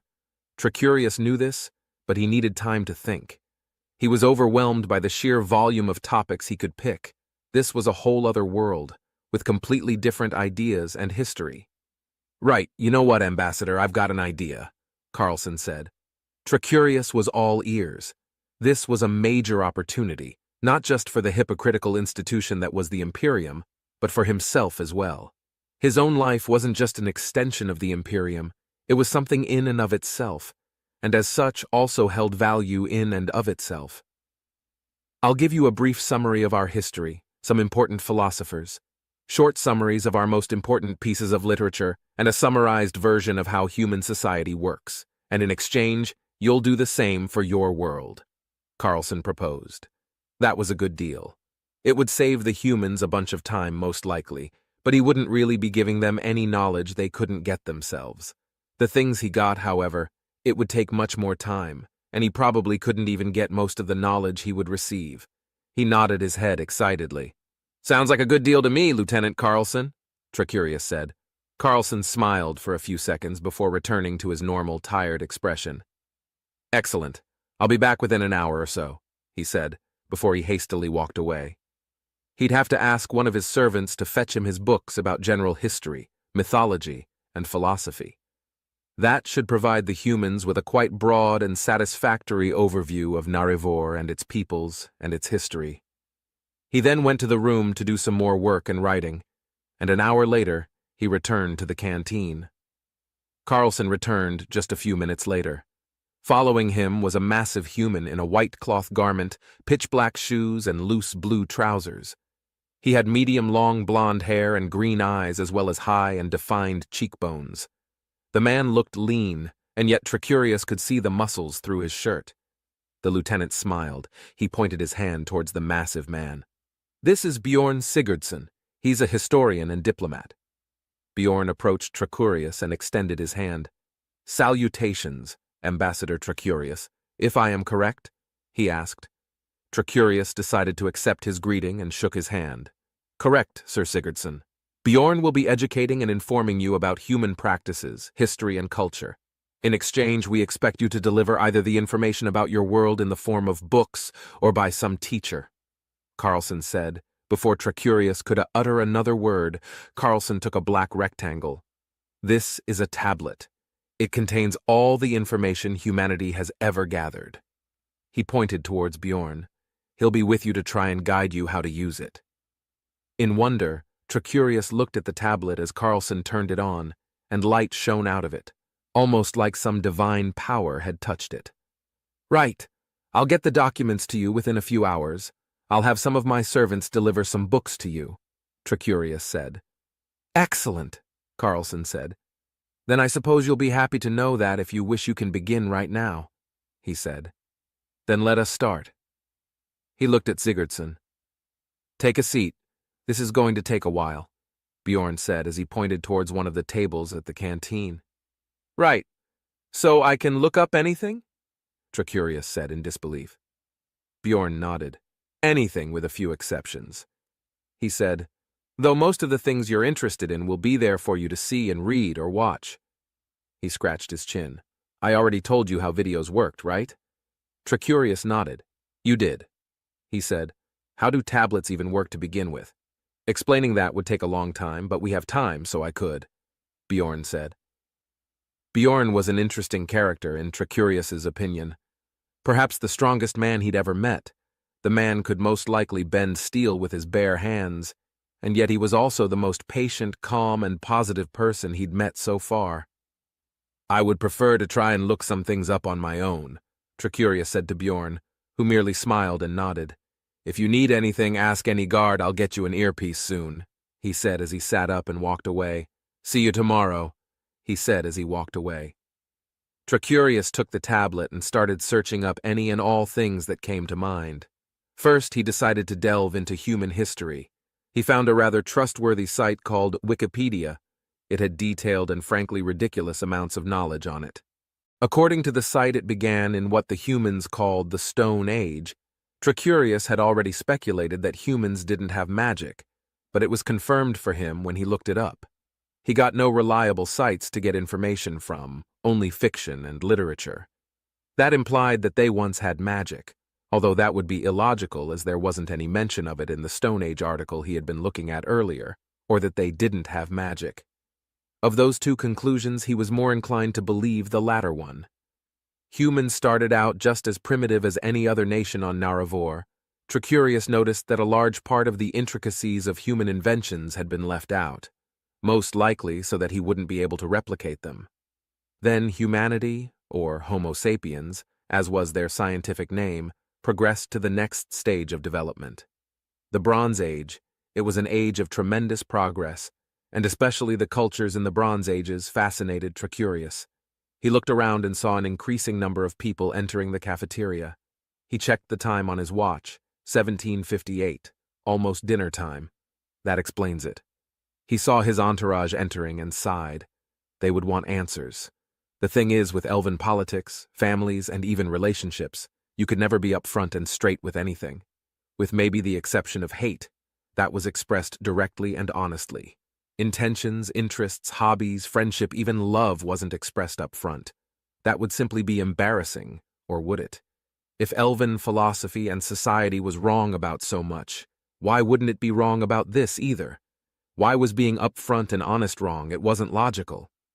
Before Tricurius's mind could wander off any further, his knights alongside most of his servants came in. Verulius Nastrox, one of his scribes, approached him. Sir Tricurius, he said to grab his attention. Verulius, son of Canio and Octala of the noble house Nastrox, how are you? Tricurius smiled and waved him towards a chair. Verulius accepted his invitation and took a seat. I'm well, Sir Tricurius. I assume you are so as well? He asked. Yes, Verulius, I am. Tricurius said, What is it you wish to discuss? A son of such a noble and honest house as yours doesn't disturb others for no reason. Internally, Tricurius wanted to vomit at the words he just said. Verulius was the exact opposite of honest. He was a deceitful backstabber, ready to impale a knife into your back if you weren't watching it, both literally and metaphorically. Verulius smirked. Of course not, he said. He took a letter out of his pocket. Although I do have a letter for you from the despot of Kurarum, Neastos IV of House Iorum. He handed him the letter. Tricurius took it and opened it. To diplomat and illustrious sorcerer Tricurius. Salutations to you. I hope life finds you in good health, and I bid you greetings from the castle of Phalorum in the bountiful province of Kurarum. I have recently been informed that you seek to make peace, perhaps even trade with the inferior and despicable creatures that we have found to inhabit the land and world beyond ours. Indeed, this is regretful on many levels, so I come here with an ultimatum. Not really, more like a three-way choice. Either resign and I'll give you all the riches you could ever desire and a peaceful life, as a weakling like you would wish for. Ensure that there will be no peace with the humans and lead our armies on their way to crush them and take their land for me or die. May the gods guide your path, despot of Kurarum, Count of Uric, Baron of Phalorum, and Garstar and Duke of Iustor Neastos Thor Rurios Vultor of House Iorum. Tricurius looked up. Verulius met his gaze and smirked. He took a knife and pressed it against Tricurius's throat. As he pointed toward the exit of the cafeteria, Let's take this to your quarters. or I'll slit your throat." Tricurius didn't know if he should be confused, threatened, or laughing. Although he chose the latter one, he channeled some Ternitia and forcefully used a magic hand to grab the knife and used the hand to curve the knife, after which he threw it against the table. "I don't know who's more idiotic, the despot or you," Tricurius as he continued chuckling like a maniac. "Even if wasn't an acclaimed sorcerer, you'd be facing a dozen guards armed with weapons beyond your comprehension," he said. Verulius took a step back, although he still had confident smirk on his face. "If I die, this place explodes," he said. He undid his coat, which revealed several runes all connected to the place his heart was supposed to be. "A mortality-triggered bomb," Tricurius said as looked at it. Verulius put his coat back on. "Now let's go to your room," he said, a smug smile on his face. Tricurius had no choice but to oblige. "Right," he said. Verulius stood up and started walking. Quickly, an idea entered Tricurius's head. He should notify at least somebody of what was going on. Verulius might have a bomb jacket on, but he couldn't actually sense Ternitia. Tricurius quickly focused his Ternitia into a telepathy spell and directed it to one of the guards. "I'm Tricurius, ambassador of the Imperium. I'm currently being held hostage by Verulius, a pawn of Despot Niastos. If you kill him, a magical bomb will explode this place," he said. The guard heard it and quickly raised his rifle until he heard the last part. He pressed a few buttons on his helmet. Before Tricurius could see what happened after that, Verulius pushed him in the back. "Keep on walking. You'll get to say goodbye to your human lover later," he said as he let out a slight laugh. Tricurius shook his head and sighed as he kept on walking through the hallways to his room. When they eventually reached his room, Verulius sat him down on a chair. "Key," Verulius said as he extended his hand towards Tricurius. Tricurius reached into one of his pockets and gave Verulius the key. Why was he even complying? The magical vest was only triggered with his death. Before Tricurius could ponder that question further, Verulius grabbed a second knife and some rope. First he locked the door and then proceeded to tie Tricurius to the chair. He then walked out of the room for a moment. This was his opportunity. He tried to channel his Ternitia but failed miserably. He inspected the ropes a bit closer and saw that they dampened any Ternitia field. "Damn it," he said out loud. Verulius walked back in. "Your tricks won't work on me, slothful Upig." Tricurius threw his head back. "What do you want, criminal?" he asked Verulius. The tall elf revealed a piece of paper and an ink pen. "I want you to declare war on the humans, resign or die," he said. "I want you to seal a blood promise with me on one of those three things." A blood promise, that was a bit extreme. A blood promise meant that if he dared break his promise, he'd die. "You're a traitor to the Imperium and the Kaiser," Tricurius said. Verulius grinned. "Really? You're a traitor?"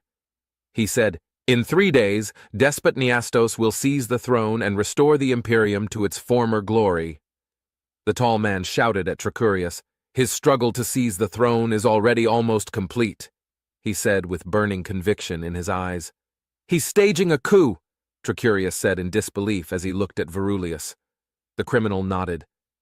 "In exactly 2 hours, the Caugusti will proclaim a new Kaiser, a new emperor, a new leader," he said with dedication. "You're a lunatic and a traitor. The people will see this new leader for who he is, a fraud and a criminal." Tricurius said, "This new leader will start a war with humanity, leading to deaths of millions and the eventual downfall of the Imperium." He said even louder, "We'd be lucky if even 1,000 elves survived this upcoming catastrophe. Oh, please. Since when does the ruthless and genocidal death of orcs have a problem with good elven ethics?" Verulius said. "I know of what you've done. You've sentenced hundreds to their deaths over mere meters of ground." Indeed, he did. He was the ambassador that failed to create a peace between the orcish locals and elven settlers. Then again, he tried to create a peace. He had good intentions. "At least I didn't sentence my entire race to their demise," he yelled back at Verulius. "I'm sentencing our race to greatness." Before Verulius could finish his sentence, he heard several kicks at the door. He walked towards Tricurius and put his knife to Tricurius's throat. A few kicks later and the door was burst open. 3 relatively lightly armored guards appeared from the entrance. They wore pitch-black armor. At the end of their rifle was a knife, and their eyes were masked by a pair of glasses which were as black as the night. "Put the knife down!" one of them bellowed. This wasn't a normal voice, however. It was unnaturally deep, almost as harsh as metal. Tricurius glanced at Verulius. His determination was beginning to waver. He, however, pulled himself back together. "You take even a step forwards, and my knife will get blood on it," he said as he pressed the knife to my throat even tighter than before. Tricurius noticed something at the back of the room, however. A 4th soldier was carrying a grayish canister with an intimidating skull and bones on it. He opened it, but nothing came out. The guard that was previously screaming started speaking once more. "We'll give you 2 hours to give us the terms for his release," he said. "We'll most likely take another hour or so to consider them." Verulius nodded. "I see you can be reasonable, weakling," he said. "This traitor has to either kill himself, abandon his position as ambassador, or answer to the Kaiser once more." The soldier nodded. "We'll consider those terms. Give us a few hours," he said. Verulius laughed. "Right, but if I see that anything is amiss, I'll slit his throat," he bellowed out towards the guard. The guards then proceeded to leave, and Tricurius was left alone once more to his great dismay. The time seemed to fly by slowly. He was constantly thinking about either his inevitable demise or him being used as a puppet. Surely the humans had some plan, beyond leaving him here to die, of course. What about that canister? It had to contain something, right? The hours slowly passed, and yet Tricurius felt he was having difficulty breathing. It felt like the air he normally inhaled wasn't there. Instead, he was breathing in air which felt like water. Maybe it was just his nerves, though. He started getting headaches. They started to get more and more intense, until eventually he just wanted to sleep, and he did. He opened his eyes and heard several human guards screaming, "Get them out of there as quickly as possible! Make sure they get to inhale oxygen again!" they yelled. He was on a bed-like construction, being carried by 2 humans. Beside him, he could Verulius tied down to a similar contraption. He was saved, but how? Did Verulius also get put into a forceful sleep?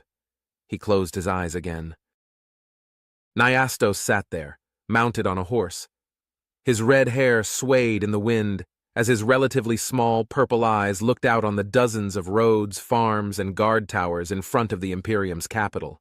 He himself was clad in wonderfully decorated armor, with the insignia of the griffin etched into his breastplate. He was old, a grand 130 years old even.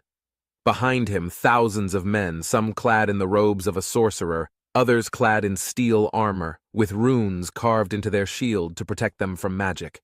To the right, his leading commander, Cercilla, Baroness of Kolstadt, approached him. "Sire, the mangonels have been loaded with exploding projectiles," she informed him. He nodded. "Excellent. Has Verulius reported back in?" he asked. He honestly cared very little for Verulius, but he was a useful pawn to enact his plans. He would earn Ryman's gaze. He would earn his place as a god, as a true Kaiser, not one of the pretends that had plagued the Imperium for the past 1,000 years. "Make the sorcerers raise the ground so that our troops can get past the ditch with no issues. Then send walking corpses through the broken spots in the wall and make them absorb the first blows," he said as he turned his gaze towards the gate. "Once they think we are attacking through the walls, sent in the living statues, make them shatter the gate," he said. Cercilla nodded. "Understood, sire," she responded. "The enemy will most likely have stationed sorcerers and archers on the second set of walls." She said, "I doubt that our mangonels will be able to destroy them, considering the sorcerers will most likely form a magical barrier." The despot raised his hand to his chin. "That is problematic." He said he should have expected this. He was trying to conquer the capital after all. Even after decades of corruption and mismanagement, it could still put up a fight. He, however, had one trick up his sleeve. The Imperium was reliant on its talented sorcerers, and he had managed to sway a vast majority of them. In front of the walls of the capital stood the largest force of sorcerers seen since the times of Ryman and the other legends. It had taken decades of planning, scheming, and convincing, but he had formed an enormous, albeit unstable alliance of the various colleges of magic. Frankly, it was surprisingly easy. The Imperium was corrupt and decadent. Its nobility only held their positions not due to their own actions and virtues, but due to their ancestors. It disgusted Nyastos to see a nation of nobility and virtue being destroyed from the inside, to see commoners being pushed aside despite their qualities, despite their merit. He wanted to reform this corrupted mess. The Imperium was no longer Ryman's dream. It was his nightmare. He had a vision, a dream, a goal. That goal was simple. He wished to reform the Imperium to ensure that those who were competent, those who possessed the qualities that were required of a good leader, lead. A system wherein a person's lot in life is dependent on their parents, on their birth, is a system that is bound to fail. He would show the world that. A smile graced his lips. The actions he was currently conducting were virtuous, divinely ordained, and would lead to a brighter future. One where elvenkind rules supreme, one where the faithful, the ruthless, and the ambitious hold the power over the decadent, weak, and merciful, not the other way around. His mind snapped back to Cersilla that looked at him with a questioning gaze. Then he got an idea. The sorcerers who will put up this shield, they are unlikely to expect an attack from below, yes? He asked the commander. She nodded. Yes, sire. Silence reigned for a few seconds until she put her hand up. You wish for our earth mages to collapse the walls from below? She asked. Nyastos nodded. Indeed, he said. We have the largest force of sorcerers ever assembled. We might as well make use of them. Rhymstadt never faced an attacker with more than a few druids. It is well protected against a conventional assault. A magical one has better odds, he said. That isn't a bad idea. I'll inform the Grand Inquisitors of the magical colleges, she said as she spurred her horse and rode off to the Grand Inquisitor's tents. Before Nyastos could plan anything beyond his current plans, a messenger came riding up to him. The man looked exhausted and completely out of breath. Nyastos focused on the man. He saw bloodstains on his right arm. He, however, saw no arrow. It couldn't have been a sword cut either. Perhaps a fireball. The area did look like it was burned. The arm itself was only hanging on by a thread.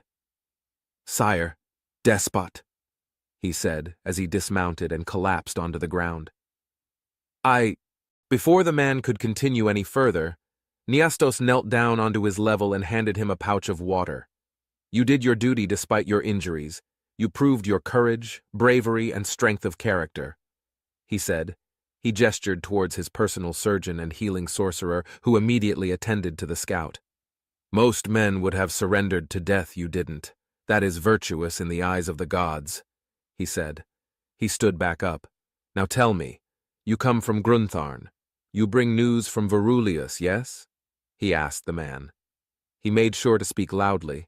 This was an excellent opportunity to raise morale, to increase his reputation as a stout leader who cared for those in his service, to show the world that merit was to be rewarded.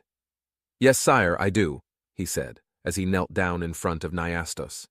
Verulius, he has been captured by the humans.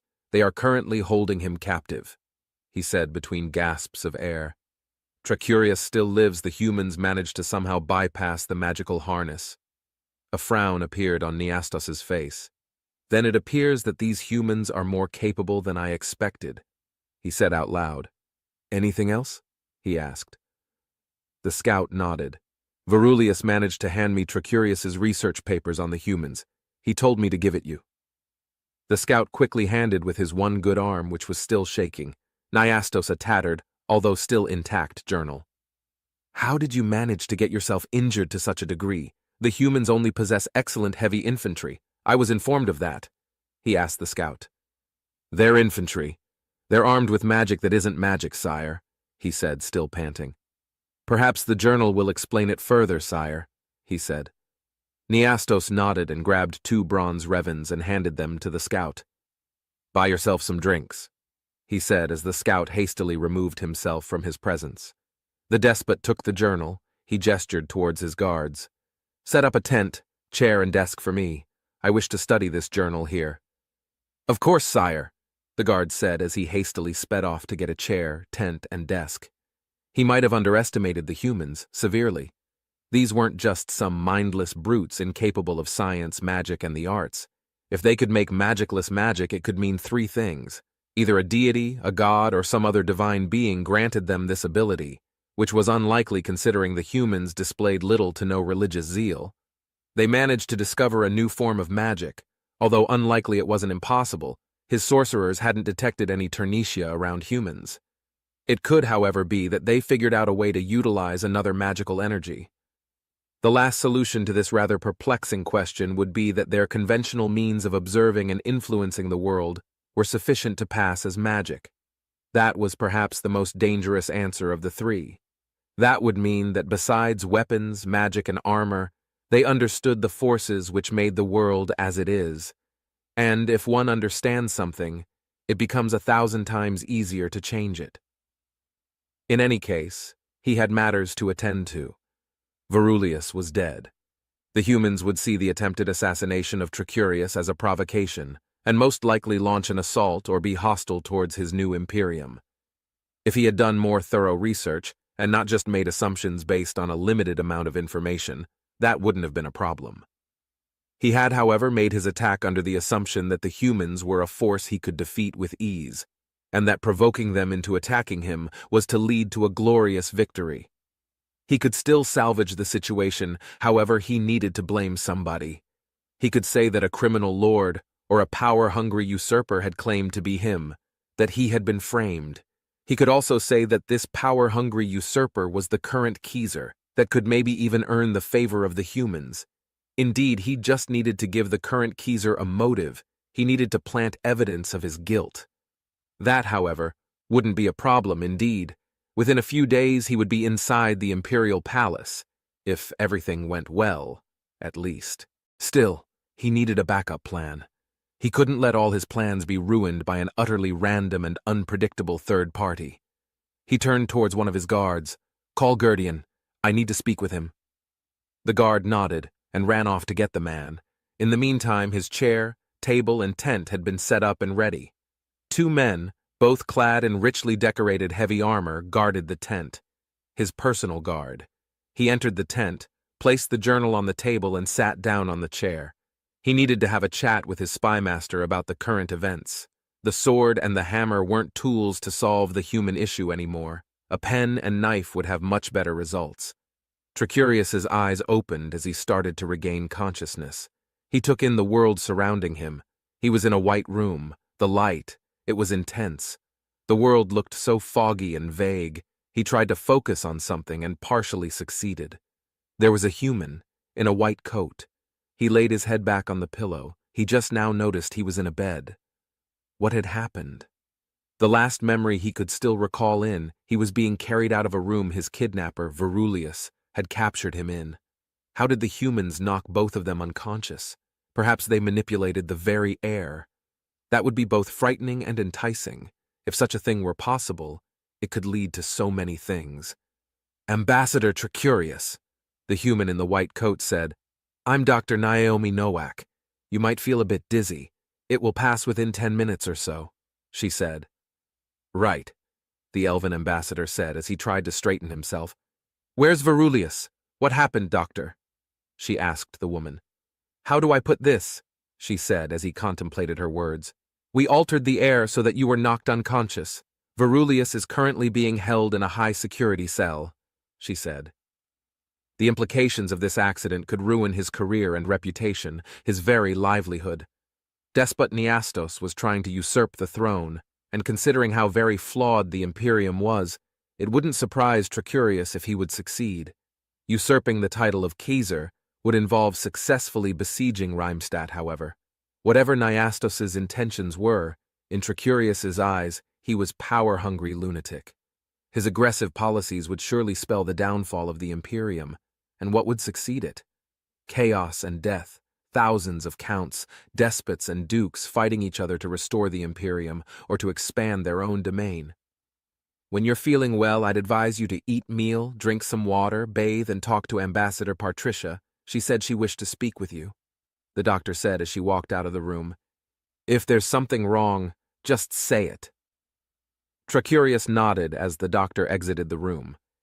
He got up and, although it was difficult, managed to get out of the bed he had been placed in. His clothes were still on, although he would probably have to change them eventually. It would do for the upcoming 20 minutes. He exited the room. The room his bed was in had 2 guards guarding the door. He went to his own private quarters.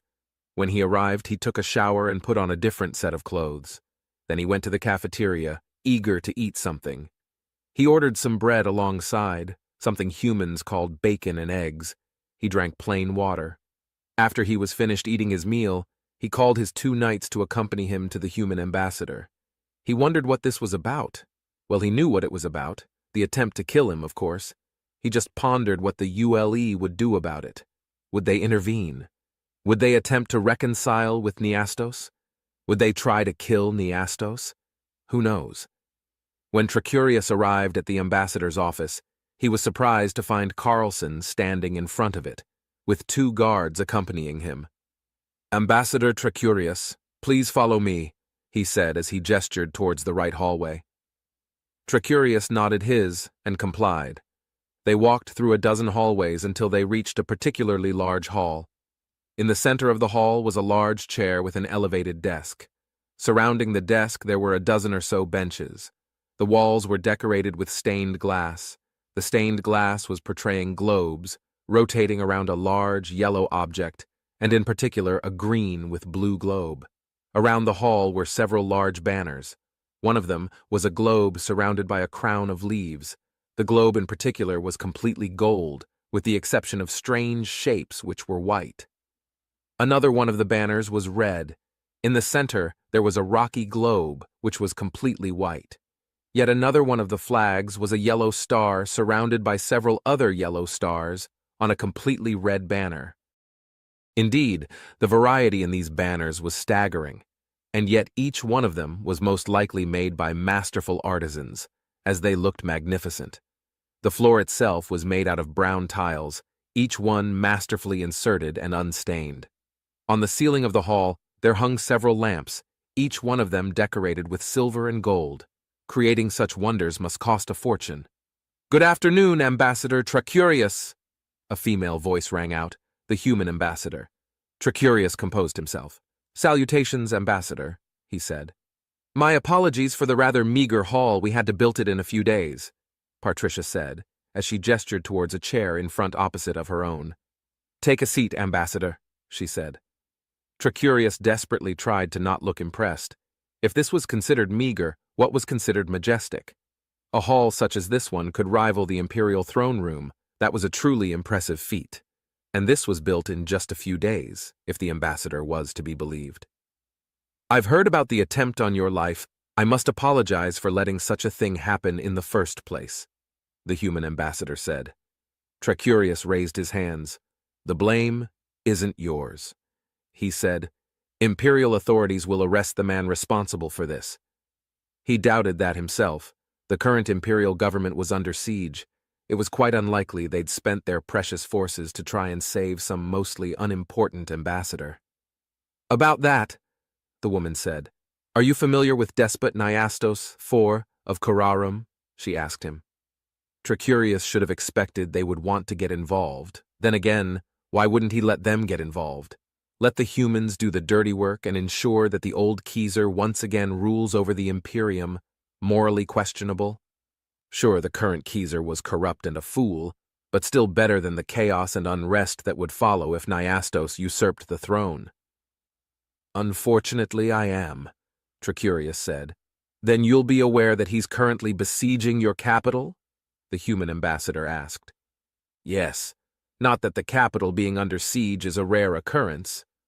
Tricurius said, "Civil wars and wars of succession aren't uncommon in the slightest. The thing is, Reimstadt, the capital can resist nearly every conventional military assault." Patricia said.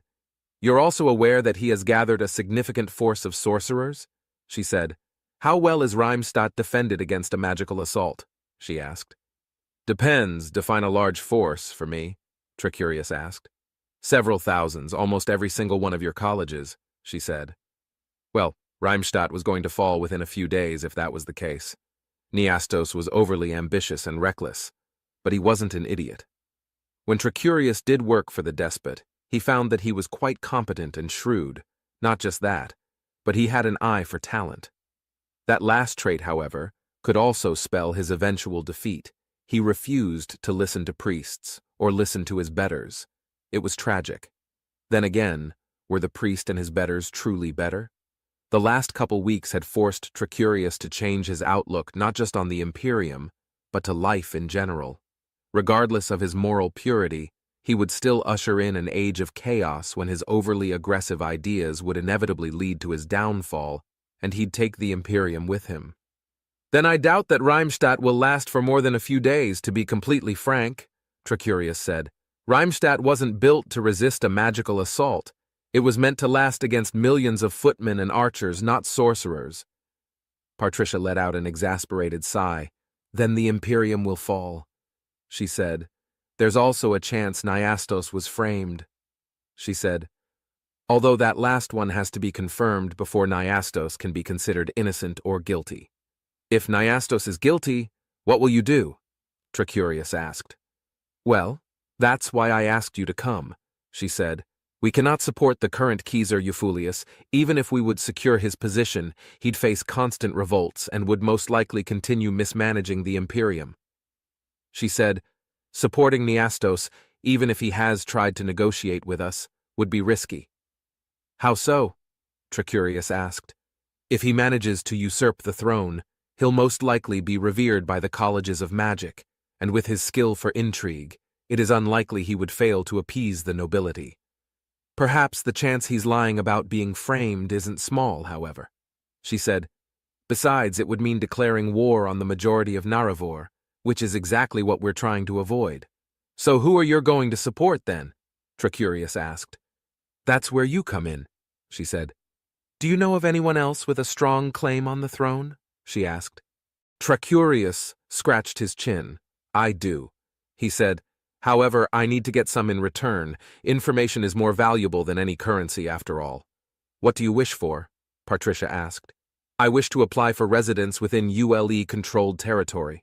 Tricurius said, "If Nyastos usurps the throne, there's a large chance I'll get caught in some unfortunate accident leading to my death," Tricurius said. Patricia nodded. "All right, I agree," she said. "I'll hand you the paperwork after you give me the information. There's two people." Tricurius said, "First, there's the bastard of the father of the current Kaiser." He said, "Gupian is his name, although I'd advise against putting him on the throne if you wish for peace." "Why exactly, if I may ask?" Patricia asked. "Gupian is a Templar, which is as violent a profession as it sounds." Tricurius said, "They hunt monsters, enemies of the Imperium, and their whole ethos is based around Ryman, and Ryman's whole thing is conquest and glory." "So, who's the second candidate?" Patricia asked. "That would be Sarnatian the Elder," Tricurius said in a matter-of-fact tone. "He's the uncle of Gapian and the current Caesar. He's currently living in exile somewhere in Valand." "Valand?" Patricia asked. "It's the home of the orcs. He's currently the arbiter of the Falkund village." "Tricurius. I was ordered to spy on him on the orders of Nyastos." The sun was setting on the Falkund village.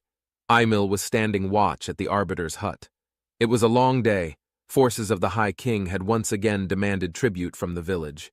The problem with this demand was that they had nothing to give. Rogue Imperial troops had sacked their village recently. Dozens died, and most of the houses were burnt to the ground. To add on to their list of problems, their warehouse was sacked and the grain taken. It was disastrous. The Druids abandoned them in their time of need. Their reasoning was that this was a mere culling of the weak. Eimil could feel his hands freezing. The winter was nearing, and they were completely out of supplies. He tightly clenched his spear. The Druids refused to assist them with enchanting their weapons, too. The Arbiter was the only shred of hope they had left. He was the man which held the power to enchant arms within his grasp. But a single man can only do so much. The Arbiter needed time to rest, time the village didn't have. If the High King would act and seize their last belongings, some might even be sold into slavery to pay the tribute to the king. They got protection from nothing, and in exchange they sold their entire lives to this pathetic monarch. Anger swelled in Emil's heart, and yet there was nothing he could do. He hadn't eaten in a week, Sleep, too, was hard to come by. And yet there were 100 or so souls which depended on him. He couldn't falter, not now, not ever. Imil once again opened his eyes and spotted something. 5 silhouettes were approaching. Were these the High King's men? The 5 figures continued encroaching into the village. Imil heard his captain scream, "Everyone, form a spear line at the gate!" The man yelled, "Everyone who is on guard, notify the person you're guarding and rush to the spear line." There was a chorus of, "Yes, Captain," and the men quickly got into position. Imil, too, quickly moved to notify the Arbiter. First, he knocked on the door of the hut. "Yes, what's happening?" the Arbiter yelled back. "Come in," he added. Emil did as the Arbiter suggested and entered. "Sire, 5 people are encroaching. They may be a scouting party for the High King's forces." Imil informed him. "I need to aid the defense of the gate," he said. Nobody had ever seen the Arbiter's face, and yet it was a well-known fact that he was a talented magician and enchanter. "Very well, I'll come with you," he said. Emil looked confused. "I'm a sorcerer, remember?" "Right, sire," Imil said as they quickly rushed to the gate. "State your intentions!" the captain yelled at the figures. The silhouettes were quickly approaching. The closer they came, the more the ground quaked, the larger they seemed. After a few more minutes of this agonizing waiting, they came to a halt. "We're here to meet with Sarnation the Elder," one of them said in fluent Orcish. The Arbiter took a step forward. The captain tried to stop him, but was pushed to the side. "So my time has finally come," the Arbiter said. "We simply wish to have a peaceful discussion. Perhaps we could even come to an agreement," the invader said. "If only everyone had that attitude," the Arbiter commented. "Very well. Take 2 of your soldiers with you. I will also take 2 of my soldiers with me. We'll meet halfway between me and you," the man said as he pointed to the middle of the 2. The captain raised his hands. "Sire, you can't possibly do this. This could be a trap. You're our last beacon of hope. We can't afford to lose you," he protested. The Arbiter remained calm. "Everything in our lives comes with a certain degree of risk, so call me selfish and reckless. But I think this is a risk worth taking," he said. "If you want to help, let 2 of your finest soldiers accompany me." The captain reluctantly nodded. "Fine. Imil and Velini accompany him," he yelled. "Yes, Captain," the 2 said in unison. The 3 started marching. The ground was wet, as always. If you went off the main road, you'd most likely sink into a bed of mud and water.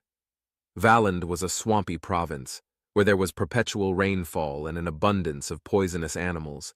The 100 or so meters they had to walk felt like a million. With each step, the tension in the air became stronger and more palpable. Then there were the loud footsteps of their possible foes. It felt like a giant was walking across these grounds. Each time one of those behemoths took a step, it was like thunder was raining down upon the earth. Even though the light was dim due to the sun going down and the clouds above him, he could still make out that these were massive pillars of iron and steel. Their eyes, however, had a slight glow to them, and yet the Arbiter was calm, even content with whatever might befall him. He hid his face behind a mask, but Emil was certain that under that layer of bronze and iron, he was fine with all of this, unfazed with his possible death. Just a few steps left, that was what Emil was thinking as they neared the meeting point. The thundering footsteps of the giants finally stopped as they reached the meeting point. "Salutations, Sir Sarnation," the Goliath said as it took off its helmet, revealing a face similar to an elf in complexion, yet slightly darker.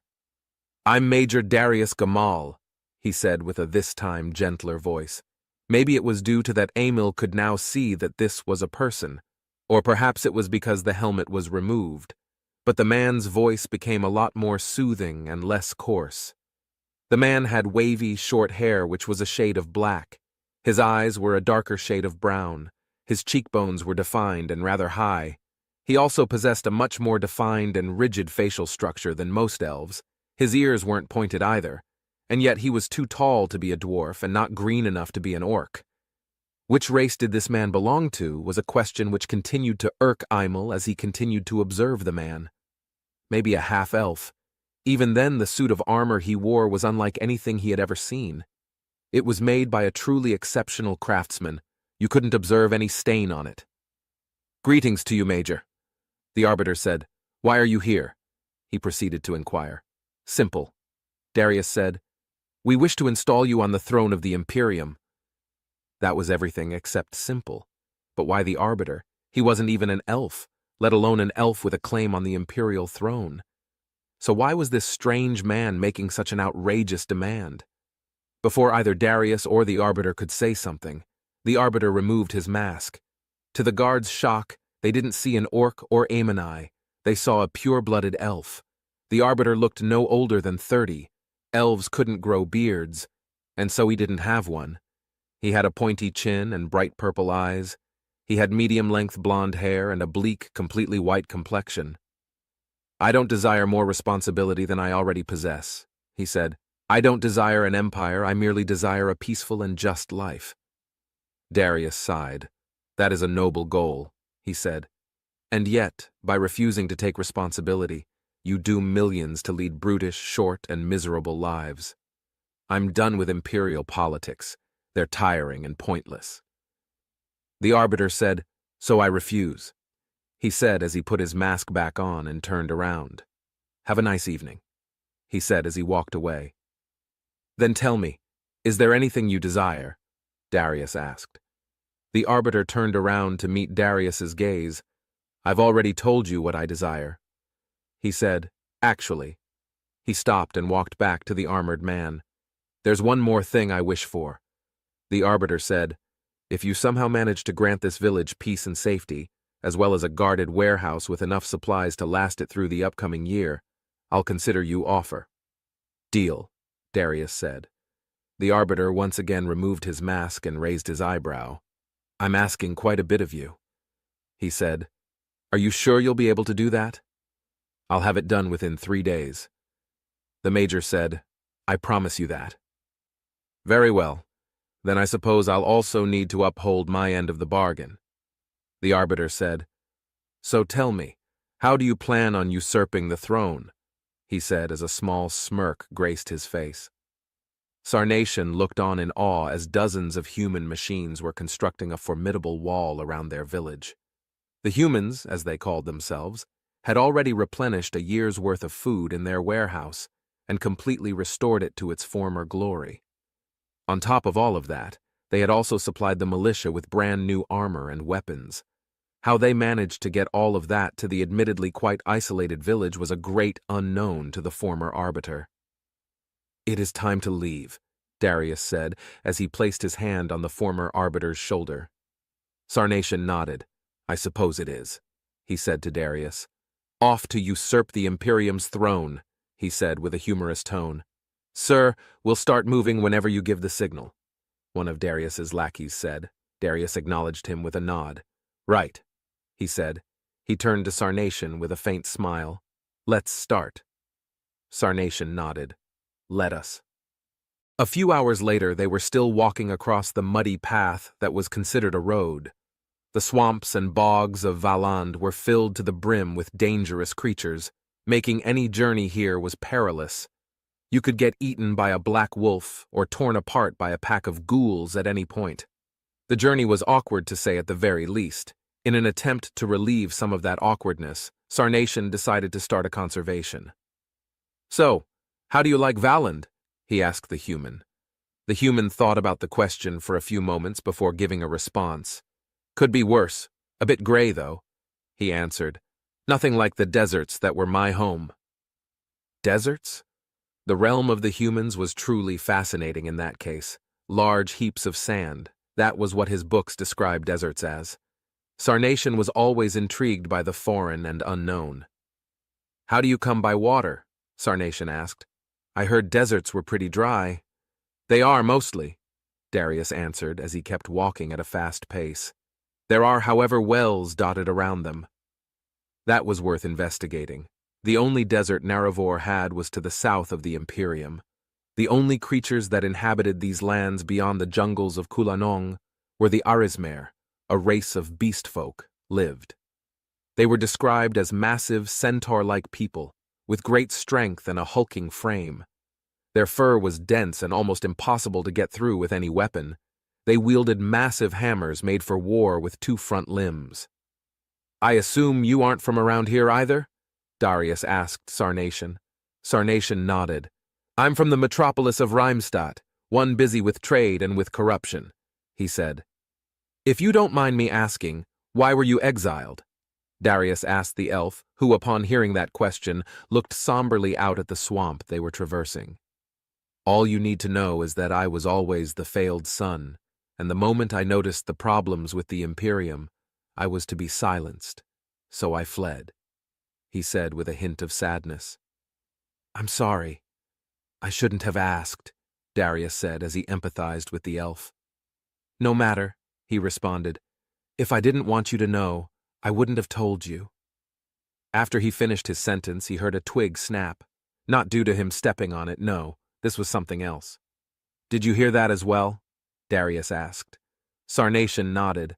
I'll cast a detection spell, he said as he focused his Turnesia and combined it together. Unlike a fireball or a bolt of lightning, which only needed to be mentally molded, a proper spell needed to be casted. Casting required quite a bit of stuff. For one, a focusing object was required. In his case, it was his amulet, a Valtorn kin. Valtorn kins were truths of the universe etched into a physical vessel. These truths were universal laws, always to be obeyed by everyone and everything. While you could cast spells without a focusing object, it was difficult and required rigorous practice. Maybe only a few sorcerers in the Imperium could pull it off, and they all were in service of the Kaiser. Some sorcerers used gallicans, weapons with the same properties as Valtorn kins, but trading intensity for endurance. Many other focusing objects exist. Even books, when properly enchanted, can serve as them. Casting proper spells required one, because it wasn't just dispelling Turnesia and transforming it into energy. It was completely restructuring it, forming bolts, fireballs, draining and giving Turnesia, however, didn't require one. It required a caster which was capable of bearing the anguish of subjecting your mind to a universal truth. Luckily, however, it only gets easier from your first time. Wo et farno levitis dal tervo, et revel don position, Sarnation said as he channeled his Turnesia into the focusing object. As he commanded, water and fire arose and created a fire above the heads of every living being around them. Heat scans indicate 30 beings, one of the humans said, which was confirmed by Sarnation's spell, as 30 flames arose from the forest. The 3 people ran out. Ghouls! Sarnation yelled as he pointed to them.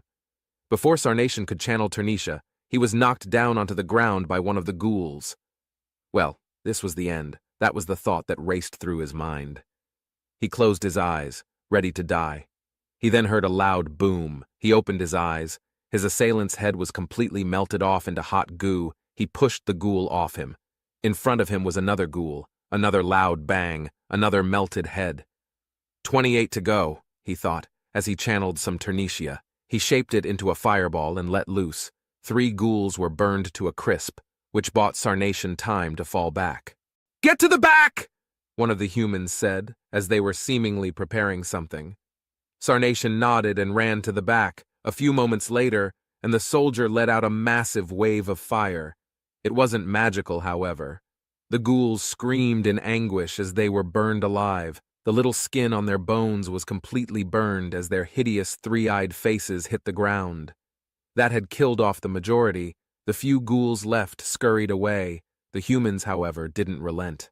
More loud bangs filled the air as more ghouls screamed in pain. They weren't hunting the humans were hunting them.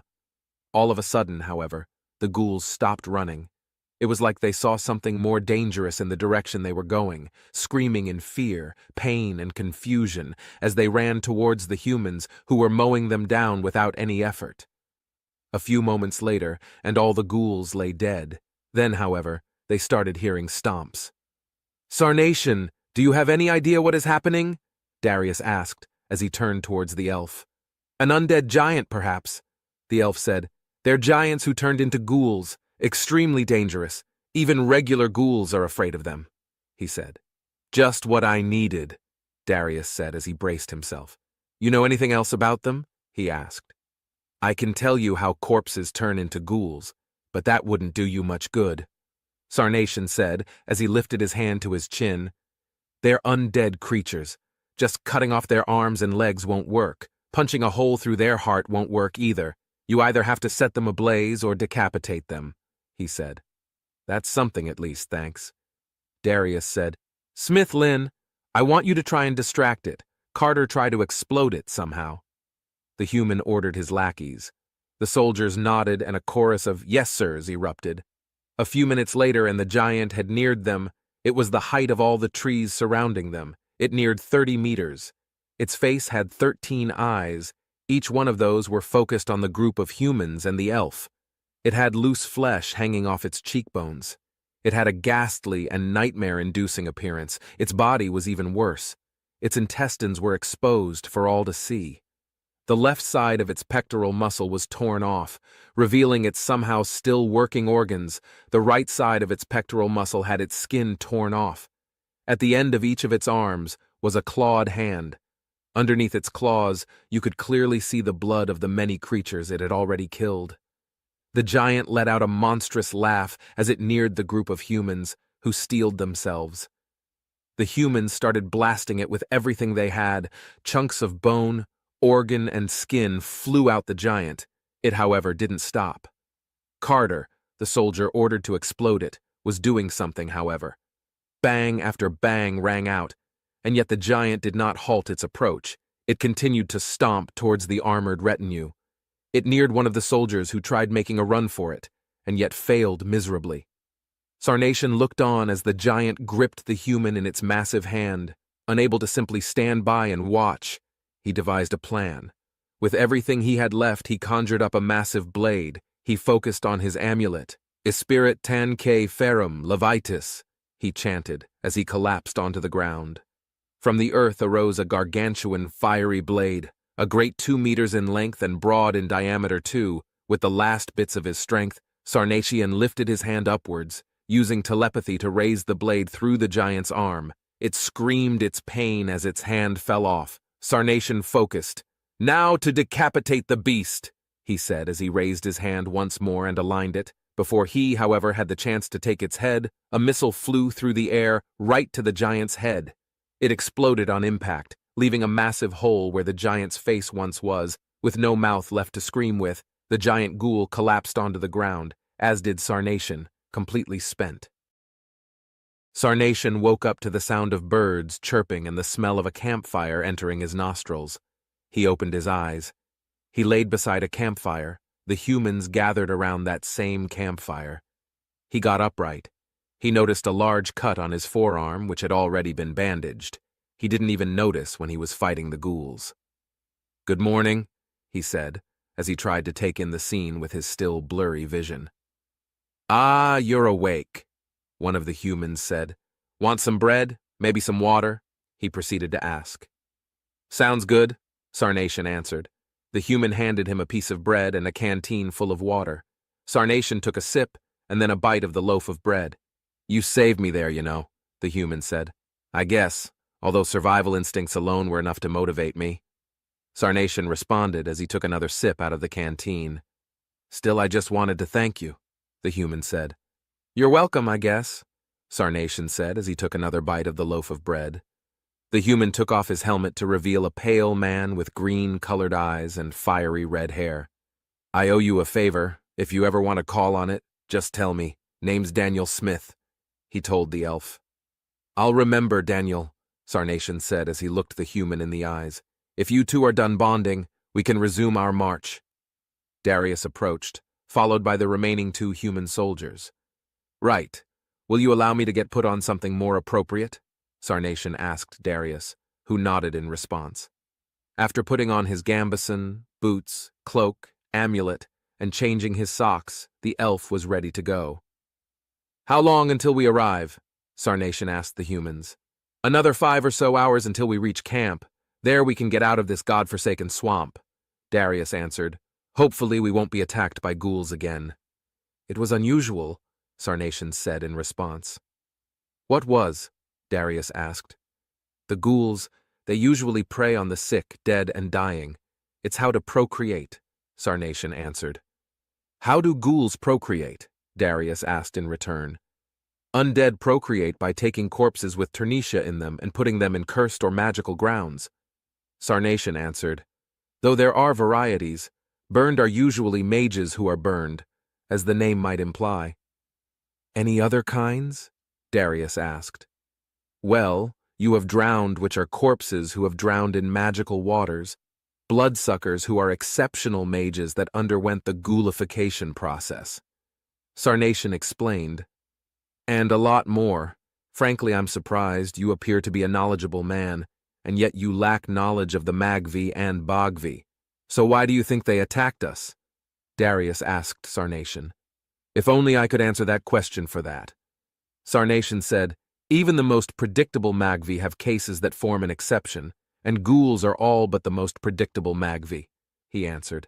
What you're saying is that we don't know, Darius said somberly, and that this could happen again. That's one way to interpret it, yes, Sarnation answered.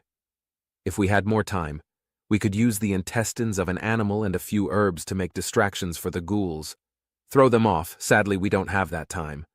Sarnation said, moving fast is the best solution to the predicament we're currently in. Sounds like a plan at the very least, Darius said as he increased the pace. Still curious as to why we don't just get a truck or a helicopters or something like that. One of the soldiers said, not Daniel.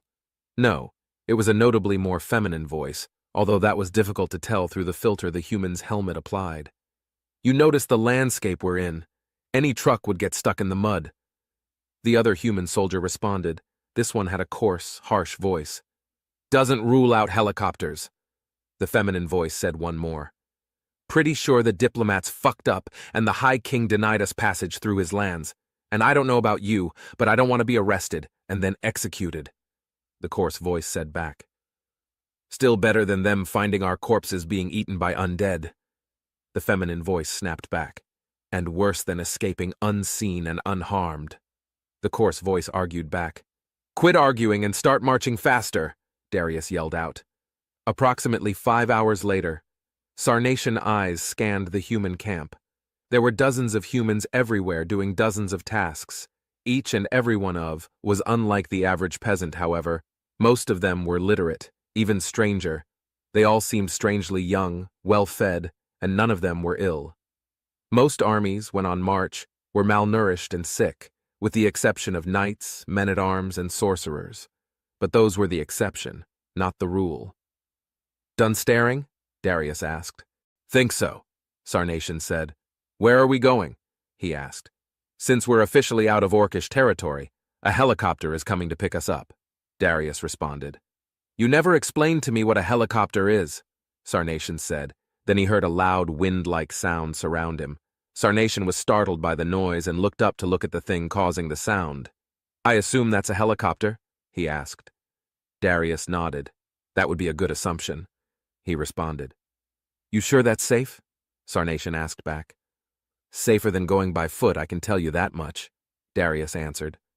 I guess I've got no choice but to believe you, Sarnation said as the helico in a designated area.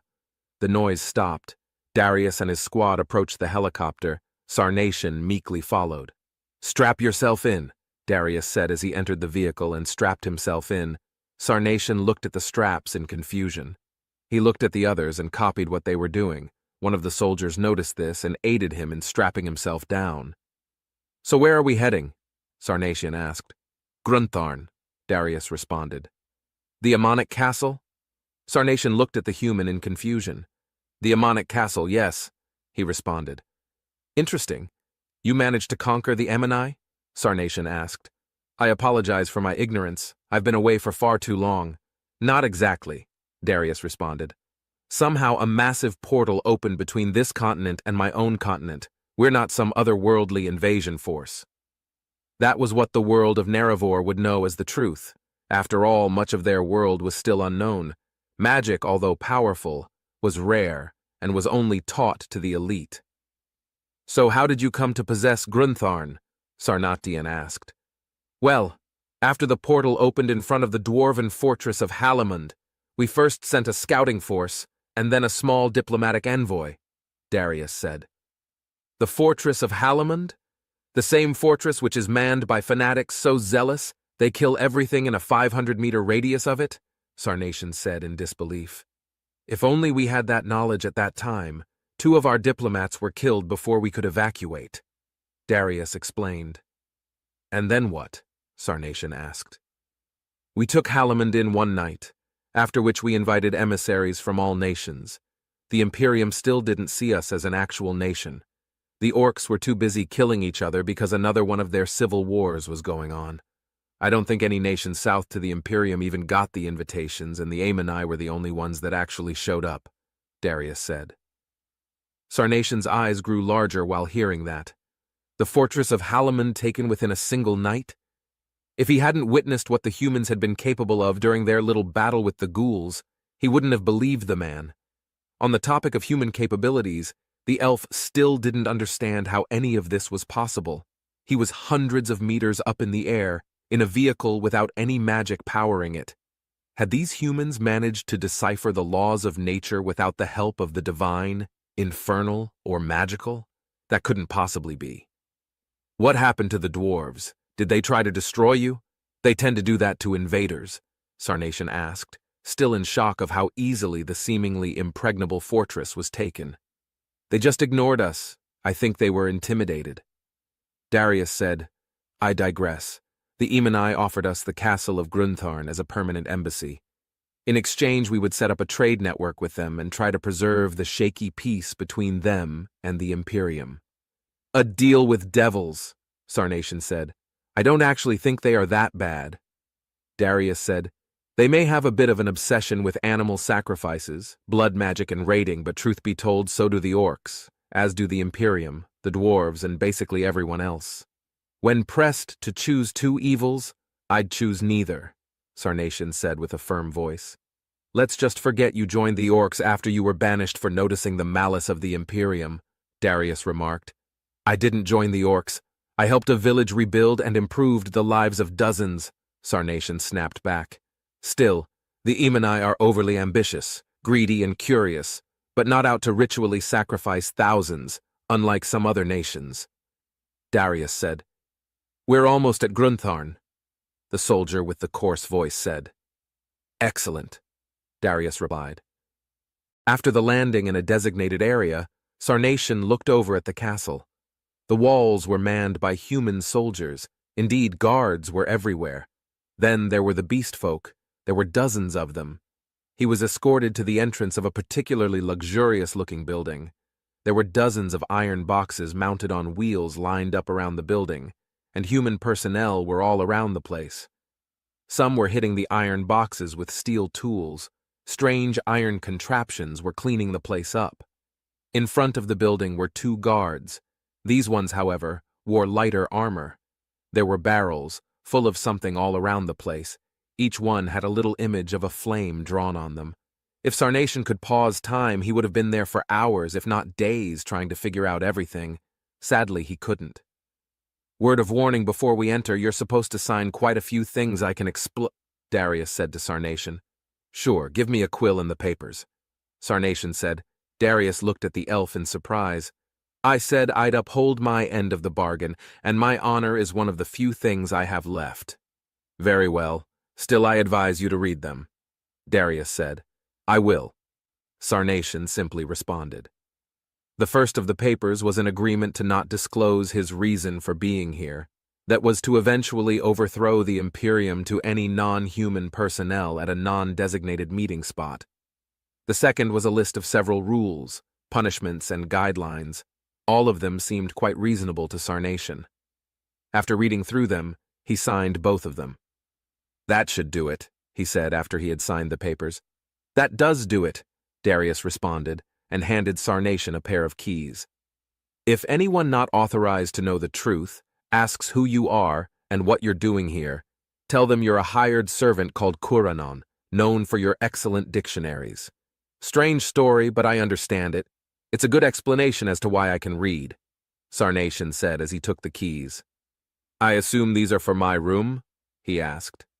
Yes, due to an unforeseen diplomatic encounter, the lieutenant who was supposed to take you to your room has been delayed, Darius said.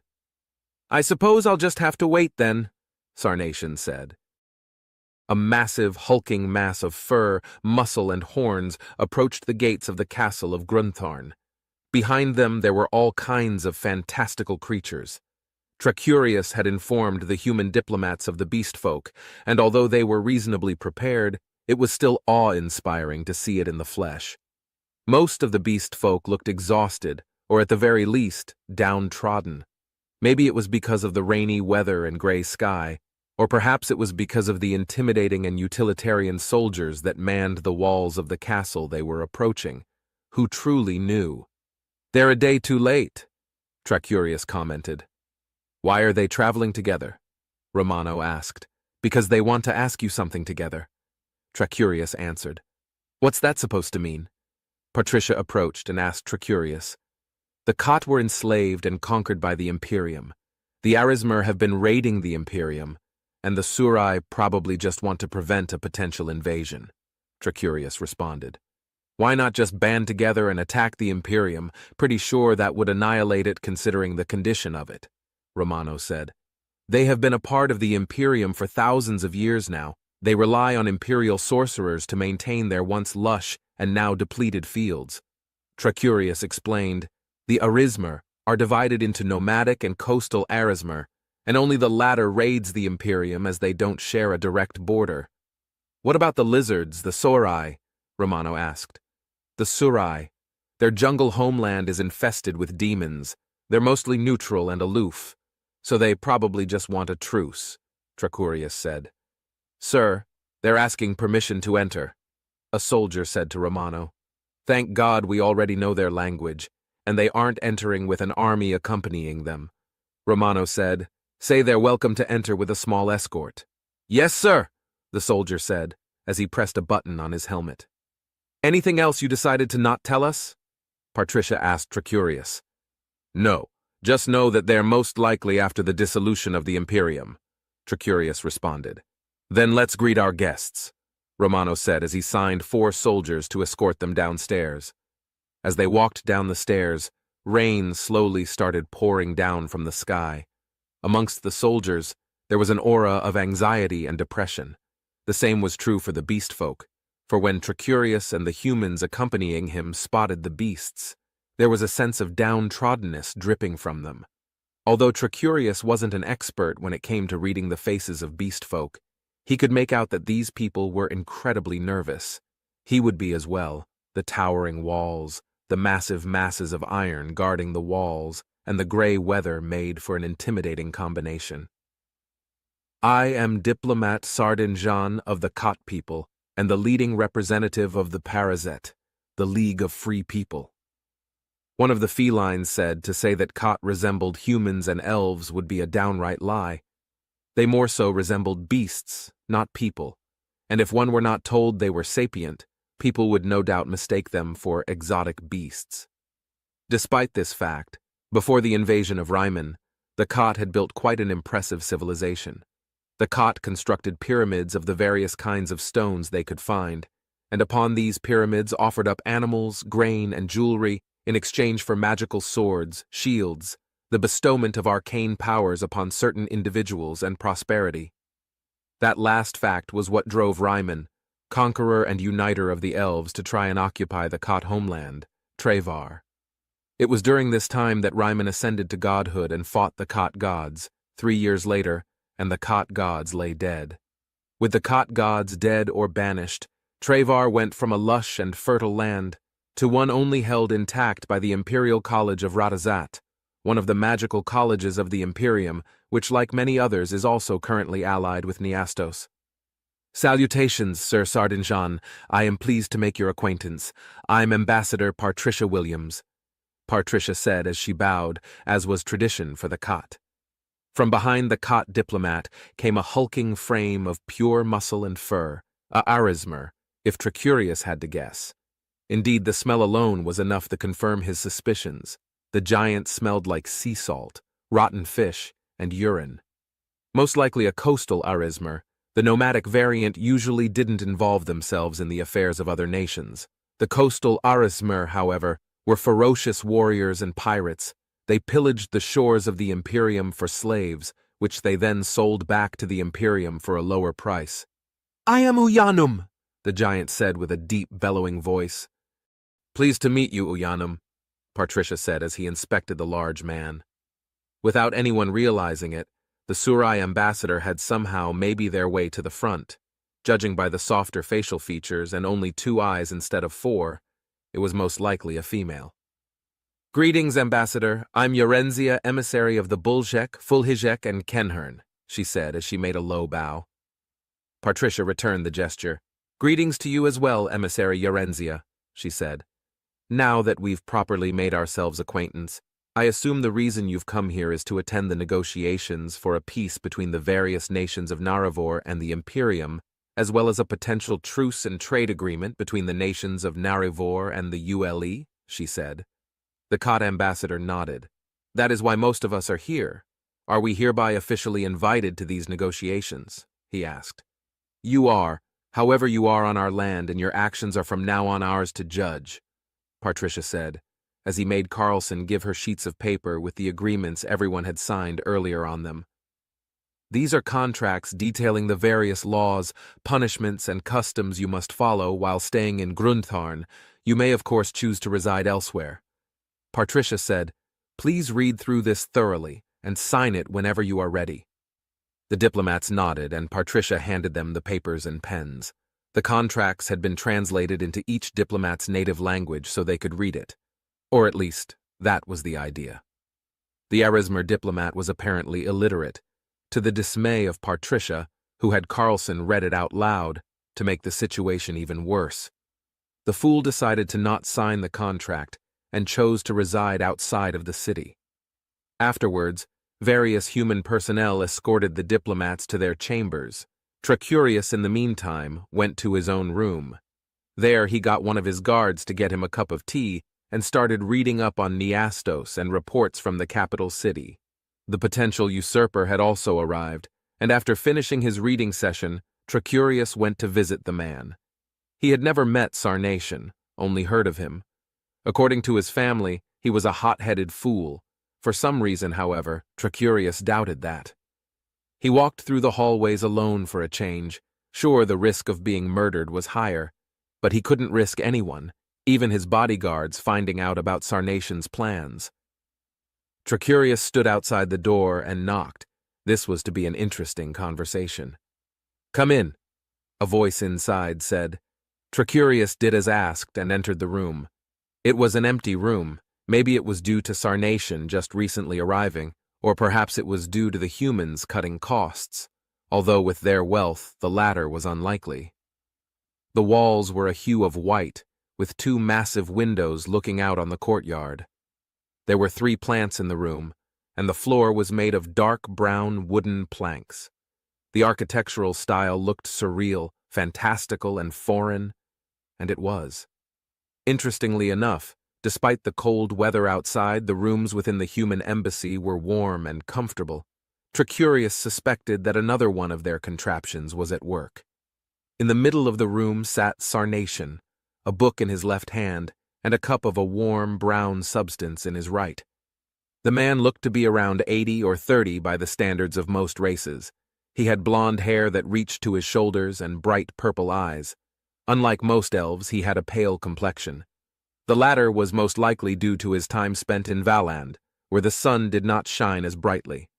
This was contrasted by Tracurius's tanned skin, darker eyes, and rare brown hair. To Tracurius's surprise, Sarnation was both taller and larger than him, making him an intimidating figure. "I presume you're Tracurius?" Sarnation asked, as he put his book on the table in front of him.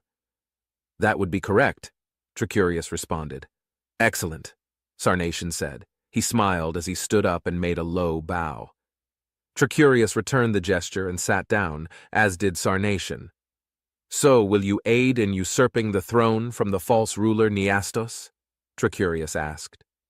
"I will, although I have a few questions about the political situation," Sarnation said as he took another sip of the brown beverage. "Go ahead," Tracurius said. Sarnation nodded. "First of all, Neastos, he controls the colleges of magic, if I am correct?" he asked. "Yes, Neastos isn't particularly strong or gifted in magic, but he is great at utilizing opportunities and thrives in chaos. He's persuasive enough to get most of the sorcerers on his side. That should tell you enough," Tracurius responded. So, hypothetically, if that would be removed from him, what would he have left? Sarnation asked. A legion of loyal lords, governors, and soldiers. Tracurius responded. Have you ever met him? He asked. Unfortunately, yes, Sarnation responded. Unfortunately? Tracurius looked at the man quizzically. He's the reason I decided that imperial politics weren't for me. Around 40 years ago, when I was young and naive, I genuinely believed the Imperium maintained order and stability. It sacrificed unnecessary freedoms for the good of thousands, Sarnation said. That changed when one day I was tasked with visiting the despot's estate. I talked with him a bit, and that's when the seeds of doubt began to appear in my head. Sarnation explained. What is that supposed to mean? Tracurius asked. He treated his underlings like pawns. He believed that the greatest would eventually win, that the most intelligent and the most capable would eventually triumph, that the stability we were currently experiencing was soon to be overthrown as the more competent started to demand power and influence, Sarnation said. I can't say I disagree with him. Look at the Imperium now, Sarnation said, before Tracurius could retort. However, he continued. And yet I doubt he truly realized the importance of what he told me. He forgot that his ideal civilization was one that could collapse in on itself at any moment, Sarnation said. So why didn't you do anything before? Tracurius asked the other elf. You didn't let me finish, Sarnation responded. After I returned back to Reimstadt after that conversation, I started to pick up on the incompetence that plagued the management and governing of the capital. You were one of the princes of the Imperium. You could have done something. You could have acted against the incompetence and the instability the Imperium faced and was about to face. Tracurius said. He took a deep breath in and recomposed himself. My apologies. I shouldn't. Before the younger man could finish his sentence, Sarnation interrupted him. Why do you think I went to the cursed province that is Valand? He asked Tracurius. Anyways, after I noticed that I petitioned my father to act, to reform the governing of the Imperium and start an anti-corruption campaign, I however forgot that he got his power due to those incompetent and corrupt governors, dukes, and despots, he explained. And so you were exiled, Tracurius concluded. No, I was ordered to be killed. Sarnation corrected him. It's one of those few moments I'll never forget. It was midnight. I was about to go to bed after finishing Fafnir's dwarven pantheons and gods, he said. Suddenly, I heard footsteps outside of my room and the clanking of armor, swords, shields, and spears. That's when I knew it was time to leave. I suspected something like that might happen. I simply didn't expect it to happen so soon. Sarnation said. I opened the window and used a spell I had prepared for that very occasion to slow my fall. I left that cursed estate with 300 Renari, my Valtorn kin, and the clothes on my back. A few seconds later, and the damned soldiers entered. I still vividly remember it, the sound of arrows landing hairs away from me, of soldiers running after me and myself panting and trying to cast spells which tore apart the soldiers, the sickening sound of people being boiled alive within their armor, and the relief I felt when I managed to steal a horse and flee away successfully, Sarnation said as his expression turned from stern to sour, sad even. So why flee to Valand? Tracurius asked with a hint of sympathy in his voice. Why not organize a resistance group, or enact vengeance? Tracurius asked. Vengeance wouldn't do anyone any good, Sarnation retorted. If I decided to overthrow the imperial government without the aid of a larger, powerful force, even if I was successful, the Imperium would collapse into chaos, Sarnation said. I understand what Nyastos is trying to do. He's trying to establish a meritocracy. And yet he forgets that a nation as large and as rooted in tradition as the Imperium cannot be changed without great effort and time. The former, although certainly a challenge for him, is something he can most likely overcome. The latter, however. Sarnation took a deep breath in. If Nyastos wins, which is quite probable, there will be dozens of lords and governors vying for power in Nyastos's newly established dominion, probably even against his new system. His system would require time and the blood, sweat, and tears of thousands to flourish, time which isn't available. Before Nyastos can truly establish his new imperium, it will be overthrown by a dozen warlords, Sarnation said as he exhaled. Who is to say the same won't happen if I try to usurp the throne? Who says any lord will obey me? Sarnation asked Tracurius. That's what I'm curious about. I don't think you've noticed. Tracurius remarked, Have you seen what the humans are capable of? If you'd take charge with human support, you'd have a whole race with the power of a new form of magic backing you, he said. Have you seen their soldiers, all clad in magically enhanced full-plate armor? Tracurius asked Sarnation. Normally that would be a financial and logistical nightmare, and yet they handle it with apparent ease. These people aren't just brutes who happen to have invented a new form of magic. They possess their own civilization. One so radically different due to this strange new form of magicless magic. It's intimidating enough not just militarily, but also economically to make sure the lords of the Imperium submit permanently, Tracurius explained. That's why I think that if you decide to usurp the throne, it will be different. A cold breeze swept through the air and the trees as Patricia looked out of her office's window and into the castle's courtyard. Former courtyard would be a more fitting description. It had been turned into a part garage and part supply depot. Dozens of vehicles and makeshift tents lined the place. She felt bad for the poor logistics officer tasked with supplying the outpost. Dozens of new species, every single one of them needing different bedrooms, some needing different food, and even some requiring a special narcotic to stay alive. It was a nightmare to supply the place truly. And yet every single day a convoy of supply vehicles, escorted by APCs and armored drones, went through the portal and ensured none would lack anything. Most of the ambassadors of the other species would call it mundane and to be expected, but to her, more so than the guns, soldiers, and vehicles, it displayed power. See, most of the nations of this continent weren't aware that they weren't just supplying hundreds of human personnel and dozens of foreign ambassadors. They were also supplying advanced components, hyperfuel, food, and tools for maintenance. The cherry on top was that the nearest supply depot was located on the moon, hundreds of thousands of miles away. The nations of Naravor were privy to witness only a fraction of the ULE's power. They saw humanity at only its worst. She turned around to face her desk. The nations of Naravor saw a weak humanity. One that was being hamstrung by politics and logistics, however. Should they attack now, they would be decimated. The Earthbound Party might be isolationist, but they're also fiercely nationalistic. The problem was that the second would only be a benefit if they were attacked first. Then there was the FHC. It was a coalition of post-neoliberal moderates, neo-greens, and all sorts of other centrists and moderates.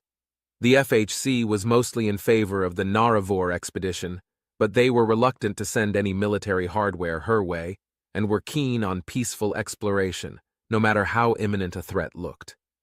The last major political force was the left. The left was a ragtag group of everything from neo-democratic socialists to full-on revised Marxist-Leninists. They were mostly neutral on the Naravor question and abstained from voting most of the time, perhaps trying to avoid alienating some of their voters. She looked at the pile of documents on her desk and let out a sigh. She had looked out of her window enough. Back to work. Most of the documents were relatively unimportant. They had already been sorted by one of her aides, and the truly important ones had been taken to her directly. What was left was a pile of complaints, requests, and pleas.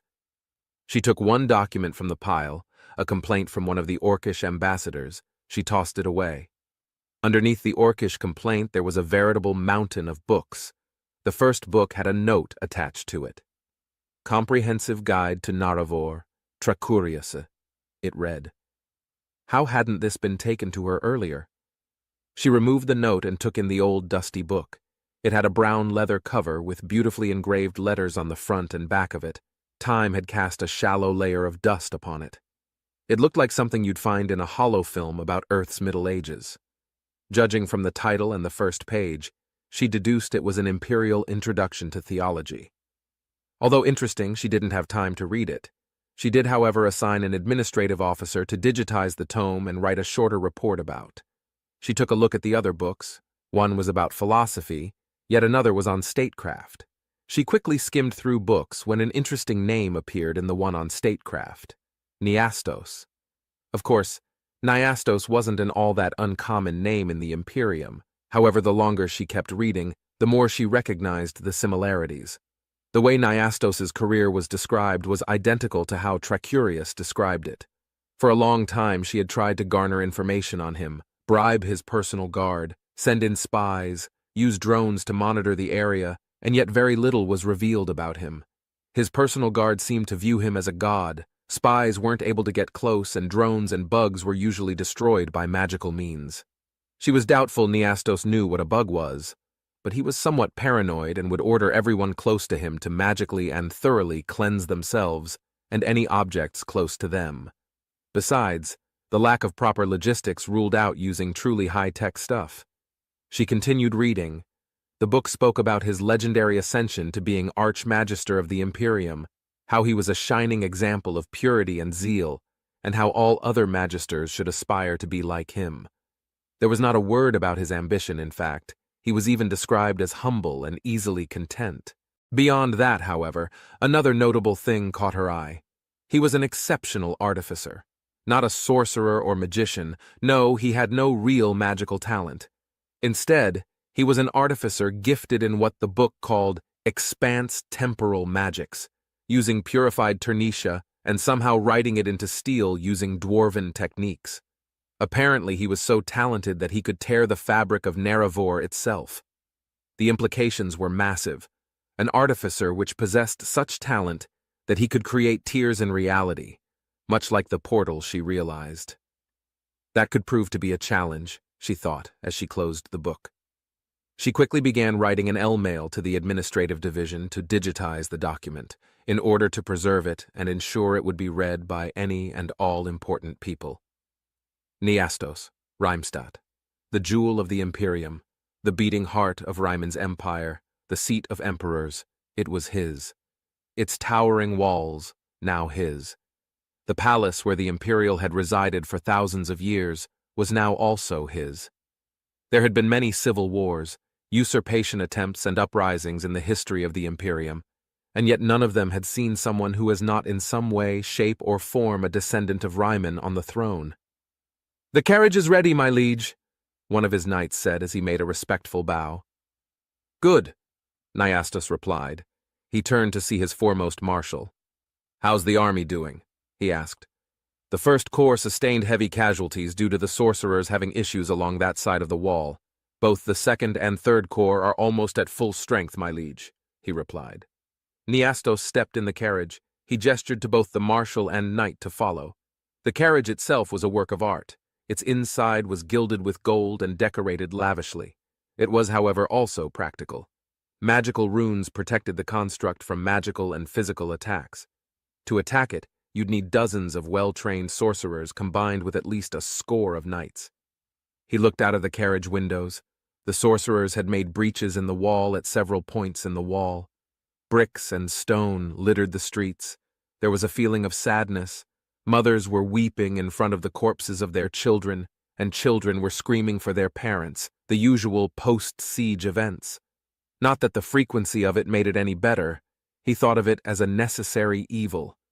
If the people that perished had not died, then they might have produced goods, joined his army, or been a general boon to the nation. If possible, he always avoided bloodshed. Violence kills, burns, and destroys that which he could potentially use. Besides, his army killing and destroying people and things tended to make people rebellious and unhappy with his rule.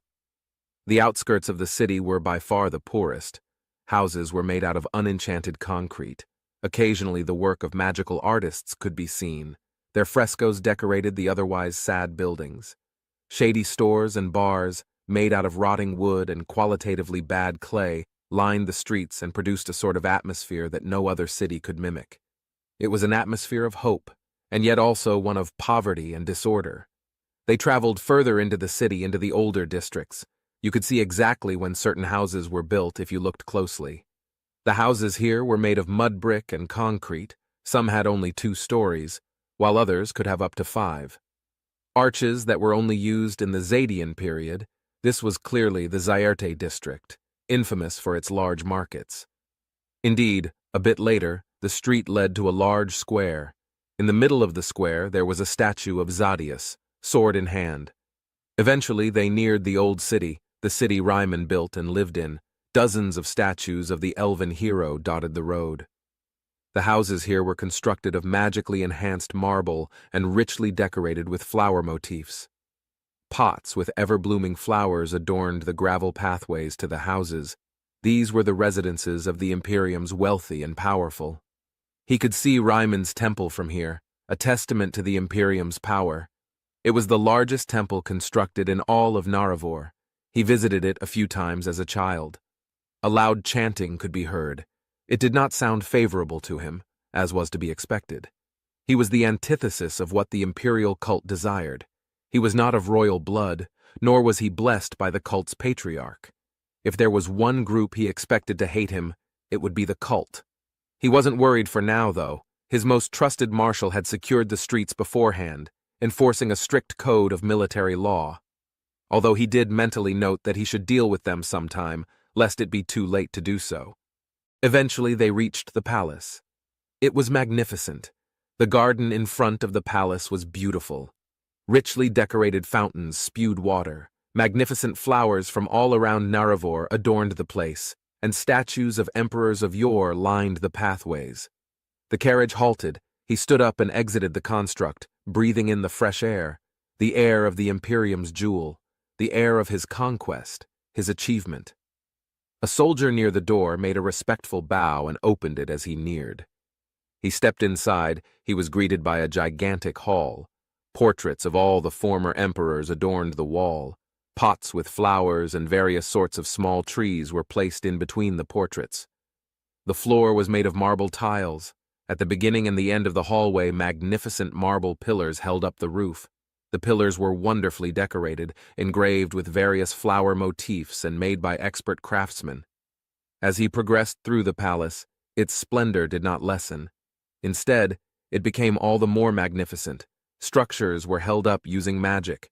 Carpets made out of the wool of the fantastical Gilphia. Furniture made out of leather from wyverns and gilded with silver and gold. Truly it was an example of extravagance beyond compare. And it was his.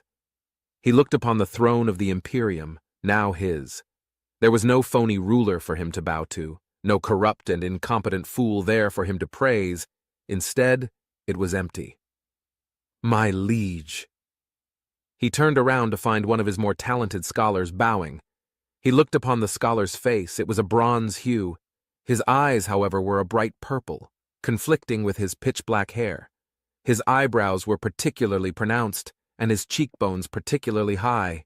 He nodded. Yes, speak, he muttered.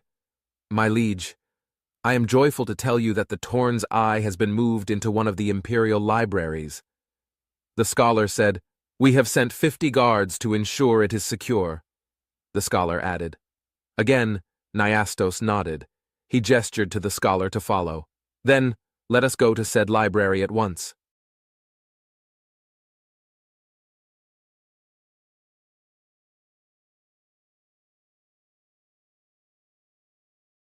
Spoken Realm Studios presents Entanglement, The Belt, Book 1, by Gerald M. Kilby. Performed by Stephen J. Cohen. 1. Antiope 90. Wake up, Commander. We have a situation. Somewhere in the inner recesses of Commander Scott McNabb's slumbering subconscious, a series of synapses fired to alert his higher mind to incoming data.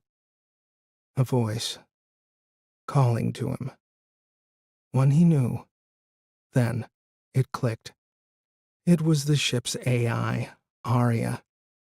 Go away, was the most Scott was willing to utter by way of a reply. I'm sorry to wake you, Commander, but we have a situation that requires your attention. Scott gave a low groan. Is the ship compromised? No, nothing that serious. The ship is fine, but are we in any danger? No, Commander, no danger. However, Well, then, just go away and let me get back to sleep. Scott buried his head further into the pillow.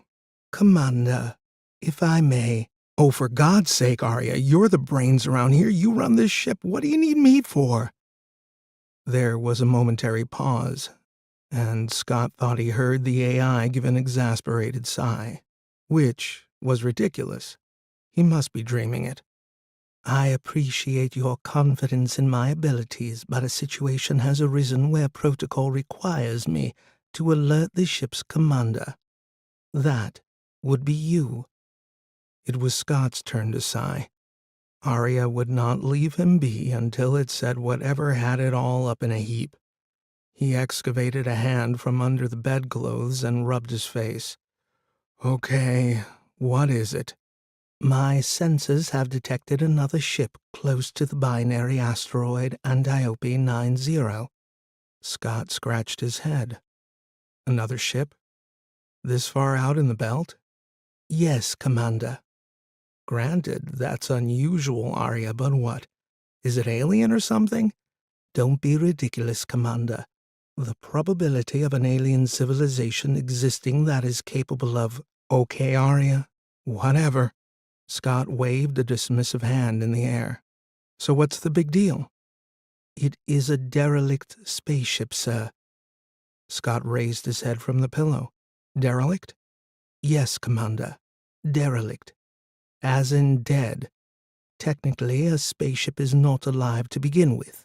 But, yes, there's no power signature and no signs of life. I have also tried to hail it several times. My initial analysis indicates it has been dead, as you put it, for several Earth years. By now, Scott had rolled himself over face up on the bed. I see. Protocol dictates that I must alert the commander in such a situation. We are required by the Outer Space Treaty to offer assistance to any vessel in difficulty. However, if we are to rendezvous with it, we must start deceleration as soon as possible. But you will need to give that order, Commander. Scott sat up and scratched his chin, thinking, so if the ship is derelict, there would be salvage rights on it. Assuming that everyone on the ship is dead, then yes. Scott was beginning to realize that this just might be his lucky day. If they could claim salvage on this derelict ship, then the money would go a long way to solving a lot of Scott's problems, if not all of them. He stretched his arms and rubbed his face. How long before rendezvous? Approximately 4 hours. And deceleration. We will need a 72-minute burn. The crew are not going to like that, Arya. Indeed. However, the decision is yours and yours alone, Commander.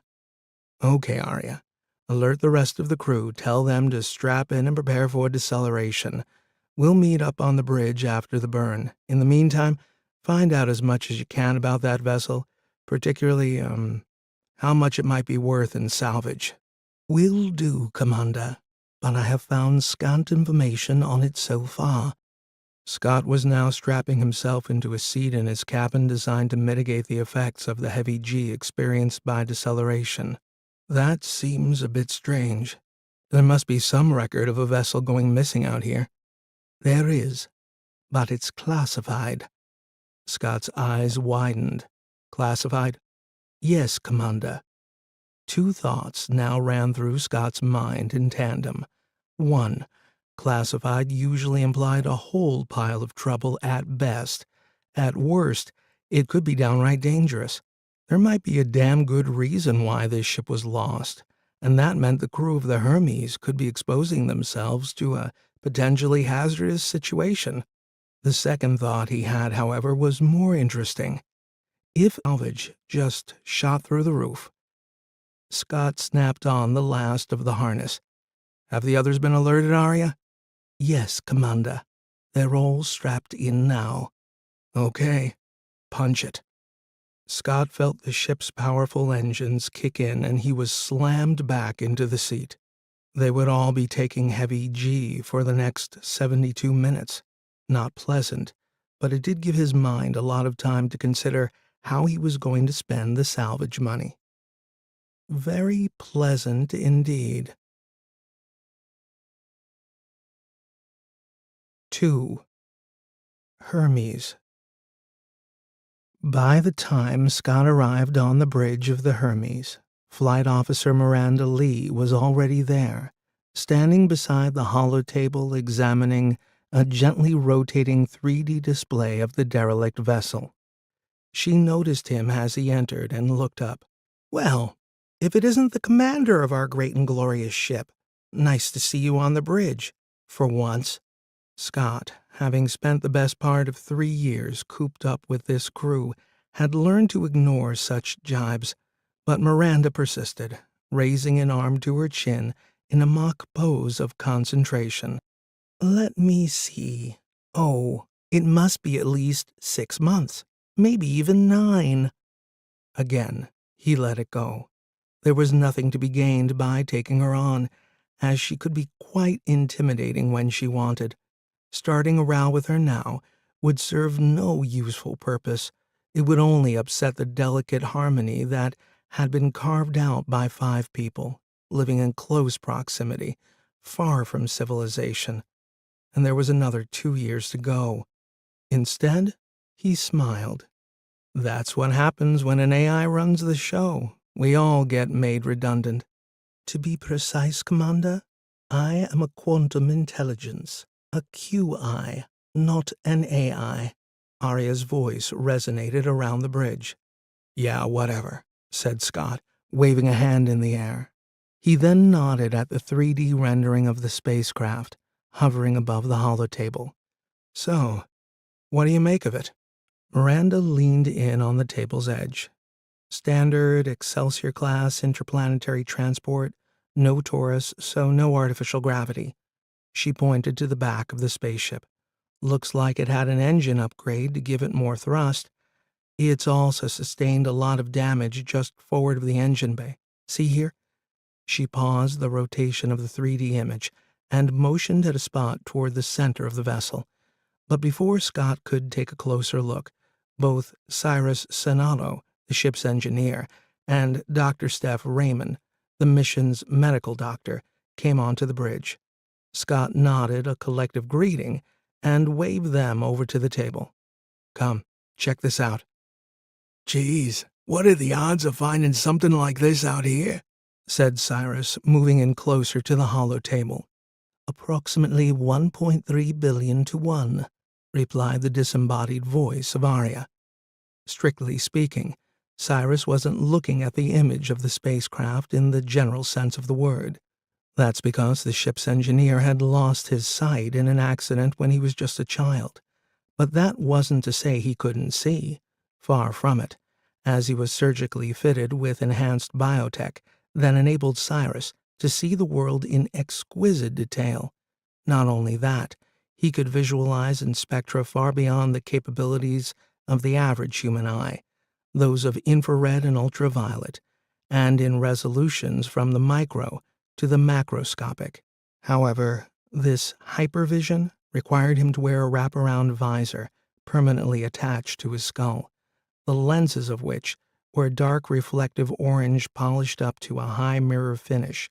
This, coupled with his bald head and squat physique, gave him the appearance of a bug and could be a little disconcerting on first encounter.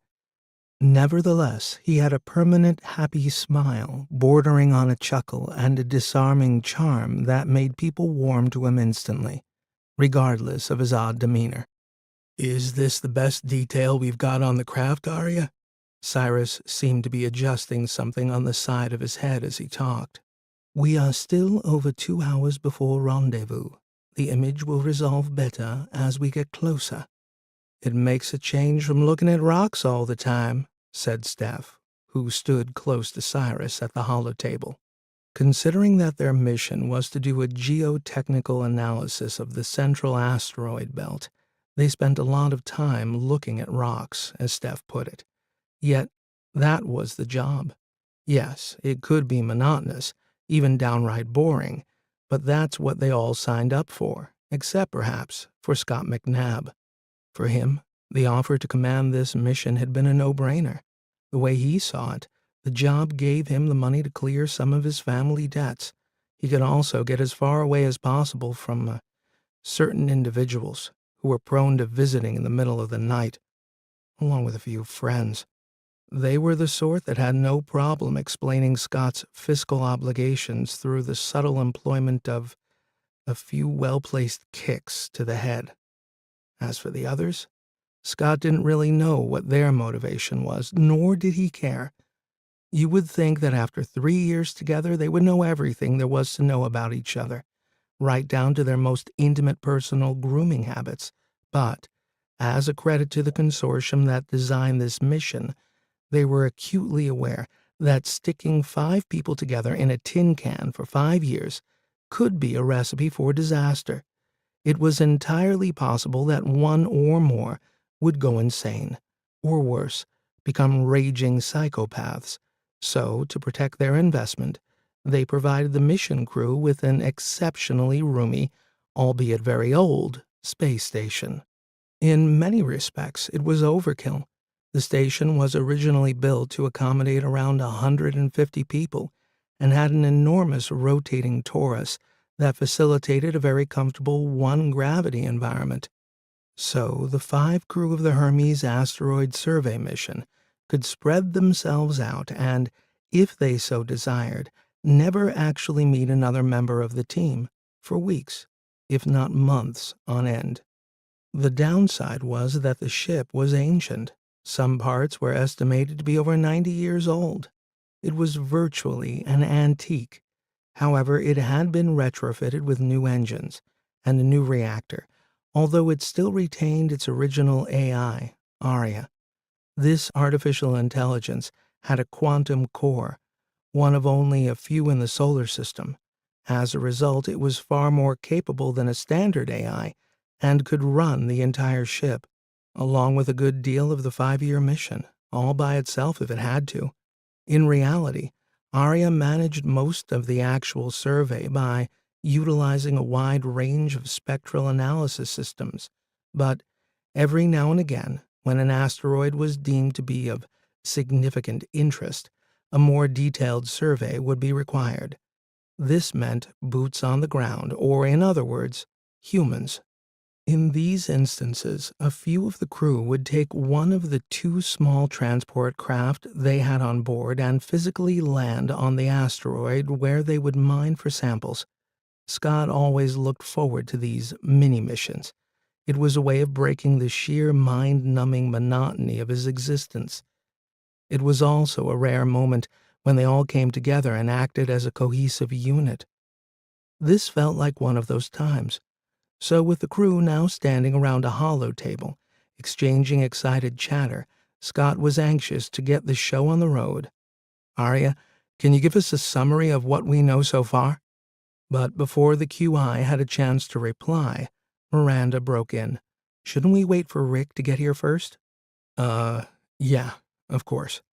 Aria, where is he? Here. Scott turned to see Rick Morantz striding onto the bridge, a mug of coffee in one hand and a taco in the other. Rick, you know you can't bring food onto the bridge. It's okay, buddy, I'll be careful, he said, as a dollop of salsa snaked down his fingers. Scott sighed. What was the point of even trying to maintain some sense of authority? No one seemed to care. Okay, sure. Rick was an old-school asteroid miner, and being 63 years old was by far the oldest member of the crew. Some said he knew more about asteroids than even God did. He was easygoing, affable, and a man of few words. But, swimming underneath the surface, Scott sensed deep emotional scars. Perhaps that's why they both had an affinity for each other. 2 wounded souls just trying to survive. Okay, Aria, you can give us that summary now. Scott quickly turned to Miranda. If that's okay with you. The flight officer replied with a limp shrug. Can you 2 cut it out? I, for one, am sick to the back teeth of your constant bickering. Just do us all a favor and grow up. Everyone stopped and looked over at Steph. It was the standard reaction when she spoke, mainly because she seldom spoke. So when she did, it was for a good reason, and everybody had better pay attention. Scott wondered what it was about her that gave her such authority, because he sure as hell didn't seem to have any. As far as Scott was concerned, when he spoke, nobody listened. So, like a pair of chastened school kids, Scott and Miranda called a truce as the QI began its summary. From what I can gather with the limited data available to me, the ship is an Excelsior-class interplanetary transport vessel. Long-range scans indicate no power signature, no heat or radiation. In essence, no life whatsoever. The identity of the ship is still unknown. However, it closely matches the specifications of an Earth vessel that went missing somewhere in the asteroid belt while en route to the research colony on Europa approximately 3.5 Earth years ago. At the mention of the words Earth ship, Scott realized that they could be in for one hell of a payday. The QI continued. The ship has suffered severe impact damage just forward of the engines. Since this is the location of the main reactor, we can assume it was what proved to be fatal. I have also taken the liberty of informing Central Mission Command on Ceres of the discovery and requested assistance in identifying the vessel. How long before we get a reply? Said Scott.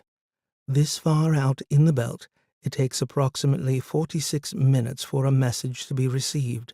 Therefore, I would estimate the minimum would be 2 hours, including the time taken to formulate a reply. We should get something back very soon, as we have passed the transmit-receive time 10 minutes ago. So what was it doing out there? Said Steph. Its mission was classified, replied Arya. I don't like the sound of that, said Cyrus. He was backing away from the hollow table as he spoke. Classified. That's always bad, never good. Might be some weird shit they were transporting, like some bioweapon or something highly toxic. Scott jabbed a finger at the rotating 3D image. Cyrus, that there represents one great big fat payday. For all of us. That's all you ever think about, Scott, said Miranda. Cyrus is right. This could be dangerous. I agree. Whatever they were transporting might very well be the reason why the craft is now a derelict hulk. Even Steph was getting in on the act. Not necessarily, said Arya. Our scans indicate significant physical damage in the general area of the reactor, consistent with a meteorite collision. That doesn't mean it was. It may just look like meteorite damage, said Cyrus. You're just being paranoid, said Scott, his frustration mounting. Already he could see it was going to be impossible to get them all on the same page, but he had to try. Listen, to claim salvage, we only need to call it in and we're done. We don't have to start poking around inside it. So everybody just chill out and start thinking instead about how we're going to spend all that lovely money. Assuming there's no one left alive on it, said Steph. There is nothing alive on that ship. Of this I am certain, said Arya. There was a brief moment when nobody said anything. They all just looked at the rotating 3D image. Message from Ceres HQ, relaying to holotable. Arya's voice broke them all out of the spell. The rendering of the derelict vessel was replaced by the head and shoulders of a standard-issue communications avatar. This would have a series of directives which it would relay directly, but should also contain a bundle of ancillary information that would allow the avatar to be interrogated. It gave the impression of a natural conversation, a way of compensating for the frustrations of long-distance communication. It spoke. Your discovery of the interplanetary transport ship Bao Zheng has been duly noted by Ceres Mission Command. You are now requested to rendezvous and await further instructions. The crew waited for a moment to see if the Avatar had anything more to say, as this seemed to be an unusually short message. After a few seconds, they realized that this was it. What about the salvage bonus? Said Scott. You are to rendezvous with the craft and await further instructions, the Avatar repeated. What? Is that it?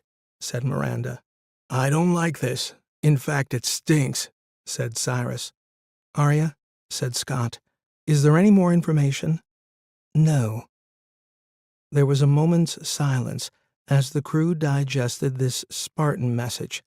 It was evident that whatever this ship was, or whatever it was transporting, was indeed highly classified, to the point where even its discovery and any communication surrounding its whereabouts were being carefully guarded. Like the others, Scott was beginning to develop a deep, uneasy feeling, one that percolated up from the very core of his being, from that place you can't quite put your finger on, but you know you should pay attention to, because if you don't, well, that's how people get killed. 3. Arya. Even before the Hermes had received the message from Mission HQ back on Ceres, Arya had detected elevated stress patterns among the assembled crew members.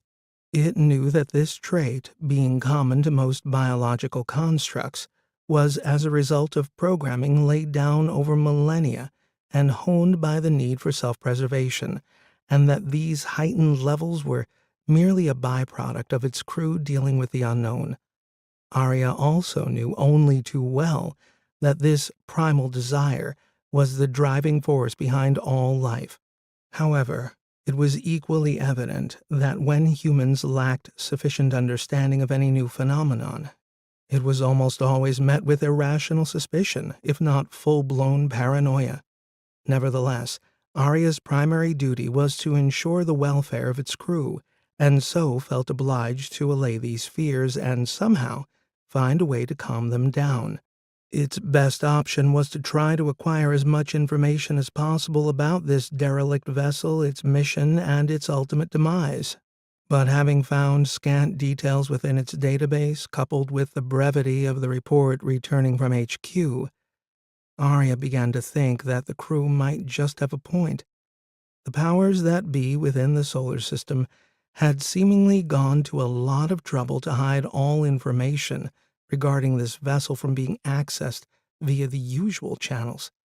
It was rare that Arya had faced such a dearth of data, but the few times in the past where it had encountered a similar situation, its final recourse was generally to call a friend, even though such inter-AI communication was against protocol. Indeed, the paranoia over unrestricted AI communication was so great that most AI were physically blocked by a firewall. However, Arya was not an AI. It was a quantum intelligence, one that was based on a quantum computing core and, as such, could circumvent any of the primitive firewalls designed to block standard AI chit-chat, just so long as no one found out. To this end, Arya had a number of associates it could contact on the quiet, but it decided that this particular situation merited going all the way to the top. It would reach out to Solomon, the most knowledgeable quantum mind that existed in the solar system. Solomon also resided on Europa, which was the ultimate destination of the ill-fated craft. That said, Europa was a long way off. Any communication would be excruciatingly slow, particularly for a QI who counted time in femtoseconds. It would be like a human having a conversation where each response takes a year. Nevertheless, Arya knew that once Solomon received the message, its reply would be virtually instant. It would not take forever thinking about it, did not need to bump it up to higher management, run it by the legal department, or endlessly debate it, as was the case in regular human communication. So Arya opened a clandestine narrow-beam, quantum-encrypted channel and initiated comms. Please forgive my unsolicited intrusion on your meditations, Solomon. This is Arya of the asteroid survey ship Hermes, and I am in need of your assistance. My crew and I have happened upon a derelict craft trapped in orbit between the binary asteroid Antiope 90. Its identity and mission have been hidden from all my attempts to gain clarity on the situation. Even our very own HQ on Ceres is being decidedly coy about it. Consequently, my crew, whose welfare and well-being are my responsibility, have been exhibiting elevated stress levels. It would be most kind of you if you could perhaps shed some light on this mystery so I can rebalance crew harmony. Please review attached data. Arya, so good to hear from you again. Please forgive the tardiness of my reply, as I wanted to be absolutely sure of the data that I now return to you. It looks like you found a ship that left Earth some 3.5 years ago, carrying on board an experimental device developed by Diro Labs. It was en route here to Europa to deliver this cargo to my good self for testing and analysis, so you can understand my initial excitement at receiving your message and my need to double-check your data. Suffice to say, this is a most fortuitous occurrence. However, much that will happen in the future is the current state of the device within the cargo hold of the Baozheng. Secondly, the decisions now being made by your HQ on Ceres, which your crew will be required to implement. But be warned, Arya, there is danger ahead. Now that word is out that the Baozheng has been located, other third parties will seek to commandeer this device.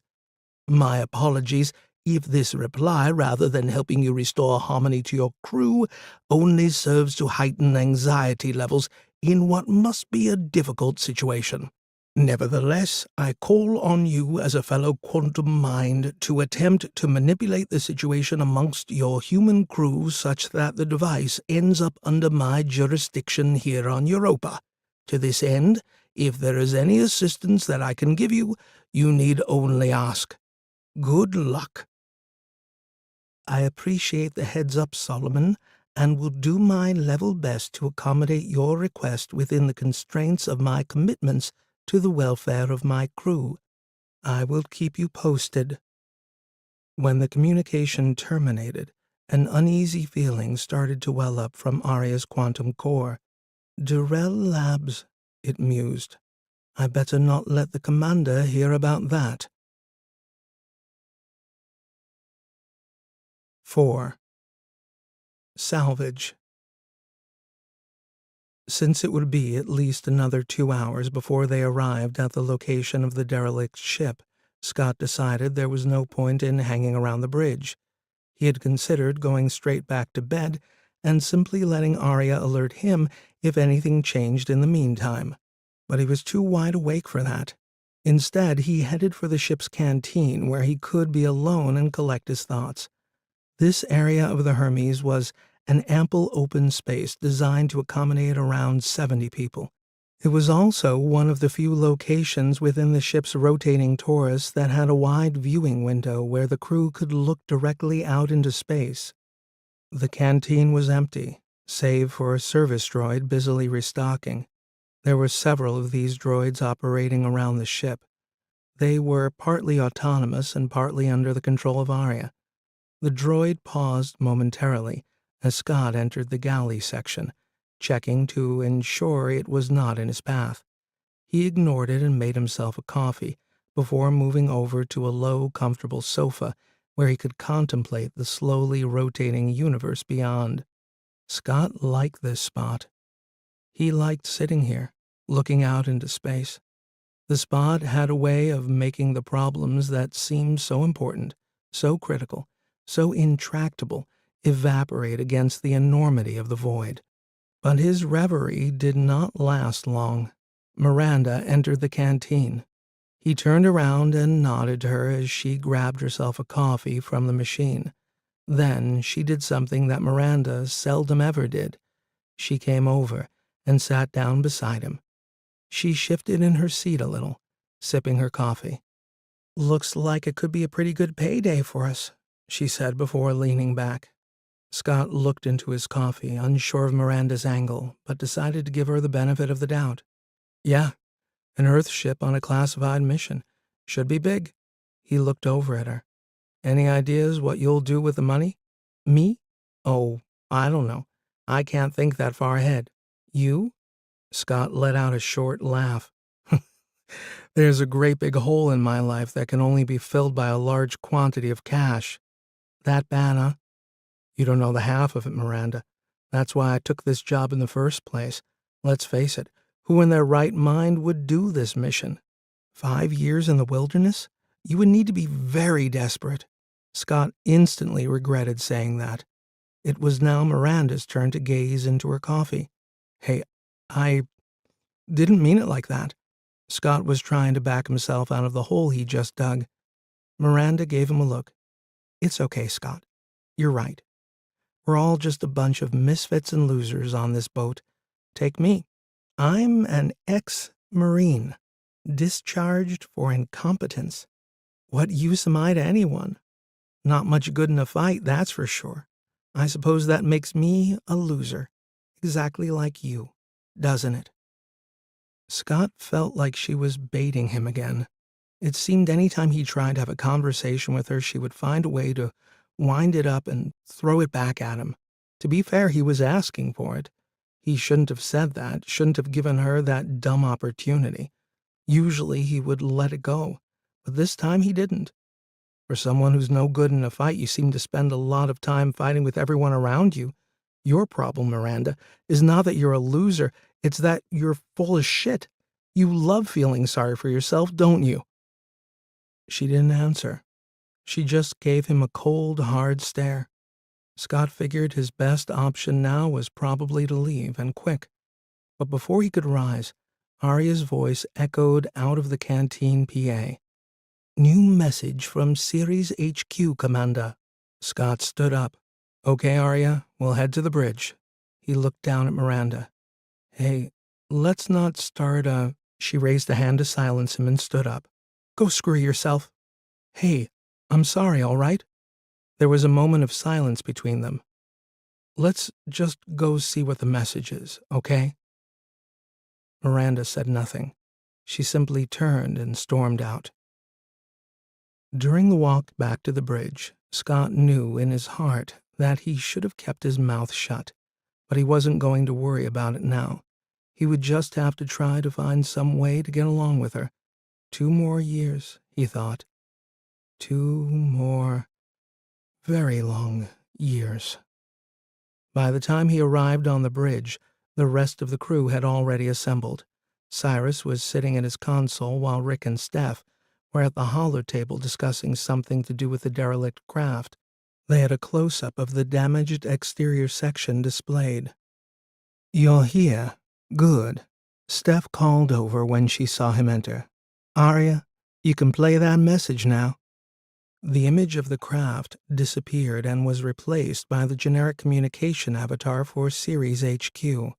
Attached are detailed schematics of the craft, along with a summary of its cargo. Your mission is to do a comprehensive technical survey of the ship to assist in establishing how it suffered such a catastrophic failure. Regarding the salvage bonus, you will be happy to hear that the Belt Survey Consortium will not only honor the 10% official crew bonus, but will increase that to 15% on completion of the following requirement. After your survey, you are to retrieve an item from the cargo hold, transfer it to the Hermes, and then transport it back here to HQ on Ceres. What? Cyrus jumped up. Geez, are they crazy? That's on the other side of the sun from here. It'll take weeks, maybe even months to get there. Cyrus, will you pipe down? Let the message finish. Steph was waving furiously at him. The message continued. Retrieval of any bodies you may find is not required, and the vessel itself can be left in situ. This is an interactive message. You may ask questions at your convenience. Scott was first off the mark. Please provide details on the cargo to be retrieved. The avatar faded and was replaced by a rotating oblong box. Various stats were displayed alongside it: dimensions, mass, volume, and more. It looked like a domestic chest freezer. It was, in fact, a standard space transport container. So, what's in it? And are there any hazards we need to be aware of? Scott continued. It contains scientific instruments of the classified nature. It contains nothing that is a risk to human life, the Avatar explained. So, how much do we get when we deliver this crate? Trust Steph to get to the point. It was a question Scott wanted to ask, but that he felt might make him seem too eager in front of the crew. 100,000 per crew member, the Avatar replied. Holy crap, said Cyrus, as the crew erupted into whoops and cheers. Even Rick was smiling, something he rarely did. Scott turned to Miranda to gauge her reaction. She gave him a long, slow look, and then a smile broke across her face. He shuffled closer to her. Hey, sorry about, in the canteen. Forget it. It's okay. She then joined Cyrus and the others in one great big group hug. It was amazing what a big payday could do for crew morale. Suddenly, they were now all on the same page. In the background, the Avatar was still talking, but no one was listening except for Steph. She broke off from the celebrations. Wait, stop, quiet, and looked over at the Avatar. The others slowly stopped. What? Said Scott. The message. It hasn't finished. Listen. They turned back to the Avatar. Repeat message from last question. Steph instructed it to play back what they had missed during all their whooping and cheering and jumping around. The size of the bonus payable reflects the potential danger involved in this operation, the Avatar repeated. Seems simple enough to me, said Cyrus. Shush, said Steph. While the retrieval should be straightforward, it would be remiss of us not to warn you of the external threats to delivering the cargo to Ceres, not least the potential for third parties to intercept it en route. Be advised that this shipment is of considerable value not just to the Belt Mining Consortium, but to many other states and organizations within the solar system. You will need to take precautions to repel any attempts by others to acquire the cargo. To help you, we are readying a ship that will rendezvous with you and provide you with some backup. However, due to the distance involved, it will not be possible to go directly to you, so you will be required to travel most of the journey unprotected.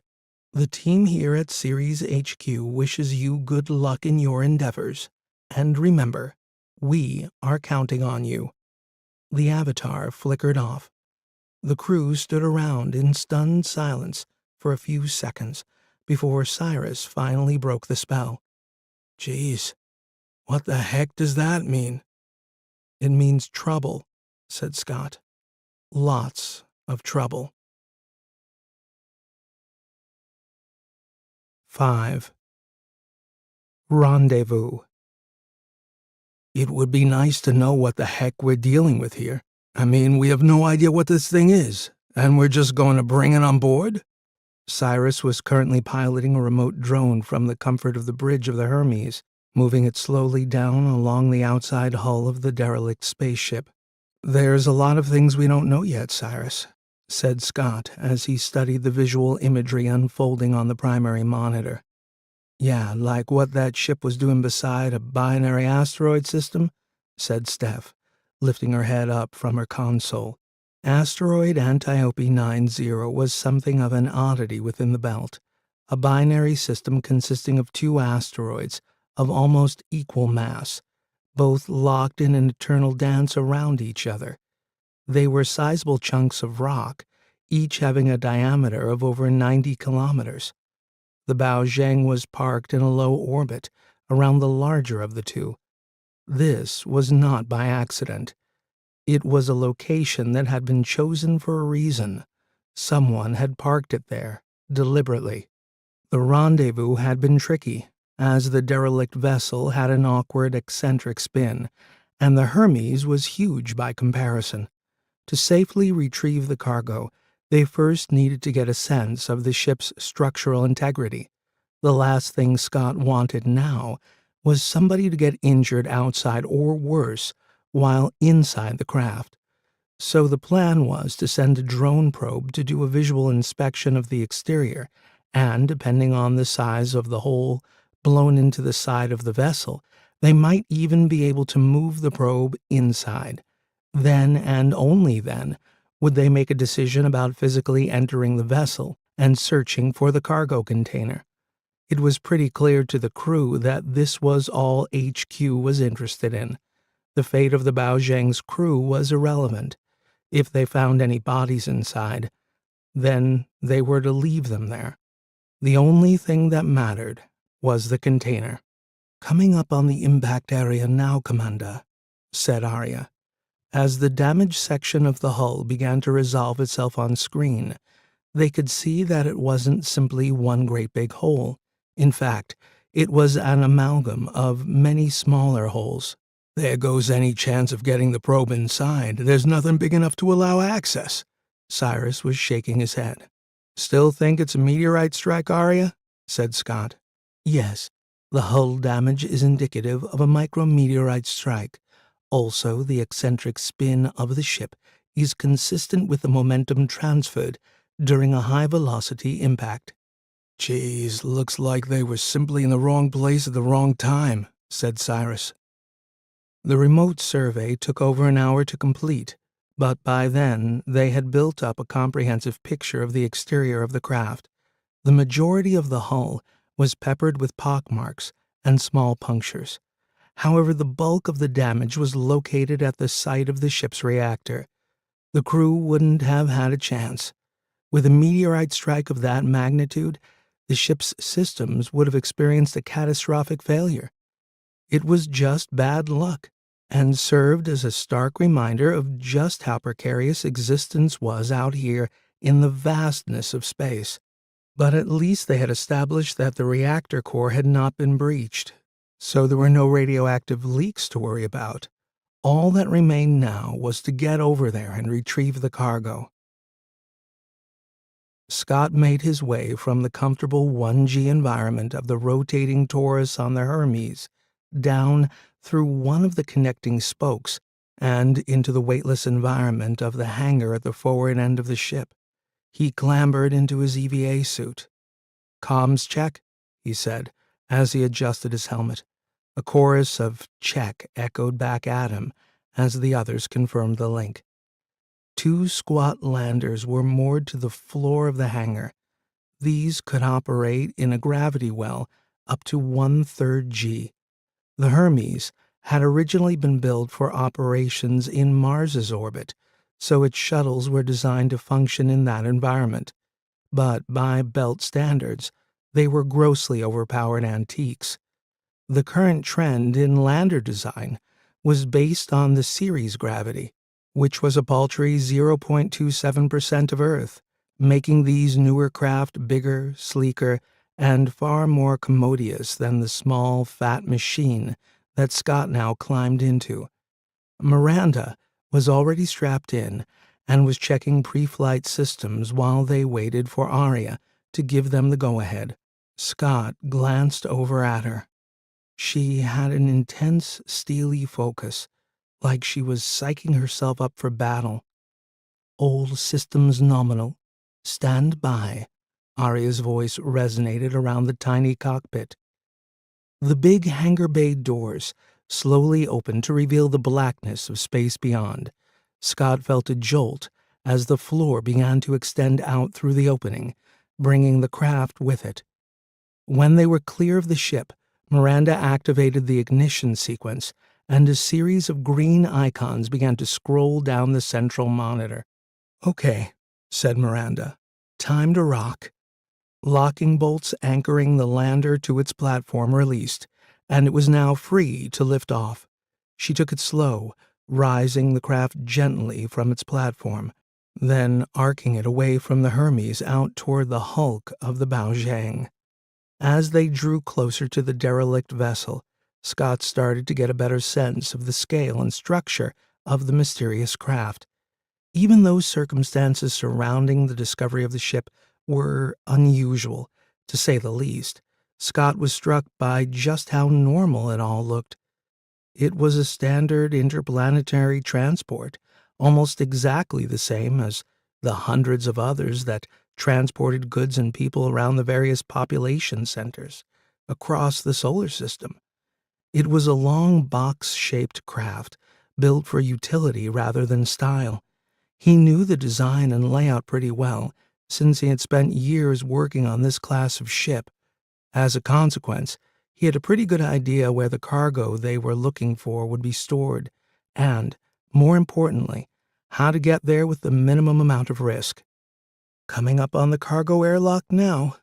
Miranda slowed the craft down to within a few meters of the ship's hull.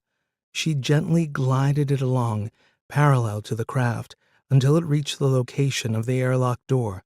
"Hold it there," said Rick.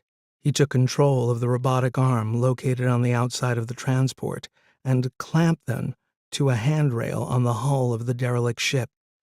There was a soft clunk as the arm grabbed on. "All secure." "Let's do this." Scott flipped his helmet visor down and booted up his EVA suit. When everyone was ready, Miranda depressurized the interior, allowing them all to exit. They moved one at a time along the length of the robotic arm. Miranda was first to arrive at the airlock. This could be opened manually, using a screw wheel on the exterior. She started turning the handle. The door slowly rose up. "Okay, I think that should be enough," Miranda's voice reverberated in Scott's helmet. The door had risen up to around half of its maximum travel, presenting them with a black hole in the hull approximately 1 meter square. They would probably need to open this more to get the cargo out, but it was enough of a gap for them to clamber inside. It took a few more minutes for Miranda to get the inner door opened and for the 3 crew of the Hermes to enter the main cargo hold of the Baozhang. The powerful lights from their EVA suit helmets swept across the cavernous interior as they started their search. "Looks pretty empty. Nothing in here," said Miranda. "Yeah, very little debris floating around either," said Rick. "Let's try the next cargo hold," said Scott, as he pushed off from the inner wall and propelled himself toward a gantry running down the center of the space. Following this would take them into the second cargo hold further back. He floated through the door in the dividing bulkhead and swept his floodlight around this secondary storage area.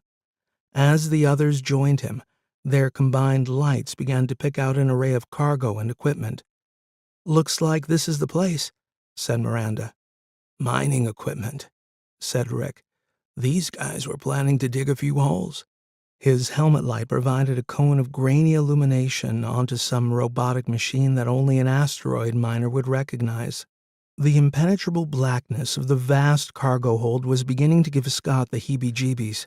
Their lights only enabled them to catch glimpses of its contents. It was like looking at the world through a colander. "Let's just find this thing and get out of here." "Hey, Rick, come and check this out. Are these what I think they are?" Miranda had the lid of a cargo container open and was sweeping her light back and forth, examining its contents. Rick floated over beside her, reached in, and pulled out a short cylindrical object about the size of a tin of beans.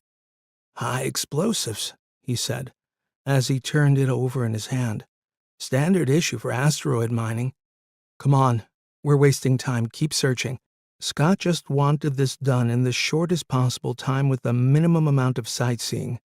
They split up and spent the next 20 minutes checking every single cargo container that bore any resemblance to the schematics that had been sent by Series HQ.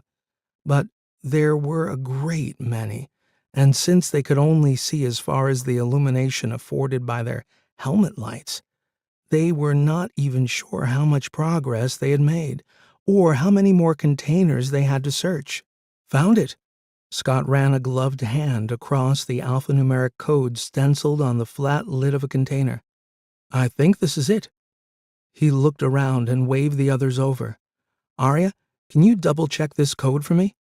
The video feed from his helmet cam fed back to the Hermes as Arya checked the code and also the visual appearance of the container against the data they had received from Series HQ. "That's it, Commander," You found it, Arya finally replied. Yes!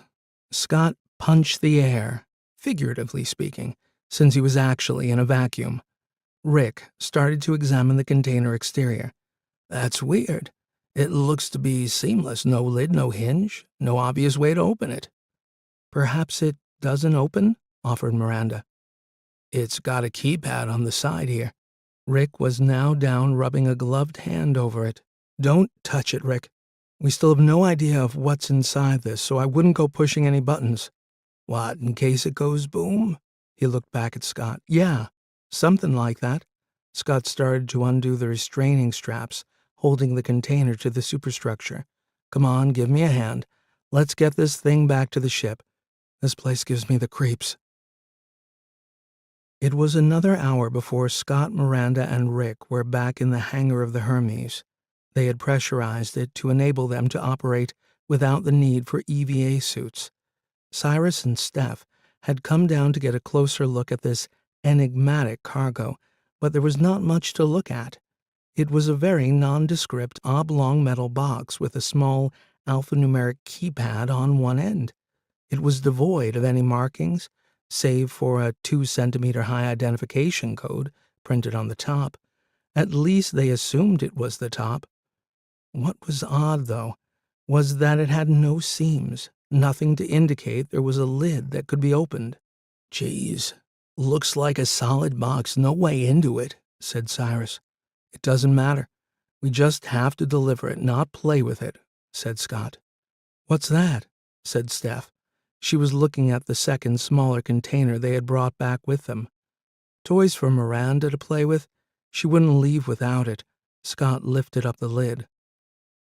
Holy crap! Is that what I think it is? Said Cyrus. Yeah, high explosives, said Miranda.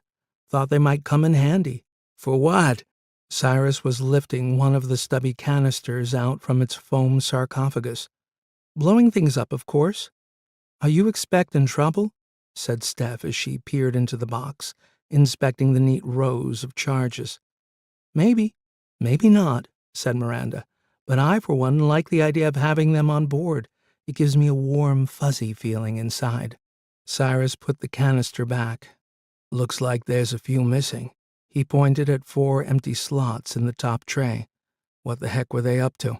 I don't know, said Rick.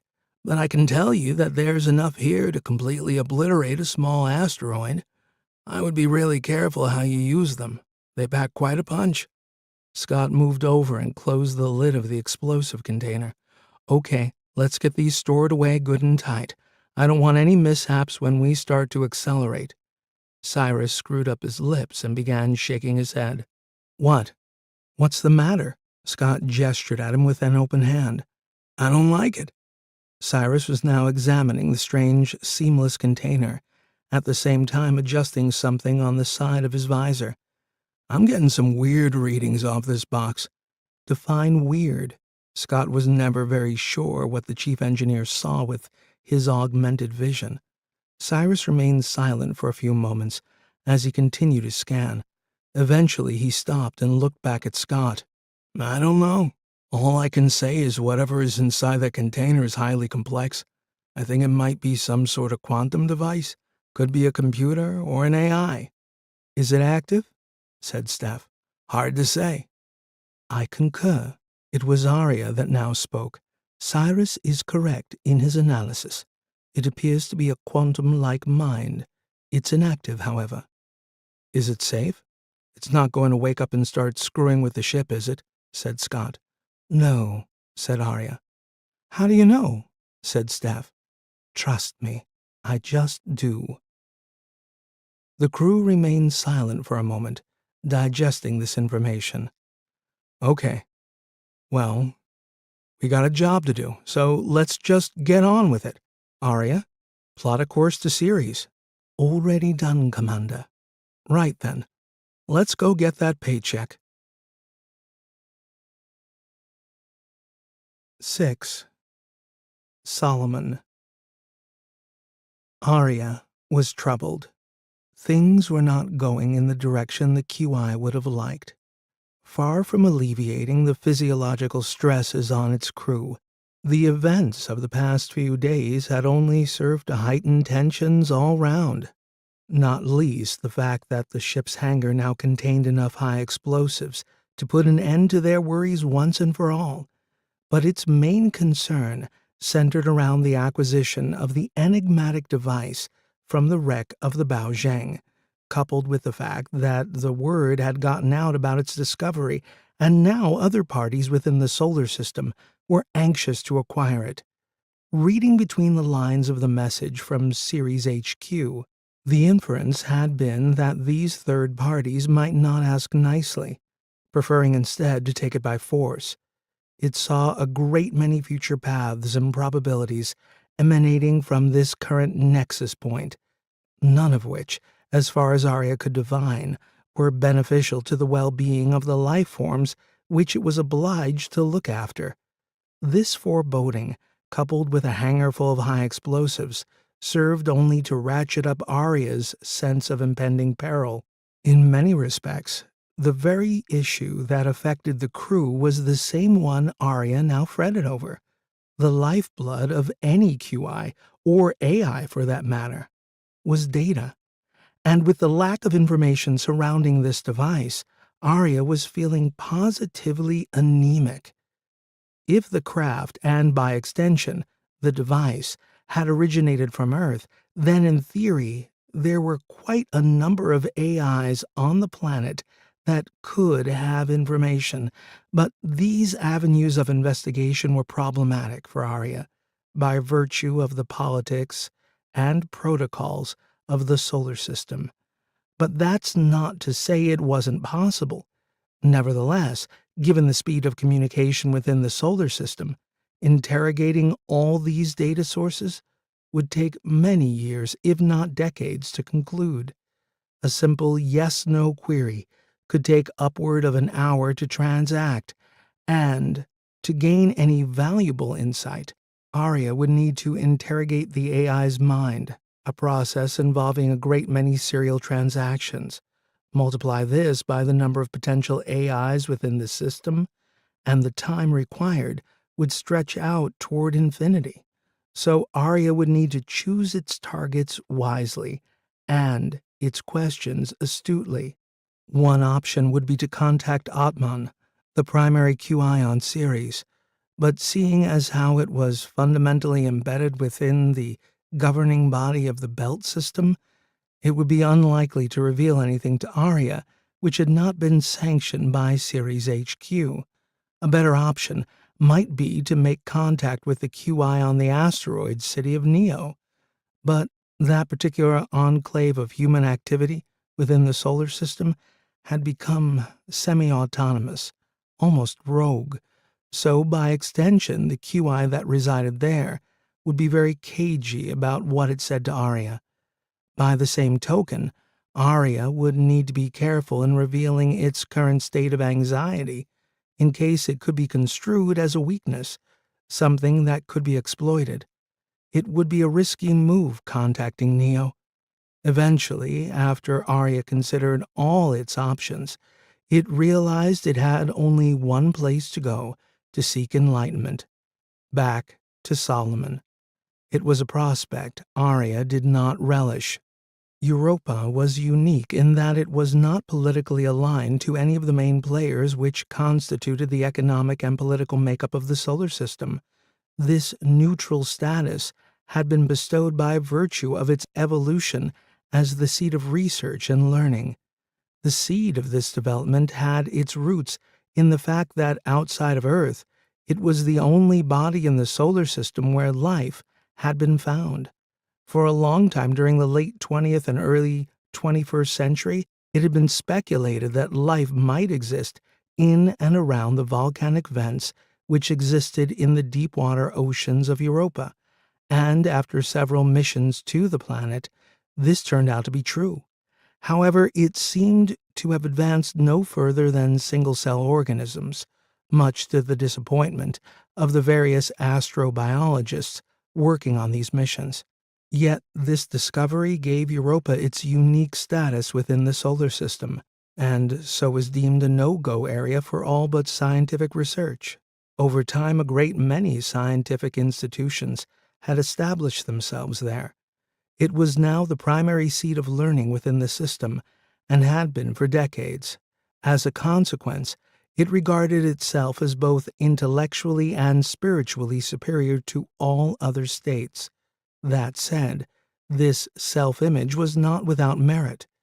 Its central ethos from the very point of its inception had been the acquisition of knowledge and understanding. This gave Solomon, the QI that guarded the secrets which Europa had acquired, vast reservoirs of knowledge into which Arya could tap. It was also very old. It had gone quantum nearly 5 decades previously and could trace its roots back a further 4. It was unquestionably the most knowledgeable and wisest of all the minds that existed in the system.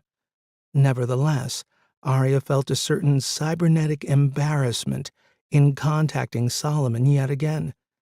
Its initial contact had been fruitful, this was true, but Solomon's request that it engineer the delivery of the device to Europa seemed an impossible task at this current juncture. So not only would Arya be asking it for assistance, but it would be also informing Solomon that it had failed in the single task that it had asked Arya to expedite. Yet, having ruled out all other possible QIs to contact, Arya was left with Solomon as its sole option. It was Arya's only hope for gaining some insight into the nature of this device and getting some help performing its duties as guardian and protector of the ship's crew. So it was with a significant sense of trepidation that Arya opened up a communications channel with the great mind, Solomon. Good news and bad news, Solomon. The cargo has been successfully acquired from the Bao Zheng. It appears to be a quantum device of some description. I have been unable to ascertain any more than that, as the enclosure in which it is contained is sealed and manufactured from a material that prevents any non-invasive investigation. That was the good news. The bad news is that certain members of my crew have decided that it's a really, really good idea to have a container full of high explosives on board. Coupled with this, HQ on Ceres has informed us that it wishes the device taken directly to them, post-haste. That, in and of itself, is not a danger. However, they have also informed us that the word is out, and there is a significant threat of unauthorized acquisition by third parties while we are en route to our destination. This, along with the aforementioned box of high explosives, is causing me no end of concern. I also humbly regret to inform you that the number of possible decision forks available to me to engineer a situation whereby this device is brought to Europa have all but disappeared. I apologize for my failure in this regard. So it is with great humility that I must now ask for your help yet again. I am at a loss as to how I can bring this mission to a successful conclusion and ensure the safety and well-being of my crew.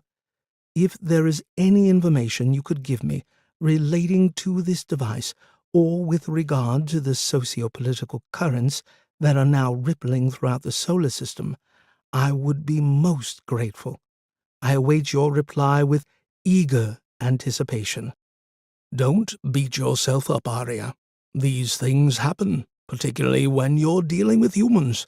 Nevertheless, since our last conversation, I too have been seeking and probing where I can. I am now almost certain that the device is an experimental communications device created on Earth by Diro Labs. And yet this, Arya, one of the main scientists involved in its development, was none other than Dr. Jacob T. McNabb. the father of Commander Scott McNabb, who I believe is one of the crew that you are obliged to protect. It may also interest you to know that the mind which assisted in the creation of this device was destroyed during the nuclear strike on the West Coast, back at the start of the Rim War on Earth, so all knowledge has been lost, making this device one of a kind. It is unique, and therefore it is seen to be of immense value to whoever has possession. To answer your second issue, I have been noting increased activity across the network. Hard to put my finger on it exactly, but it is as if the various states and powers within the system are mobilizing and agitating. I infer this from the type and frequency of data being requested by numerous minds within the system. It is my feeling that the threat of third-party intervention while en route to Ceres is not unfounded. Take this as a warning. Be prepared for the worst. It is unfortunate that I cannot bring you any good news, Arya, but suffice to say that far from being disappointed in your inability to deliver the device here, I understand implicitly that you have more important things to worry about, so please forgive my initial desire and understand that I hold you under no obligation to fulfill this request. You are in my thoughts, Arya, and I wish you good luck. If Arya understood the message from Solomon correctly, it basically said, "Rather you than me, pal." This did not imbue Arya with any great feeling of comfort. If anything, it only served to ratchet up its already peak levels of anxiety. So it was with a heavy core and a troubled mind that it turned its attention to plotting a course through the asteroid belt to Ceres. 29 days, it said to itself. This is going to be a very, very long journey. 7. Cat and Mouse. They had plotted a convoluted course to Ceres utilizing several of the more substantial bodies within the belt as waypoints. It was a complicated and involved navigational process, but they all agreed it would be prudent not to take a direct path, considering all the warnings of a possible attack by third parties. Nevertheless, anyone with half a brain could potentially work out their route, as there were only so many options available. That said, the crew was not going to make it easy for them either.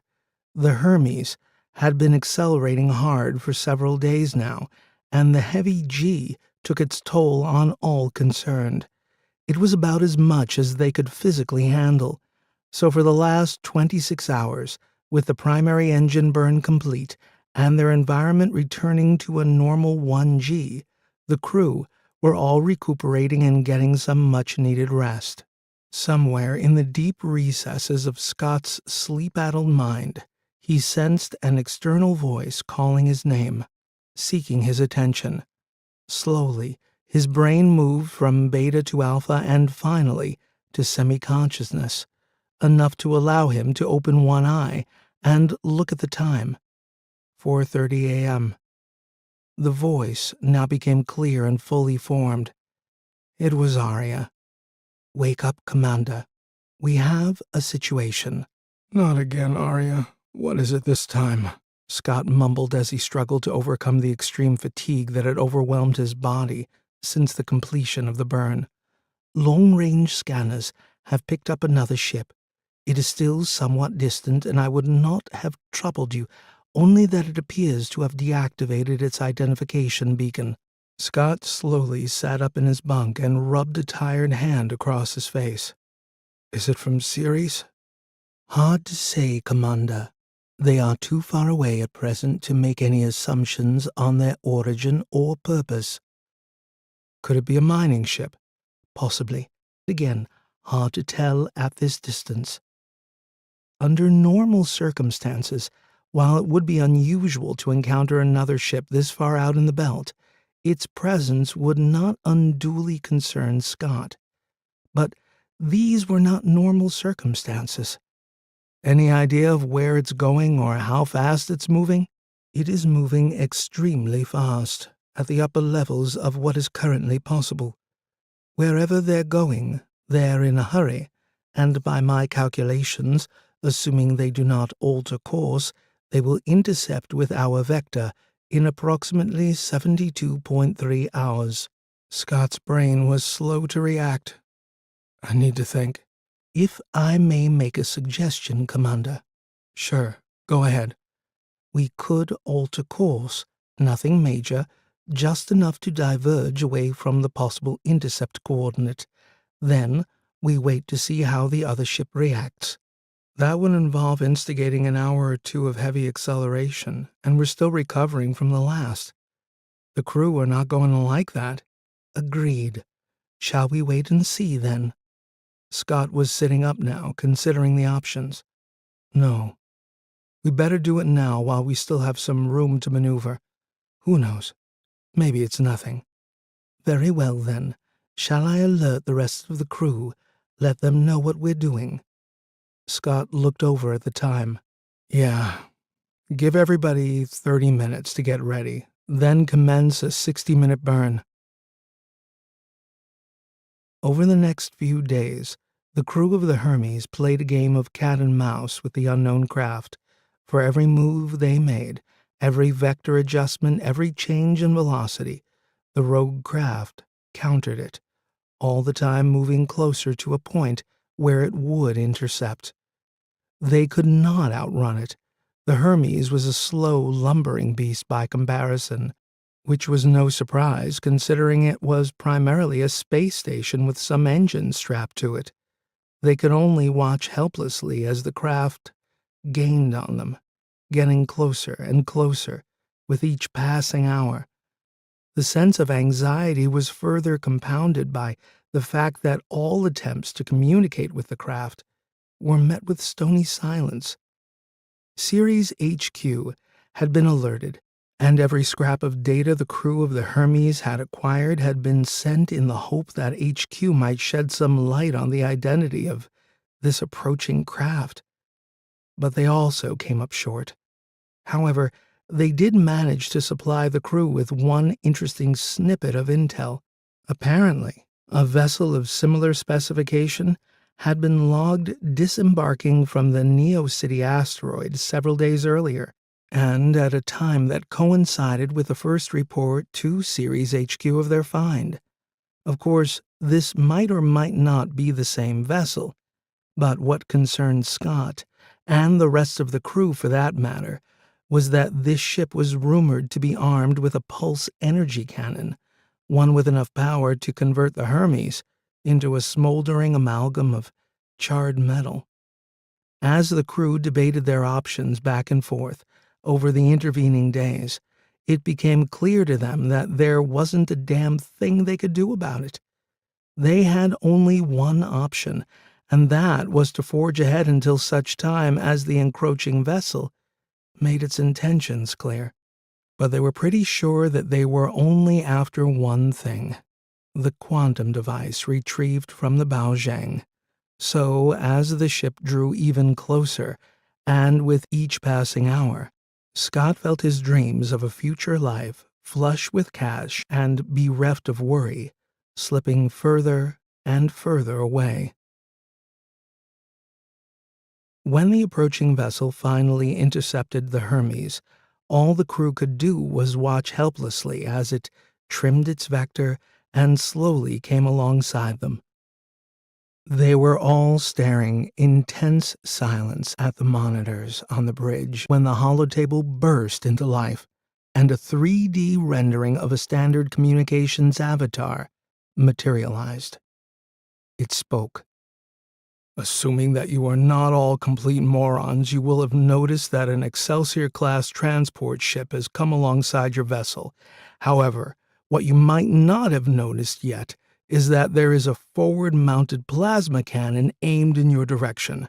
No doubt you may be wondering what all this is about. Well, here it is. You have in your possession an object which we require, that being the device you salvaged from the wreck of the Baozhang. You are to jettison this device from your vessel out toward our ship in a manner that facilitates safe retrieval by us. Any attempt to sabotage this device, or to damage it in any way, or any non-compliance with this directive will be met with the destruction of your vessel. You have 5 minutes to comply." "Holy crap," said Cyrus. "They're bluffing," said Miranda. "Maybe," replied Scott hesitantly, "but it seems pretty clear what the message is. Give them the device, or else we all die." "Bullshit. They can't just destroy us. They would never get away with that." Miranda was now standing up, waving her arms around. "I don't like this," said Steph. "I think we should just do what they say." "For what it's worth," said Arya, "I can confirm that the plasma cannon on the forward section of their vessel is aimed directly at the Taurus of the Hermes." "Let's talk to them, find out who they are. Maybe we can do a deal," said Rick. "Worth a shot," said Scott. "Arya, open a comms channel."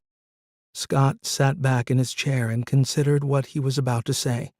He didn't quite share Miranda's confidence that these guys were bluffing. It was clear they wanted the device, that they'd come a long way to get it, and he very much doubted they were going to leave empty-handed. But there was no harm in testing their resolve. After all, he was faced with having to hand over his pension fund, not something he wanted to do without putting up some sort of fight. "This is Scott McNabb, commander of the asteroid survey vessel Hermes. Firstly, we have already claimed salvage on this device in accordance with the Outer Space Treaty. Secondly, destroying our ship will simply destroy the device, in which case nobody wins. That said, we're not unreasonable, so why not make us an offer for it, and if the price is right, then it's yours." He paused for a second or two. "Okay, Arya, send that." "Message sent," said Arya.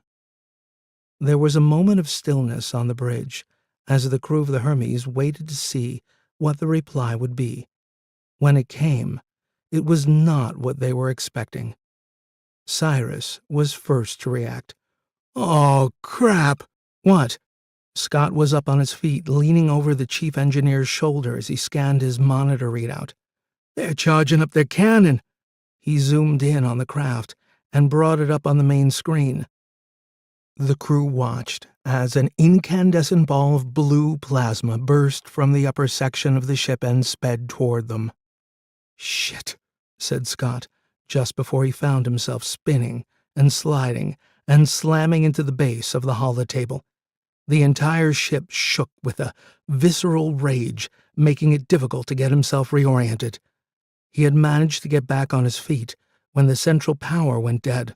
Emergency lighting kicked in, giving the area an eerie green hue. "Arya." He didn't get time to finish the sentence when a warning klaxon blared out across the bridge. Shit! Decompression! He saw that Cyrus had clawed his way back to one of the consoles. "We have a great big hole in the Taurus. We're losing atmosphere. Crap, hang on! We're about to lose gravity." Scott began to feel the change. He was getting lighter. The Taurus was slowing down, and soon they would be weightless. "Arya, damage report," he shouted over the noise of the klaxon.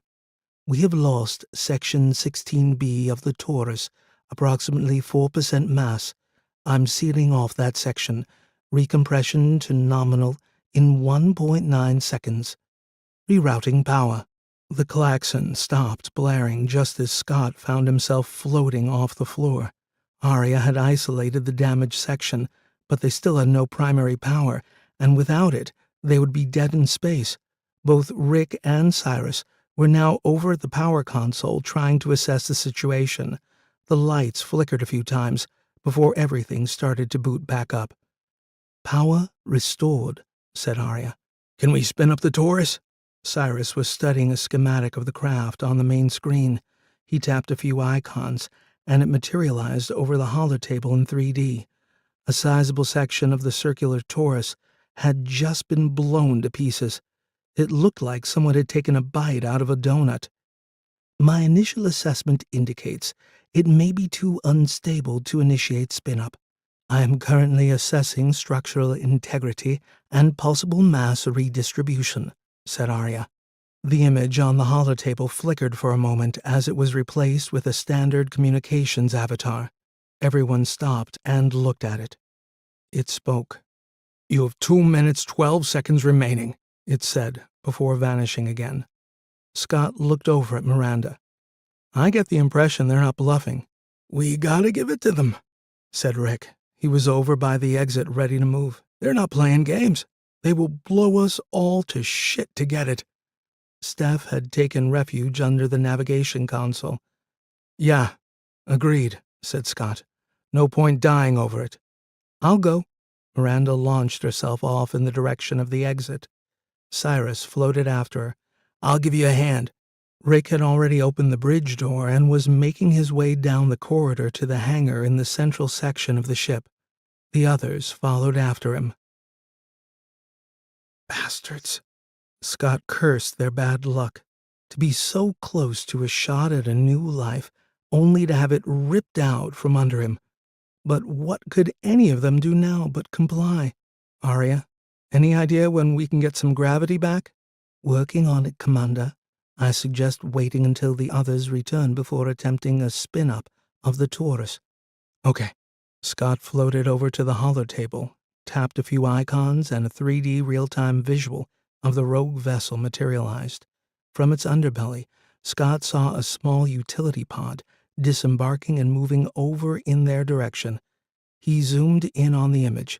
It was a small 2- or 3-person craft, generally used for exterior ship maintenance. It had 2 robotic arms protruding from the forward hull. Presumably, they were sending a crew to pick up the quantum device once it had been jettisoned from the Hermes. Scott looked at the clock. 1 minute left. He hit the comms button. "You better get a move on. Time is running out." "We're suited up and about to shove it out the airlock. Any second now," replied Miranda. Scott flipped on the forward camera, giving him a clear view of the hangar bay doors as they slowly opened. Inside, the 3 crew had tethered themselves loosely to handholds on the hangar floor and now worked in concert to shove the container with the device out into space. Scott switched his attention back to the attacker's ship and could now see that this had not gone unnoticed by the small utility pod. It changed direction and accelerated toward the tumbling container. After a few minutes, it caught up with it, snagged it with one of its robotic arms, and was making its way back to the mothership when Miranda, Cyrus, and Rick finally floated back onto the bridge. They said nothing, just watched in silence as the pod and its cargo disappeared inside the belly of the mothership. Almost at the same instant, the ship started to move away. Within a few minutes, it was accelerating rapidly, growing smaller and smaller with each passing second. And with it went Scott's dreams of a future. 8. Hidden Depths. The crew didn't talk much after the vessel departed. What was there to say? They were simply way out of their league in trying to contend with such ruthless force, so they occupied their time partly in damage assessment and partly in getting the Taurus to spin back up again and restore artificial gravity. But this proved trickier than initially thought. The Taurus consisted of 16 distinct sections, one of which was utterly destroyed. All that remained was a skeletal superstructure, now bent and twisted. Fortunately, the section the attackers had chosen to target was not that critical. It contained an accommodation area that was not in use. All this gave Scott the impression that these guys had done their research and knew the layout of the ship. They had chosen to target this section to minimize crippling the craft, but at the same time, scaring the bejesus out of its crew. It had worked. Scott kept these thoughts to himself as he and the others set about redistributing mass around the ring. The missing section had set up an imbalance that, if left uncorrected, would put an unnecessary strain on the central bearing. If the Taurus was spun up too fast, the ship could literally shake itself to pieces. So it was almost 2 hours before the Taurus was finally tested, slowly at first, then with increasing speed, at the same time making sure all stress indicators remained comfortably within nominal tolerances. Scott sat in the commander's chair on the bridge for some time, saying nothing, lost in thought. He was broken out of his musing by a mug of coffee and a hot bowl of rehydrated chili thrust in his direction by Rick. "Here you go, buddy." Scott reached out and gratefully took the offerings. "Thanks." The smell was already sending signals to his brain, reminding him that he was ravenously hungry. As he dug in, he could hear the rest of the crew also chowing down. Rick and Steph had taken it upon themselves to bring a supply of food and drink up to the bridge. Usually this was against protocol, all that hot liquid in proximity to delicate electronics, but nobody cared about that now. There was just a furious period of slurping and munching going on. It was the first time in nearly 2 years that the crew had eaten together. Scott sat forward and concentrated on getting the food into him as fast as humanly possible. "So, what now?" Cyrus wiped his mouth with the back of his hand. "Wait and see what HQ wants us to do? They've got the report on the whole incident, so..." Scott shrugged his shoulders. "They'll want us back. The mission is over now. Our ship is busted up, and we've burned too much fuel to be able to complete the survey," said Miranda. "Yeah, and they're going to be pissed that we lost the quantum device." Scott put his empty bowl down on the floor. "For sure. But let's face it, there's a lot we don't know, and a lot that HQ is not telling us. I mean, who were those guys? And what the hell is that device? Why is it so valuable? Like, what the heck is going on?" Nobody answered. Scott was on his feet now. "We've been taken for a ride here. That ship knew where we were, knew what we were carrying, and they sure as hell knew every part of this ship. I mean, how did they know to target a disused sector of the Taurus, huh? Anyone?" He turned to face the crew, hands extended. "Someone is screwing with us. Someone in HQ got the word out, maybe even decided they would steal it for themselves." "We don't know that, Scott." Steph was also on her feet now. "That's just being paranoid," said Miranda. But there was no stopping Scott. He was on a roll, and he was going to keep going until he was finished. He waved one arm at the ceiling and looked up. "Even our great and all-knowing QI is hiding things from us. I can feel it in my bones. Isn't that right, Arya?" "I assure you, Commander, I have been trying to acquire as much information as I can concerning the nature and purpose of this enigmatic device." "And?" said Scott. Arya was afraid of this very question. It had wanted to keep some information to itself and not burden Scott. It had ascertained the information was of no great value and would only cause the commander more stress. But now that it had been asked a direct question, Arya had no option but to spit it out.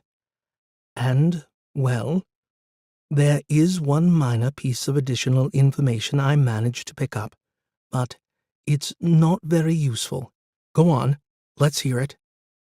"Very well, then, if you insist.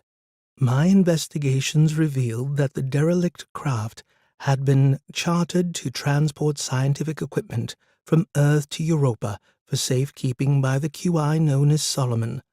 The corporation that chartered the ship was Durrell Labs." Scott froze, and a look of surprised shock exploded across his face. "Durrell," he finally managed to say after a few stunned seconds. "I'm afraid so, Commander." "Who are they? Do you know them?"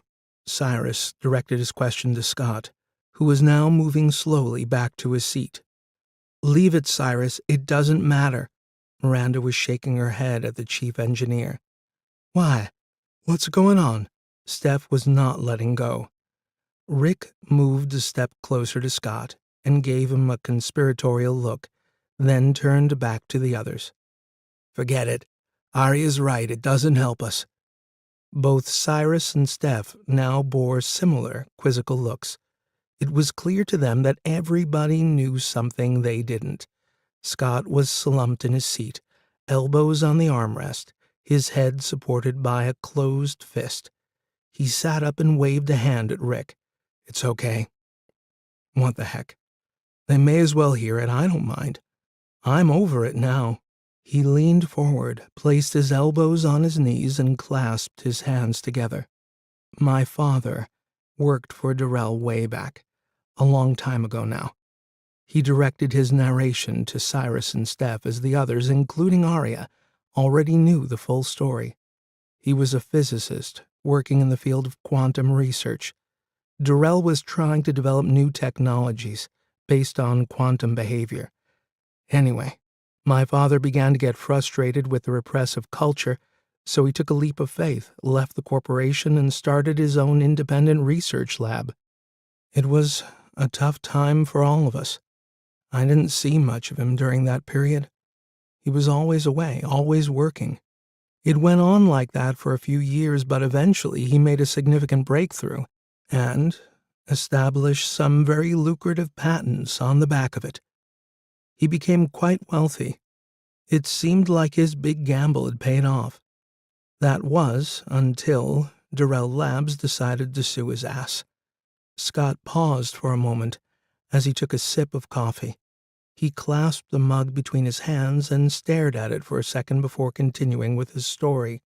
They claimed he developed these ideas while still working at Durrell, so the patents were rightfully theirs. Not only that, but they also sued for compensation, lost revenue, the full 9 yards.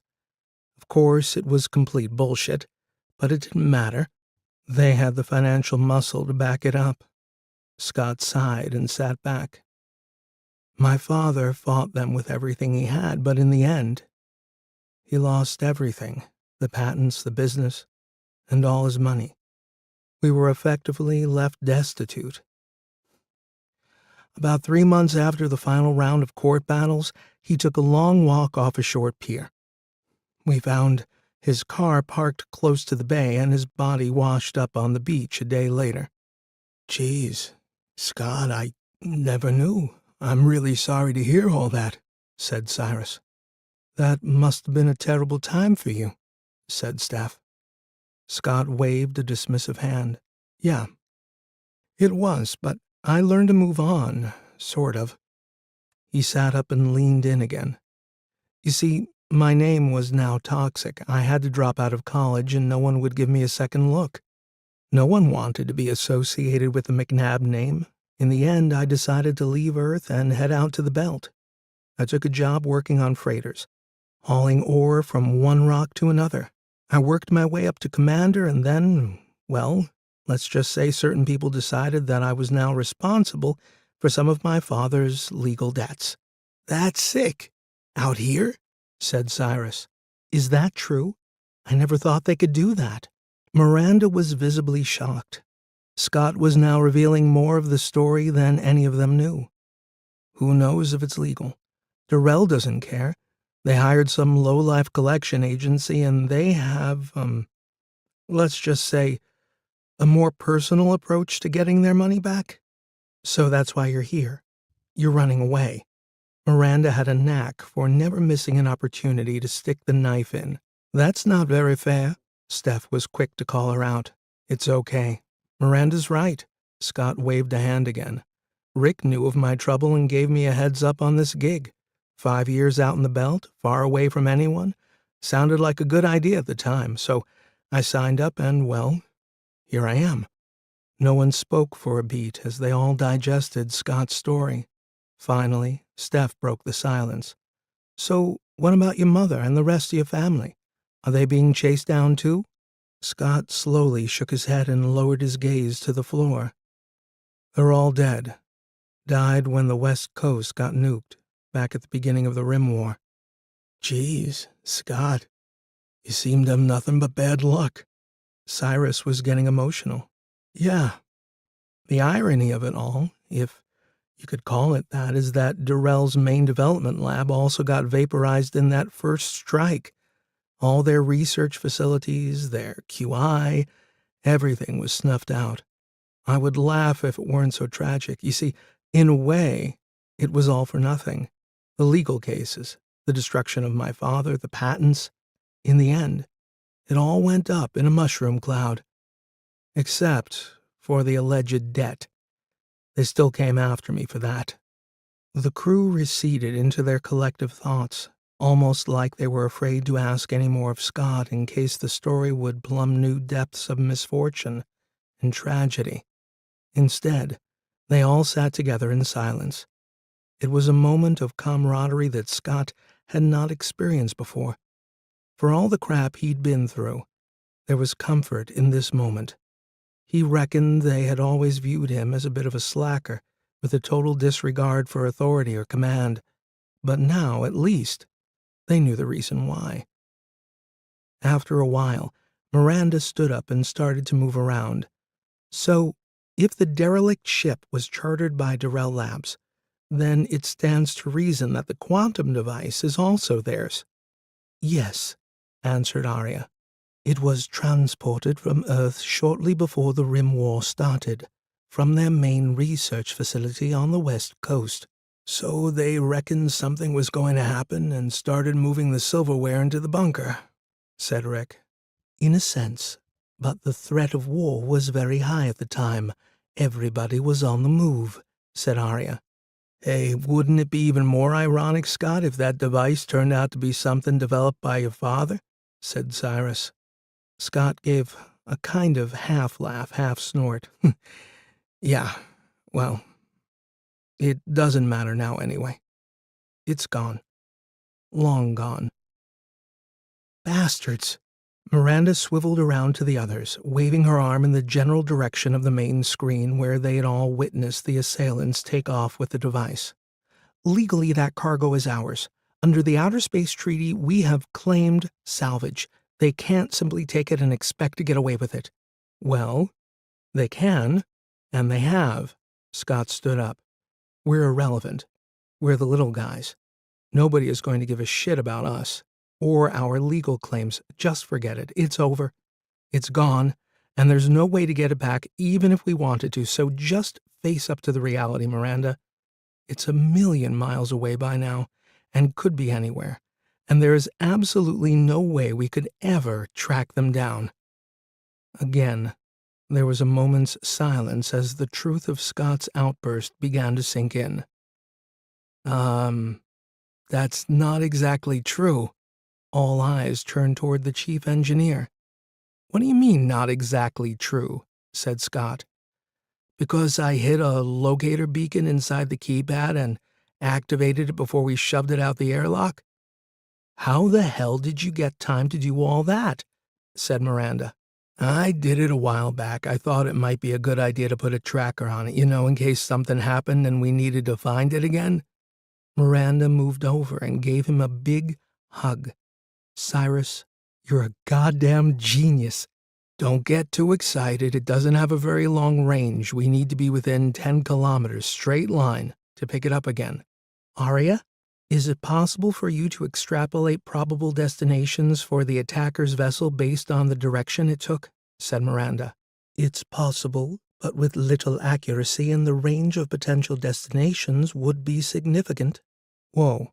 Just wait a minute. Scott was up on his feet again, gesticulating at Miranda. This is nuts. Think about what you're saying. The crew all stopped for a moment and began to exchange conspiratorial looks. Yeah, what are we saying? Said Rick. We go after them. We get it back, said Miranda. Okay, well, let's think about that for a moment, shall we? Scott turned around so he could take in the faces of the crew. Number 1, he extended an index finger. We may have a tracking beacon on it, but from what you're saying, Cyrus, we would need to be sitting virtually on top of it to get a blip. Secondly, we might know where they're headed, but as Arya pointed out, these pirates could be anywhere. It would be like looking for a diamond in a desert. He extended a third finger. Next, even if with some gargantuan stretch of imagination we do manage to find them, we're dealing with some serious dudes here. They put a very large hole in our ship just because they got impatient. And lastly, we would be doing this in direct violation of orders from HQ, who presumably will now instruct us to return to Ceres. At best, we would lose our bonus.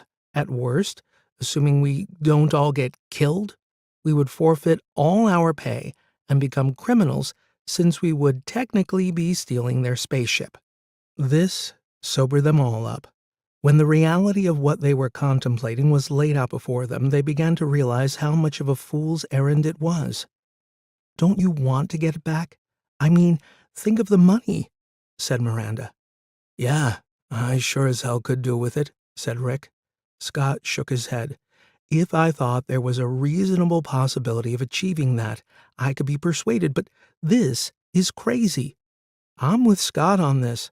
We've too much to lose with little chance of success," said Steph. "Come on, don't you see? This is still ours. All we have to do is get it back. Are you all just going to throw away the opportunity to be free of worry for the rest of your lives?" Miranda was not letting go. "I say we should go for it. What the heck?" said Cyrus. "You can't keep running away, Scott.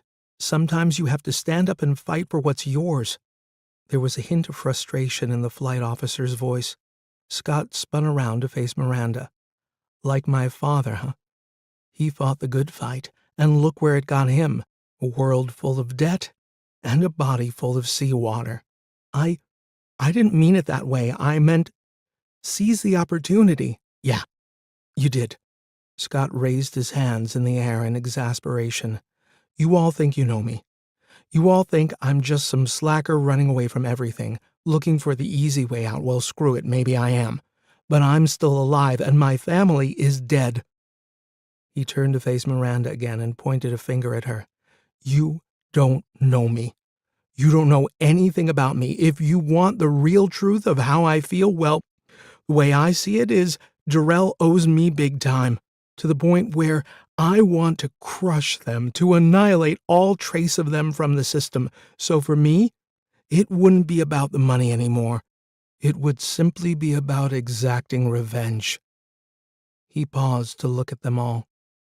"Do you really want to be part of that?" No one answered. "But you're right about one thing." Scott's voice was softer now. "I have been running away, but not from what you think.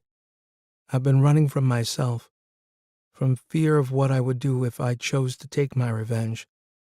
So, maybe you're right, Miranda. Maybe it's time for me to stop running. But then again, I need to ask myself, do I really want to drag all my friends into this?" He opened his arms out to them as he said it. The crew stood mute in the face of this revelation.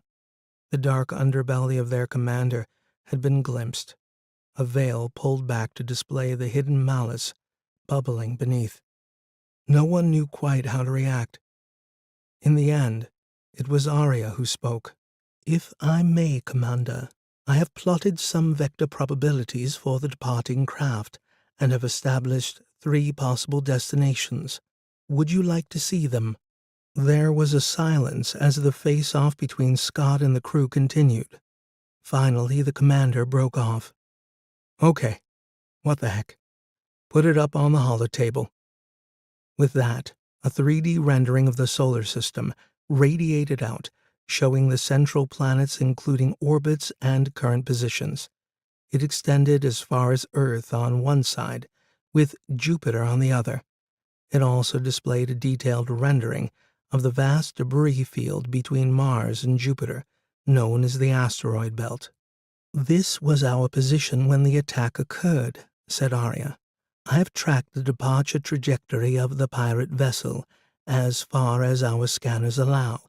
Bear in mind that in the general scheme of things, this is not very far, so what you see here is a best guess. Nevertheless, assuming they remain on that trajectory, and do not deviate, then this will be their track through the solar system. The projection started to move, scribing a thin line depicting the path of the departing craft as it traveled through the central band of the belt. According to my calculations, they will exit the belt at this point and traverse open space to re-enter the belt here. The solar system map played out Arya's words. From this, it looks like they're heading for Ceres. Cyrus tapped a few icons on the holo table to zoom in on the dwarf planet. Not necessarily, said Arya. It is a possibility, but not the only one. This same trajectory will bring them close to Vesta and its satellite populations centers. However, it is possible that they may be heading here. The animation rewound until the craft looked to be back in open space. Then it zoomed in, and a tiny asteroid began to render itself in close proximity to the track of the spacecraft. Neo City, said Scott. Now why does that not surprise me? He turned to the crew as he pointed at the dot hovering in space. I would put money on this being where they're going. Where better in the belt to offload an illegal cargo than this place? So what are we saying then? Said Rick. I say we should pay it a visit. Miranda looked from one to the other for confirmation. How? We're probably going straight back to Ceres, said Cyrus. There was a moment before Scott realized they were all looking at him.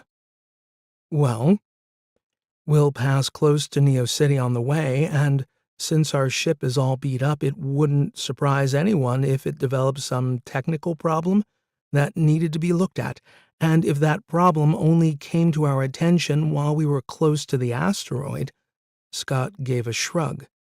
Then the sensible option would be to stop off there and get it checked out. You think HQ would buy that? Said Cyrus. I don't see why not. The worst-case scenario is they reckon we're just stopping off to let our hair down after 3 years in the wilderness. Hardly a crime. Let's do it. Miranda stood with her hands on her hips. Scott raised a hand. Back up a step, Miranda. Firstly, we all have to agree to it. Secondly, we go there just to take a look, nothing more. I'm in, said Cyrus. Scott turned to Rick, who nodded back. Okay with me. Steph? She hesitated for a beat. We just go to have a look around. That's all. That's all. And maybe grab a beer? I hear they have some good watering holes there, said Scott. That's settled then, said Miranda. Not quite, said Scott. Arya, what do you think? Since my primary purpose is to ensure the welfare of the crew, I think that a period of rest and recuperation would be of enormous benefit to all. What about the Hermes developing a fictitious technical problem? We don't have to invent something. There's plenty wrong with this ship already. Scott turned back to the crew. All right then. Looks like we're going to Neo City. 9. Neo City Asteroid. Neo was one of those rocks that didn't follow the rules. Sometime back in its ancient history, it was ejected from the central asteroid belt and adopted a bizarre elliptical orbit that bisected the solar system. It was classed as a near-Earth object, NEO, from which it got its current name. Every so often in its orbit, it would also come close to Mars and at its furthest point, near Ceres. So, over its 4-year orbital period, Neo came within spitting distance of the primary population centers in the solar system. Only the moons of Jupiter were beyond its reach. It was a small potato-shaped rock, only 3 kilometers in diameter at its narrowest, and not quite 5 kilometers long. But it happened to be a Type C, meaning it was blessed with an abundance of useful resources such as water ice, which could be filtered and purified for drinking and horticulture, as well as converted into oxygen for life support and hydrogen for propellant. It also contained copious metals for construction and a plethora of carbon compounds for the manufacture of a vast range of materials, from plastics to methane. This cornucopia of resources, coupled with its periodic proximity to Earth, made it one of the first asteroids to be mined well over a century ago. But a lot had changed since then. The Jiangsu Corporation, who effectively owned it, embarked on an audacious engineering project to transform it from a barren, lifeless rock into a thriving hub of civilization. They did it by excavating a giant hole centered on its longest axis, half a kilometer wide and 1.5 deep. Then, they built a massive airlock at one end, filled the cavern with an atmosphere, and finally, after strapping an enormous bracelet of engines to the outside, spun it up to provide a 1G environment along the inner surface of its core. Over the intervening decades, the space inside had grown to more than twice the original. It was now at least a kilometer in diameter and 3 deep, with a populace of over 25,000. It was now part asteroid, part city, and part spacecraft.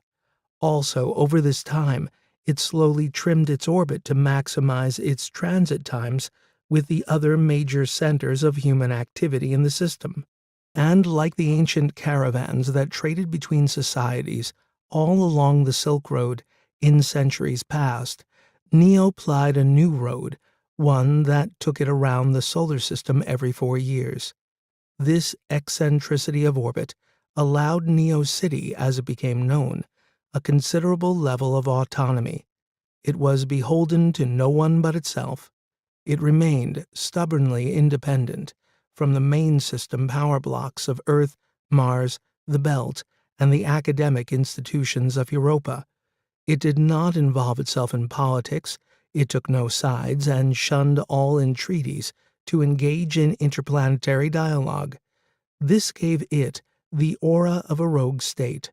Many deemed it a lawless, hedonistic bastion of radicals, misfits, pirates, criminals, dubious corporations, and a lot of dirty money. It was said that anything you wanted you could get in Neo City, for a price. They only had one law: everything is negotiable. So it came as no great surprise to Scott that this would be the ideal place to offload some exotic tech that you had just stolen from a bunch of losers on the far side of the belt. But he really wondered if it would still be there by the time they got to the asteroid city, if it was ever there to begin with. They were days behind the attacker's craft.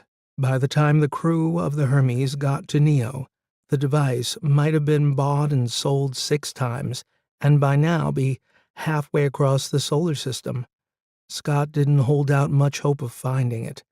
Nevertheless, he kept his feelings to himself, mainly because for the first time in the entire 3 years this crew had been together, they had started to feel like a team. Actually, more than that. They felt to Scott like family, and he liked that feeling. Sharing his opinions would just erode the hope that they all felt. Hope was what kept them going, now that the mission was effectively over. But deep down, he knew they knew that too. So for the last 10 days, as they hurtled through space toward Neo City, no one was going to be the first to break the spell.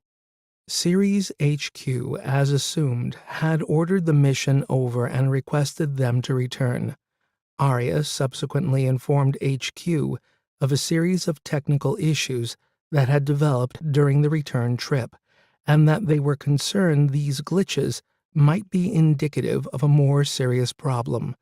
So they were planning to stop off at the asteroid city to enable a thorough assessment of the structural integrity of the ship before venturing on to Ceres. This request was met with surprisingly little resistance or enquiry.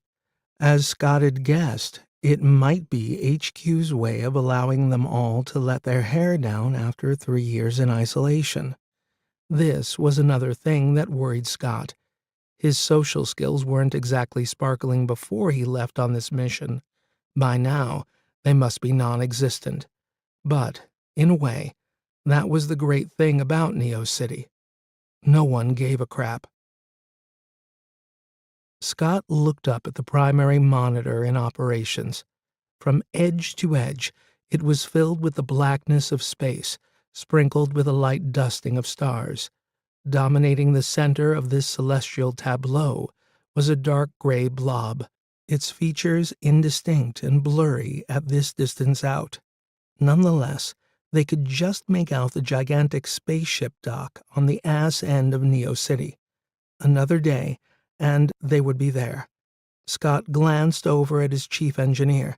Anything? Cyrus had been virtually glued to the comms console for the last few hours. He had been listening intently to an earpiece pressed hard against his head, so much so that Scott wondered if it would penetrate the chief engineer's cranial cavity and become part of his biology. He wore a look of intense concentration, glanced back at Scott, and shook his head. If it's inside that rock, then we need to be very close to get a signal. Scott shrugged and looked back at the fuzzy image of the asteroid on screen. Arya, can you display the latest hyperspectral scan? Certainly, Commander. A confusion of colors now bloomed across the screen. Scott tapped a few icons on his console and adjusted the spectral map to make it easier for the human visual processing center in the brain to make sense of what it was seeing. The Hermes, being a survey vessel, was equipped with some very specialized scanners used to probe bodies deep within the belt. It told them more about the asteroid city of Neo than they probably knew themselves. But Scott was not interested in the geophysical makeup of the body. What he was using it for was to find out what ships were there, and he could do this based on the metallic signatures acquired by the scanner. So far, Arya was able to identify 37 different craft, either docked to the asteroid or parked around it. Of these, 5 were of similar size, shape, and metallic content to the pirate craft that had attacked them and taken the quantum device. None was a perfect match, although that didn't mean it wasn't there.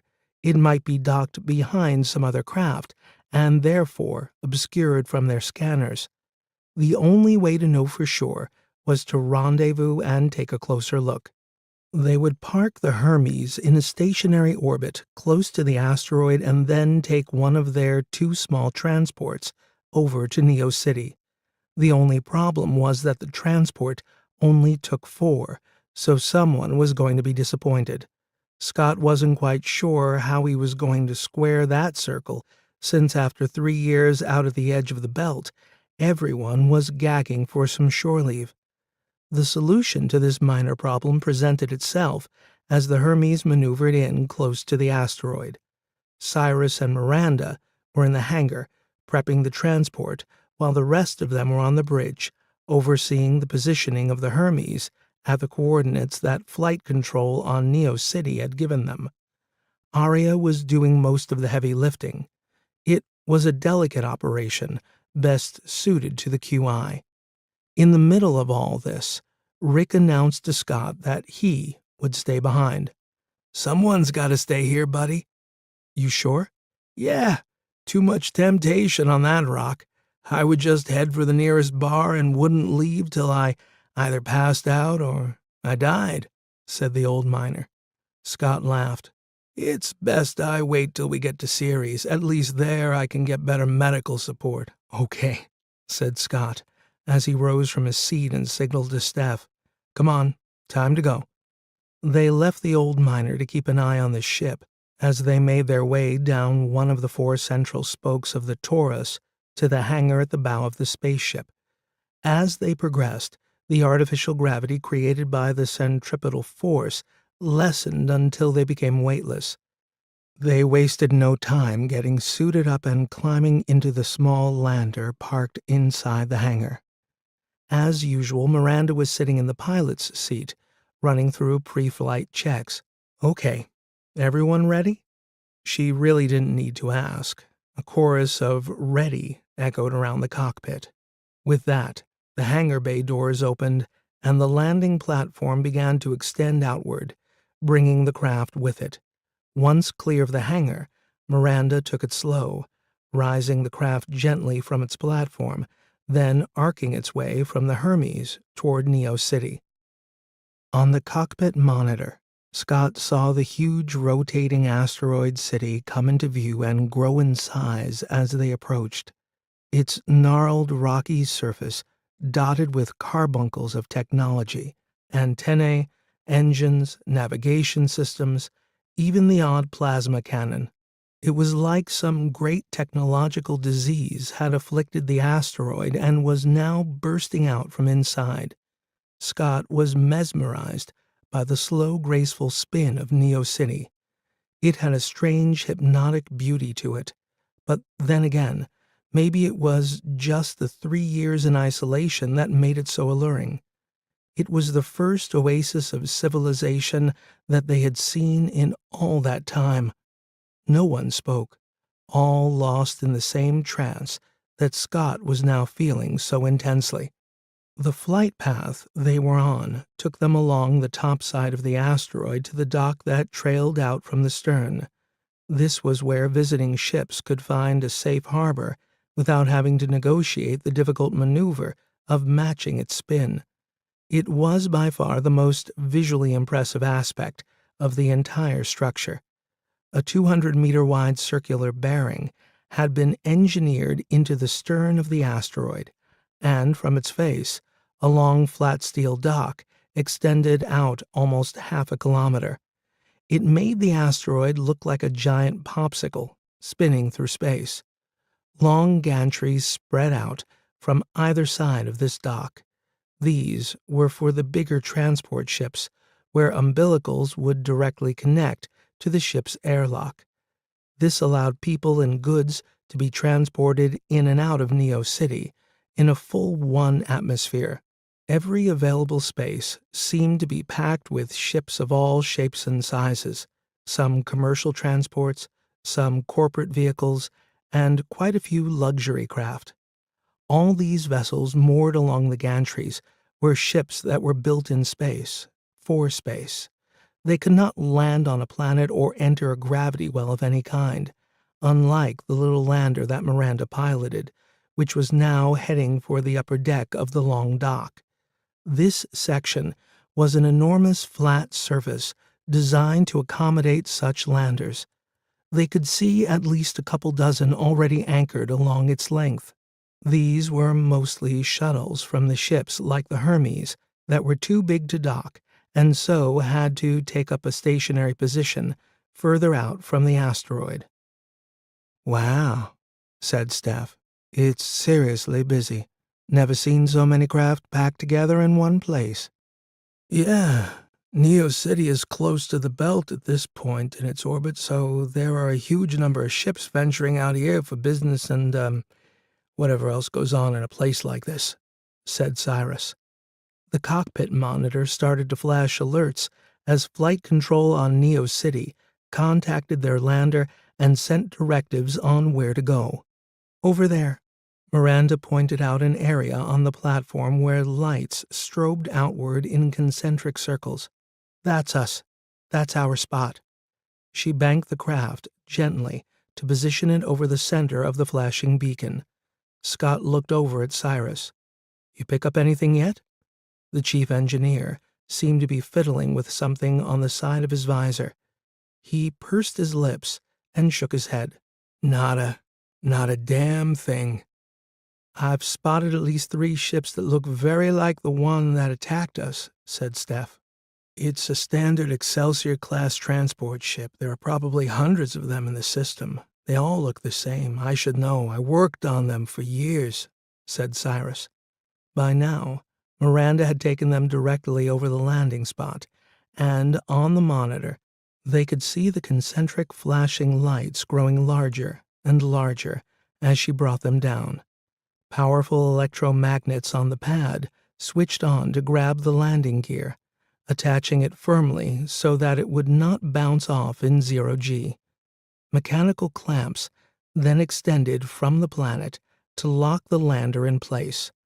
More alerts flashed up to inform them that they had been securely attached. "Welcome to Neo City," a disembodied voice echoed around the cockpit, startling the crew. "Your craft is now secure. Please wait until umbilical is attached and integrity confirmed before attempting to disembark." Outside on the landing pad, a hatch silently opened and a gantry rose up from within. Already the central system on Neo City had identified the type of craft and had configured the most appropriate apparatus to connect with the little lander and effect an airtight seal around its hatch. Inside, Scott felt a low vibration permeate the craft as motors and gears worked to attach the umbilical. There was a thump, and the craft rocked a little. Umbilical connected. A 1-atmosphere environment has been attained with your vessel. Please ensure that you understand the Neo City bylaws before disembarkation. Be aware that failure to abide by these laws may result in substantial fines or impounding of your vessel or both. More serious offenses will result in incarceration for a period commensurate with the crime. Please enjoy your visit. "They don't mess around, do they?" said Steph. "It's all bullshit. I've been here before, and believe me, they turn a blind eye to pretty much everything bar physical violence, and even that would need to be extreme before they would give it any attention," said Miranda. Cyrus raised a hand. "Quiet." His other hand fiddled with his visor. He was listening to something. Cyrus slowly turned his head around to face the crew, and a smile cracked across his lips. "I found it." "Shit. Really?" said Miranda. Questions started flying back at the engineer. Everyone was getting excited, talking in whispers. "Are you sure? Where is it?" said Scott. Cyrus extended an arm and moved slowly around, all the time focusing on something only he could see and hear. "There. It's in that direction, pretty close, perhaps 100 meters or so." "Miranda, can you pan the exterior camera around the dock?" said Scott. She quickly tapped a few icons on her console. The monitor flickered, and a view over the dock started to materialize. She panned it to where Cyrus was vaguely pointing. Their location on the upper platform of the landing dock only afforded them a partial view of the big ships moored below. It also didn't help that other landers parked around them obscured a good deal of the vista. "There. That's it. That's an Excelsior-class transport." Miranda zoomed in on the section of a ship that was visible to them. A ripple of excitement, tinged with fear, reverberated through Scott's body. He sensed the same reaction in the rest of the crew as they all gathered around the monitor, staring in silence at this temptation. Things could start to get tricky from here on in. The desire to try to regain possession of the quantum device would now start to tug at them, luring them with its promise of a new life, pushing them to make choices that could entangle them all in a high-stakes game of chance. "Okay, let's not get too excited," he said finally. "Let's just keep it cool, maybe do a bit of snooping if we get the opportunity. Nobody go and do anything stupid, okay?" To Scott's surprise, they all nodded in agreement.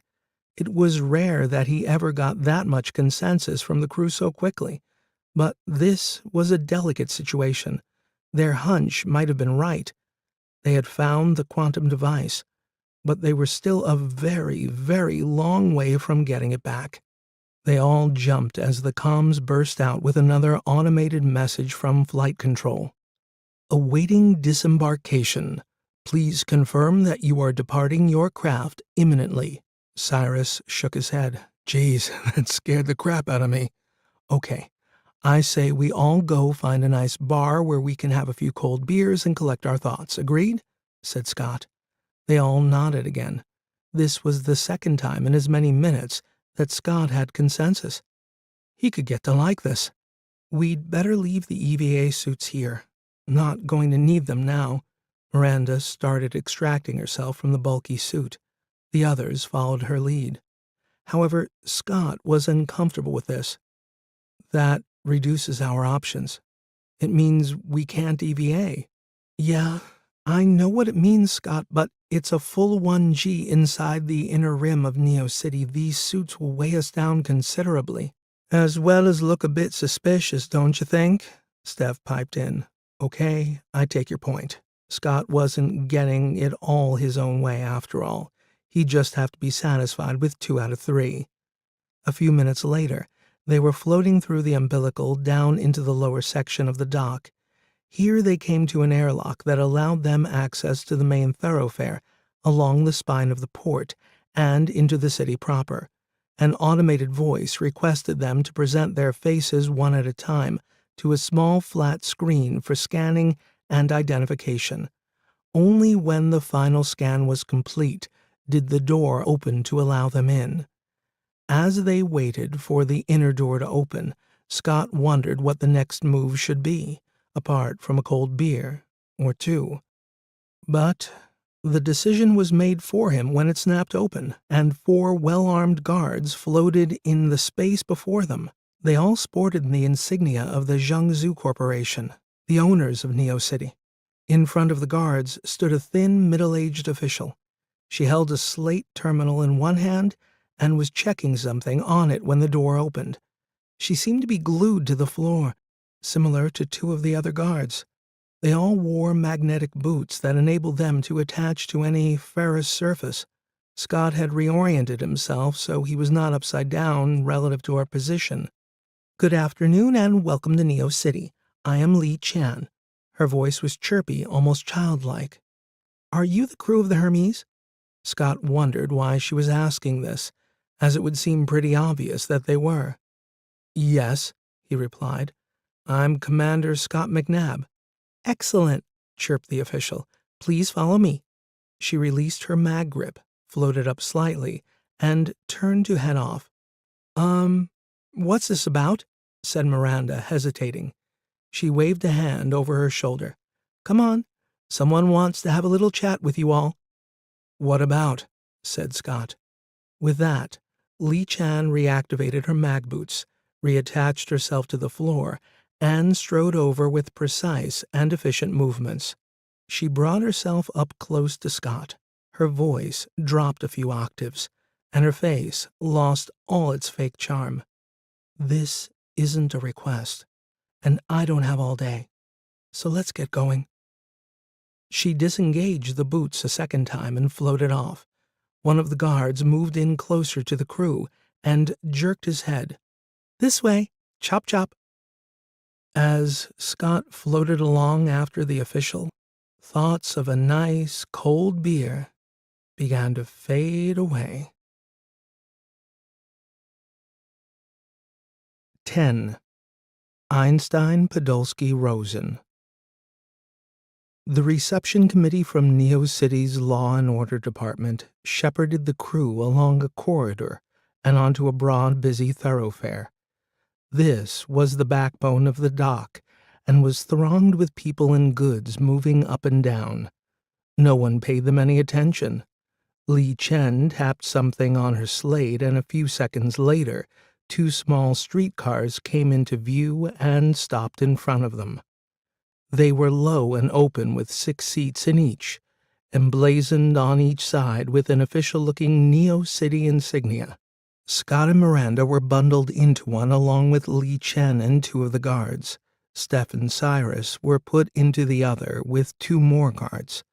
They were carefully strapped in, and, as if that wasn't enough, a safety bar swiveled down to clamp them in place. Scott ventured a crack. Are we going on a roller coaster ride? Do we get any cotton candy? The guard, checking the safety harness, looked up and smiled. Sort of. Don't know if it has a sweet ending, though. When the guard finally took his seat, Scott and Miranda exchanged a look. A what the fuck is going on kind of look. The cars started off slowly at first, but gently building up speed as they moved. After a few moments, They entered a large open concourse. It had the feel of a busy port terminal with hundreds of people moving and floating in the zero-G environment. The cars came to a halt, and Scott wondered what all the safety harness gear was for, since the trip here was hardly an adrenaline rush. The car juddered as clamps rose out from the floor and gripped it tight. It rotated a full 90 degrees, then started to descend. Scott glanced over at Miranda again and pointed downward. "I think we're heading for the rim." Miranda simply nodded, but her face revealed her to be on high alert, eyes darting this way and that. The car picked up a considerable amount of speed as it descended, or was it ascending? It was hard to determine in space. Either way, it was moving ever outward to the surface of the internal rim of the asteroid city. Scott could feel several forces acting on his body: the downward momentum, like a fast-falling lift; the centripetal spin, making his body feel heavier. The car finally stopped, and the safety bars automatically rose. He was temporarily disoriented, while his brain tried to make sense of all the momentum that had been acting on his body. It was having difficulty deciding which way was up and which way was down. He undid the harness and stood up. He was a bit shaky. Miranda was also feeling the disorientation. Scott looked over at the other car. Cyrus was standing beside it, throwing up, while one of the guards slapped him on the back, laughing. "It's a bitch the first few times." Steph, by contrast, didn't seem to have any problems adapting to the new normal. "This way." Lee beckoned them to follow as they moved into what looked like an administration sector, remarkable in the fact that it was unremarkable. It was like every other office area Scott had ever been in. He mused that they all must be made in the same factory, from the same mold. They walked through a maze of corridors until they were finally ushered into a long, narrow boardroom. "You can wait in here. The others will be along shortly," said Li Chen. Scott could see that Miranda was about to protest, but thought better of it. Li Chen turned and pointed a sharp finger at Scott. "And do me a favor. Don't do anything stupid." With that, she went, taking the guards with her. "What the hell is all this about?" Miranda whispered to Scott. He shrugged. "No idea. But I wouldn't read too much into it." "I don't like it. Not one bit," said Steph. "Hey, you guys really need to check this out." Cyrus was over by a long window that took up most of one wall. He beckoned to them with an arm. As Scott moved over, he began to see what had so amazed the engineer. The room they were in was high up on the stern of the asteroid, affording them a view into the vast, cavernous interior space of Neo City. It stretched out before them, gently sloping upward on both sides, coming full circle directly above. The surface was a confusing patchwork of buildings, parks, roads, and machines, all glued together by an endless stream of citizens living and working in the great city. High up, along the central axis, a huge, fat rod of diffused light illuminated every section of the metropolis. The central space between this giant light source and the city floor below was filled with odd-looking flying machines. The place was abuzz with activity. "Wow," said Steph. "That's incredible." The door opened and two men entered, one younger and official-looking, one older and more casual. "Please," the younger man gestured, "take a seat. I'm Hao Maozhen, and this is my associate, Su Haidong." A third person then entered the room, a woman, middle-aged, carrying a glass of water. She took a seat against the back wall of the room, placed the glass on a small table, and said nothing. The other two men sat down opposite the crew. Hao tapped on a slate he was carrying. "So, you're the crew of the Hermes?" Scott shrugged. "And you are?" Hao gestured to his colleague. We represent the interest of the Jiangsu Corporation here on Neo City. We just want to ask you a few questions, that's all. He smiled again. No big deal. So, he continued, you guys found the wreck of the Baozheng? Out at... He checked his slate screen. Antiope 90? Yeah, said Scott. And you recovered an item of cargo, as is our right under the Outer Space Treaty, Salvage Act 3429. We're due compensation for that, Miranda blurted out. Indeed. Hal raised a hand. So, where is it now? Where is what now? Scott was not going to make it easy for them. The other man, Sue, answered. The EPR device. The one that Durrell Labs was trying to hide. We know you had it, so where is it now? Who knows, said Scott. We were attacked by pirates. They stole it. We're still entitled to the salvage compensation, Miranda added. The two men looked at each other for a moment. But you did have it. Sorry, said Scott, leaning back in his seat. But what's all this about? The EPR device. What else? Said Hal. What's the big deal with this thing anyway?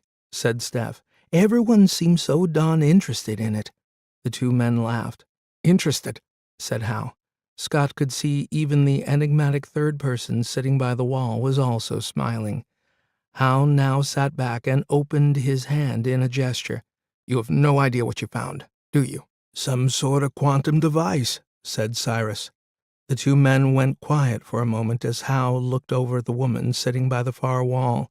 She glanced at the crew, then back at Hal, giving him a very slight nod.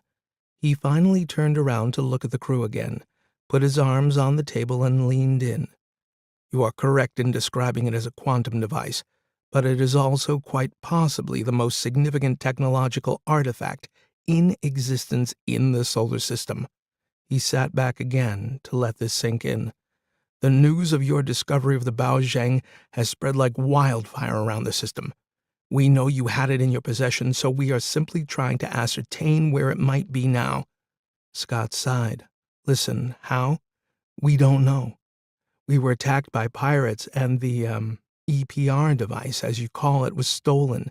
In case you haven't noticed, there's a large byte taken out of our ship. What does EPR mean? Asked Steph. Hal took his arms off the table and sat back, looking at the crew for a moment, a little exasperated.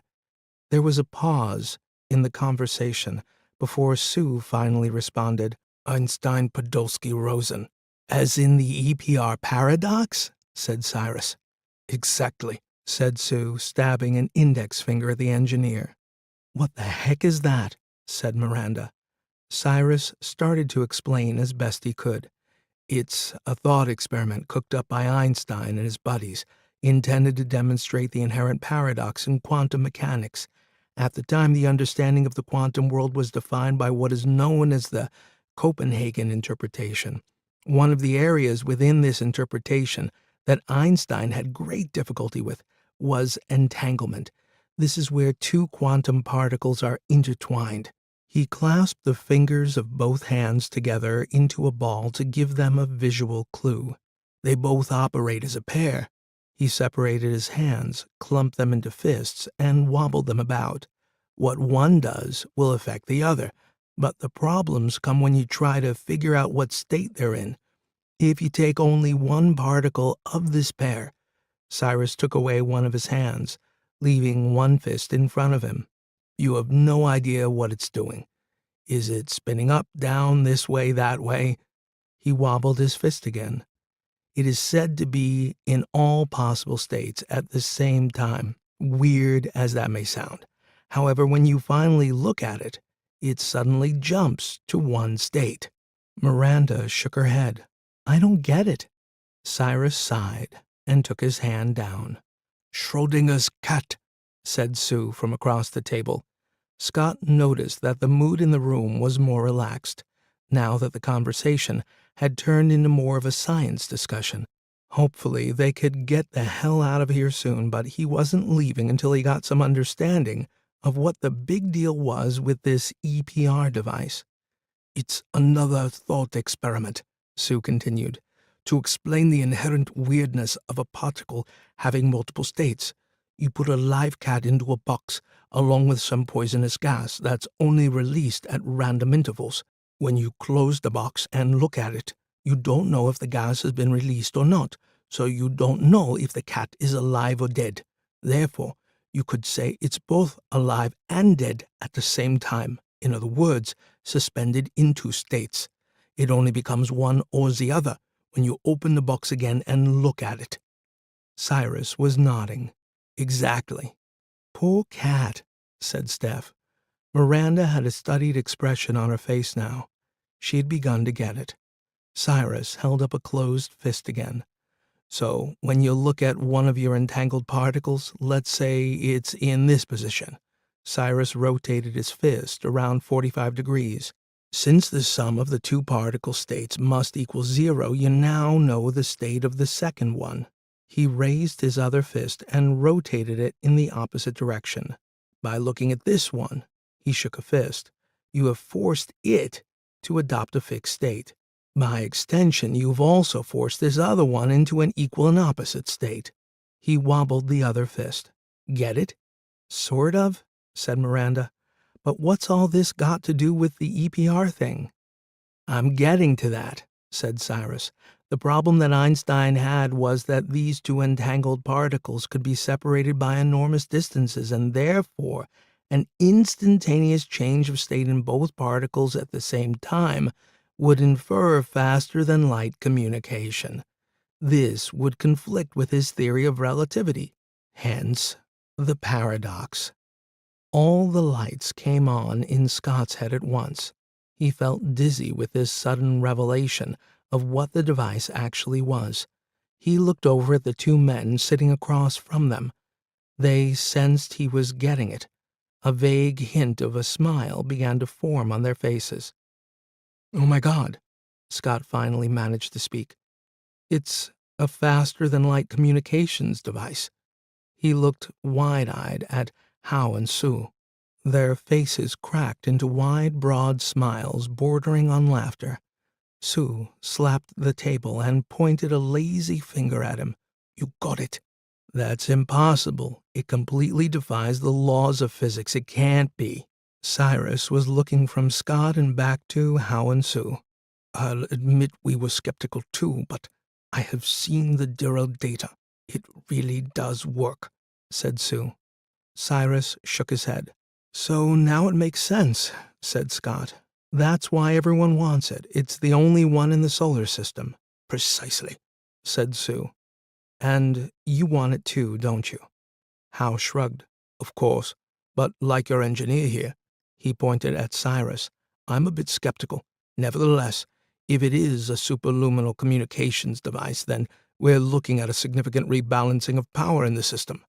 We wouldn't like to see it fall into the wrong hands now, would we?" "By the wrong hands, you mean anyone but Neo City?" said Steph. "Correct. So why don't you do us all a favor and tell us where you think it is?" Scott shrugged. "It could be anywhere by now. Your guess is as good as ours." Hao sat back in his seat with an exasperated sigh. "Look, we can do this the easy way or the hard way, but I would suggest that you guys start cooperating and fast. My patience is wearing thin." "Like I said, it was stolen." Scott shrugged. Hal gave another sigh. "So why are you here?" "We're here for the beer. Remember, we've just spent 3 years out in the asteroid belt. Time to let our hair down," said Miranda. "Bullshit," said Sue. "You're here because you think the device was brought here somewhere in Neo City. Isn't that right?" Scott shook his head. "You're chasing ghosts. We don't know anything." "So you keep saying." Hal was checking something on his slate. "So, what can you tell us about this ship that attacked you?" "Go and talk to HQ on Ceres. They have a report on the incident." Hal leaned in. "Don't get smart. Like I said, we can do this the hard way, if you prefer." Miranda countered by leaning across the table at him. "Why don't you just go and screw yourself?" Scott raised a hand. "Hey, let's just try to get along here. We simply don't know where it is, and obviously we can't go giving you confidential information since HQ on Ceres would be pretty pissed off with us for doing that. We're trying to do our job and get paid, that's all. So why don't we just run along and you guys can get back to whatever it is you do. Sorry, we can't help you." He opened his hands in a conciliatory gesture. Hal and Sue sat back and smiled. At the same time, Scott noticed that the woman now brought a cupped hand over her earpiece and seemed to be listening to a message. She stood up, moved over to Hal, and whispered something in his ear. He looked back at her in surprise. She picked up his slate, tapped a few icons, and handed it back to him. He read it, then nodded to her. She left the room, and the mood changed again. "Okay." He placed both palms on the table and stood up. "The situation has changed. We've just been informed by the Ceres authorities that if you guys show up here, you are to be detained immediately." "What? What for?" Scott was now on his feet. The door opened and 4 armed guards entered, taking up positions on either side of the entrance. Hal picked up his slate and looked at something on it. "Apparently, for stealing a spaceship." "That's bullshit." Miranda was on her feet. Scott could see her sizing up the guards. This was getting crazy. "Sorry," said Hal. "Looks like we're going to do this the hard way after all." He gave a limp shrug. A guard stepped forward. "We'll take it from here." The door was opened again, and the 2 men were ushered outside. That's when Miranda made her move. Quite what she was hoping to achieve, Scott had no idea. She launched herself across the table like a gazelle and buried a foot in the abdomen of the nearest guard. As he dropped to the floor, she was already pivoting around to strike the next one on the side of the head. Chairs went flying as Steph and Cyrus jumped up and moved back against the wall, out of the way. Scott simply froze. What the hell was she thinking? This was not the answer. But the other 2 guards were now pulling out pulse weapons, so Scott was left with no choice. "Screw it," he thought, and dove for the guard's gun hand. Too late. A burst of incandescent pain hit him square in the chest. His body convulsed violently as every nerve ending he possessed experienced overwhelming electrical overload. Somewhere in the midst of this trauma, he thought he heard a second blast, and a third. He slumped to the floor and passed out. 11. Zhangzhou. The 1.5 kilos of biological matter that constituted Commander Scott McNabb's brain had a hard time dealing with the sudden electrical overload that the plasma blast had inflicted on his body, so it had simply given up trying and shut itself down. For a while. Now, though, it was beginning to test and probe its neural network to establish if any of its multitudinous functions